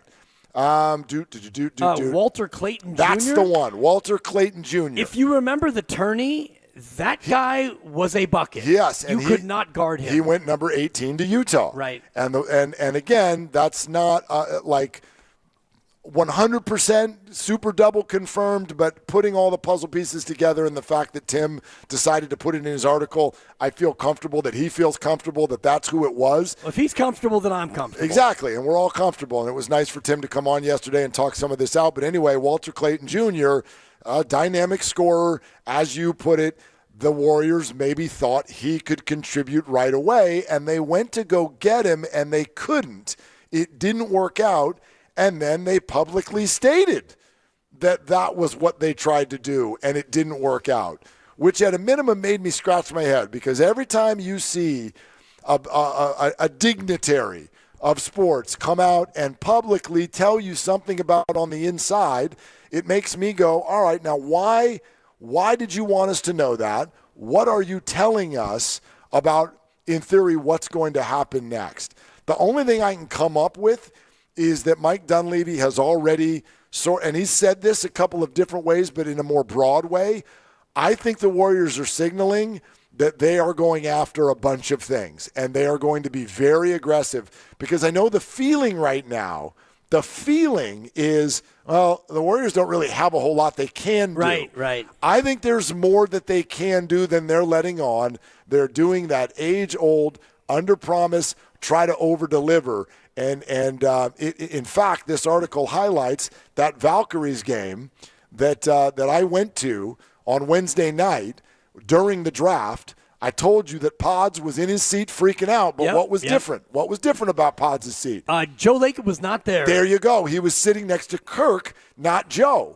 And the reason is because Joe was with Dunleavy up in the back hallways of Chase Center trying to go get this kid in the first round. Right. Because there is a lot that they're going to try to do. And, Shams Charania 6 weeks ago saying this is going to be the craziest offseason you've ever seen. And already we've seen some big things happen. And then we had Mike Dunleavy a few days ago talk about how we're going to be in the mix. And if you're going to be in the mix, that means you're going to try to find somebody in the first round that you really like. And part of being in the mix is dangling Jonathan Kaminga in a sign and trade, or maybe other players that you have, and you've got a lot of your first-round picks. You've got all your first-round picks. So if you're going to be in the mix, that means that everything outside of probably Steph, Jimmy, and Draymond, anything is available, anything's on the table, including superfan Brandon Pajemski.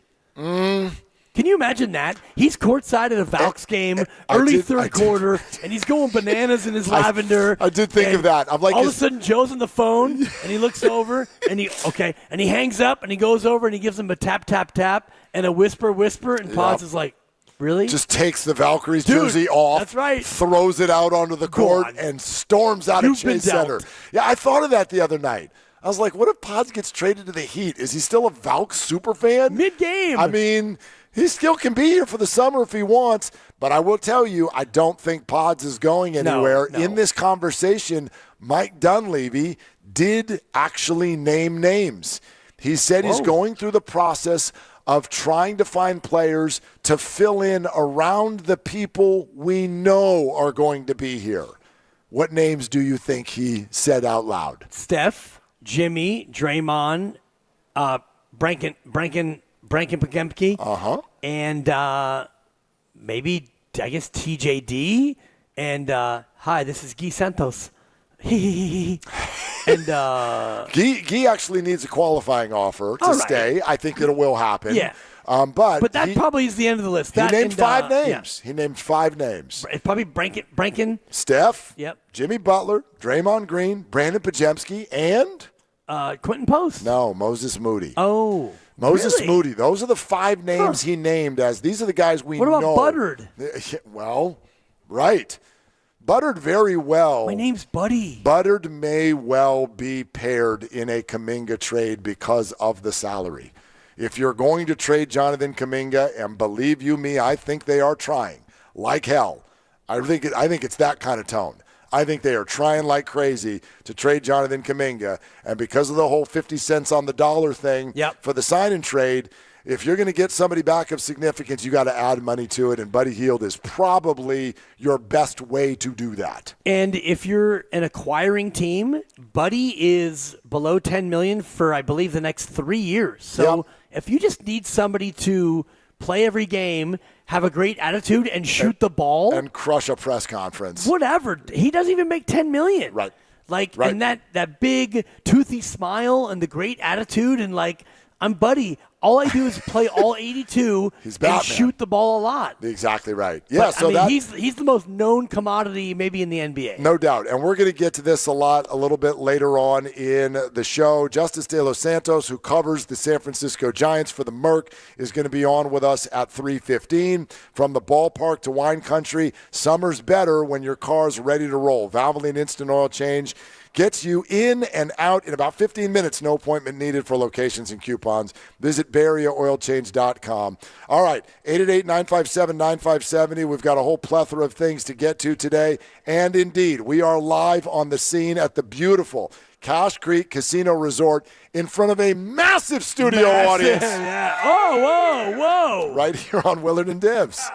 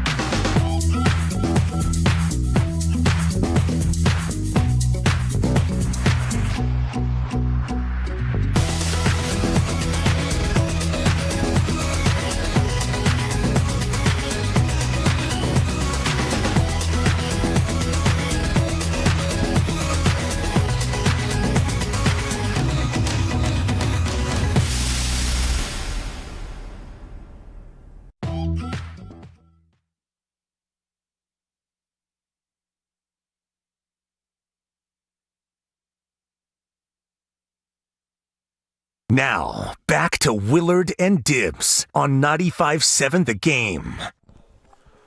All right, live out at Cache Creek Casino Resort, which is already a ton of fun. Oh yeah. And I'm looking right now and hearing with each passing minute more and more about what they got going on out here. Wait, 7:30 p.m. There's a birthday party. Is that tonight? Is it tonight? Tomorrow night. Okay. Okay. And there will be cupcakes. Yeah, there will. And party favors. And probably 40 candles. It's the 40th birthday of this casino. That is awesome. And now that Christy went out to the pool, I can admit that when that round of golf is over, we're not heading out of here that quick. No. We're coming back here for some cupcakes. You might as well. I don't miss out on cupcakes. Exactly. So, whole party this weekend. All kinds of events coming. I'll tell you one that caught my eye because you already know this. Yep. And I actually knew this before we even came out here today because I kind of had my eye on it. You've been scouting this place. Well, not only this place, but like what's coming here. Dude, Joe Coy is coming here. Dude, you love Joe Coy. Joe Coy. Joe Coy. I love stand-up comedy. Joe Coy, that's the one. You went to San Jose to see Joe Coy, and you came back, and you were like all Joe Coy'd out. To the point where we went and saw him again. Exactly. At Chase Center. Joe Coy, that's of all the comedians we love to go see, that's the dude. Yeah. That's the dude. And he's going to be here the weekend, August 1st and 2nd, which I think is a Friday and Saturday night. Correct. Yeah. Yeah, my birthday's the 15th, which boom. is also a Friday. And I was just looking at the upcoming list, and I saw Joe Coy, and I'm like, that is so Mark Willard. And then I looked further, and I'm like, oh, my God, one of my favorite artists from the 90s, Ashanti, is going to be here. September 5. Dude, and having seen her in concert a couple of times, she puts on a show now. Yep. Ashanti, she's got hits, and like there's a couple hits. You'd be like, oh, I know that song. And then there's like 5 or 6 more bangers. You're like, that's Ashanti? Well, you should definitely come that weekend because it's not just Ashanti on September 5th, but the very next night is 98 degrees. And I know that's really your jam. Oh, yeah. Not actually Ashanti. You're more of a 98 degrees kind of a guy. People don't know that about you. Yeah. But anyway, you should go. If I go. did my Mount boy band my Mount Rushmore of boy bands, 98 degrees is not Washington or Lincoln, but it's Roosevelt for sure. Good. I mean, good to know. Good to know. It's Anyway, not in the Reagan spot. Perfect. Yeah. I think we should add a fifth face. Exactly. Anyway, tickets to all of those events, if you want to check it out, are at cashcreek.com. And we'll be telling you more about everything that's going on out here this weekend and throughout the summer. And by the way, what we're very much learning immediately upon arrival, you don't need a special event to come out here. This place is the event. This is awesome. We're having a good time. We appreciate the hospitality. And actually, it's one of the reasons that the word maturity popped into my head when we're talking about the Diamador Lenore situation or the Giants throwing at a Marlin or whatever has gone on this year with the Warriors. Hey, Jonathan Kaminga, putting in work, right? I think Jonathan has been very mature. I think the Warriors have been very mature, but the situation as a whole kind of feels immature, where it's just like, what is going on here? You've got this good player, but he doesn't want to play the way they want him to play. But really, you're going to just give away a good player for 50 cents on the dollar because of stubbornness, what have you? Look, I'm not a guy with a whole lot of outward vices. I'm not a guy with vices. But when we come do this, I'm not asking for credit here, but when I'm going to sit here and I'm going to talk to you for 4 hours, while there are blackjack tables in the next room. Yeah. There's an entire flat of Reese's peanut butter cups across the room from us. But I'm getting married in 3 weeks. Oh, boy. And so, I'm going to show some maturity. Right. Which means I'll only have 2 candy bars. I get Normally that. I'd have 5, but maturity. That may not sound like much to you, the fact that I can actually make it until tonight to go to the tables, or the fact that I'm going to avoid a little bit of sugar. But to me, that's me being mature. And I think that we need to have a conversation about to what level that is permeating all of the teams and the players right now, particularly the 49ers this particular offseason. Right, and I do think that every situation is different, and, being a young African-American in a parked vehicle is a lot more challenging than being a young white guy in a parked vehicle. Well, So, hell yes. I mean, whatever happened, I don't know the full. Anything is more challenging. Of course, I don't know the full details of what Diamador Lenore and his friends went through, but the fact that he was arrested for obstruction is ridiculous, and I don't know what went on or the full details of it, but the fact that he's 25 and he's an NFL player in his off time and like these sorts of things happen to him, I can't understand it from my perspective. When you say this is ridiculous, you mean the fact that he got arrested in terms of his behavior, or it's ridiculous that he was arrested? I just want to understand where you're coming from. I don't know his full behavior, but just based on what I've learned of what happened, it's ridiculous that he got arrested. Well, here's what I would say about it, and actually we can remind everybody that Diamador Lenore was on the show with us just like two and a half weeks ago, and he's fresh off of a very, very big contract that the 49ers signed him to last season.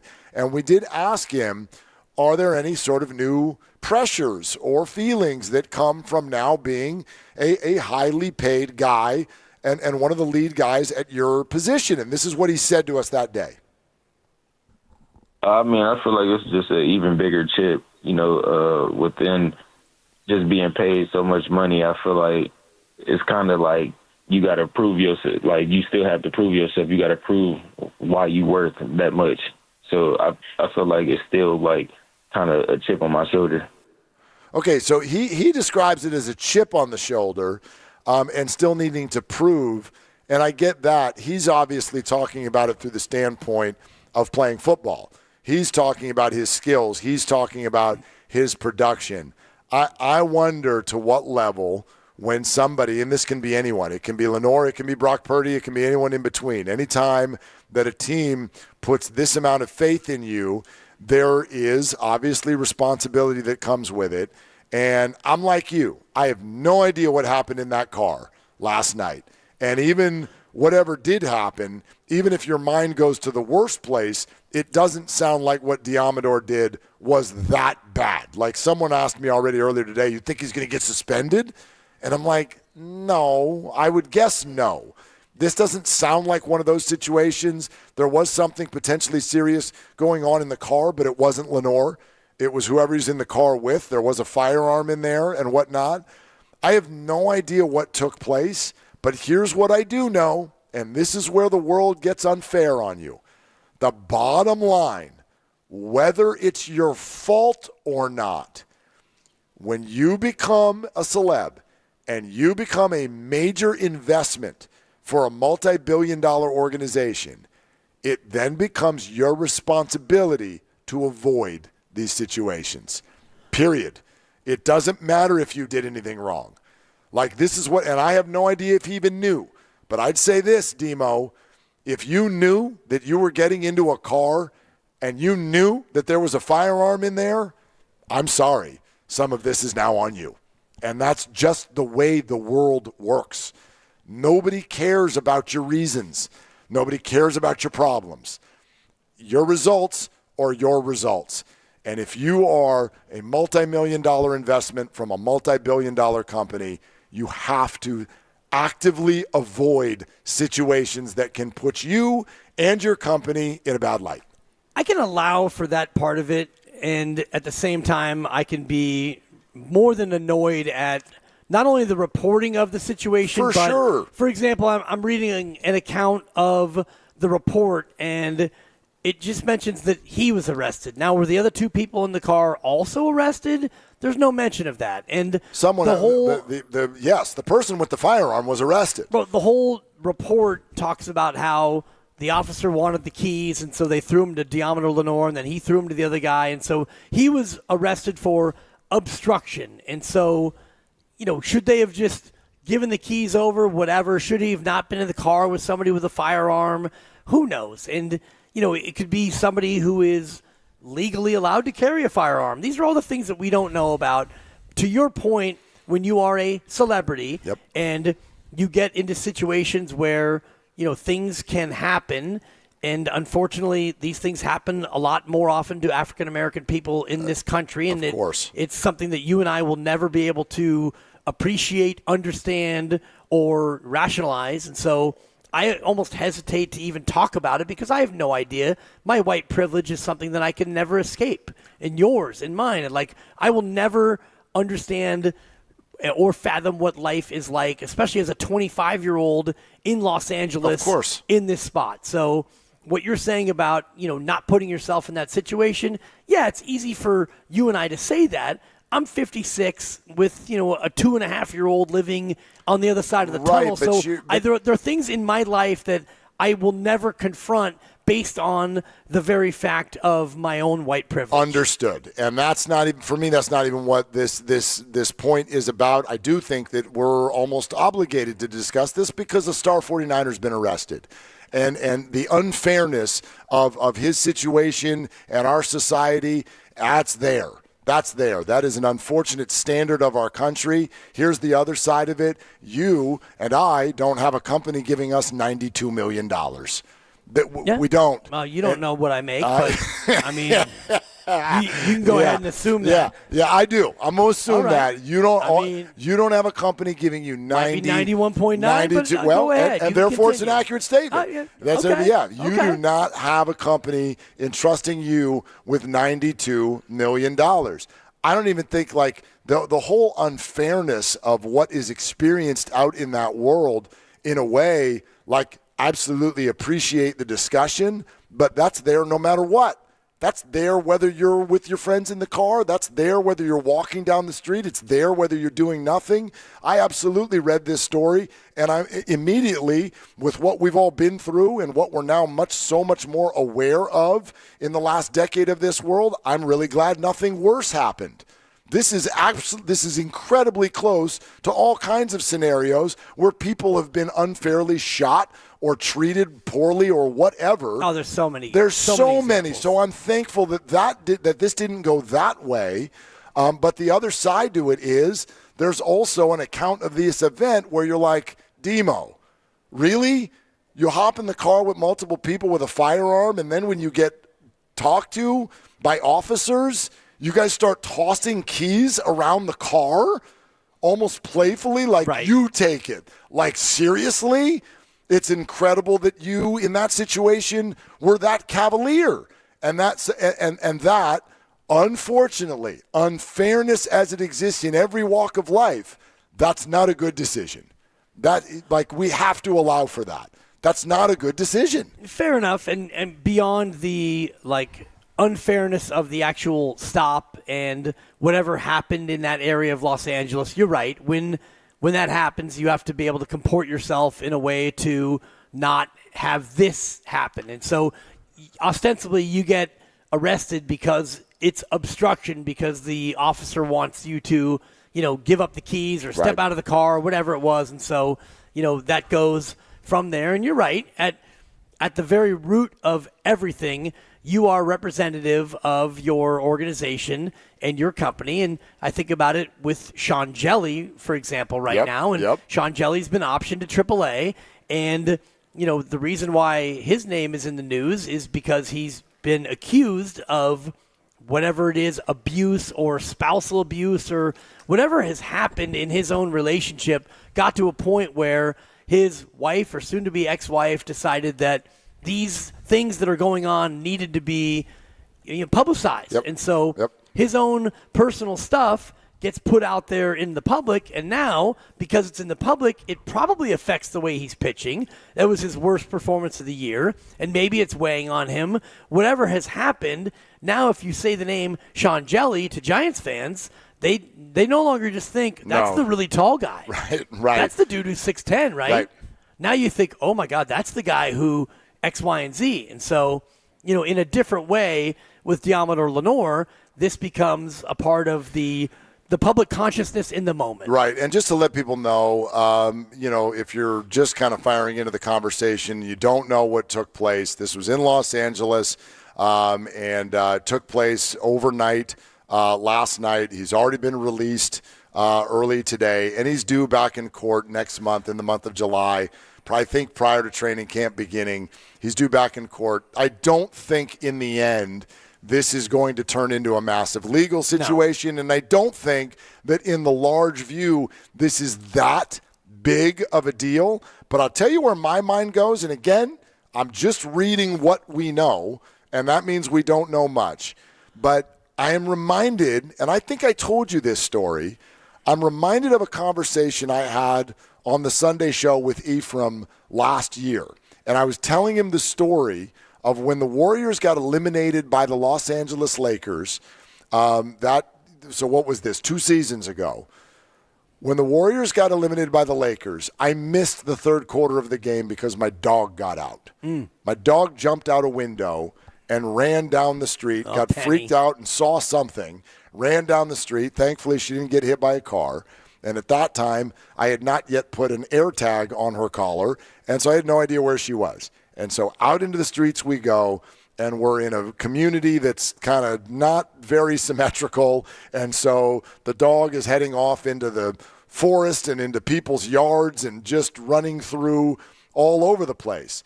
And we go trudging after her. And we went through all kinds of different terrain and probably were on people's property at times because we didn't know exactly where the dog was going. Well, I'm telling Ephraim this story. For those of you who don't know, Ephraim Salam is 13-year offensive lineman in the NFL. And so this is a 280-pound, 6'6" black man. And I am telling him this story of what was happening and sort of having the could you experience anything like this? And you're jumping over people's fences would you have and done? Going through yards. He stopped me in my tracks because he goes, do you think that being who I am in this world today, I would step anywhere near anybody else's property and just walk onto it cavalierly like I'm looking for a dog? Do you know what could happen to me? And it opened up an unbelievable conversation that I will remember forever, and I appreciate the way that he talked about it, but it popped into my mind when I'm reading this about Demo Lenore, and it made me want to go, Demo, what are you doing? Do you know what kind of danger that's like? I'm not about the, oh, dude, you acted out of line. I'm like, dude, don't you think you're putting yourself in danger? You are at a police stop in Los Angeles as a 25-year-old black man, and when you're asked to do something, y'all start playing a game of who touched it last? Right. Like, are you kidding me? Like, that's where my mind went. That feels very, very unsafe. And that's the conversation, if I'm the Niners, I'd be having first. Prior to anything about you put the Niners in a bad light or anything ridiculous like that. No, absolutely. That's where my mind goes. No, it reminds me a little bit of the whole thing with Ja Morant where, he went through his whole sequence of events where he's, flashing the gun and it's, I got a gun and this and that. And, the league had to clamp down on him for that and on and on and on. And so now you look at Ja Morant as, not only as a basketball player, but if you're an acquiring team and he's going to become a free agent, I think in one more year, you definitely would have to think about the things that he's done off the court as well. And this is not the same as Diamond Lenore. This is just, an incident. And I was looking at the report. It was 5:30, late afternoon, early evening, and they probably were just, going about their business. I don't know what was going on, but you get pulled over, and, you have to comport yourself in a certain way, and he didn't do that. Yeah, so that's, again, more will come out, and the Niners have obviously been contacted by the media and gave the normal response you'd expect, which is we're aware of it, we're gathering information. I do think, and this is true with Sean Jelly too, who you bring up, I always think that the parent organization, when they say they're gathering information, boy, do they. They do. They know what happened. And you can sort of tell, I think, how a team is feeling or how a company is feeling about what took place based on what they do next. And so take a look at the Giants and Sean Jelly. They were aware of the information, and what did they do? Well, they put him on the mound that night. So that tells me that on some level, they don't feel something awful is about to come out in this story. I think that I'm not saying they think it's okay. I'm not saying they're taking sides. Right. I think that they think right now we're not about to see Sean Jelly get arrested as he's walking to the dugout. So they kept him on the team. Now they sent him down today, and I think that's because of his performance, which may very, very well be linked to whatever's going on a personal level. Same thing here with the 49ers. We're still very early in this one, but I do think that this has the feel of a situation where it's heading down the road of the Niners are going to – it's almost like an eye roll. We're going to pull Demo aside. We're going to have a conversation.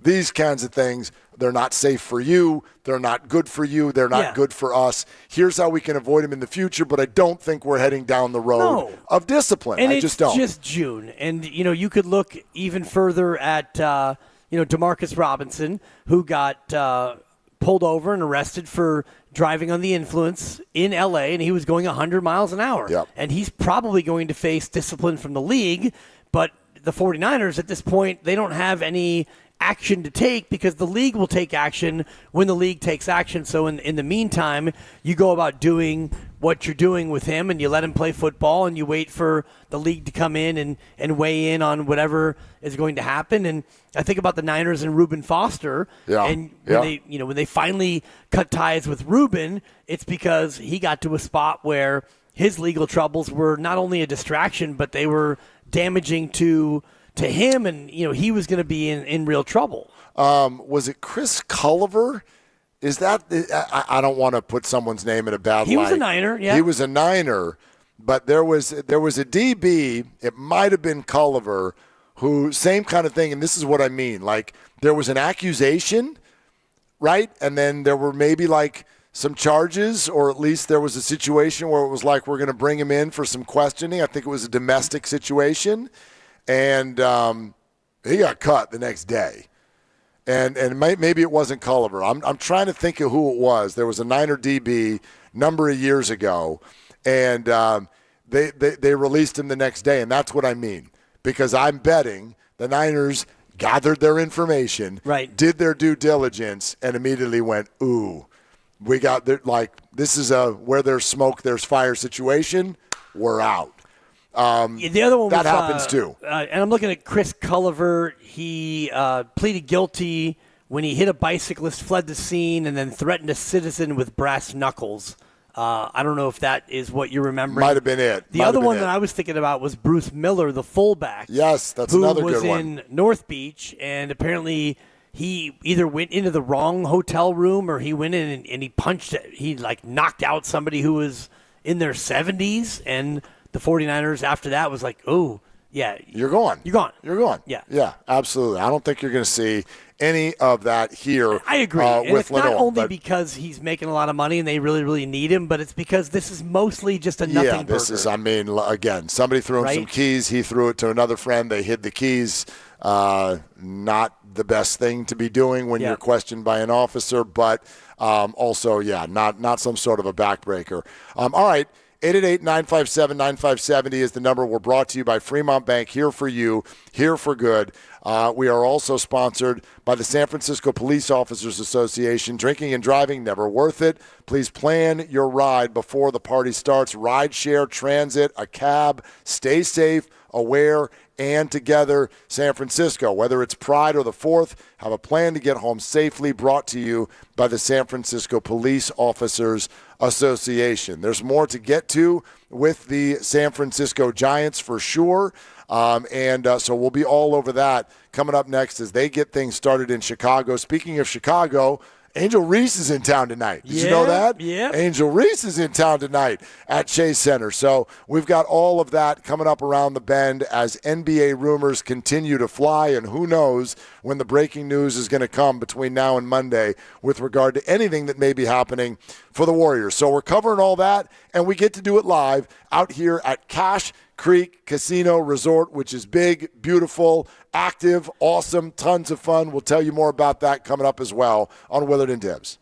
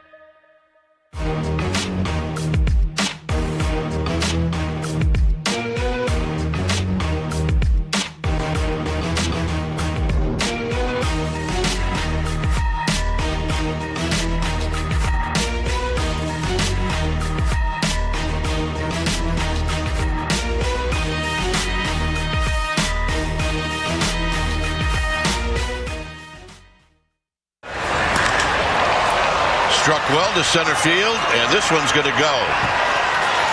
Gone. And just like that, it's 3-0. Hammers this one to left, and guess what, folks? This is not coming back. Now, back to Willard and Dibs on 95.7 The Game. Yeah, those were flying fish, and the Giants got it handed to them this week at Oracle Park. Now they get started in Chicago against the White Sox here later on this evening. We got some things to get to there as you're listening to Willard and Dibs live at Cache Creek Casino Resort, live from the Laughing Monk Studios. Laughing Monk is righteously brewed in San Francisco. And we want to welcome in, by the way, our other winner is now in the room. Zucci Main is here. He's here? This is my golf partner, my partner. My partner is here. Your partner is here? This is my partner, and I would like to see if you can use your superpower on Zuch, because this has become a thing. Yeah, and I watched you do it again with Demetrius, and it freaked me out. And for people who don't know what Dib's superpower is, he can look at someone and immediately tell their age, and often can just grab their birthday month out of the back pocket of his pants, his cargo shorts. So anyway, I watched you do it with Demetrius. Yeah. You literally pulled 61 out of your arse. Bang! And Demetrius goes, just turned 61 like a month ago. Yeah. Incredible. Yeah. So now Zuch is here. Yeah. And I happen to know a little thing or two about when his birthday is and how old he is. Okay. Because it came up before you just came back from your little journey to the bathroom or the blackjack table or wherever the hell you just were. Both, actually. Good. All right. Won a quick 50 and was able to get a Tinkle Tinkle 2 down. All right. Yeah, congratulations. Thank you. We're trying to work on that with my almost 3-year-old, Tinkle Tinkle 2. Tinkle Tinkle 2. Yeah, she's all tinkle and no toot, but that's neither here nor there. Zucchi's tough because I'm looking at him. Take a look at Zuch, and how old do you think he is? Well, I'm looking at him. Can you take your hat off, Zuch, so we can get a... That's not appropriate. No, it is. Yeah. He's got a headband on because normally one of the tells is like... and I don't want to go too Chris Berman on you with the hairline if it goes back. But, yeah, he's got... Yeah. I mean... He's got a good hairline. Yep. He's got his dreads. He's got his band. He's a strapping man. Yeah. Yes. And he's got some adornments. He's got some jewelry with a cross, which it's nice. It's classy. And having gotten to know him a little bit, like as a listener and online, he definitely has that old soul vibe. But when you look at him, he looks like he's a young man. So you are stalling. I'm not. Is what you're doing. What I'm you're doing stalling. is... You're doing exactly... Okay, don't laugh at that. You know exactly what you're doing. It's the same example we always give. If you get home too late and your spouse says, where were you? Where was your I? Your first answer is, where was I? You are stalling. What I'm doing is I'm walking you through the process that I go through when I make these guesses. All right. So have we arrived? We have. All right. And your answer is? He's 31. Okay. So, first and foremost, your superpower has been busted. Oh, no! But secondly, you did it in the right direction because this is a dangerous game that you play. Okay, Grandy. Like if you do this, especially if you do this with women, you are really risking your life. No, with like women, if you're you just always like, go you're 48. With and they're women, like, you I'm never 32. go. Yeah, exactly. And how many times do you think I've been slapped across the face for wrong guesses? Why do you think those cheeks are so red? It's because I'm a happy guy. I'm an Irishman. Anyway, Zuch, if you please. Oh, by the way, you want to guess the birthday month? No, because I'm off on the year. But honestly, he feels like he wants to be a Gemini, but he's not. We're gonna say June. I don't even know when is Gemini. Gemini just I don't passed. do like. Okay. Yeah, okay. he's June though for sure. Okay. You're close, but you're off again. So this youngster right here is turning 40 next week. Dang. Okay. That man is turning 40. You said on July 7th? Okay. July 7th. That's not next week. So, we're next week and a half. That's next week. Can we buzz him? No. The buzzer is for you. It's called the Dan Dibley ceremonial 40, buzzer. Okay. The man's turning 40. Yeah. So he's going to literally do the old Oklahoma State coach thing out on the golf course tomorrow if he makes birdie. I like it. I'm a man, I'm 40. That's good. Yeah, he's going to do it. No, he looks great. Yeah. He looks great. Yeah. And, I mean, congrats. 40. It's what we're going to shoot on the front nine tomorrow. It's possible. It is. You're allowed to. Are you a good player? He just laughed. Yeah. Okay. Okay, so he used to play every day for 15 years, but he hasn't done it in 10. Well, we're going to bring it back. We're going to bring it back tomorrow. Yeah. We're Yocha Day. Hee-hoo. Have a kid, That's what we're going to sell do. the clubs. Yeah, the way that works. That's it. It happens. So no anyway, Justice De Los Santos covers the Giants for the Merc. He's going to be on with us in about 8 or 9 minutes. This is the kind of series that I will just tell you I hate. I hate this because, in fact, I feel this way already about Wednesday's game. I felt this about yesterday's game. These are the games that fans go, you better win. And that is such a very difficult way to fan when the sport is baseball, because it's baseball. I don't know who's going to have bloops that fall in over the second baseman's head or whatever, but that's the mood of the Giants fan base right now. You called it a get-right series. I sort of call it a better win series. Like, I don't ever say that you have to go sweep someone, but somehow, some way, if the Giants, they're in their softest portion of the schedule all year, right, and they've ruined the first 3 days of it already. You have got to win at least 2 out of these 3 games in Chicago. You have to. I mean, start by getting a win. And I go back to the last game in Colorado where they had no business losing that game to the Rockies. That should have been a sweep. You won the first 2. You gave away game 3 in that series. And then you went to L.A., and Logan got you the win that you should have gotten, and you didn't get the other 2. Fine.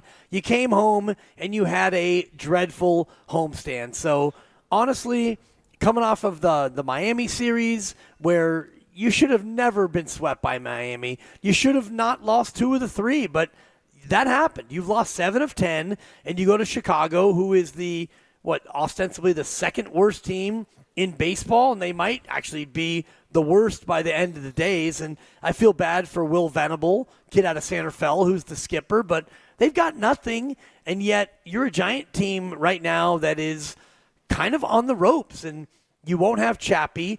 I don't know if we've got an official word on Casey Schmidt. No Schmidt today. So but he's not on the IL. No. He He actually said that he was going to do some hitting work today in the hopes of playing tomorrow. So he could be back as early as this weekend. So that news is good. But no, it'll be Chris Koss who will make you jump. Okay. Yep. And he'll be at third base again tonight. The lineup is funky. They got a funky lineup. I would love to. We should have asked Bomel this when he was on earlier this week. I would love to know because remember when this used to be a real big talking point when Farhan was running this team? Yeah. Who makes the lineup?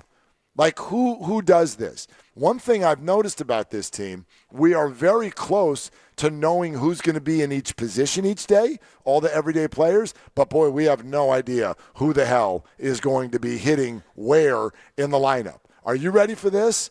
I give you 3 tries right now. And Lucas, if you want to do game show music, let's ride. I give you 3 tries to guess who today's cleanup hitter is. 3 tries to come up with today's cleanup hitter for the San Francisco Giants. Well, I know that they got a righty pitching, so it's probably not going to be Wilmer. Oh, again, you're stalling. You're stalling. You are. You're stalling. I mean, I could sit here with dead air, or I could think out loud, which is what we do. Sorry, Zucci, you're about to be 40. Apologies. Cleanup hitter. It's got to be Rafi Devers, right? Rafi Devers is incorrect. That's Thank strike you. 1. Rafi Devers batting second. Okay. Boy, it couldn't be him. Might be him. Certainly wouldn't be Patrick Bailey. Process of Eliminati. It's got to be Elliot Ramos. He's the big stick. Elliot Ramos is incorrect. Normally, you wait for the host to repeat the guess before you do the buzzer. I know, but he's exactly wrong. Yeah. First time buzzering? No, he's doing Grandy's job today. Yeah, right. I mean, Yaz? Correct! You got it. Yes. You got it. Yes. I wish the radio audience could have seen the way you said that. You threw your hands up in the air as if you were pods at a Valkyries game. I mean, and you were just like, waiting for the buzzer. Yes? Yeah. Elliot Ramos is leading off. Do you really think Yaz is the cleanup hitter? I do. I do. Rafi Devers second. Wilmer's batting third. Yaz is cleaning up. Willie Adames fifth. Jung-Hoo Lee sixth. Chris Koss will make you jump. Patrick Bailey. Brett Wisely. There's your lineup. Landon Roop. There it is on the mound. And we're back to coming up 7, 8, 9, and we'll see you in the fourth inning. Yeah. That's coming up next. We're back to automatic out, and oh my God, is he still on the team? I mean, I know I get why you're saying that. You're not wrong. I mean, Koss has been really good the last 3 or 4 games. Ooh. Yeah. I'm not suddenly excited about the fact that he's on the team, but he's been better. Wisely has his moments. He had a hit or two in yesterday's game. So whatever. Bailey, that's an accurate label that you just gave. Yeah. Although he did get what Matt Williams thought was the game-winning hit on Wednesday night. Right. Matt Williams thought it was. Exactly. It was the game-tying hit. He thought it was the game-winning hit. Well, it would have been the game-winning hit if the base runner wouldn't have been out by 71 feet. Exactly. And I just you look at this series, and we could talk about the shoulds and the matchup on paper and all the rest. I just look at the team right now, and you got to hold your breath because when the hitting, like we talked about yesterday, complementary baseball. When the pitching is good, the hitting's not there, and you're hoping to win 2-1. And when the pitching's bad and the hitting's great, you lose, 12-5? Yeah, I think the Giants are suffering from a confidence problem right now, which we can explain more next, and I would love to talk to Justice De Los Santos about it as well. He is fairly new on the Giants beat. He does it for the Merc, and we look forward to welcoming him on the show. We'll get answers on Schmidt, Chapman, everything else that's going on with the Giants. Coming up next, we're sponsored by Crystal Geyser Alpine Spring Water and live from Cache Creek Casino Resort. This is Willard and Dibs.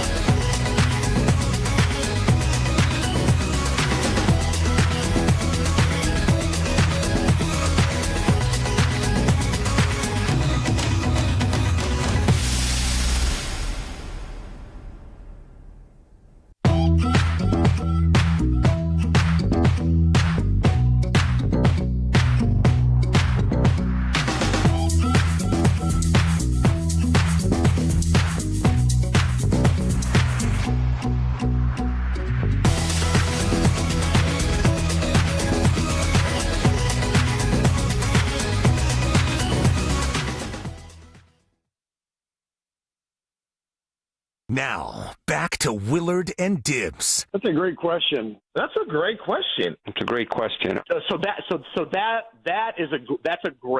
great question. On 95.7 The Game. All right, rocking and rolling out here at Cache Creek Casino Resort. Willie and Dibby on the road. Love it. On the road.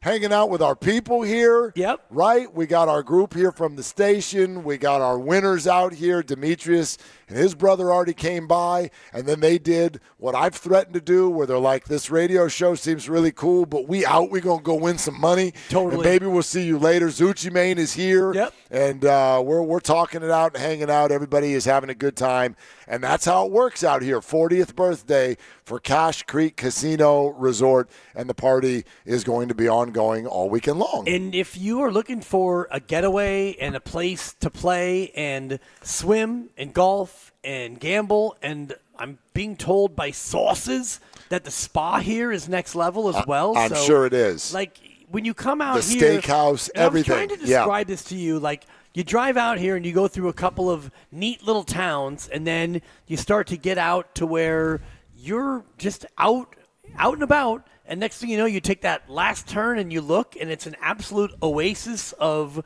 hotel, spa, casino, golf greatness.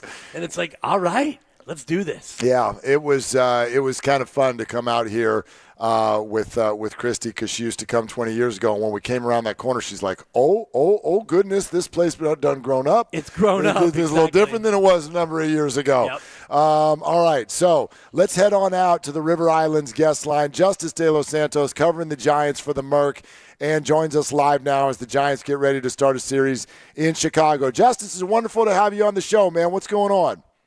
Appreciate y'all for having me. Yeah, absolutely. So why don't we start with Casey Schmidt and third base? Like, how's his health?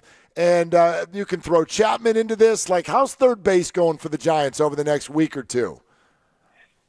Certainly not as good as it was about 2 weeks ago. Obviously, Matt Chapman had been in the midst of another Matt Chapman-esque year, 812 OPS, Gold Glove defense. He gets injured, sliding back into first base. Casey Schmidt fills in for him at third base, and Schmidt hadn't really gotten any consistent playing time up to that point. He just took the third base position and kind of ran with it, but he himself got hit on, I think it was Wednesday night, took a 95-mile-an-hour sinker to the left wrist. The x-rays came back negative. The CT scan didn't reveal any type of fracture. He's not going on the injured list as of right now, but still not quite ready to play yet. Christian Koss has been filling into third base for the time being. So we've yet to really see this Giants lineup at full strength since the Devers acquisition. And with Schmidt in particular, possibly he could return to the lineup tomorrow. I did see the Chronicle's Shayna Rubin tweet that he will be taking some dry swings. I always love the terminology dry swings. They don't just say he's not swinging off a tee. It's just a dry swing.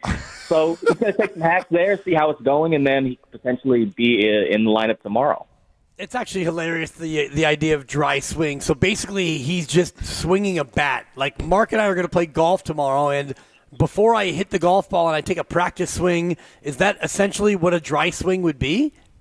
Essentially, which makes everything else a wet swing. So I don't know if I want to describe it as that, but that's the terminology. That's the terminology. And also, like, baseball activities, too. Like, that could mean, like, running is technically a baseball activity because you got to run, but it's just one of those fun parts about covering baseball that you got to learn to enjoy. Right. And other baseball activities could involve, like, scratching and spitting and adjusting your hat as well, right? It's a full spectrum, but that's just you learn it. The longer you cover the game, the more you find out these little pieces and bits and pieces of terminology. Justice, you might be onto something, because there's that McCovey Cove thing out there. So a wet swing is not necessarily a bad thing for a Giant. It's terrible for a golfer. I don't know if there's any water hazards out there tomorrow, but we're gonna try to avoid those. But I would love to see Rafi Devers' first wet swing of his Giants career. That would be something without context. If you're not, you don't know. Fair enough. Without context, but it feels like it's coming at some point. It feels like it's going to come at some point. Didn't happen on the first homestand, but did have the 2 homers. So we can change the subject if you want, Justice. It's fine. But anyway, here's something I want to ask you. I'm not even sure exactly how to ask it, other than I guess just to ask for your perspective here. When you see Matt Williams sending guys when it's clearly not a good time to send them. When you see the Giants bunting so much in situations that could be large rallies, it feels to me, the fan, like the coaching staff at times is openly saying we do not have a lot of confidence in the next guy in the order to get a hit. Are the Giants suffering from a confidence problem? I wouldn't say so. I think that, over the course of the season, this team, it's not exactly built like one of the big bopper teams in the league. It is going to be one of those offenses that's contingent on a lot of things going right at the same time. And right now, they just don't have a lot of guys going right at the same time. Jung-Hoo Lee's been in a pretty extensive slump since April. They don't have Matt Chapman in the lineup. Rafi Devers had a good game yesterday, 3 for 4, but he's still getting acclimated. Wilmer Flores has been in a little bit of a skid, and we did see how good this offense can be in April, but they just kind of are going through one of these extensive slumps right now. Is this closer to who they are? Is April closer to who they are? I guess we kind of need to see how the second half plays out. But as far as the Matt Williams of it all, the one thing that I would, this is not to either defend the send or to have like the thumbs up on the send, but I think the one thing to remember is that these third base coaches, they're not just like in the moment, they're like, oh, this is a good send, this is a bad send. They're taking a lot of different things into consideration. And with the Rafael Devers send in particular, you got to realize that the Giants offense had been really struggling up to that point. You're asking a very young Miami Marlins team to execute 2 perfect relay throws, which if you've seen their record, if you look at some of the numbers, it's a pretty safe bet to make that, hey, even with Rafael Devers running, he's probably not going to make this throw. And it's one of those plays where in the course of the game, if Devers does score, that might flip the momentum of that game. They might end up winning that game. The send yesterday, or the send on Wednesday, rather, it may be a little more questionable, especially considering you had Christian Costin. I think it was Wilmer Flores do up. You would have had runners of first and third with one out. So I don't think it's necessarily a confidence issue. This team, like I said, they're going to have their ebbs and flows. Can they get back to the point that we're in April with Chapman back when Devers starts clicking? Potentially, but, that's going to – this is not a team that's built to score 6, 7, 8 runs per game. It's going to be still, even with the Devers trade, contingent on pitching, contingent on defense, and scoring enough runs to be competitive. And the pitching has not been as consistent of late, and now we have a move with Sean Jelly being sent out and Carson Seymour coming up. What's going to be his role, and what do you think the fix is for the staff that's had a little bit of a scuffle of late? I think as far as Seymour's potential role, I think he's going to kind of fill into that role that Jelly had, where as far as low leverage, potentially multi-inning reliever, the Giants do view him as a starter long-term, and kind of one of the ramifications of the Devers trade is that their starting pitching depth just isn't as deep as it was a couple of weeks ago. I did write about this, where without Kyle Harrison, without Jordan Hicks, if somebody has to someone has to miss a start, if someone has to go on the injured list, you don't have those guys that you can fall back on. As far as the rotation in recent stretches, the thing to remember is that this rotation does have 2 really young starters in Hayden Birdsong and Landon Roop. They're going to go through their ups and downs. They do have the anchors of Logan Webb and Robbie Ray. Justin Verlander's 2 starts off the injured list. So I would expect there to be some variance as well, and that's where the bullpen really comes in and can help keep them in some of these competitive games as long as the starters give them 5 to 6. And I think that's the one thing with, again, Birdsong in particular. He's 23, Roop is 26. They're both going through their first real extended stretches as starting pitchers. And Roop has pitched really well since the start of April. And, Verlander, he's not going to be pumping 96, 97, 98 as he did in his prime, but can still kind of give you those 5, 6 innings. So the offense, you take what you can get from the offense. If the starting pitching starts to fall off, that's when things start getting a little problematic. But I think going forward, that still is going to be the recipe for this team to fight its way into the playoffs. Justice De Los Santos covering the Giants for the Merc, joining us live here. Willie and Dibby at Cache Creek Casino Resort on a Friday afternoon. The Giants will be in Chicago taking on the White Sox all weekend long, including tonight. Justice, I'll be real with you, man. I thought that the whole experience over the last 48 hours with hitting batters was really weird. I get that the Giants were frustrated by the buildup of this whole thing, but to seemingly blame that all on the Marlins and seemingly tell them the night before they hit them that they were going to hit them, that just seemed like a very odd way to go about this. What did you make of it? I understand the frustration on the Giants end, because if you go back to the last game of that Dodgers series, they had just begun plunked a bunch of times. They got hit twice.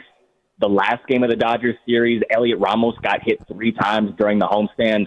Flores got plunked and kind of threw the helmet down, which kind of a side, subplot in all of this. If you didn't know anything about Wilmer Flores and you just saw this last homestand, you would think he typically runs hot, and this is about as animated as we've seen from him. So none of these were intentional, and again, there was over the course of 4 different teams, but there does come a point where, there are pitchers, especially kind of in an era where it's higher velocity and not as great command, that want to go inside but don't really have inside command. And Elliot Ramos even said it after the game on Wednesday, like, if you want to pitch inside, but don't come inside if you don't know how to navigate that inner third part of the strike zone, because as we've seen with Schmidt, who's now missed 2 games and potentially more as a result of this injury, some guys can go down as a result of being hit. This is something that we've seen a lot over the course of baseball history, where someone gets hit and all of a sudden they're out for an extended period of time. So as far as it being the Marlins in particular, yes, the optics of it are a little odd. They are a team that's,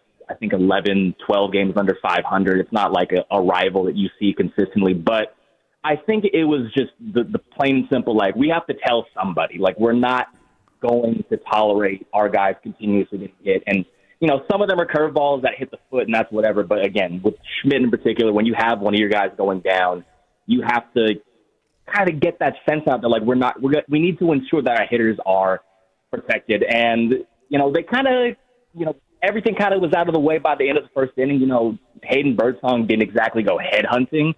Otto Lopez gets kind of grazed or gets hit in the eye area with the fastball, and that's kind of it. Although Marlins manager Clayton McCullough was not exactly happy with how that was handled. But it is a little odd. It's weird circumstances because it's not like a series where it's 5 guys getting hit over the course of a week and a half. But it does make a little sense to me, and you can understand that these frustrations don't exactly come in a bubble. There's the frustrations of the cold offense. There's the frustrations of losing 6-9 at home. So all of these kind of mix together. And now that episode is over, they've kind of gotten it out of their system, so to say, unless something crazy happens in the next couple of days. And it might, because, the White Sox and the A's hit a lot of batters, which kind of great luck for the Giants to kind of have to run into that problem again. But I think for the most part, this is kind of in the past now. Giants are going to move forward, and teams kind of know that, this is something on the radar. No doubt, and I'm worried about the clubhouse right now because, as you mentioned, you go home and you have a bad homestand where you go 3-6 in the 9 games, and now you head out into Chicago, a series that you really probably should win based on their roster and yours. What's the state right now of the clubhouse over the last couple of weeks? I think this is a pretty veteran clubhouse and knows that, these are things that are going to happen over the course of a season. There was obviously a lot of energy when the Rafael Devers trade, which happened, which it kind of at this point, it feels like it was a million years ago when he got to San Francisco. But it was only last Tuesday that he made his debut. And, the sweep of the Miami Marlins, that can definitely sour things on the way to Chicago. Doesn't make for as happy of a flight. But I think this team is maintaining some perspective. Matt Chapman is on the way back. Casey Schmidt is probably going to take over that second base spot. And when Chapman is back in the lineup, we're going to see this offense kind of as close to full strength as we've seen it this entire year. And hopefully, given the team like the Chicago White Sox, like a team that did set the all-time loss record last year, a little better this year, but still not exactly one of the best teams in baseball, this does give them an opportunity leading into a 4-game series against the Arizona Diamondbacks to get some momentum and then go into a 4-game set where they can really start to make some noise in the decision. Justice De Los Santos with the Merc on the Giants with us here on 95.7 The Game. Hey, Justice, Jelly being sent down, purely performance-based, or do they want to help him just kind of avoid distractions and the limelight while everybody figures out what's going on with his family? I can't say anything to that point. I'm obviously not in Chicago right now, so I don't know exactly what's being said on that front. But from a performance perspective, he did allow the 4 runs yesterday, pitched an inning yesterday. The bullpen was a little bit taxed with Spencer Bivens having to pitch, I believe, yesterday. So, in theory, it's a fresh arm. It gives them an opportunity to see one of the 3 Carsons that they have, the other 2 being Wisenhunt and Ragsdale. And again, like I mentioned, this is someone that they view as a starter long-term, and it gives them a really easy opportunity to potentially get him in a low-leverage situation with the big league team. And again, given the depth concerns they might have at some point in the year, he might have to make a spot start. So why not give him an opportunity to get acclimated to the big league level? And if that time comes, he'll be ready to go for start, maybe 3, 4, 5 innings and see where it goes from there. Justice, great stuff, man. Wonderful to have you on the show. Very much appreciate your time.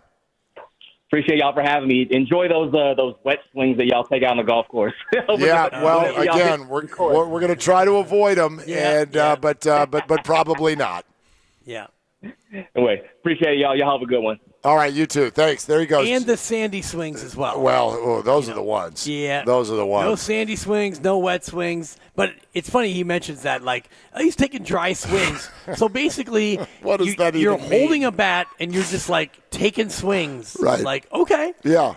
I guess that's a thing. Well, how does that terminology even develop? Who was like, that's let's call that a dry swing. That's an air swing. Exactly. Like when someone is listening to a rock song and they are using their hands to pretend like they're playing guitar. I like this. We do not call it playing dry guitar. No. You are playing air guitar. I like that. This is an air swing. It's not a dry swing. And when you're on the golf course and you take a couple of swings before you hit the ball, that's a practice swing. That's right. That's called getting warmed up. Exactly. And when you actually play baseball and you hit the ball, it's only a wet swing when the pitcher is throwing a spitball. Gaylord Perry.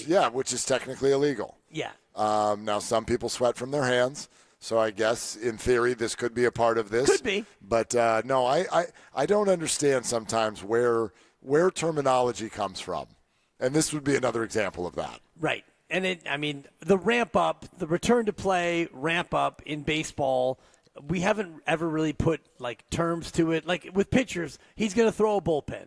Well, you're probably not in the bullpen, and then he's going to throw a simulated game. Okay, we know what that is now, where you face 3 or 4 batters, and then you go sit down for 4 or 5 minutes, then you go back out and you face 3 or 4 more batters. We're pretending that it's an actual game. I get that. It's a simulated game. You know what that is? It's a simulation sensation. Exactly right. Exactly right. All right, 888-957-9570 is the number. Glad you're with us. We're out here at Cache Creek Casino Resort for their birthday party and all kinds of stuff going on all summer long. We haven't mentioned the soundtrack of summer where in the month of July you could win a brand new Porsche. We're going to come out here and just win a brand new Porsche.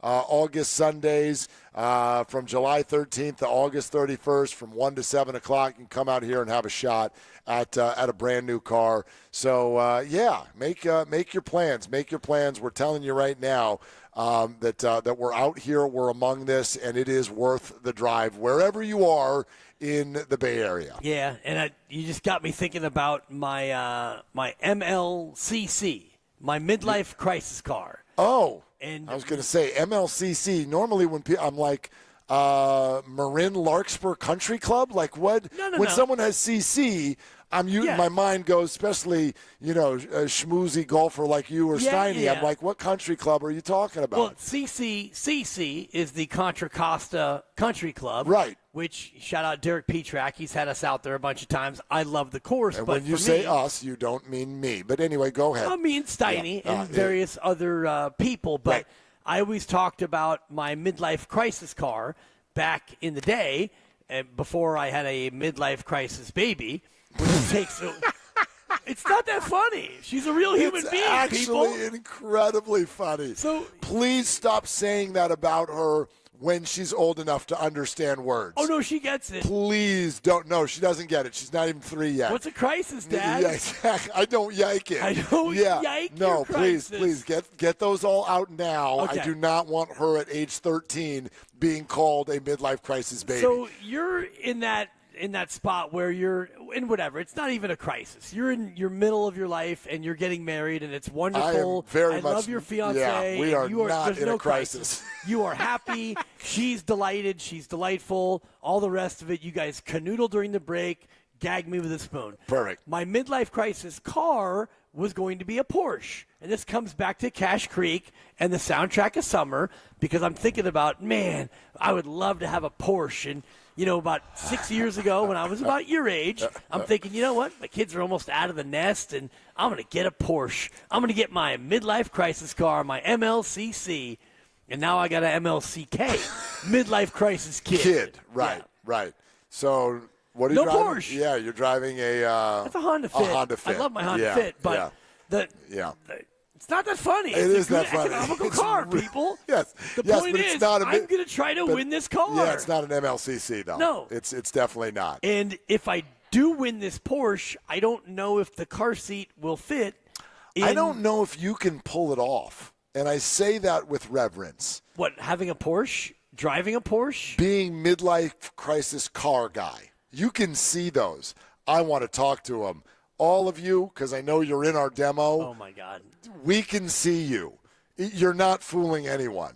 Like, if you have that pair of, like, and they're not even aviator glasses. They're usually like a little bit too thick. Oh, yeah. Sunglasses. And you're driving down Embarcadero, and you have like two hairs coming out of your head. Yep. And you're leaning back with that just kind of sort of way. And if the top we can see you. I just hope that, you know what I mean? If you think it's making you look young and cool, it is cool. It's a Porsche or whatever. It's a whatever you want it to be. A Ferrari. Convertible. Sure. Yeah. It's great. But it's not making you look cool. It's making you look like you're having a midlife crisis. Old and desperate. Yeah. Yeah. Well, not desperate. Do what you want to do.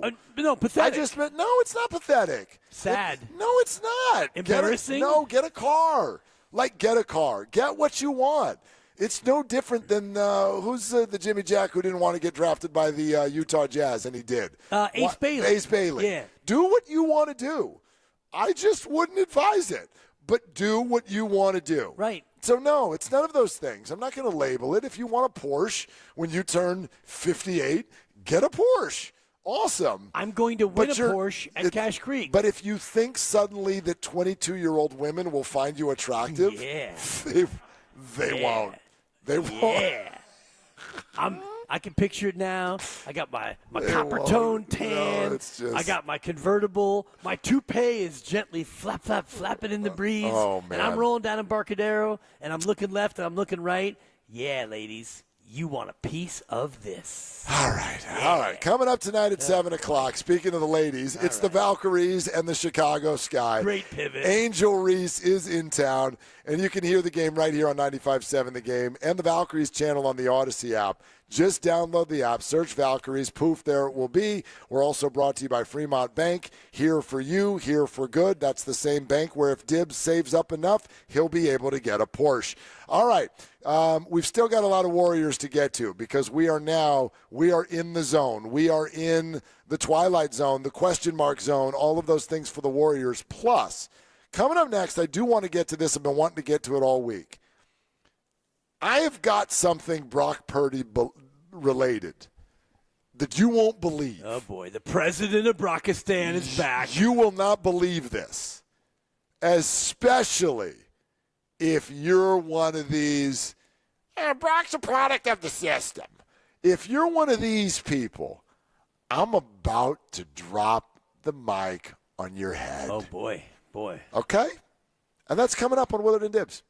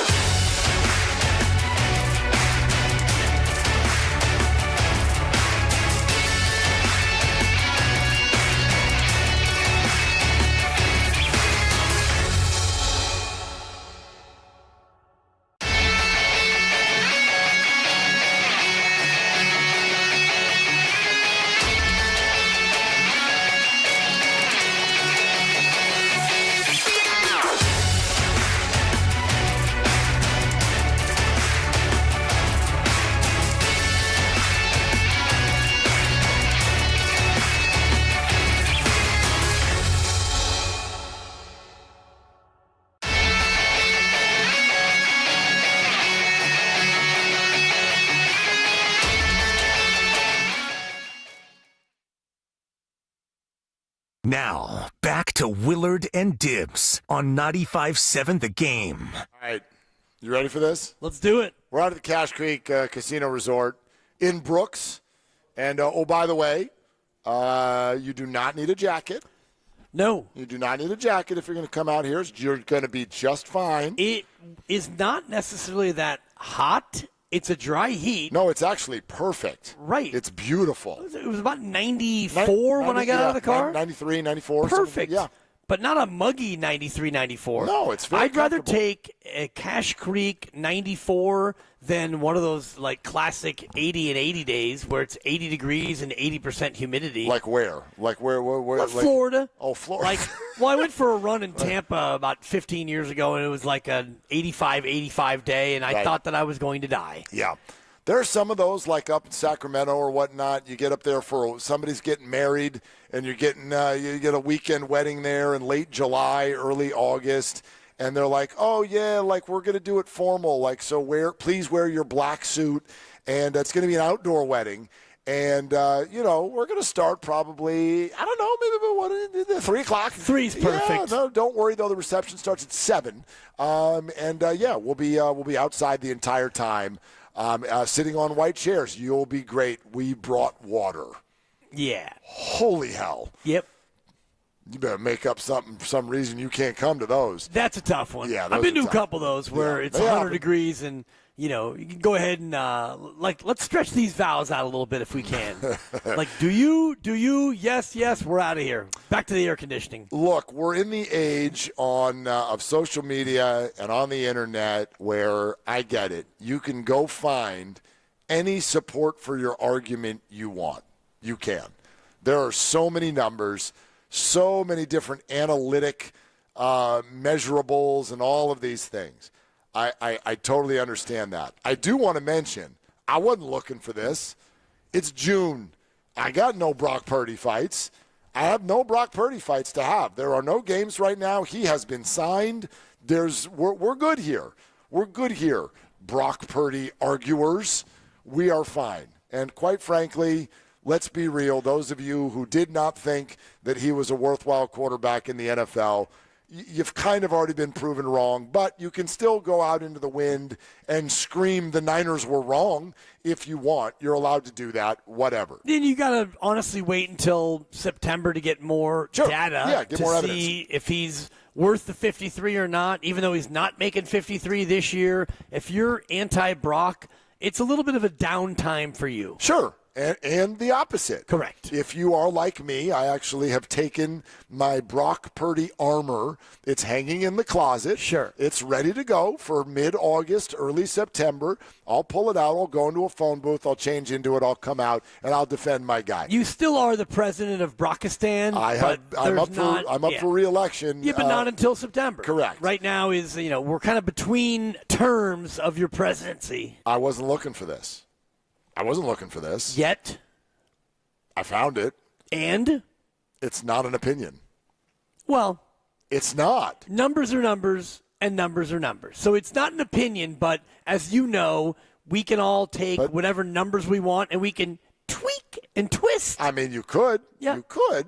But when we take numbers and tweak and twist, it usually means you're taking numbers and then forming an opinion based on those numbers. Right. This is not forming an opinion. There's no opinion to be had.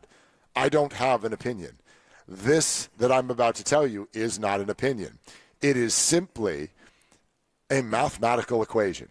Right. It is simply data. That's all it is. Sure. Have you ever heard of, and I bet you're going to say no, the Pro Football and Sports Network? The answer is yes. You have.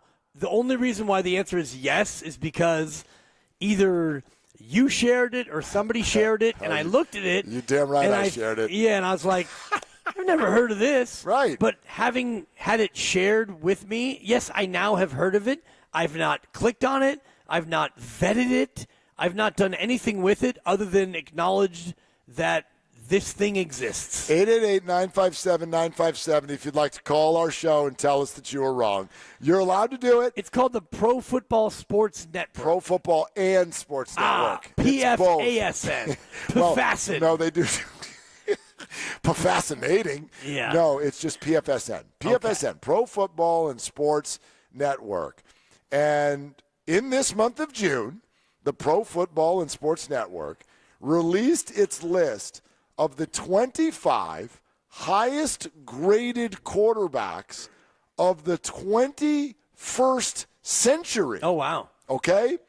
So, and we're almost a quarter of the way through that baby. That's right. So go back to the year 2000 until now, the highest 25 graded quarterbacks using its proprietary gotcha. QB plus metric. QB plus. This is a metric.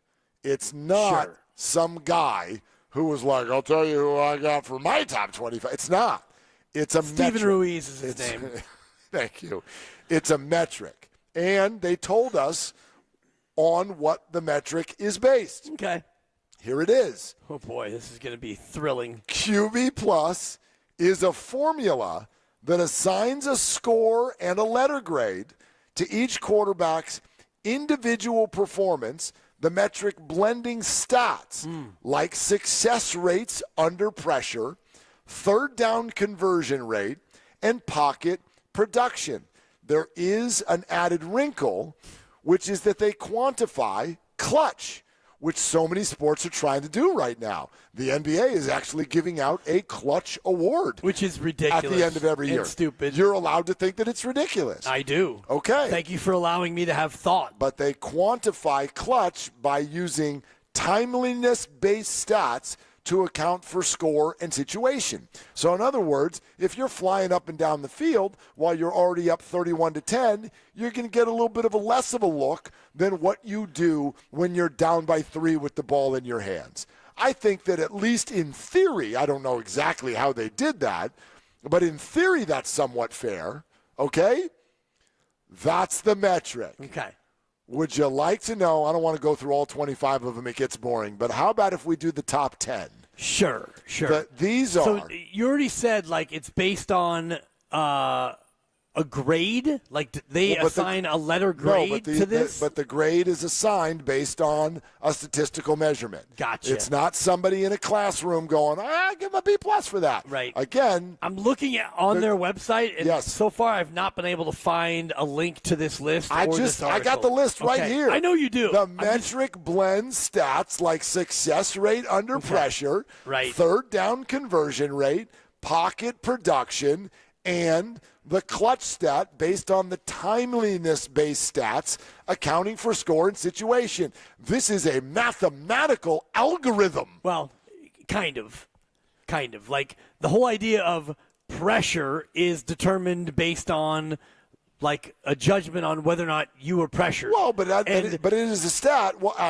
In pocket, like, at what point are you in the pocket or out of the pocket? There are judgments that go into these sorts of things, like that's third down conversion. Yeah. Like, it's third down. Right. That's a fact or a fiction. Correct. Some of this other stuff is gray area to me. But I don't want to. I'm not trying to yuck your yum. No, here. but not that gray. Like you can tell when someone's in a pocket. Like, are you telling me over a 25-year period that it's like, oh, you made a mistake like 3 times? Okay, fine. But largely, we know when someone is in a pocket. We watch TV when we watch football games. There are the under pressure stats in every single football game, and we largely accept those. True? For the most part. Right? I mean, when we're grading Nick Bosa and we get those PFF grades, that's often based on how many pressures did you create, right? Not just sacks. Well, again, the PFF pressures. The PFF grades, that is a completely human judgment based on like what people are seeing. People are assigning a score to what they're seeing. Right, but that is a stat. Quarterback pressures. That's a stat, sure. Not just PFF. And win rate and all the rest. There you go. Fine. All right. So this algorithm spit out the top 25 quarterbacks in the 21st century. You want to take a wild guess at who number 1 is? Oh, it's Brock Purdy. No. Well, I mean, that's absurd. The last 25 years got to be Tom Brady. No, it's not Tom Brady. Patrick Mahomes? No. It's not Patrick Mahomes. Well, then I'm done guessing. You are. You struck out. Well, you did name some people who are I mean, how late are you, Lucas? Are we on like a 3-minute delay? Good Lord. Well, all from San Francisco all the way to Brooks. It takes a minute. Anyway, number one, based on this algorithm, is Peyton Manning. That's not absurd, right? Good little quarterback. Peyton Manning. Like part of what I find interesting in this is if you put this metric together and it does spit out all of these quarterbacking greats, then that has to mean something that validates it on some level, doesn't it? It's not like it went through this metric and it suddenly spit out Bryce Young is the greatest quarterback of all time. Right. And you're like, what numbers are you talking about? It says Peyton Manning, number one in the 21st century. Okay. Number two, Patrick Mahomes. Right? Are we still valid? I guess. Patrick Mahomes, These are number good two. quarterbacks. These Fine. are great quarterbacks. Right. Generational, epic, forever, Hall of Fame quarterbacks. I could keep going. Number three, for example, is Brock Purdy. This thing's a joke. So Brock Purdy's ahead of Tom Brady. Number Pro four. Football Network and Sports. You have Brock Purdy ahead of Tom Brady. You put the network in the wrong spot. It's Pro Football and Sports Network. Pro Football Put some respect on their name. And Make Believe Sesame Street Network. This thing's a joke. Number four, Drew Brees. Yeah, Brock Purdy better than Brees. You're right. Number five, Josh Allen. Okay. Number six, Tom Brady. There you go. Number seven, Aaron Rodgers. Right. Number eight, Tony Romo. Number nine. Wait. Stop what you're doing. Because I'm about to ruin. What's wrong? Tony Romo's number 8? He was.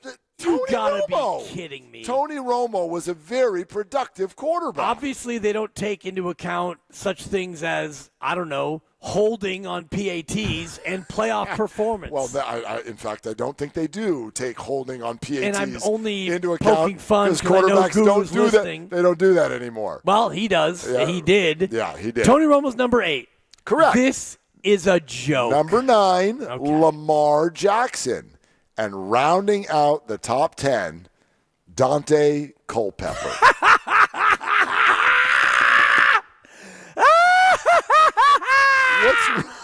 Did you say Dante Culpepper?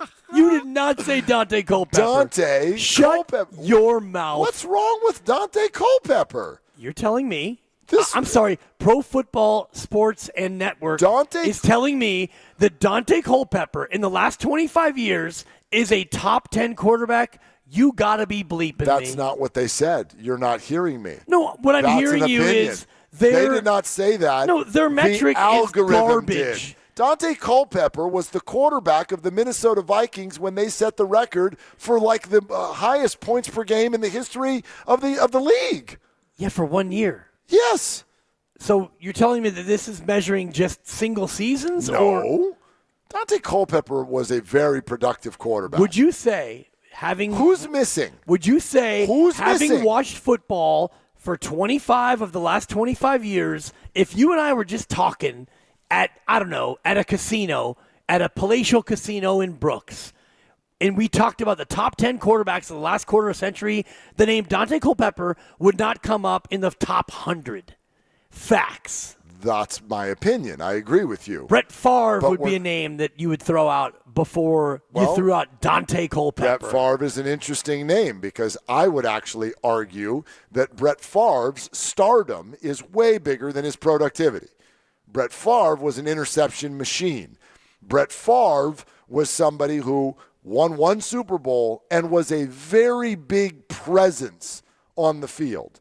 He became a star. Wrangler jeans, great interviews, all of the sort of so many touchdowns. Yes, he's a great player. A lot of wins. Right? Mystique. Right. But Dante Culpepper had a lot of touchdowns too. I don't, again, boy. Listen, here's what I am saying. The first thing I'm saying is that you're listening to 95.7 The Game. KGMZ FM in HD1 San Francisco and Odyssey Sports Station, and the home of the Golden State Warriors and Valkyries, always live on the free Odyssey app, coming to you live from the Laughing Monk Studios. Now, here's something I knew was going to happen. That was funny. I'm sorry. Here's what I knew that this was going to happen. I'm going to read this list that I didn't make. Hold on. No. I'm going to I'm read going to let this you finish, list. but I found the article, and I scrolled further down the list. No, don't do that. No, it's too late. No, that ruins my point. See it. No, I can't unsee it. Don't do that because it ruins everything. There's a reason I take a timeout. No, there's a reason I didn't read number 12. There's a reason I didn't read number 12. I was going to get to that. Okay. That was going to be the second half of this conversation. Oh, this is so Don't good. tell people yet who I number haven't 12 said is. a word. Don't say it. Don't say yet who number 12 is. Don't do it. You ruiner. You story ruiner. Did I? Don't do it. Did I? Not yet, but Will you I? were going. Yes. Don't do it. We'll get there. I promise. See ya. This is all I'm trying to say. Say it. I was going to read this list that's not mine. I didn't make this list. You wrote it on the back of a direct deposit slip at your local bank. I didn't want to have to scroll through the internet, so I made notes. I scrolled. I made notes. You're going to make some fun of someone who's making notes? Has any of you told anyone what you look like during March Madness in the NCAA tournament? Dude. You have booklets of chicken scratches with you no matter where you go. I've got so many notes right here, but do you ever use those? If I'm allowed to talk, I do. Well, then the answer's no. Thank you. Anyway, I made this list, and I knew that you were going to try to make it sound like I made this list. I didn't make this list. I don't care who made the list. This list is garbage. And that can be your opinion. And it is. That's fine. Here's the only thing I want to say about this. Then say it. No matter what your algorithm is, no matter what your number is, you can dismiss the list. But I just read to you what puts this list together. And they're not faux numbers. Those things are real things. Pressure rate, what you do on third down, all of those things. Those numbers are numbers. They are real things. Fine. So I'm not here to tell you that Brock Purdy's the third best quarterback of the 21st century. I think that's absurd. Absurd. But I do think the fact that you put together a list with real numbers from real action on a football field, and it spit that name out, should at least make people go, huh, I wonder if I see him through the wrong light.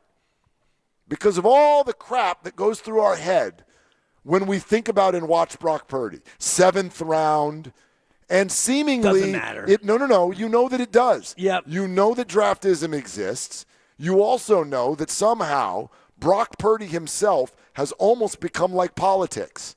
He really has.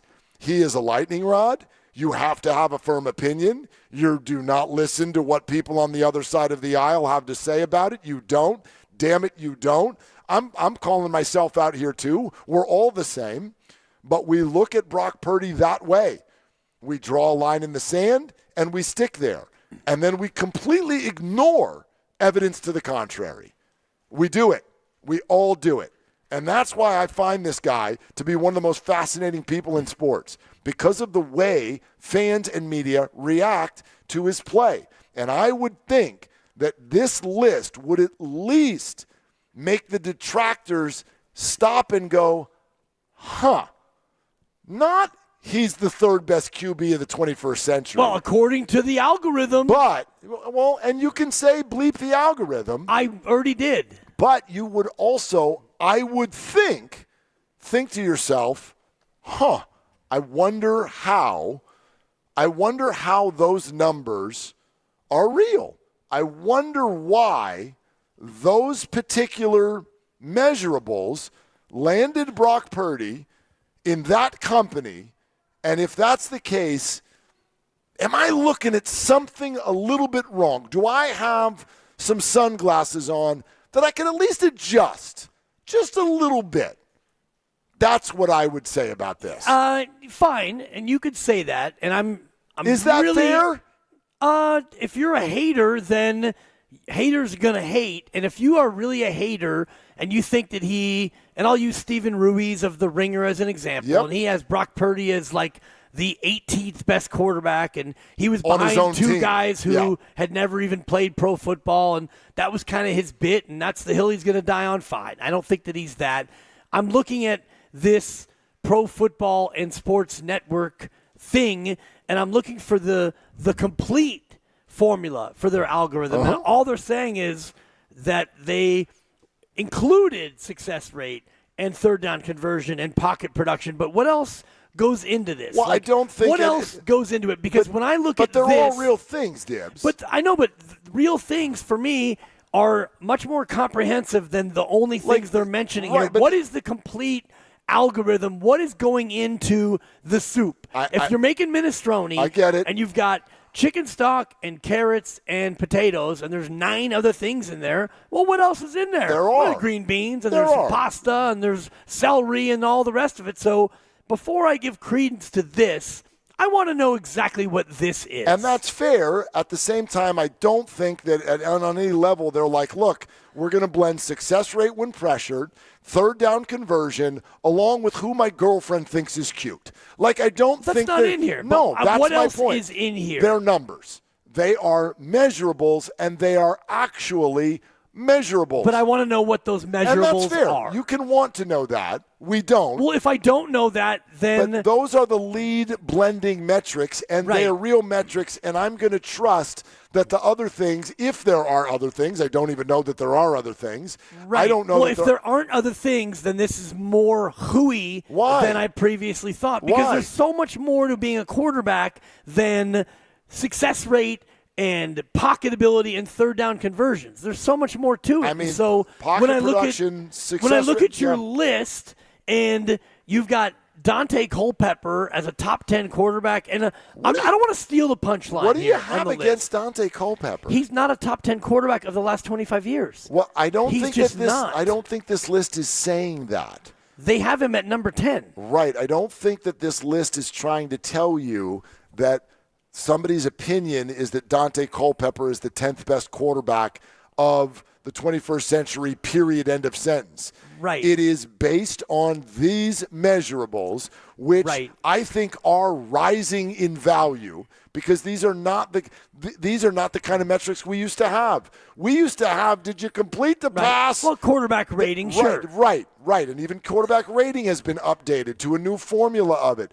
This is things like EPA and expected points added, all the rest of it. As we all know, and this it. can make our brain hurt if you wanted to, and you can ignore it, but there are so many new advanced metrics that we now have, and I think this is leaning a little bit more into those than some of the more older traditional this things. is that. This, to me, feels like, I don't know if you ever saw the movie Ray. It's about Ray Charles. Of course I saw it. Jamie Foxx playing the role of Ray Charles, and Ray Charles used to gauge the attractiveness of a woman based on the thickness of her wrist. So he would hold a woman's arm, and he, in his own mind, could tell how attractive she was based on the thickness of her wrist. That's what this is. This is a statistical look at the wrist of a quarterback. And I don't want to steal the punchline, but why don't you tell the people who's number 12 on the list. All right. Are you ready? I've been ready because I saw it, and I almost wet myself laughing. All right. Number 12. We're sponsored by Crystal Geyser Alpine Spring Water, and we'll be right back on Willard and Dibs.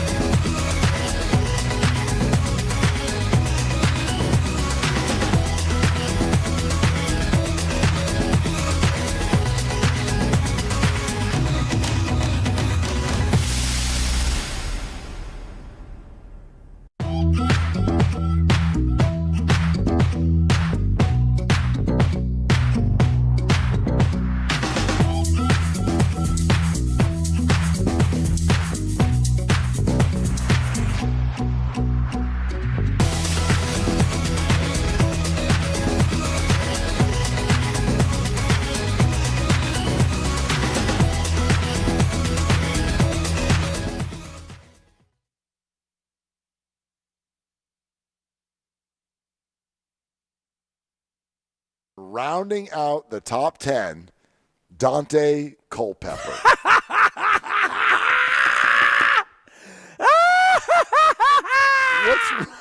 Did you say Dante Culpepper? You did not say Dante Culpepper. Dante Shut Culpepper. your mouth. What's wrong with Dante Culpepper? Now, back to Willard and Dibs on 95.7 The Game. Dude, is there anything better than a big belly laugh? Oh, you're funny. There's nothing better in life than a big belly laugh. I feel like it's Friday, and Friday is normally when you fall apart. You got to watch out in the next hour. Dude, that was funny. Yeah, You're funny. You're a funny guy. I appreciate you. No, That listen, was funny. That was one of those laughs that somebody could walk into a room and have no idea what the hell you're laughing at, and they'll start laughing just because you're laughing. They don't even know what the hell's funny. Yeah. I don't know. It was a good laugh. I mean, I don't know what's funny either, other than your cockamamie PFSN It's QB not Plus list. my list. It's yours because you brought it to the table. Well, it's like if I you didn't bring it to the table. if you I go just to a brought it party, to your attention. If you go to a barbecue and you show up with a crappy bottle of wine, that's you, bro. You brought that. I didn't. This is not my bottle of wine. This is me going, hey, look at that bottle of wine that Zucci Mane brought. That's all I'm saying. Zucci didn't bring the He brings a lot to the equivalent table. of the $2 well, chuck. Do you know what he brought? He brought a guess because he's sitting here with us at the beautiful Cache Creek Casino Resort. We're having a blast. We're doing the show today. We're doing dinner tonight. We're probably going to be doing some gaming tonight. Christy's out at the pool. She's doing the pool. We're going to do golf tomorrow. We are just having an absolute beautiful weekend, and you can too. Birthday party going on all weekend long, and this place is great. We're having a blast. But special thanks and hello to anybody who stayed through the break because they want to know who number 12 is. And then a special hello to those of you who maybe just joined and have no clue what the hell we're talking about. And what I did, not bring to the table, but bring to Dibs' attention, is that the Pro Football Sports Network issued a list of the highest graded. Remember, they didn't say these are the best quarterbacks. The highest graded quarterbacks of the 21st century based on their proprietary QB Plus metric, which uses things such as success rate under pressure, third down conversion rate, pocket production, and a clutch wrinkle using timeliness-based stats to account for score and situation. And it spit out a top 10 that was Peyton Manning, Patrick Mahomes, Brock Purdy. Okay. Drew Brees, Josh Allen, Tom Brady, Aaron Rodgers, Tony Romo, Lamar Jackson, and Dante Culpepper. It just doesn't get old. It does not get old. Now, I once saw Dante Culpepper in an elevator. You did? It was at one of the Final Fours. Okay. And I was in the elevator. Did you talk to He him? got in. No, but he's 6'6", and I looked over. I'm like, that's Dante Culpepper, and he's wearing a fur coat that was either a lynx or a minx. He's a Minnesota or a Viking. fox. It gets cold up there.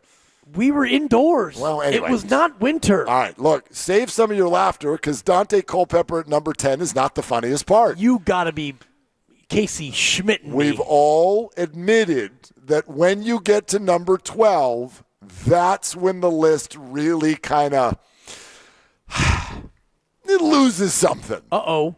Just a little bit.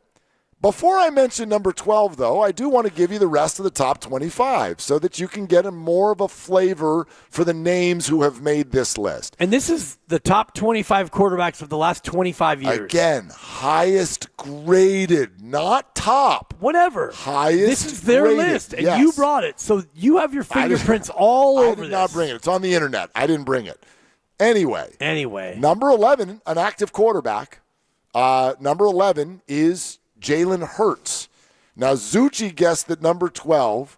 He said, was it butt fumble? Yeah. No, it's not Mark Sanchez. Mark Sanchez, Sanchito is not on the list. I saw a lot of people on our YouTube feed guessing that it would be Dak Prescott. It's not Dak Prescott. Dak is on the list. He's number 13. Come on. Dak is 13. That's now Guru's driving to the Cache Creek. Anyway, rest of the list, 14, Phillip Rivers. 15, Rich Gannon. 16, Ben Roethlisberger. Then Matt Ryan. Then Kurt Warner. Then Kurt Warner. Yes. Okay. Then Joe Burrow. Hey, Niner fans, at number 20, it's none other than Jeff Garcia. Okay. Okay. That's number 20. I can't read my own writing. Oh, number 21 is Russell Wilson. Okay. Okay. Number 22, Trent Green. Number 23 is Justin Herbert. Number 24, get your belly laugh ready again, is Jameis Winston. He's 30 for 30 for 30 for 30. Yeah, but he's number 24. It's not like he's up at the top. He threw 30 picks and 30 touchdowns in the same year. Yes, he did. This algorithm sucks. And tied for 25th, two quarterbacks inside one number. One number. Tua Tagovailoa and Andrew Luck are tied for 25th. Yeah, both not as good as Jameis, or not graded as highly as Jameis Winston. Not graded as highly. Fine. All right. Are we ready for number 12? I've been ready because based on the crap that has been thrown out on this list, I mean, Trey Lance. That would be amazing. Thank you. I love that we have that laugh now forever. I do too. Lucas, we have that forever. We should just play that all the time. It's very infectious. Listen to that. How can you not be in a good mood after that happens? I've never been so happy. I Well, I maybe hope it's Cache Creek. I don't know what it is. The vibes are great. I think it is. Yeah. Immaculate vibes. Yeah. I do think that you might want to save one more laugh, and I appreciate everybody. Guesses? All the guesses. What are some of the guesses? Some of you got it right. YouTube. okay. Some of you got it right. All right. Some of you got it right. The answer is it's Jimmy Garoppolo. Lucas, if you would, thank you. Thank you. Jimmy Garoppolo is number 12 on the highest graded quarterbacks of the 21st century on the Pro Football Sports Network proprietary QB plus metric. Okay, well then I'm starting to understand their metric a little bit more. You are? Well, I think some of the metrics that they did not detail in the article, smoky, gorgeous brown eyes is a metric. Well, porn star dating is clearly a metric. I knew you'd go there. Hairy arms is a metric. A lot of guys have hairy arms. Well, nothing wrong with it. I have hairy arms. If they did a metric on radio hosts, you'd be highly graded. You got beautiful blue eyes and you got hairy arms. So, and you've got hair on your head too. So there you go. They had you at number 4. This is just Jimmy Garoppolo is number. So again, Jimmy Garoppolo greater than Kurt Warner. Well, wait, who's right behind him? Dak Prescott and Phillip Rivers. Right. And Ben Roethlisberger and Matt Ryan and Kurt Warner and Joe Burrow. So you just named 3 for sure Hall of Famers and Burrow's on a track, but Jimmy Garoppolo is more highly graded. If I came up with a proprietary system and I went through all my numbers and numbers and numbers and numbers and numbers and it spit out Jimmy Garoppolo at 12, I would crumple up that algorithm, and I would never let it see the light of day. And I think that is a fair thing to say. I would be embarrassed. However, I would say that you've got 26 names here because there's a 25th place tie. You get 26 names here, and if you want to argue with about 4 of them, 5 of them, 6 of them, you could. But if you really listen to what I'm saying here, I'm not saying believe the list. That's not what I'm saying. I'm saying these are real numbers. These are real advanced metrics. It's not like anybody actually did what you just suggested, which think about smoky eyes and hairy arms. They're actually thinking about quarterback metrics, and somehow, some way, this is what it spit out. And by the way, there's a big difference between number 12 and number 3. I would wonder, this is all I'm saying, does that, if you're one of the haters, at least make you go, I wonder if maybe I'm not quite letting the actual facts of what Brock Purdy's doing on the football field enter my brain, because I don't want them to, because that's what I think a lot of people do. I would That's say, the only thing that I'm saying. Sure, but I would if I was one of those people, and you know that I'm not. You know that I'm a fan of Brock Purdy. I'm not the president of Brockistan like you, the president who is putting out this propaganda on behalf of Brock Purdy. If I was one of those people, I would want to take a harder look at exactly what metrics they used to compile this. And if you go to quarterback rating or if you go to QBR, those are things you can actually look at the totality of the formula that they use, and you can look at that and say, okay, like for example, quarterback rating I do think is flawed because it doesn't take into account situation and down and distance, which is so important in football, which is why I think QBR has become a superior stat. I look at this metric, and I don't know what their formula is. Of course not. You talk about advanced statistics. We don't really know what statistics. We're reading about 4 or 5 of them, and they're all real right, things. 3 of them they use, but what else is going into the soup? Listen, that's all I'm saying. I'm largely with you. I'm going to reject anything that tries to tell me that Brock Purdy is ahead of Joe Burrow or Tom Brady or Drew Brees. That's all laughable. Again, this is unemotional. That's all. That's what I wonder if you find it interesting, because this piece of paper in front of me is unemotional. It has nothing to do with any. We don't know what the total formula is. And this is where, again, it's a metric. I think that it would be completely disingenuous if on some level what they are putting, as you put it, into the soup has anything to do with people just being like, and I gave extra points for people who are below 6'4". Yep. Like, no, that's not part of it. These are real things. It's unemotional. And if you want to dismiss it, I largely get where you're coming from. Oh, yeah. I find it interesting. I find it interesting the same way I find everything Brock Purdy related interesting, because I do believe that because of his story, because of who he is, because of who he's surrounded by, he is very much he is a victim of the same thing that so many people are.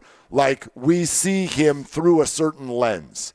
It's almost like a lot of people's Brock Purdy opinion is discriminatory. Now, I don't want to say that because Brock Purdy has everything you could ever seem to want in life, seems to have a pretty good job. He's going to make over $50 million a year. I'm not asking for anyone to feel sorry for him. I just think people's opinions about him often come from a completely emotional place as opposed to a factual place. That's all. And it's tough. And I think football. that this helps that.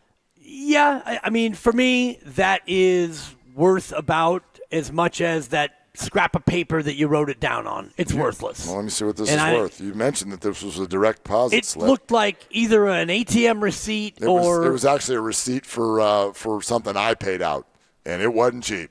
Right, but the receipt itself is worth as much as that list. And you can have whatever proprietary formula you want, and you could call it QB Plus, and you can have a website and all the rest of it.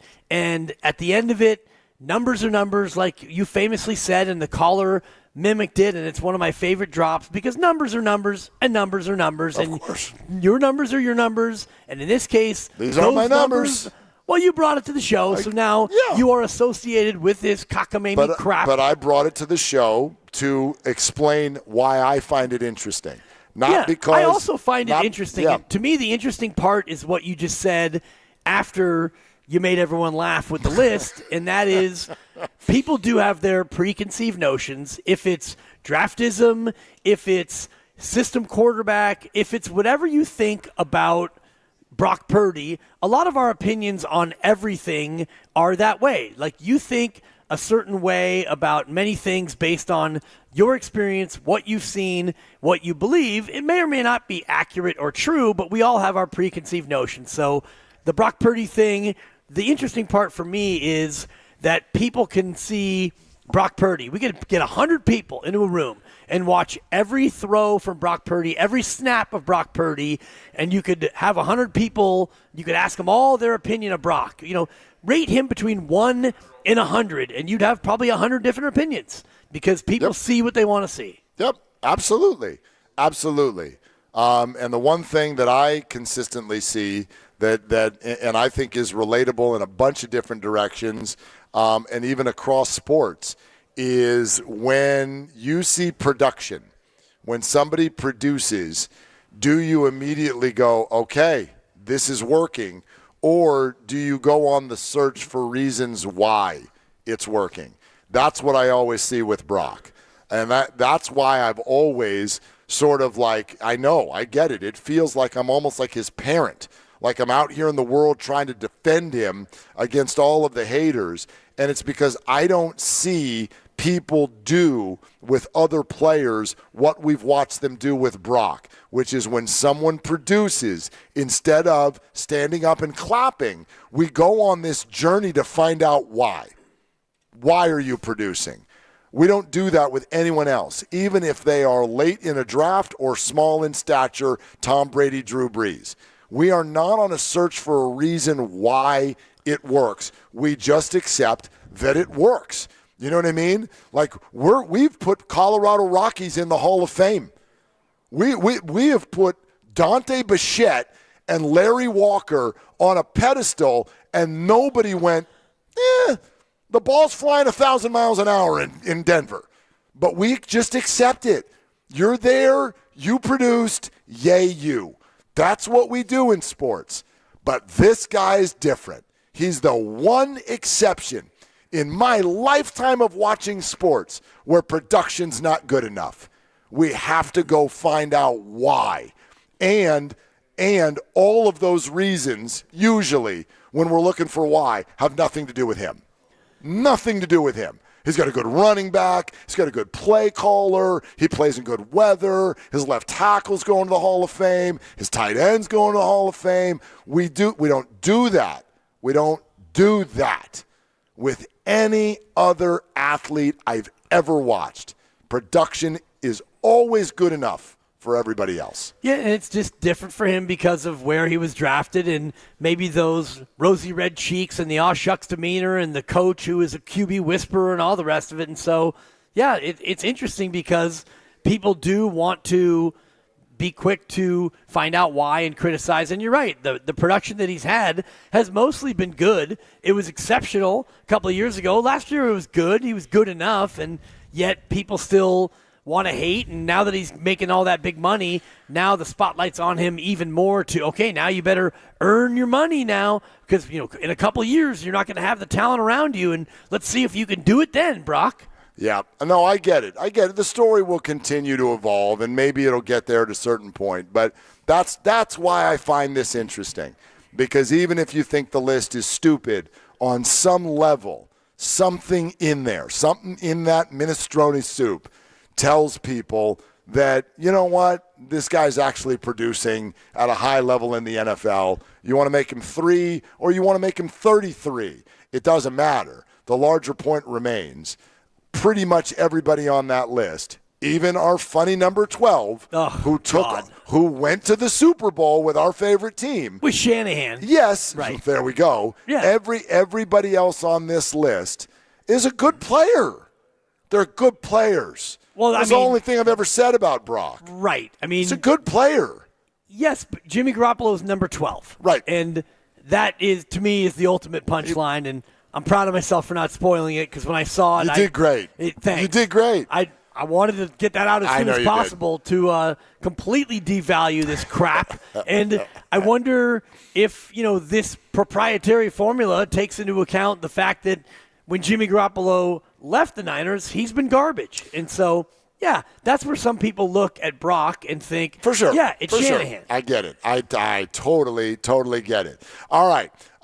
We got Angel Reese and the Chicago Sky in town. The Valks game is going to be on 95.7 The Game later on tonight. I do think it's high time with Monday coming like a freight train.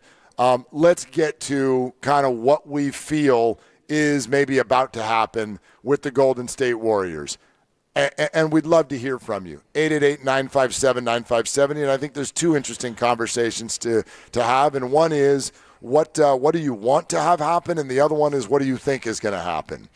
And I have done as much listening and reading and kind of like assessing the room, really like honing in on the word choice from the Mike Dunleavys of the world and whatnot. And as I listen to all of this and I read all of this, it is very clear. One thing is very, very, very clear to me. And when I say this, you may go, well, yeah, duh. But I mean it like with veracity here, okay? I think the Warriors are desperate to trade Jonathan Kaminga. Desperate. Yeah, I don't think they're desperate. I know you don't. Yeah. I know you don't. And that's because I think that they're doing a good job of making sure that they continue to hold their cards. But if you really play out what we're talking about, again, do not take this as a, here we go again, Mark doesn't like Kaminga. This has nothing to do with the current state of basketball. This has to do with the current state of their roster and the way they're approaching their offseason. And I simply believe with all of my heart that front office does not believe that they can get better if they keep him. And they may be forced to. I know we've talked about that. Yep. But when I listen to them talk about the improvements they want to make and that free agency is coming around the bend and, my God, they want to be very active in free agency. Well, we all damn well know they can't be active in free agency if they re-sign Jonathan Kaminga. Shams Charania had a report last night where he literally uttered the sentence, Jonathan Kaminga is ready to go play somewhere else. All sides have pushed their cards onto the table. Jonathan had Anthony Slater fly to Cleveland so he could tell him all the things about wanting to be a star and not caring what team he plays for. Meantime, the Warriors doing it in a much more calculated way because they need to keep their cards very, very close to the vest. But I have arrived at a point in listening to them talk and watching their maneuvers, even the way they tried to fire into the first round. If they admit they were trying to get into the first round, what do you think they were dangling? What on earth do they have to trade? Yeah, of course. What is it? So if they're Kaminga and if they're that active, they are. I just think they're dying to move on. It's not that they hate him. It's not that they think he's bad. I think they're dying for something different. I think that they're eager and interested, but when you start using words like dying and desperate, that to me comes from a place that the Warriors won't operate from, in my opinion. I don't think that they're going to operate out of a place of desperation. Now, do they want to move him? Of course. He wants to be elsewhere. They want him to be elsewhere. But if you're desperate, then you make desperate moves. And I think about, people who are living in the world, and if you're desperate and you don't have money and you don't have a home and you don't have food and you're down to the nitty-gritty of your life, you're going to act in a way different than if you have a home and you have food and you have things. And so I look at the Warriors in a basketball sense, and I don't think that they're going to act out of desperation. I can't see Mike Dunlevy and Joe Lacob making a move here in the next however many days that is just out of pure desperation where you trade him for nothing. I didn't say they'd make a desperate move. I said that they're desperate to make a move. They may not. They may hold it. They may just eat it. Yeah, they got may a ways clench their to go. fists. They got a ways to go. I don't feel that way. Well, between now and when free agency begins, they're going to make a qualifying offer. Yes, they which have is to. about $7.9 million. Correct. And which is peanuts for him. He'd rather make more, and then he'll sit there and wait for another team to make an offer. And so there are many of the things that will happen between now and desperation. Yeah, well, but I mean, you're talking about something that's literally 3 days away. So I think the clock is ticking in a massive way. We'll take your calls. What do you think the Warriors are going to do? What do you want them to do? 888-957-9570. Told you about the Valkyries game tonight with Angel Reese in town. You can hear it right here on 95.7 The Game at 7 o'clock or the Valkyries channel on the Odyssey app. Just download the app, search Valkyries. You'll find everything there. We're also brought to you by Fremont Bank, here for you, here for good. We're here at Cache Creek Casino Resort in Brooks, just enjoying everything that this place has to offer right here on Willard and Dibs. And this is Willard for New Vodka. Been telling you about it. Hope you've tried it. It's Friday night. How about now? That's NUE Vodka. It is award-winning. It is American-made. We've really been enjoying the cocktails that this helps produce. And if you'd like to explore all of their cocktails, we invite you to go to newvodka.com and check everything out, such as their flavors. They've got cucumber and citrus. This is NUE Vodka. And you can check out all of their cocktail menus and everything that it has to offer at newvodka.com. You can also find a retailer near you, and I think this might be the most important part. If you go to a local liquor store and you want to try new vodka and they don't carry it there, you got to tell them, hey, you guys got to get new vodka here in your store, and then you can go from there. So check it out. It is smooth. It is crisp. It is clean. It's ready for whatever, just like you. So try new vodka. That is NUE Vodka.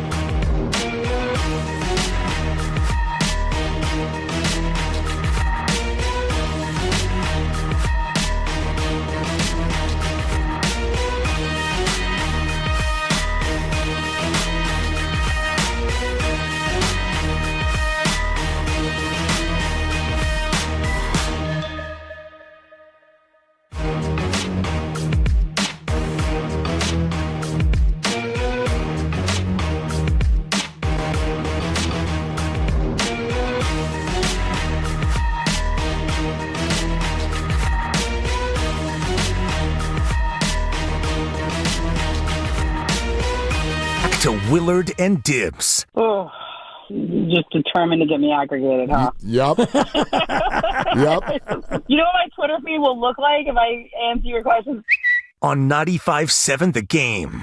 I mean, what do you think is going to happen? We can circle back to the analysis of it. What do you think's going to happen? I think that they're going to sign and trade Jonathan Kaminga before we get to the middle of July. I think what you're saying about desperation, we can split hairs and parse words all we want. They are motivated. Let me be your motivation. Kelly Rowland. They're motivated to do something. He wants to be elsewhere. And they, as a team, they want to turn the page. It's nothing against him and his future. It's all about this team and the fit. And we asked Steve Kerr 47 times, sideways, up and down, about Kaminga and the fit. And, I could go to Basketball Reference and bore you and the listeners with my 2-man, 3-man, 4-man, 5-man combination stats as I've done all year. He doesn't have good numbers with anybody on this team. His best combo is with Draymond and Steph. Okay, great. So is every other human being. Jimmy, Draymond, and Steph are your core three, and Kaminga is not a good fit as the fourth. So I do believe it's in everyone's best interests to make something happen. Trades are hard, as Mike Dunlevy has said, but I do think they're going to get to a spot here over the next probably 3 to 4 to 5 to 6 days where they find a team interested, they sign and trade Kaminga, they probably throw in Buddy Hield, which I would hate to see him go. Yeah, me too. If it's Kaminga for 30, you get 15 back, you throw in Buddy's 9, that's $24 million. That is Cam Johnson. Yep. So it is. It's Cam Johnson. I don't know that the Nets are doing $30 million for Jonathan Kaminga. Look, I get it. Your analysis is spot on in terms of the difficulty of this. I also think that the Warriors love to keep putting that narrative out there. Trades are very hard. Yeah. Well, you've made a bunch of them over the last year, right? To be honest with you. And so I don't think they're that hard. I think that this is one of those situations where the Warriors need to be very, very careful to keep as much of the leverage as is possible. But here's what we know. They have been allowed to talk directly to Kaminga and his representatives since last Sunday night. Today is Friday, and what have we gotten so far out of our 5 days? We have Mike Dunlevy talking to Tim Kawakami about how he knows that Steph, Draymond, Jimmy, Pods, and Moody will be here, and he leaves it there. We have Anthony Slater on a plane to Cleveland so that Jonathan Kaminga can tell him how he wants to be a star and doesn't care where that is. We have Shams Charania on TV saying that Jonathan is ready to go play somewhere else. We have, with absolute fact, that the Warriors tried like hell to get into the first round, and it didn't work out. But all of these behaviors say the same thing to me, which is y'all met and came to the exact same conclusion that you already knew was the case, which is that your interests don't match. And I wish that we would start talking about it that way so that we could sort of take the emotion out of the Jonathan Kaminga situation. And I know that some still won't agree, but if we could remove the whole, you're a Kaminga lover, you're a Kaminga hater, if we could remove all of that and sort of go down the road of the two sides don't believe that their interests match. And if that's the case, Dibs, how the hell do you make this offseason about him?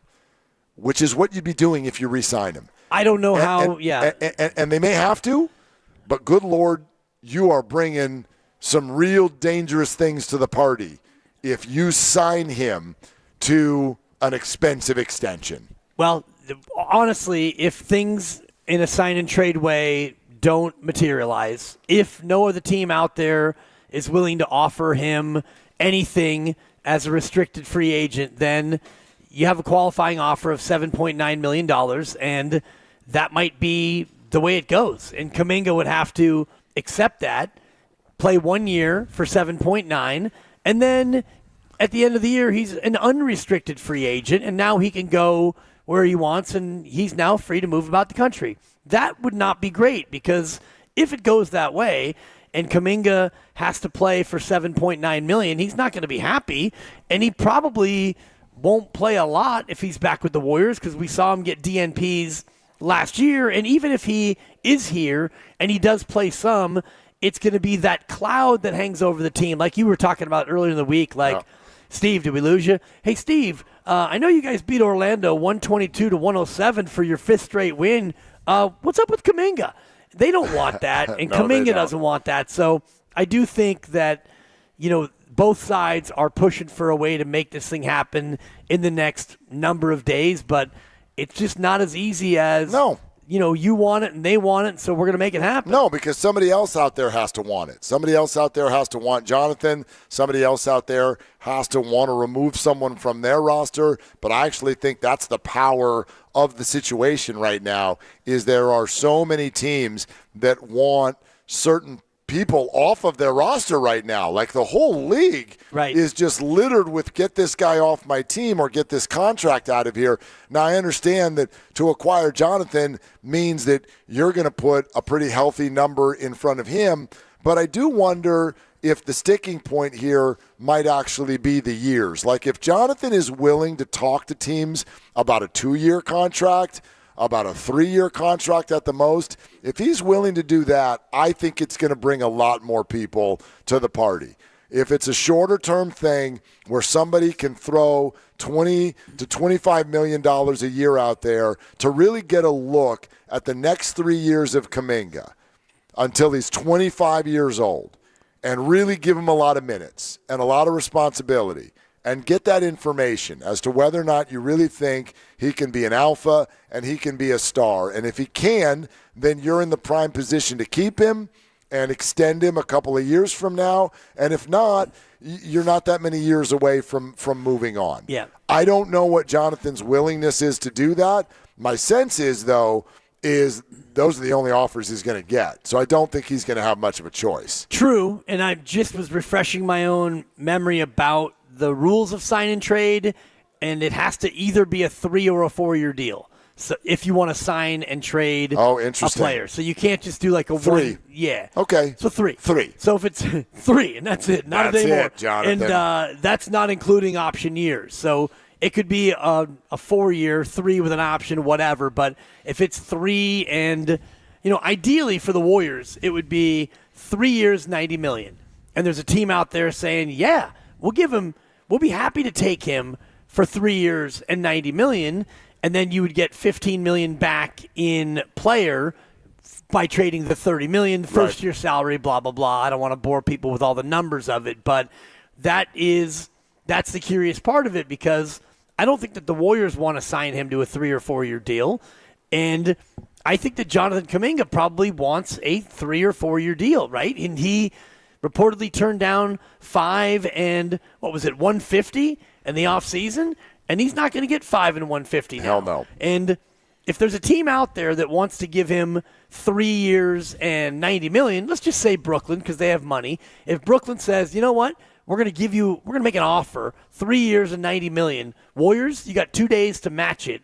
The Warriors are going to say, Schmidt, we're not matching that. All right. Off you go. So for the Warriors, and I'm sure they're doing this, you're knocking on every door to gauge interest, and you're knocking on every door to gauge interest and say, well, if we, Brooklyn. But that's what I'm saying. That's why I do think that there's desperation there, that they're doing a wonderful job of not letting the world see. Never let them see you sweat. Sure. But I think the Warriors are sweating their asses off right now. Well, it's the 27th, and you've got 3 days until this thing goes wide open. Exactly. And then who loses some leverage? The Warriors do. Correct. Like that, they do not want that. They have all been very, very clear and resolute that the one thing that they will not do is lose Jonathan Kaminga for nothing. Now, they could be stubborn about it, and they can also be dice rollers about it. And then just have this get to Monday or Tuesday. Mike Dunlevy has said a number of times, we don't want this to drag out, but sometimes it does. So it could drag out. If you're a gambler, if you're somebody who likes to, run around Cache Creek Casino Resort. Oh, yeah. If you're a gambler, then you could play this into next week and basically bet that Jonathan's not going to get the offer that makes you uncomfortable. But it could. He could. And then what do you do, Hotshot? Yeah. What do you do? Are you matching the offer and then playing it out and either hoping to trade him later or hoping to keep him? You can do that, but it feels so dangerous to me, number one. And number two, here's the side of it that I think no one really talks about, and is I just, as much as Jonathan has so many fans in this fan base, I firmly believe that if the offseason, if the big improvement that the Warriors make is they're like, look, we kept Jonathan Kaminga, I think everybody's going to be so disappointed. I think it is such an unsatisfying offseason if you get to 2 weeks from now and everyone goes, how'd you get better? The Rockets got Durant. What'd you do? Oh, well, we brought back Guy Santos and Jonathan Kaminga. You're going to feel empty, whether you like Jonathan or not. Yeah, it has nothing to do with the player anymore. And I think you said this last segment about, take the emotional part of it out of the equation, because right now you look at Jonathan Kaminga and he is a very good player. And if he doesn't fit with you and he wants to be elsewhere and you want him to be elsewhere, then you put that aside. Because now, if you're the Warriors, your job is to go from what you have to get better. Because you looked at last year, and you could say what you want about their chances, and I don't think that they would have beaten Oklahoma City even if everyone stayed healthy. Whatever, we'll never find out. But the fact is, you were one of the last 8 teams to play basketball, and the NBA is at a spot of parity unlike any we've ever seen. 7 champs in 7 years. And just because OKC is young and under team control and intact and all the rest of it, the odds of them repeating next year are not great. No. Just based on the history. Bad. Yeah, I mean, just based on where we are right now with parity and with everyone's Achilles tendon, etc. So if you're the Warriors, you're thinking, we've got to get better. That's where the desperation lies. And so how do you go from June 27th to July 7th? You've got about 10 days to get better. You're listening to 95.7 The Game, KGMZ FM and HD1 San Francisco and Odyssey Sports Station, and the home of the Golden State Warriors and Valkyries. Got Valkyries action tonight, always live on the free Odyssey app, coming to you live from the Laughing Monk Studios, and we are coming to you live from the Cache Creek Casino Resort, which is fantastic and has been a wonderful host, and we are looking forward to experiencing so much more of it both tonight and tomorrow with our stay out here at the resort. Beautiful, beautiful stuff going on. So, yeah, tell them about it, Zucci. Exactly. So, anyway, I like to sort of further that. I also, you mentioned the Thunder. Like, think about the NBA Finals and think about what we saw. And I'm listening to what Mike Dunleavy has said, because they can't name names, but what they can do, and this is what every sports media person does when it's like, hey, free agency's around the corner. Who do you want? Well, I can't name any names. All right, give me the characteristics of the person you want. And do you know what I heard him say? He didn't use these words, but I heard him say, I want a bunch of people like the Pacers have. That's what I want. I want to fill this roster up with people who can shoot the ball outside, and then when the other team gets the ball, not fall on their faces defensively. The Warriors have a few of those people. They don't have enough. They do not have enough. And I'm sorry, Kaminga fans, that's not it. I know he wants to be that, although in many ways what he's basically saying is, no, I don't want to be that. I don't want to be your faceless pacer. I don't want to be Benedict Mathurin. I want to be a star. I want to be the guy that gets to do all of the stuff. Okay. Chase that. That job's full here. Go ahead and chase that. And then what we're going to do is we're going to fill in around the core that we already know is going to be here, the big three. He mentioned Pods and Moody as well. And then that's what they're looking for. Well, I mean, I'll ask you, Dibs, if you keep Jonathan Kaminga, how are you getting any of those guys? How? Tell me how. Tell me. You're not. You're not. No, you're not. That's why I use the word desperate. Well, That's unless you're looking in the veteran minimum market, and those vet min guys are probably not going to be good enough to be core members of your rotation. So, the ideal thing would be for Jonathan Kaminga to be a part of it.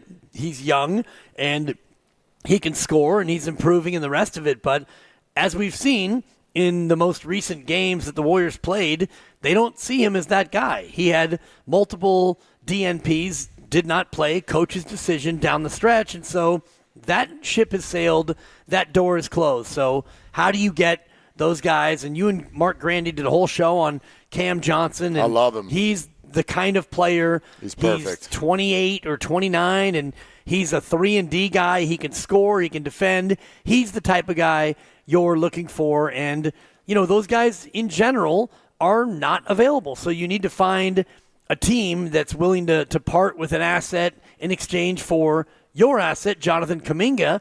And a team like Brooklyn is actually the perfect fit because they're not that interested in winning this year. They drafted 5 players in the first round. What a weird thing that they did. Super weird. Yeah. And, they're just looking to probably be good in 2 or 3 years. And so, a guy like Kaminga would be a fit for a team like Brooklyn. And there's other teams out there that he might fit with, but you got to go out and about and try to figure out how you make this work. Yeah, no doubt about it. But just to give you an example of why I use the word desperate, believe me, look at the Warriors. No, they're not acting desperate. They don't want anyone to know that they're desperate. If they were sitting right here in front of us, they would deny that they're desperate. Desperation is never a good negotiating position. Right. I think Jonathan is desperate. How could you not be? Let's add that into the conversation. How could this guy not feel desperate? Right now, what he is sitting down and doing is he's negotiating his year 23 and 24 and 25 and maybe 26-year-old season. Do you think he's comfortable with the idea that the word restricted is in front of his name, knowing that if he signs this contract, it could be 4 more years of DNPs? Right. When you come to the playoffs, he's not comfortable with this. And Mike Dunlevy said something real interesting yesterday when he said, I know Jonathan wants to be an all-star, and I do see a path for him to do that here. That's a very interesting way to say it. I see a path for him to do that here. I bet everybody could answer that. What's the path to Jonathan Kaminga being an all-star as a Warrior? The path is stick and stay, be patient, and in checks the calendar, 29, when Steph is 40 and maybe gone, and Draymond's 38 and gone, and Jimmy Butler's gone, at that point, JK, we're going to give you an apron, we're going to give you a spatula, and at that point, we're going to let JK cook. Yeah, man. But in the meantime, we're going to need you to be the busboy, we're going to need you to do some dishes, and maybe we'll let you be the maitre d' every now and again, but you're not going to cook here for a while. Right. That's the path. Right. And that's not the path he wants. No. And, I mean, I've lived it. You've lived it, where you've been a sidekick. And I was an update guy for many, many years. And was there a path at my old station for me to be a 1? Maybe. But I got to a point I was tired of waiting.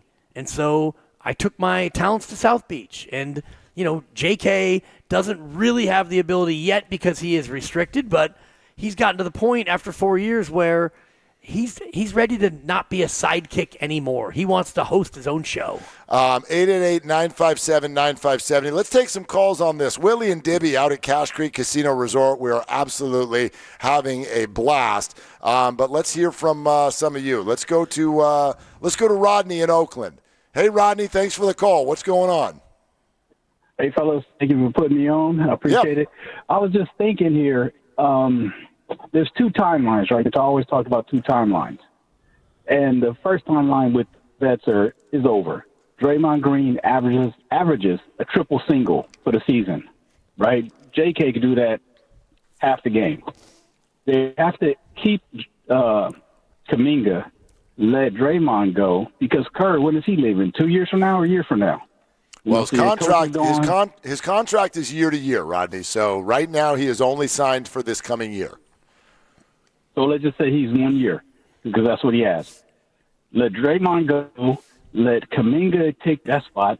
Get a big, a true center, and roll with it, and see what happens. Because if Steph really wants the fifth ring, it won't be with Draymond, because he's not productive. Yeah, Rodney, so what I find with your point, there's two things that pop to mind, and I can almost feel a lot of the listeners feeling this way. First and foremost, even if your opinion was an accurate one, I bet you'd be willing to admit they're not going to do that. They're not going to do that. You see Draymond one way, they see Draymond another way. And I'm not going to tell you you're wrong. What I will tell you is I think what you're doing is leaning too far into stats. So when you say Draymond averages a triple single, well, Jonathan can do that. Well, technically, Rodney, anybody can do that. Anybody can go average a triple single. But that is clearly dismissing the things that they value in Draymond. And I bet even you would admit Jonathan and Draymond could not be more different players. So to say, Jonathan, go do Draymond's role, the first thing I can tell you is your defense sucks. Like you're asking him to be the quarterback of the defense of the Warriors. That is not in his skill set. No, I'm not asking him for that. You got Jimmy and you got Steph and Pods who always go and jumping in the WNBA game. You know, just they got to do it, man. They got to pull the Band-Aid off and just say, hey, it's time. Steph, if you want a fifth ring, Draymond got to go. We got to develop these young cats to move you to that fifth ring, because time is of the essence. Yeah, I hear you, Rodney. I appreciate that, Rodney. And the Band-Aid, if you were going to pull it off, you would have pulled it off when Draymond was up for an extension and you gave him 4 years. So that was Band-Aid time. And instead of pulling the Band-Aid off, you actually wrapped some gauze around it. Well, I mean, everything that he just said there, and he's not alone in feeling the way he feels about Draymond, but to say, okay, you got to go to Steph and say the path to the fifth ring is to develop these young guys. No, that's the path to Steph wanting to be on a different team. I don't think you're crazy if you want the Warriors to develop the young guys, but that's not a path to a ring. That's a path to retirement. That is a path to, you know what, we think that this is crazy. You're 37 years old. We think we're pretty much done. We don't want to give up the young guys, so we're going to focus on them. And Steph, maybe we could get you to New York or something like that. Like, again, I don't think you're nuts for thinking that way, but the idea of get rid of Draymond, now Steph wins a ring with a 22-year-old, no, that's not happening. Like that's not the way this is going to go. And for me, the whole idea of getting rid of one of the old guys to keep the young guys, the ship sailed, because you got rid of Poole, you got rid of Wiseman, and I know Wiseman has not yet done anything that makes you regret it. Jordan Poole's gone out and at least been a scorer, and now he'll be on his third team. And you can think what you want about Jordan Poole, and everybody has a different opinion of Jordan Poole and why he left. But for me, the more you look at it, they have been doubling, tripling, and quadrupling down on older players. You got rid of Jordan Poole, and you brought in Chris Paul. So you went from a young, up-and-coming player, star, whatever, you can use whatever word you want, and you brought in a 37-year-old point god. And then you went out and you brought in Jimmy Butler at 34, 35. So you've only been doubling and tripling down on older guys. So now you're sitting here with Jonathan Kaminga at 22, and he might eventually be an all-star down the road. I ran down my list before of guys who it took a number of years to get there, and he could be Jermaine O'Neal, who had to go to a new team, and in year 6 he did become an all-star. But right now you are not ready to play the waiting game. You're in the what can we do right now game, so you're not thinking about getting rid of one of your old guys, who, by the way, has 4 titles and is coming off of first-team all-defense. That's just not even in the conversation. No, it's just not. And objectively, like, I don't think you're crazy if you're, like, done with Draymond. I know that speaks to a lot of Warrior fans. But objectively, you do. If you think that, you do have to answer the question of how do the Warriors play defense next year. You have to answer that question. Like He's the quarterback of the defense. Right. There is nobody else on this roster who can fill that role right now. So can he annoy you? Can he frustrate you? Are you done with him? Is he declining? We can have those conversations. All the above. I still don't think it has anything to do with, time for the Warriors to move on, and then poof, now you can really contend next year. No, it means that the whole thing is done. Look at the way that they reported what they did in the draft in the first round on Wednesday night. They wanted to get into the first round. They tried. It didn't work, but there was only one guy they wanted. One guy. The Warriors didn't try to go get Cooper Flagg. I mean, obviously that's absurd. But the Warriors were interested in one player. That's it. No prospects.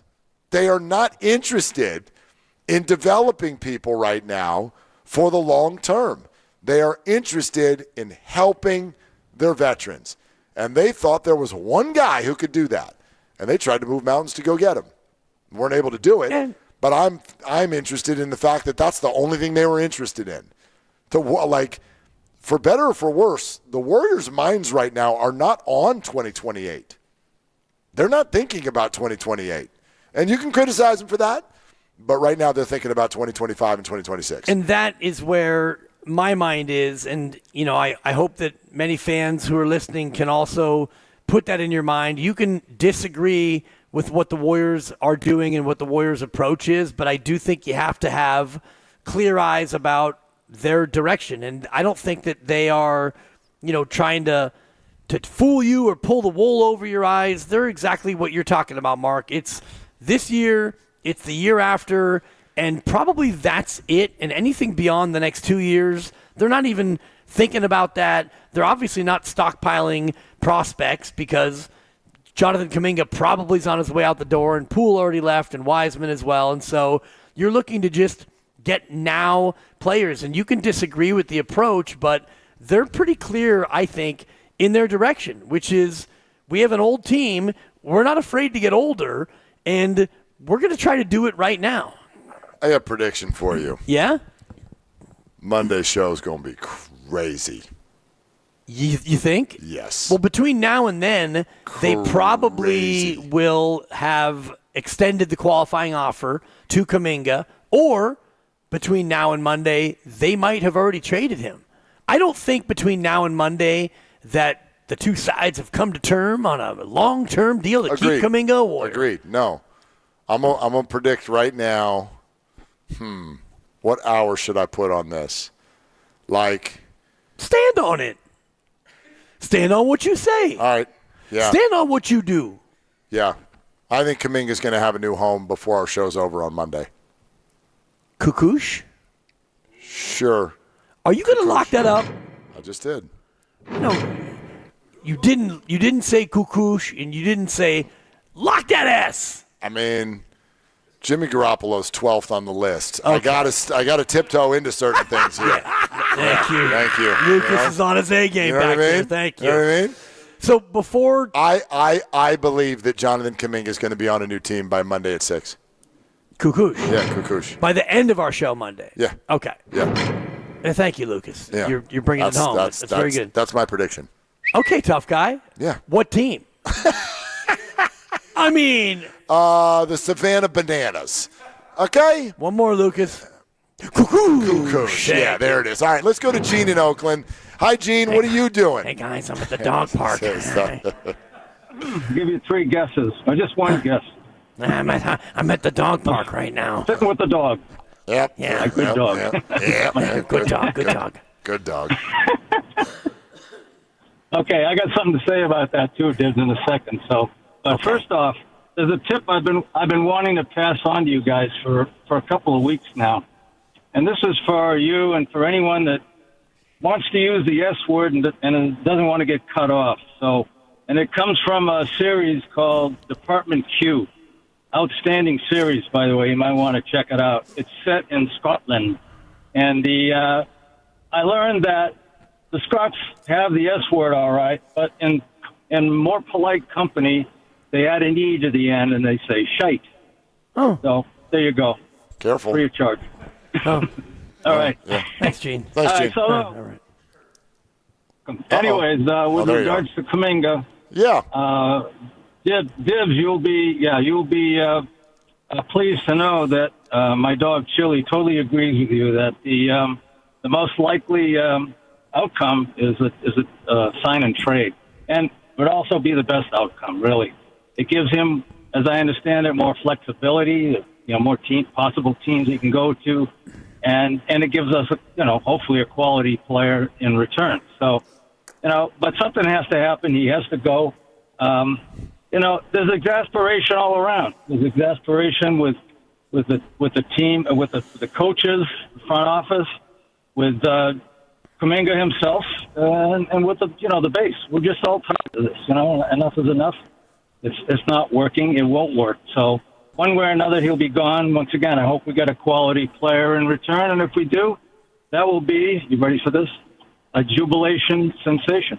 Okay. All right. I mean, you had already, Gene, you had said that everybody was exasperated, and both Dibs and I were like, there it is. Bring it home. Bring it home. Bring it home. And then you went jubilation. Look at you with your curveballs. Yeah. Hey, all right. Yeah. Okay. Yeah, you are. Thank you, Gene. Appreciate the call as always. Yeah. 888-957-9570 if you want to weigh in on this. One thing Gene was saying, though, that I like, maybe history will look at it this way, but I actually don't even like the word exasperation on this. It's almost more hesitation if you want to look, because exasperation makes it feel like everybody's mad at each other. And I'm sure there have been moments of that. Absolutely. I'm sure that we know Jonathan Kaminga has been frustrated with Steve Kerr. We know that Steve Kerr has been frustrated with Jonathan Kaminga. There are moments there. But I do think at the end of this, at the bottom of this, I don't think the Warriors think Jonathan is an awful player, and I don't think that Jonathan thinks the Warriors are an awful organization. And to the point that you have made a number of times the last couple of weeks, like, there is absolutely a chance that y'all are going to still have to coexist for a period of time. No doubt. There's so you better keep this in a certain spot. Yes. Absolutely. And, I think that what you said is accurate, but at the same time, if I'm Jonathan Kaminga, I'm looking at the situation and saying, man, you guys, you kind of held me down. You didn't give me as much burn as I would have liked. And if I'm the Warriors, I'm looking at Kaminga and I'm thinking, you didn't really do a lot of the things that we really, really needed you to do. And because of that, we didn't play you as much. All the little things we really, really needed, you didn't do. And Kaminga's thinking, I wanted to cook, and you guys never let me in the kitchen. So I do see both sides of it and where they would be exasperated. But you're right about, what I had said, because you may not have a sign and trade that works, and there may not be another offer that you have to match. And so you may wind up going back to Kaminga on Monday and saying, hey, they say they don't want me. Nobody out there wanted to give you a boatload, and we're kind of stuck with each other. 2-40. How about one in a qualifying offer? Maybe it's just a 1-year deal. Wow, I mean, honestly, 2-40. If you're Kaminga, you might just say, you know what? Just give me 1-8. I want out of here so bad that I don't even want. So that he can be unrestricted next year. Exactly. I don't know too many people that sit at tables and say, keep your $32 million guaranteed dollars. I don't want them. True, but that would be some next level stonage. Yeah, if he did that. But at the same time, he would have the freedom that he probably wants a year earlier. True, but 2-40 is both making you a very rich person and guaranteeing you some money, but really keeping all kinds of flexibility on the table. 2-40 becomes much more tradable. Yes, it's very tradable, and by next year, by next offseason, it's already an expiring deal. You know what I mean? The scenario you're laying out reminds me of my life in 2020. You were offered 2 years and $40 million? No, but what the hell are you doing here? It was a situation of I guess, convenient inconvenience. Okay. So my ex-wife and I, we decided in January of 2020 that we were going to go ahead and part company. Okay. It was a great run, 25 years as a couple, Both kids were grown. Wait a minute. You had this conversation a month before everyone found out about COVID? If you would just pipe down for a minute and let me tell the story. This is amazing. It was January, Mark, of 2020. All right. I was a month away from the disgrace at Chase, and we were 2 months away from a complete world global shutdown. And my wife at the time, now my ex-wife, we decided that we were going to be good, done and dusted, whatnot. You were ahead of the game. 7 weeks later, shut it down, shut it down. So we're getting divorced, but no one can go anywhere. Right. So, if you don't mind, I'm keep living here. And I'm going to broadcast from the living room. I'm going to sleep in the living room and broadcast from there. And then, 3 months later, the world slowly started to open up, and the rest is history. But it's kind of what I'm thinking about Kaminga and the Warriors. It's like, we kind of want a divorce, but, you got nowhere to go, and we got nowhere to send you. You want to sleep on the couch until the trade deadline? It's actually a very, very funny and true comp. And that's kind of where my mind keeps going. Yeah. And it's why I cuckooshed Monday. Because I'm telling you, I know that a lot of us, I know that we're sitting there going, no, come on, Jonathan's going to be a great player, and they got to keep both hands in both cookie jars. Like, come on, we're going to maximize Steph, but we got to be ready for, come on, let him play, let him grow, I'm telling you that if a week from now we're all still sitting here and the Warriors are like, all right, that's our offseason, Jonathan, I'm telling you, I think that sounds like hell for everybody. For everybody. Yeah. For him above everyone else. For the fans. For the players. For the coaches. Oh, my God, the coaches. Like, oh, my gosh, the interviews. Steve, did we lose you? Holy crap. I mean, what are they? They are so. You think we're exhausted by this? They live this. They live this every day, every question, every back meeting in the boardrooms.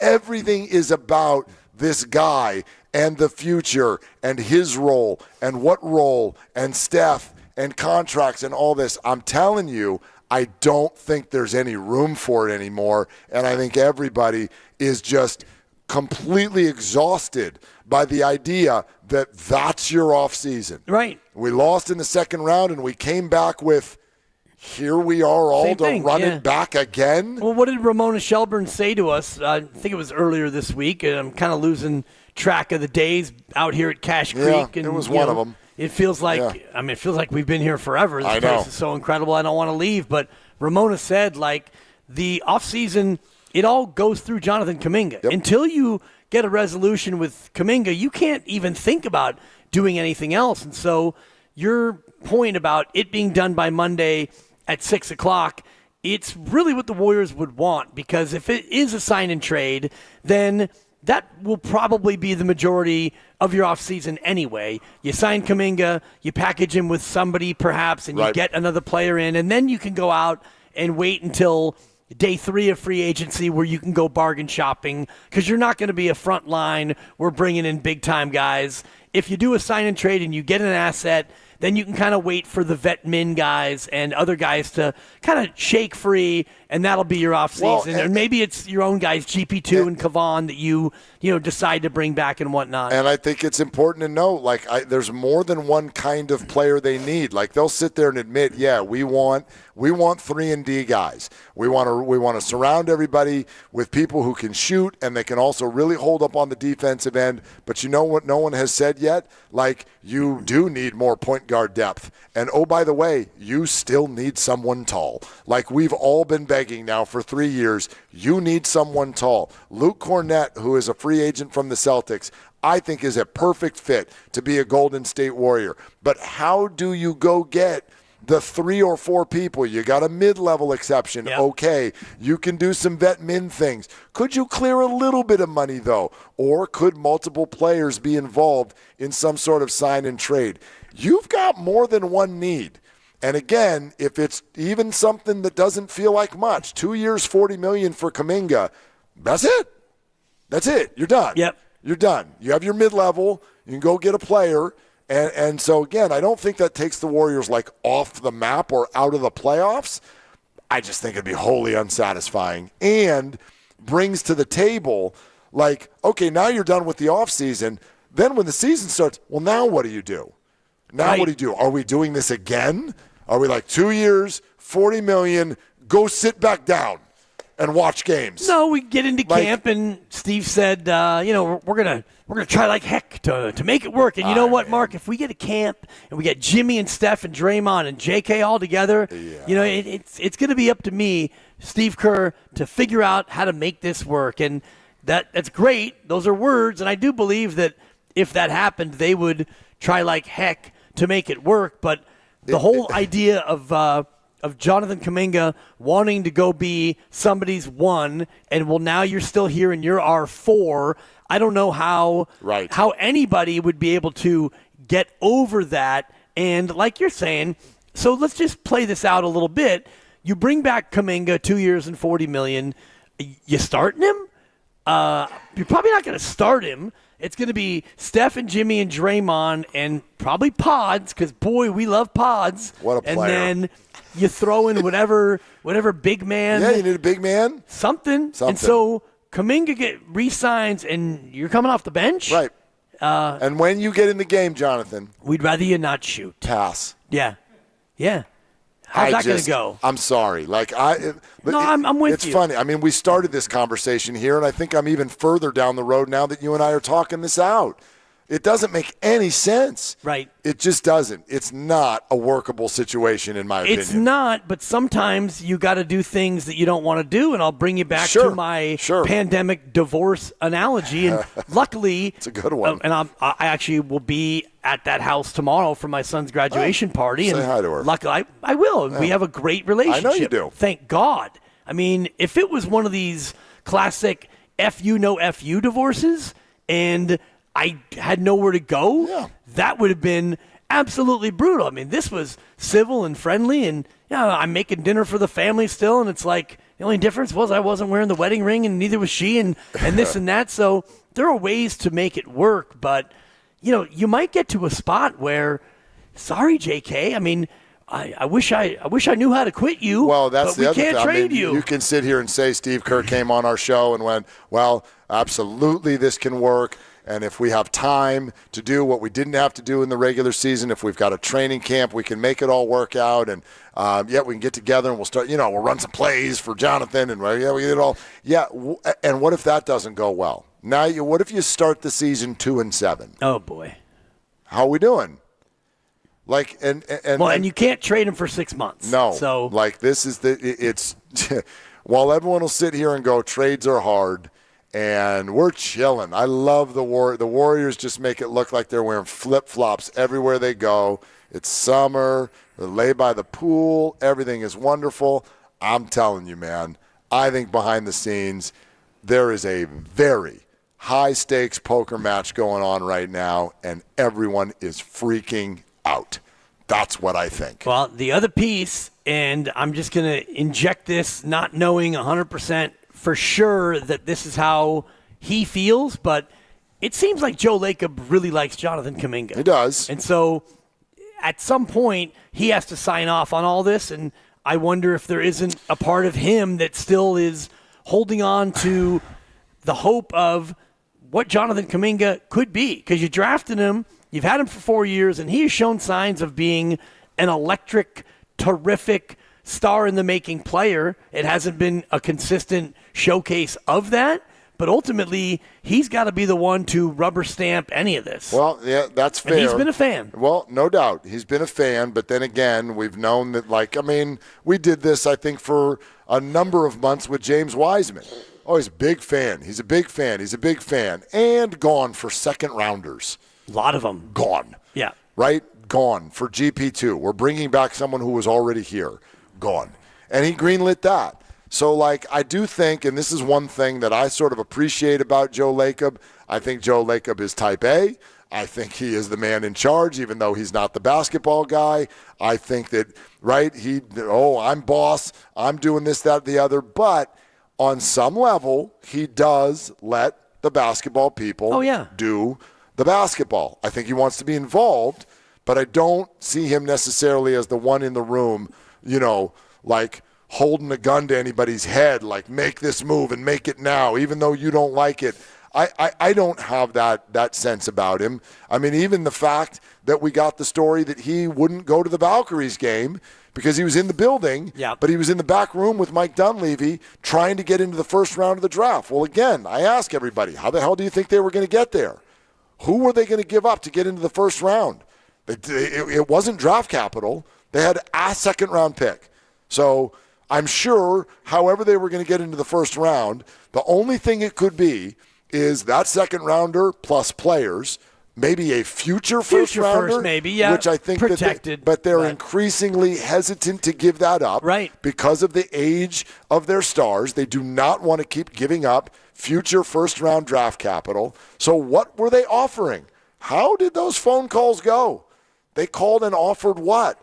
There's no question in my mind that Kaminga's name was at least a part of the discussion on some level. And he was already a part of the KD discussion last year. Exactly. So Joe is ready for this. He is. He may go home and barf, but he's ready. And it's one thing to be ready. It's another thing to be ready to accept a deal that you don't want or a deal that you know is clearly not in favor of you. And so if you're in this spot, June 27th, and you're fishing around for a sign-and-trade partner, and nobody wants to give Kaminga a big number in a sign-and-trade, and you realize that, a sign-and-trade may be a bad deal for you, then you have to decide which is going to be the lesser of two losing results. Either you take pennies on the dollar in a sign-and-trade, or you swallow hard and you keep Kaminga and you try to make it work. This is kind of what I'm worried about, and maybe this is just like a selfish thought, but from our position, and I already told you, I think Monday's show is going to be – You locked it up repeatedly. I think it's going to be crazy. I think there's a fair chance that the Warriors do something that on the surface, first glance, is very unpopular. I think that's very, very possible. Like they're going to have to – maybe weather a little bit of a storm. I mean, we felt this. I mean, think about Jordan Poole for Chris Paul. That was not popular. No. That was for two reasons. People are like, you're giving up a young scorer who you punched in the face, and you're bringing back somebody who's almost 40 years old who we've hated watching for 15 years. But the Warriors are like, that's what we did. Yep. And we're the Warriors. Trust us. We're fine. He, by the way, started all 82 this year for San Antonio. I know. The aforementioned Chris Paul. Yeah. But yeah. You coaching? The bad part about that deal was you ended up getting nothing for Chris Paul. So well, and you know that I will forever I disagree with that because I think the Warriors got the salary slot, which is what they wanted. Sure. Which is what they wanted. Yeah. I think there was there a scenario where they got someone to take that and actually get something in return? I think that was on their mind. That's option A, but they were very, very comfortable with option B, which was let's turn Jordan into a salary slot a year from now because we don't want three players making $30+ million. And you wanted to get out of the second apron, which is so punitive, and so that was something that they got out of it. But if it is a sign and trade, I think it's almost a guarantee that what you get back is going to be lesser in fans' eyes than certainly many people feel about Jonathan Kaminga. What if, and I have no idea about the nuts and bolts of all of this, but you brought up his name and he's been this guy that we've talked about. Okay, Cam Johnson. What if what if you gave up Jonathan Kaminga and Buddy Hield? And in some complicated way, shape, or form, I don't want to get into, there's a pick swap in 2048. Right. Whatever with all that stuff. But what if Jonathan Kaminga and Buddy Hield left and Cam Johnson came? How would you feel?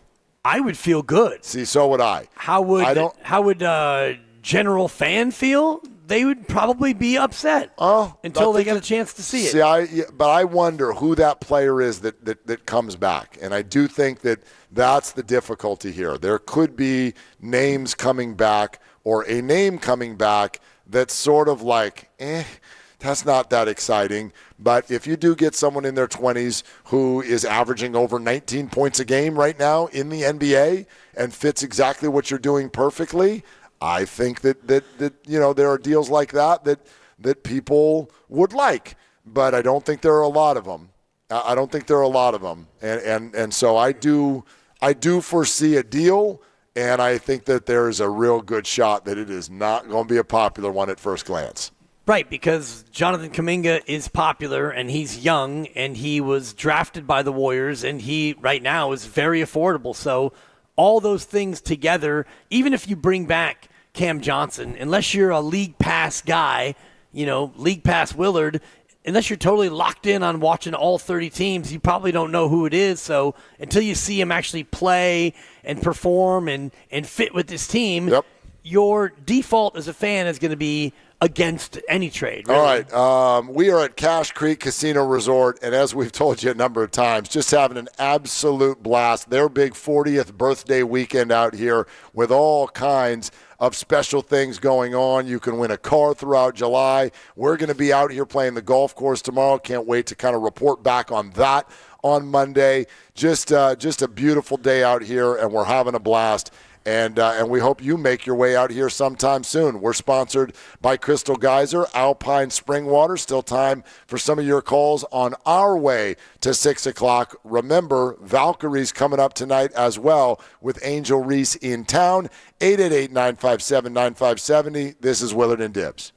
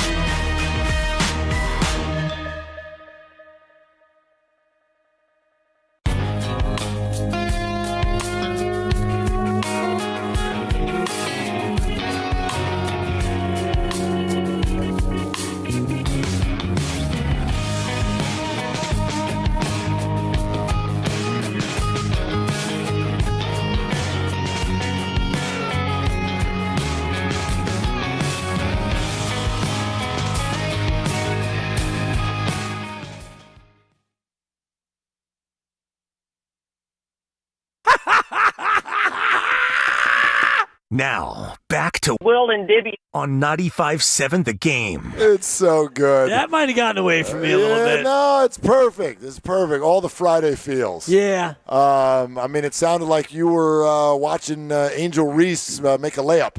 That's what it sounded like you were doing right there. That's mean-spirited.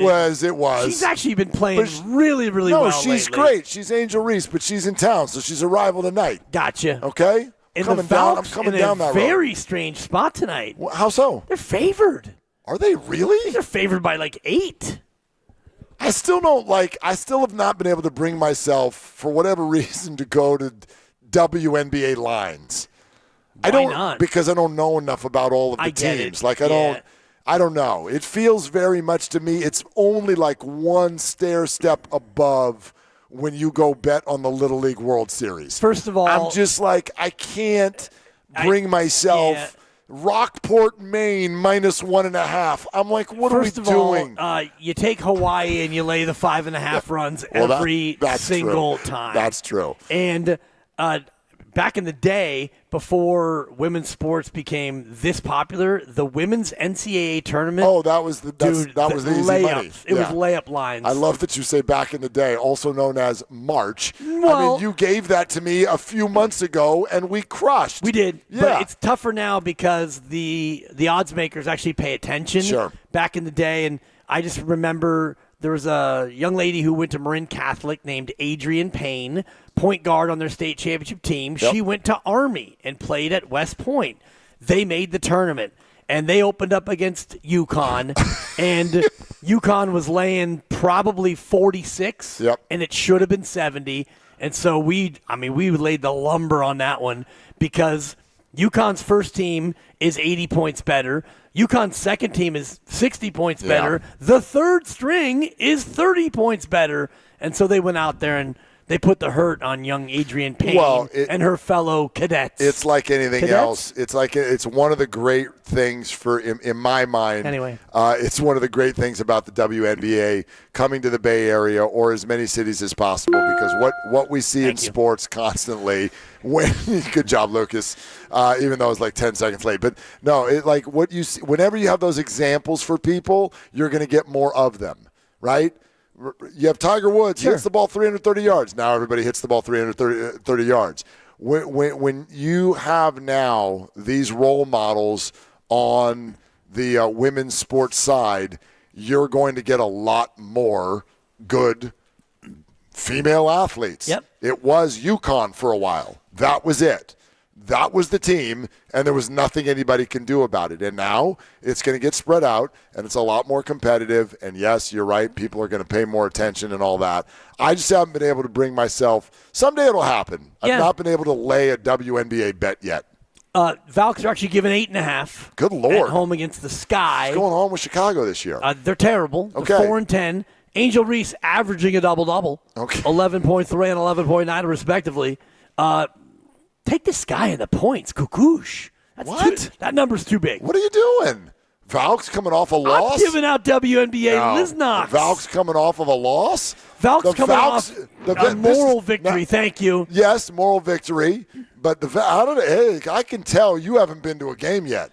That's an intense environment. Yeah. Angel Reese is not ready for this jelly, okay? She is not ready for what's about to come down her road at Chase Center here in about an hour and 10 minutes. Am I right, Zucci Main, or am I right? That's a man who's been to a Valks game, and he knows you can't come into that house. All right, go ahead. 8.5's too much Kukush. Okay. I mean, all right. It's just, I love the Valks. I've got multiple shirts. Apparently, I'm being told by people with whom I live that lavender's not my color. Washes me out. I thought I looked good in the lab. So not your color. I don't even see you in it. I can look at you and be like, no, don't put on lavender. Don't do that. It's a classic where I wore my lavender Valks shirt that we got when I was there opening night. You were out gallivanting in Mexico or wherever you and the lovely Christy were. We were in Cabo. I'm broadcasting with the hard-hitting Mark Grandy, and we were given shirts. And I go home with the shirt on, and my wife looks up and goes, oh, no, that looks terrible on you. What? on, it's my new shirt. Gosh. Lavender is not your color. Yeah. Why do you think Pods wears all those black shirts underneath his Valks jersey? Well, because he also fellow is ginge. Yeah, exactly. Get a little ginge in his little game. pasty. Yeah. A little pasty in there. No doubt. Take this guy in the 8.5 caboose. Okay. That's all I'm saying. No. That's all I'm saying. We might need to find a place to watch the game tonight. Fade the dipper. I'm sure they'll have it on here. I'm sure they will. A lot of stuff going on here. Yeah. And honestly, the show's going to end here in about 6 minutes. And Lucas, I hope you know how to end the show.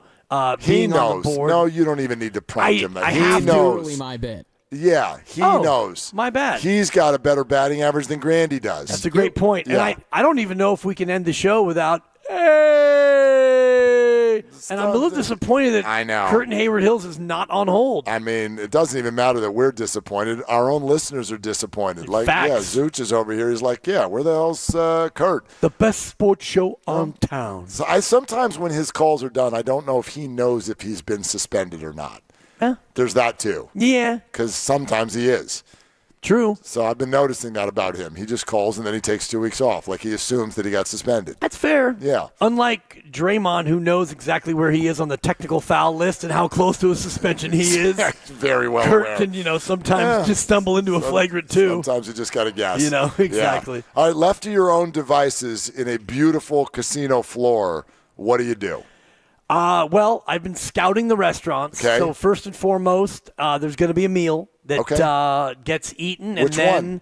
I haven't fully decided. No, you need to tell me because I don't want to end up at the same one as you. It's funny you said that Yeah. because my lovely wife, Supper, her nickname, because she calls dinner which Supper. is what we're about to go she do. said, oh, you're going to have dinner with Mark and Christy. I said, that's the last thing that any of us want. I spend, Christy, I love you. Mad because she's like, no, I would do that. And I'm like, honey, shh. We get to anyway, Friday, go ahead. ladies and gentlemen, the weekend, and you know that I have a deep, deep affection, and I'll say it, a love for you. But I get to Friday at 6 o'clock, and the last thing I want to do is see your mug and hear your voice, and I know you feel the exact same way. So I'm surprised that I haven't left already. You already told me where you're going to go dine. So of the other 7 great restaurants here, but we've got an update. We're not dining there anymore. Exactly. Well, it looks like I'm going to get Chinese. Okay. Because you were saying before, we're going to get Chinese. And I thought, you know what? Steakhouse for the dibber. We have, flip that thing. Flip it down, flip it in reverse. You going to get steak?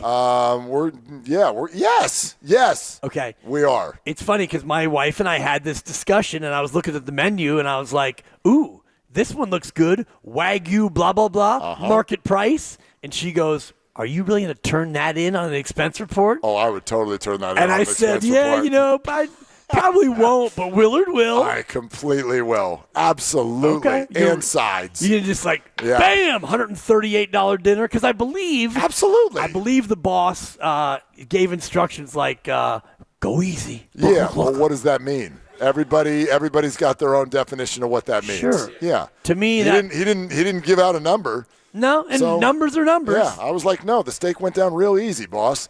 No problem at all. When you check the menu, make sure you look at the price. I'm not ordering the chicken, okay? Let's put it that way. Yeah. I got breaking news for you.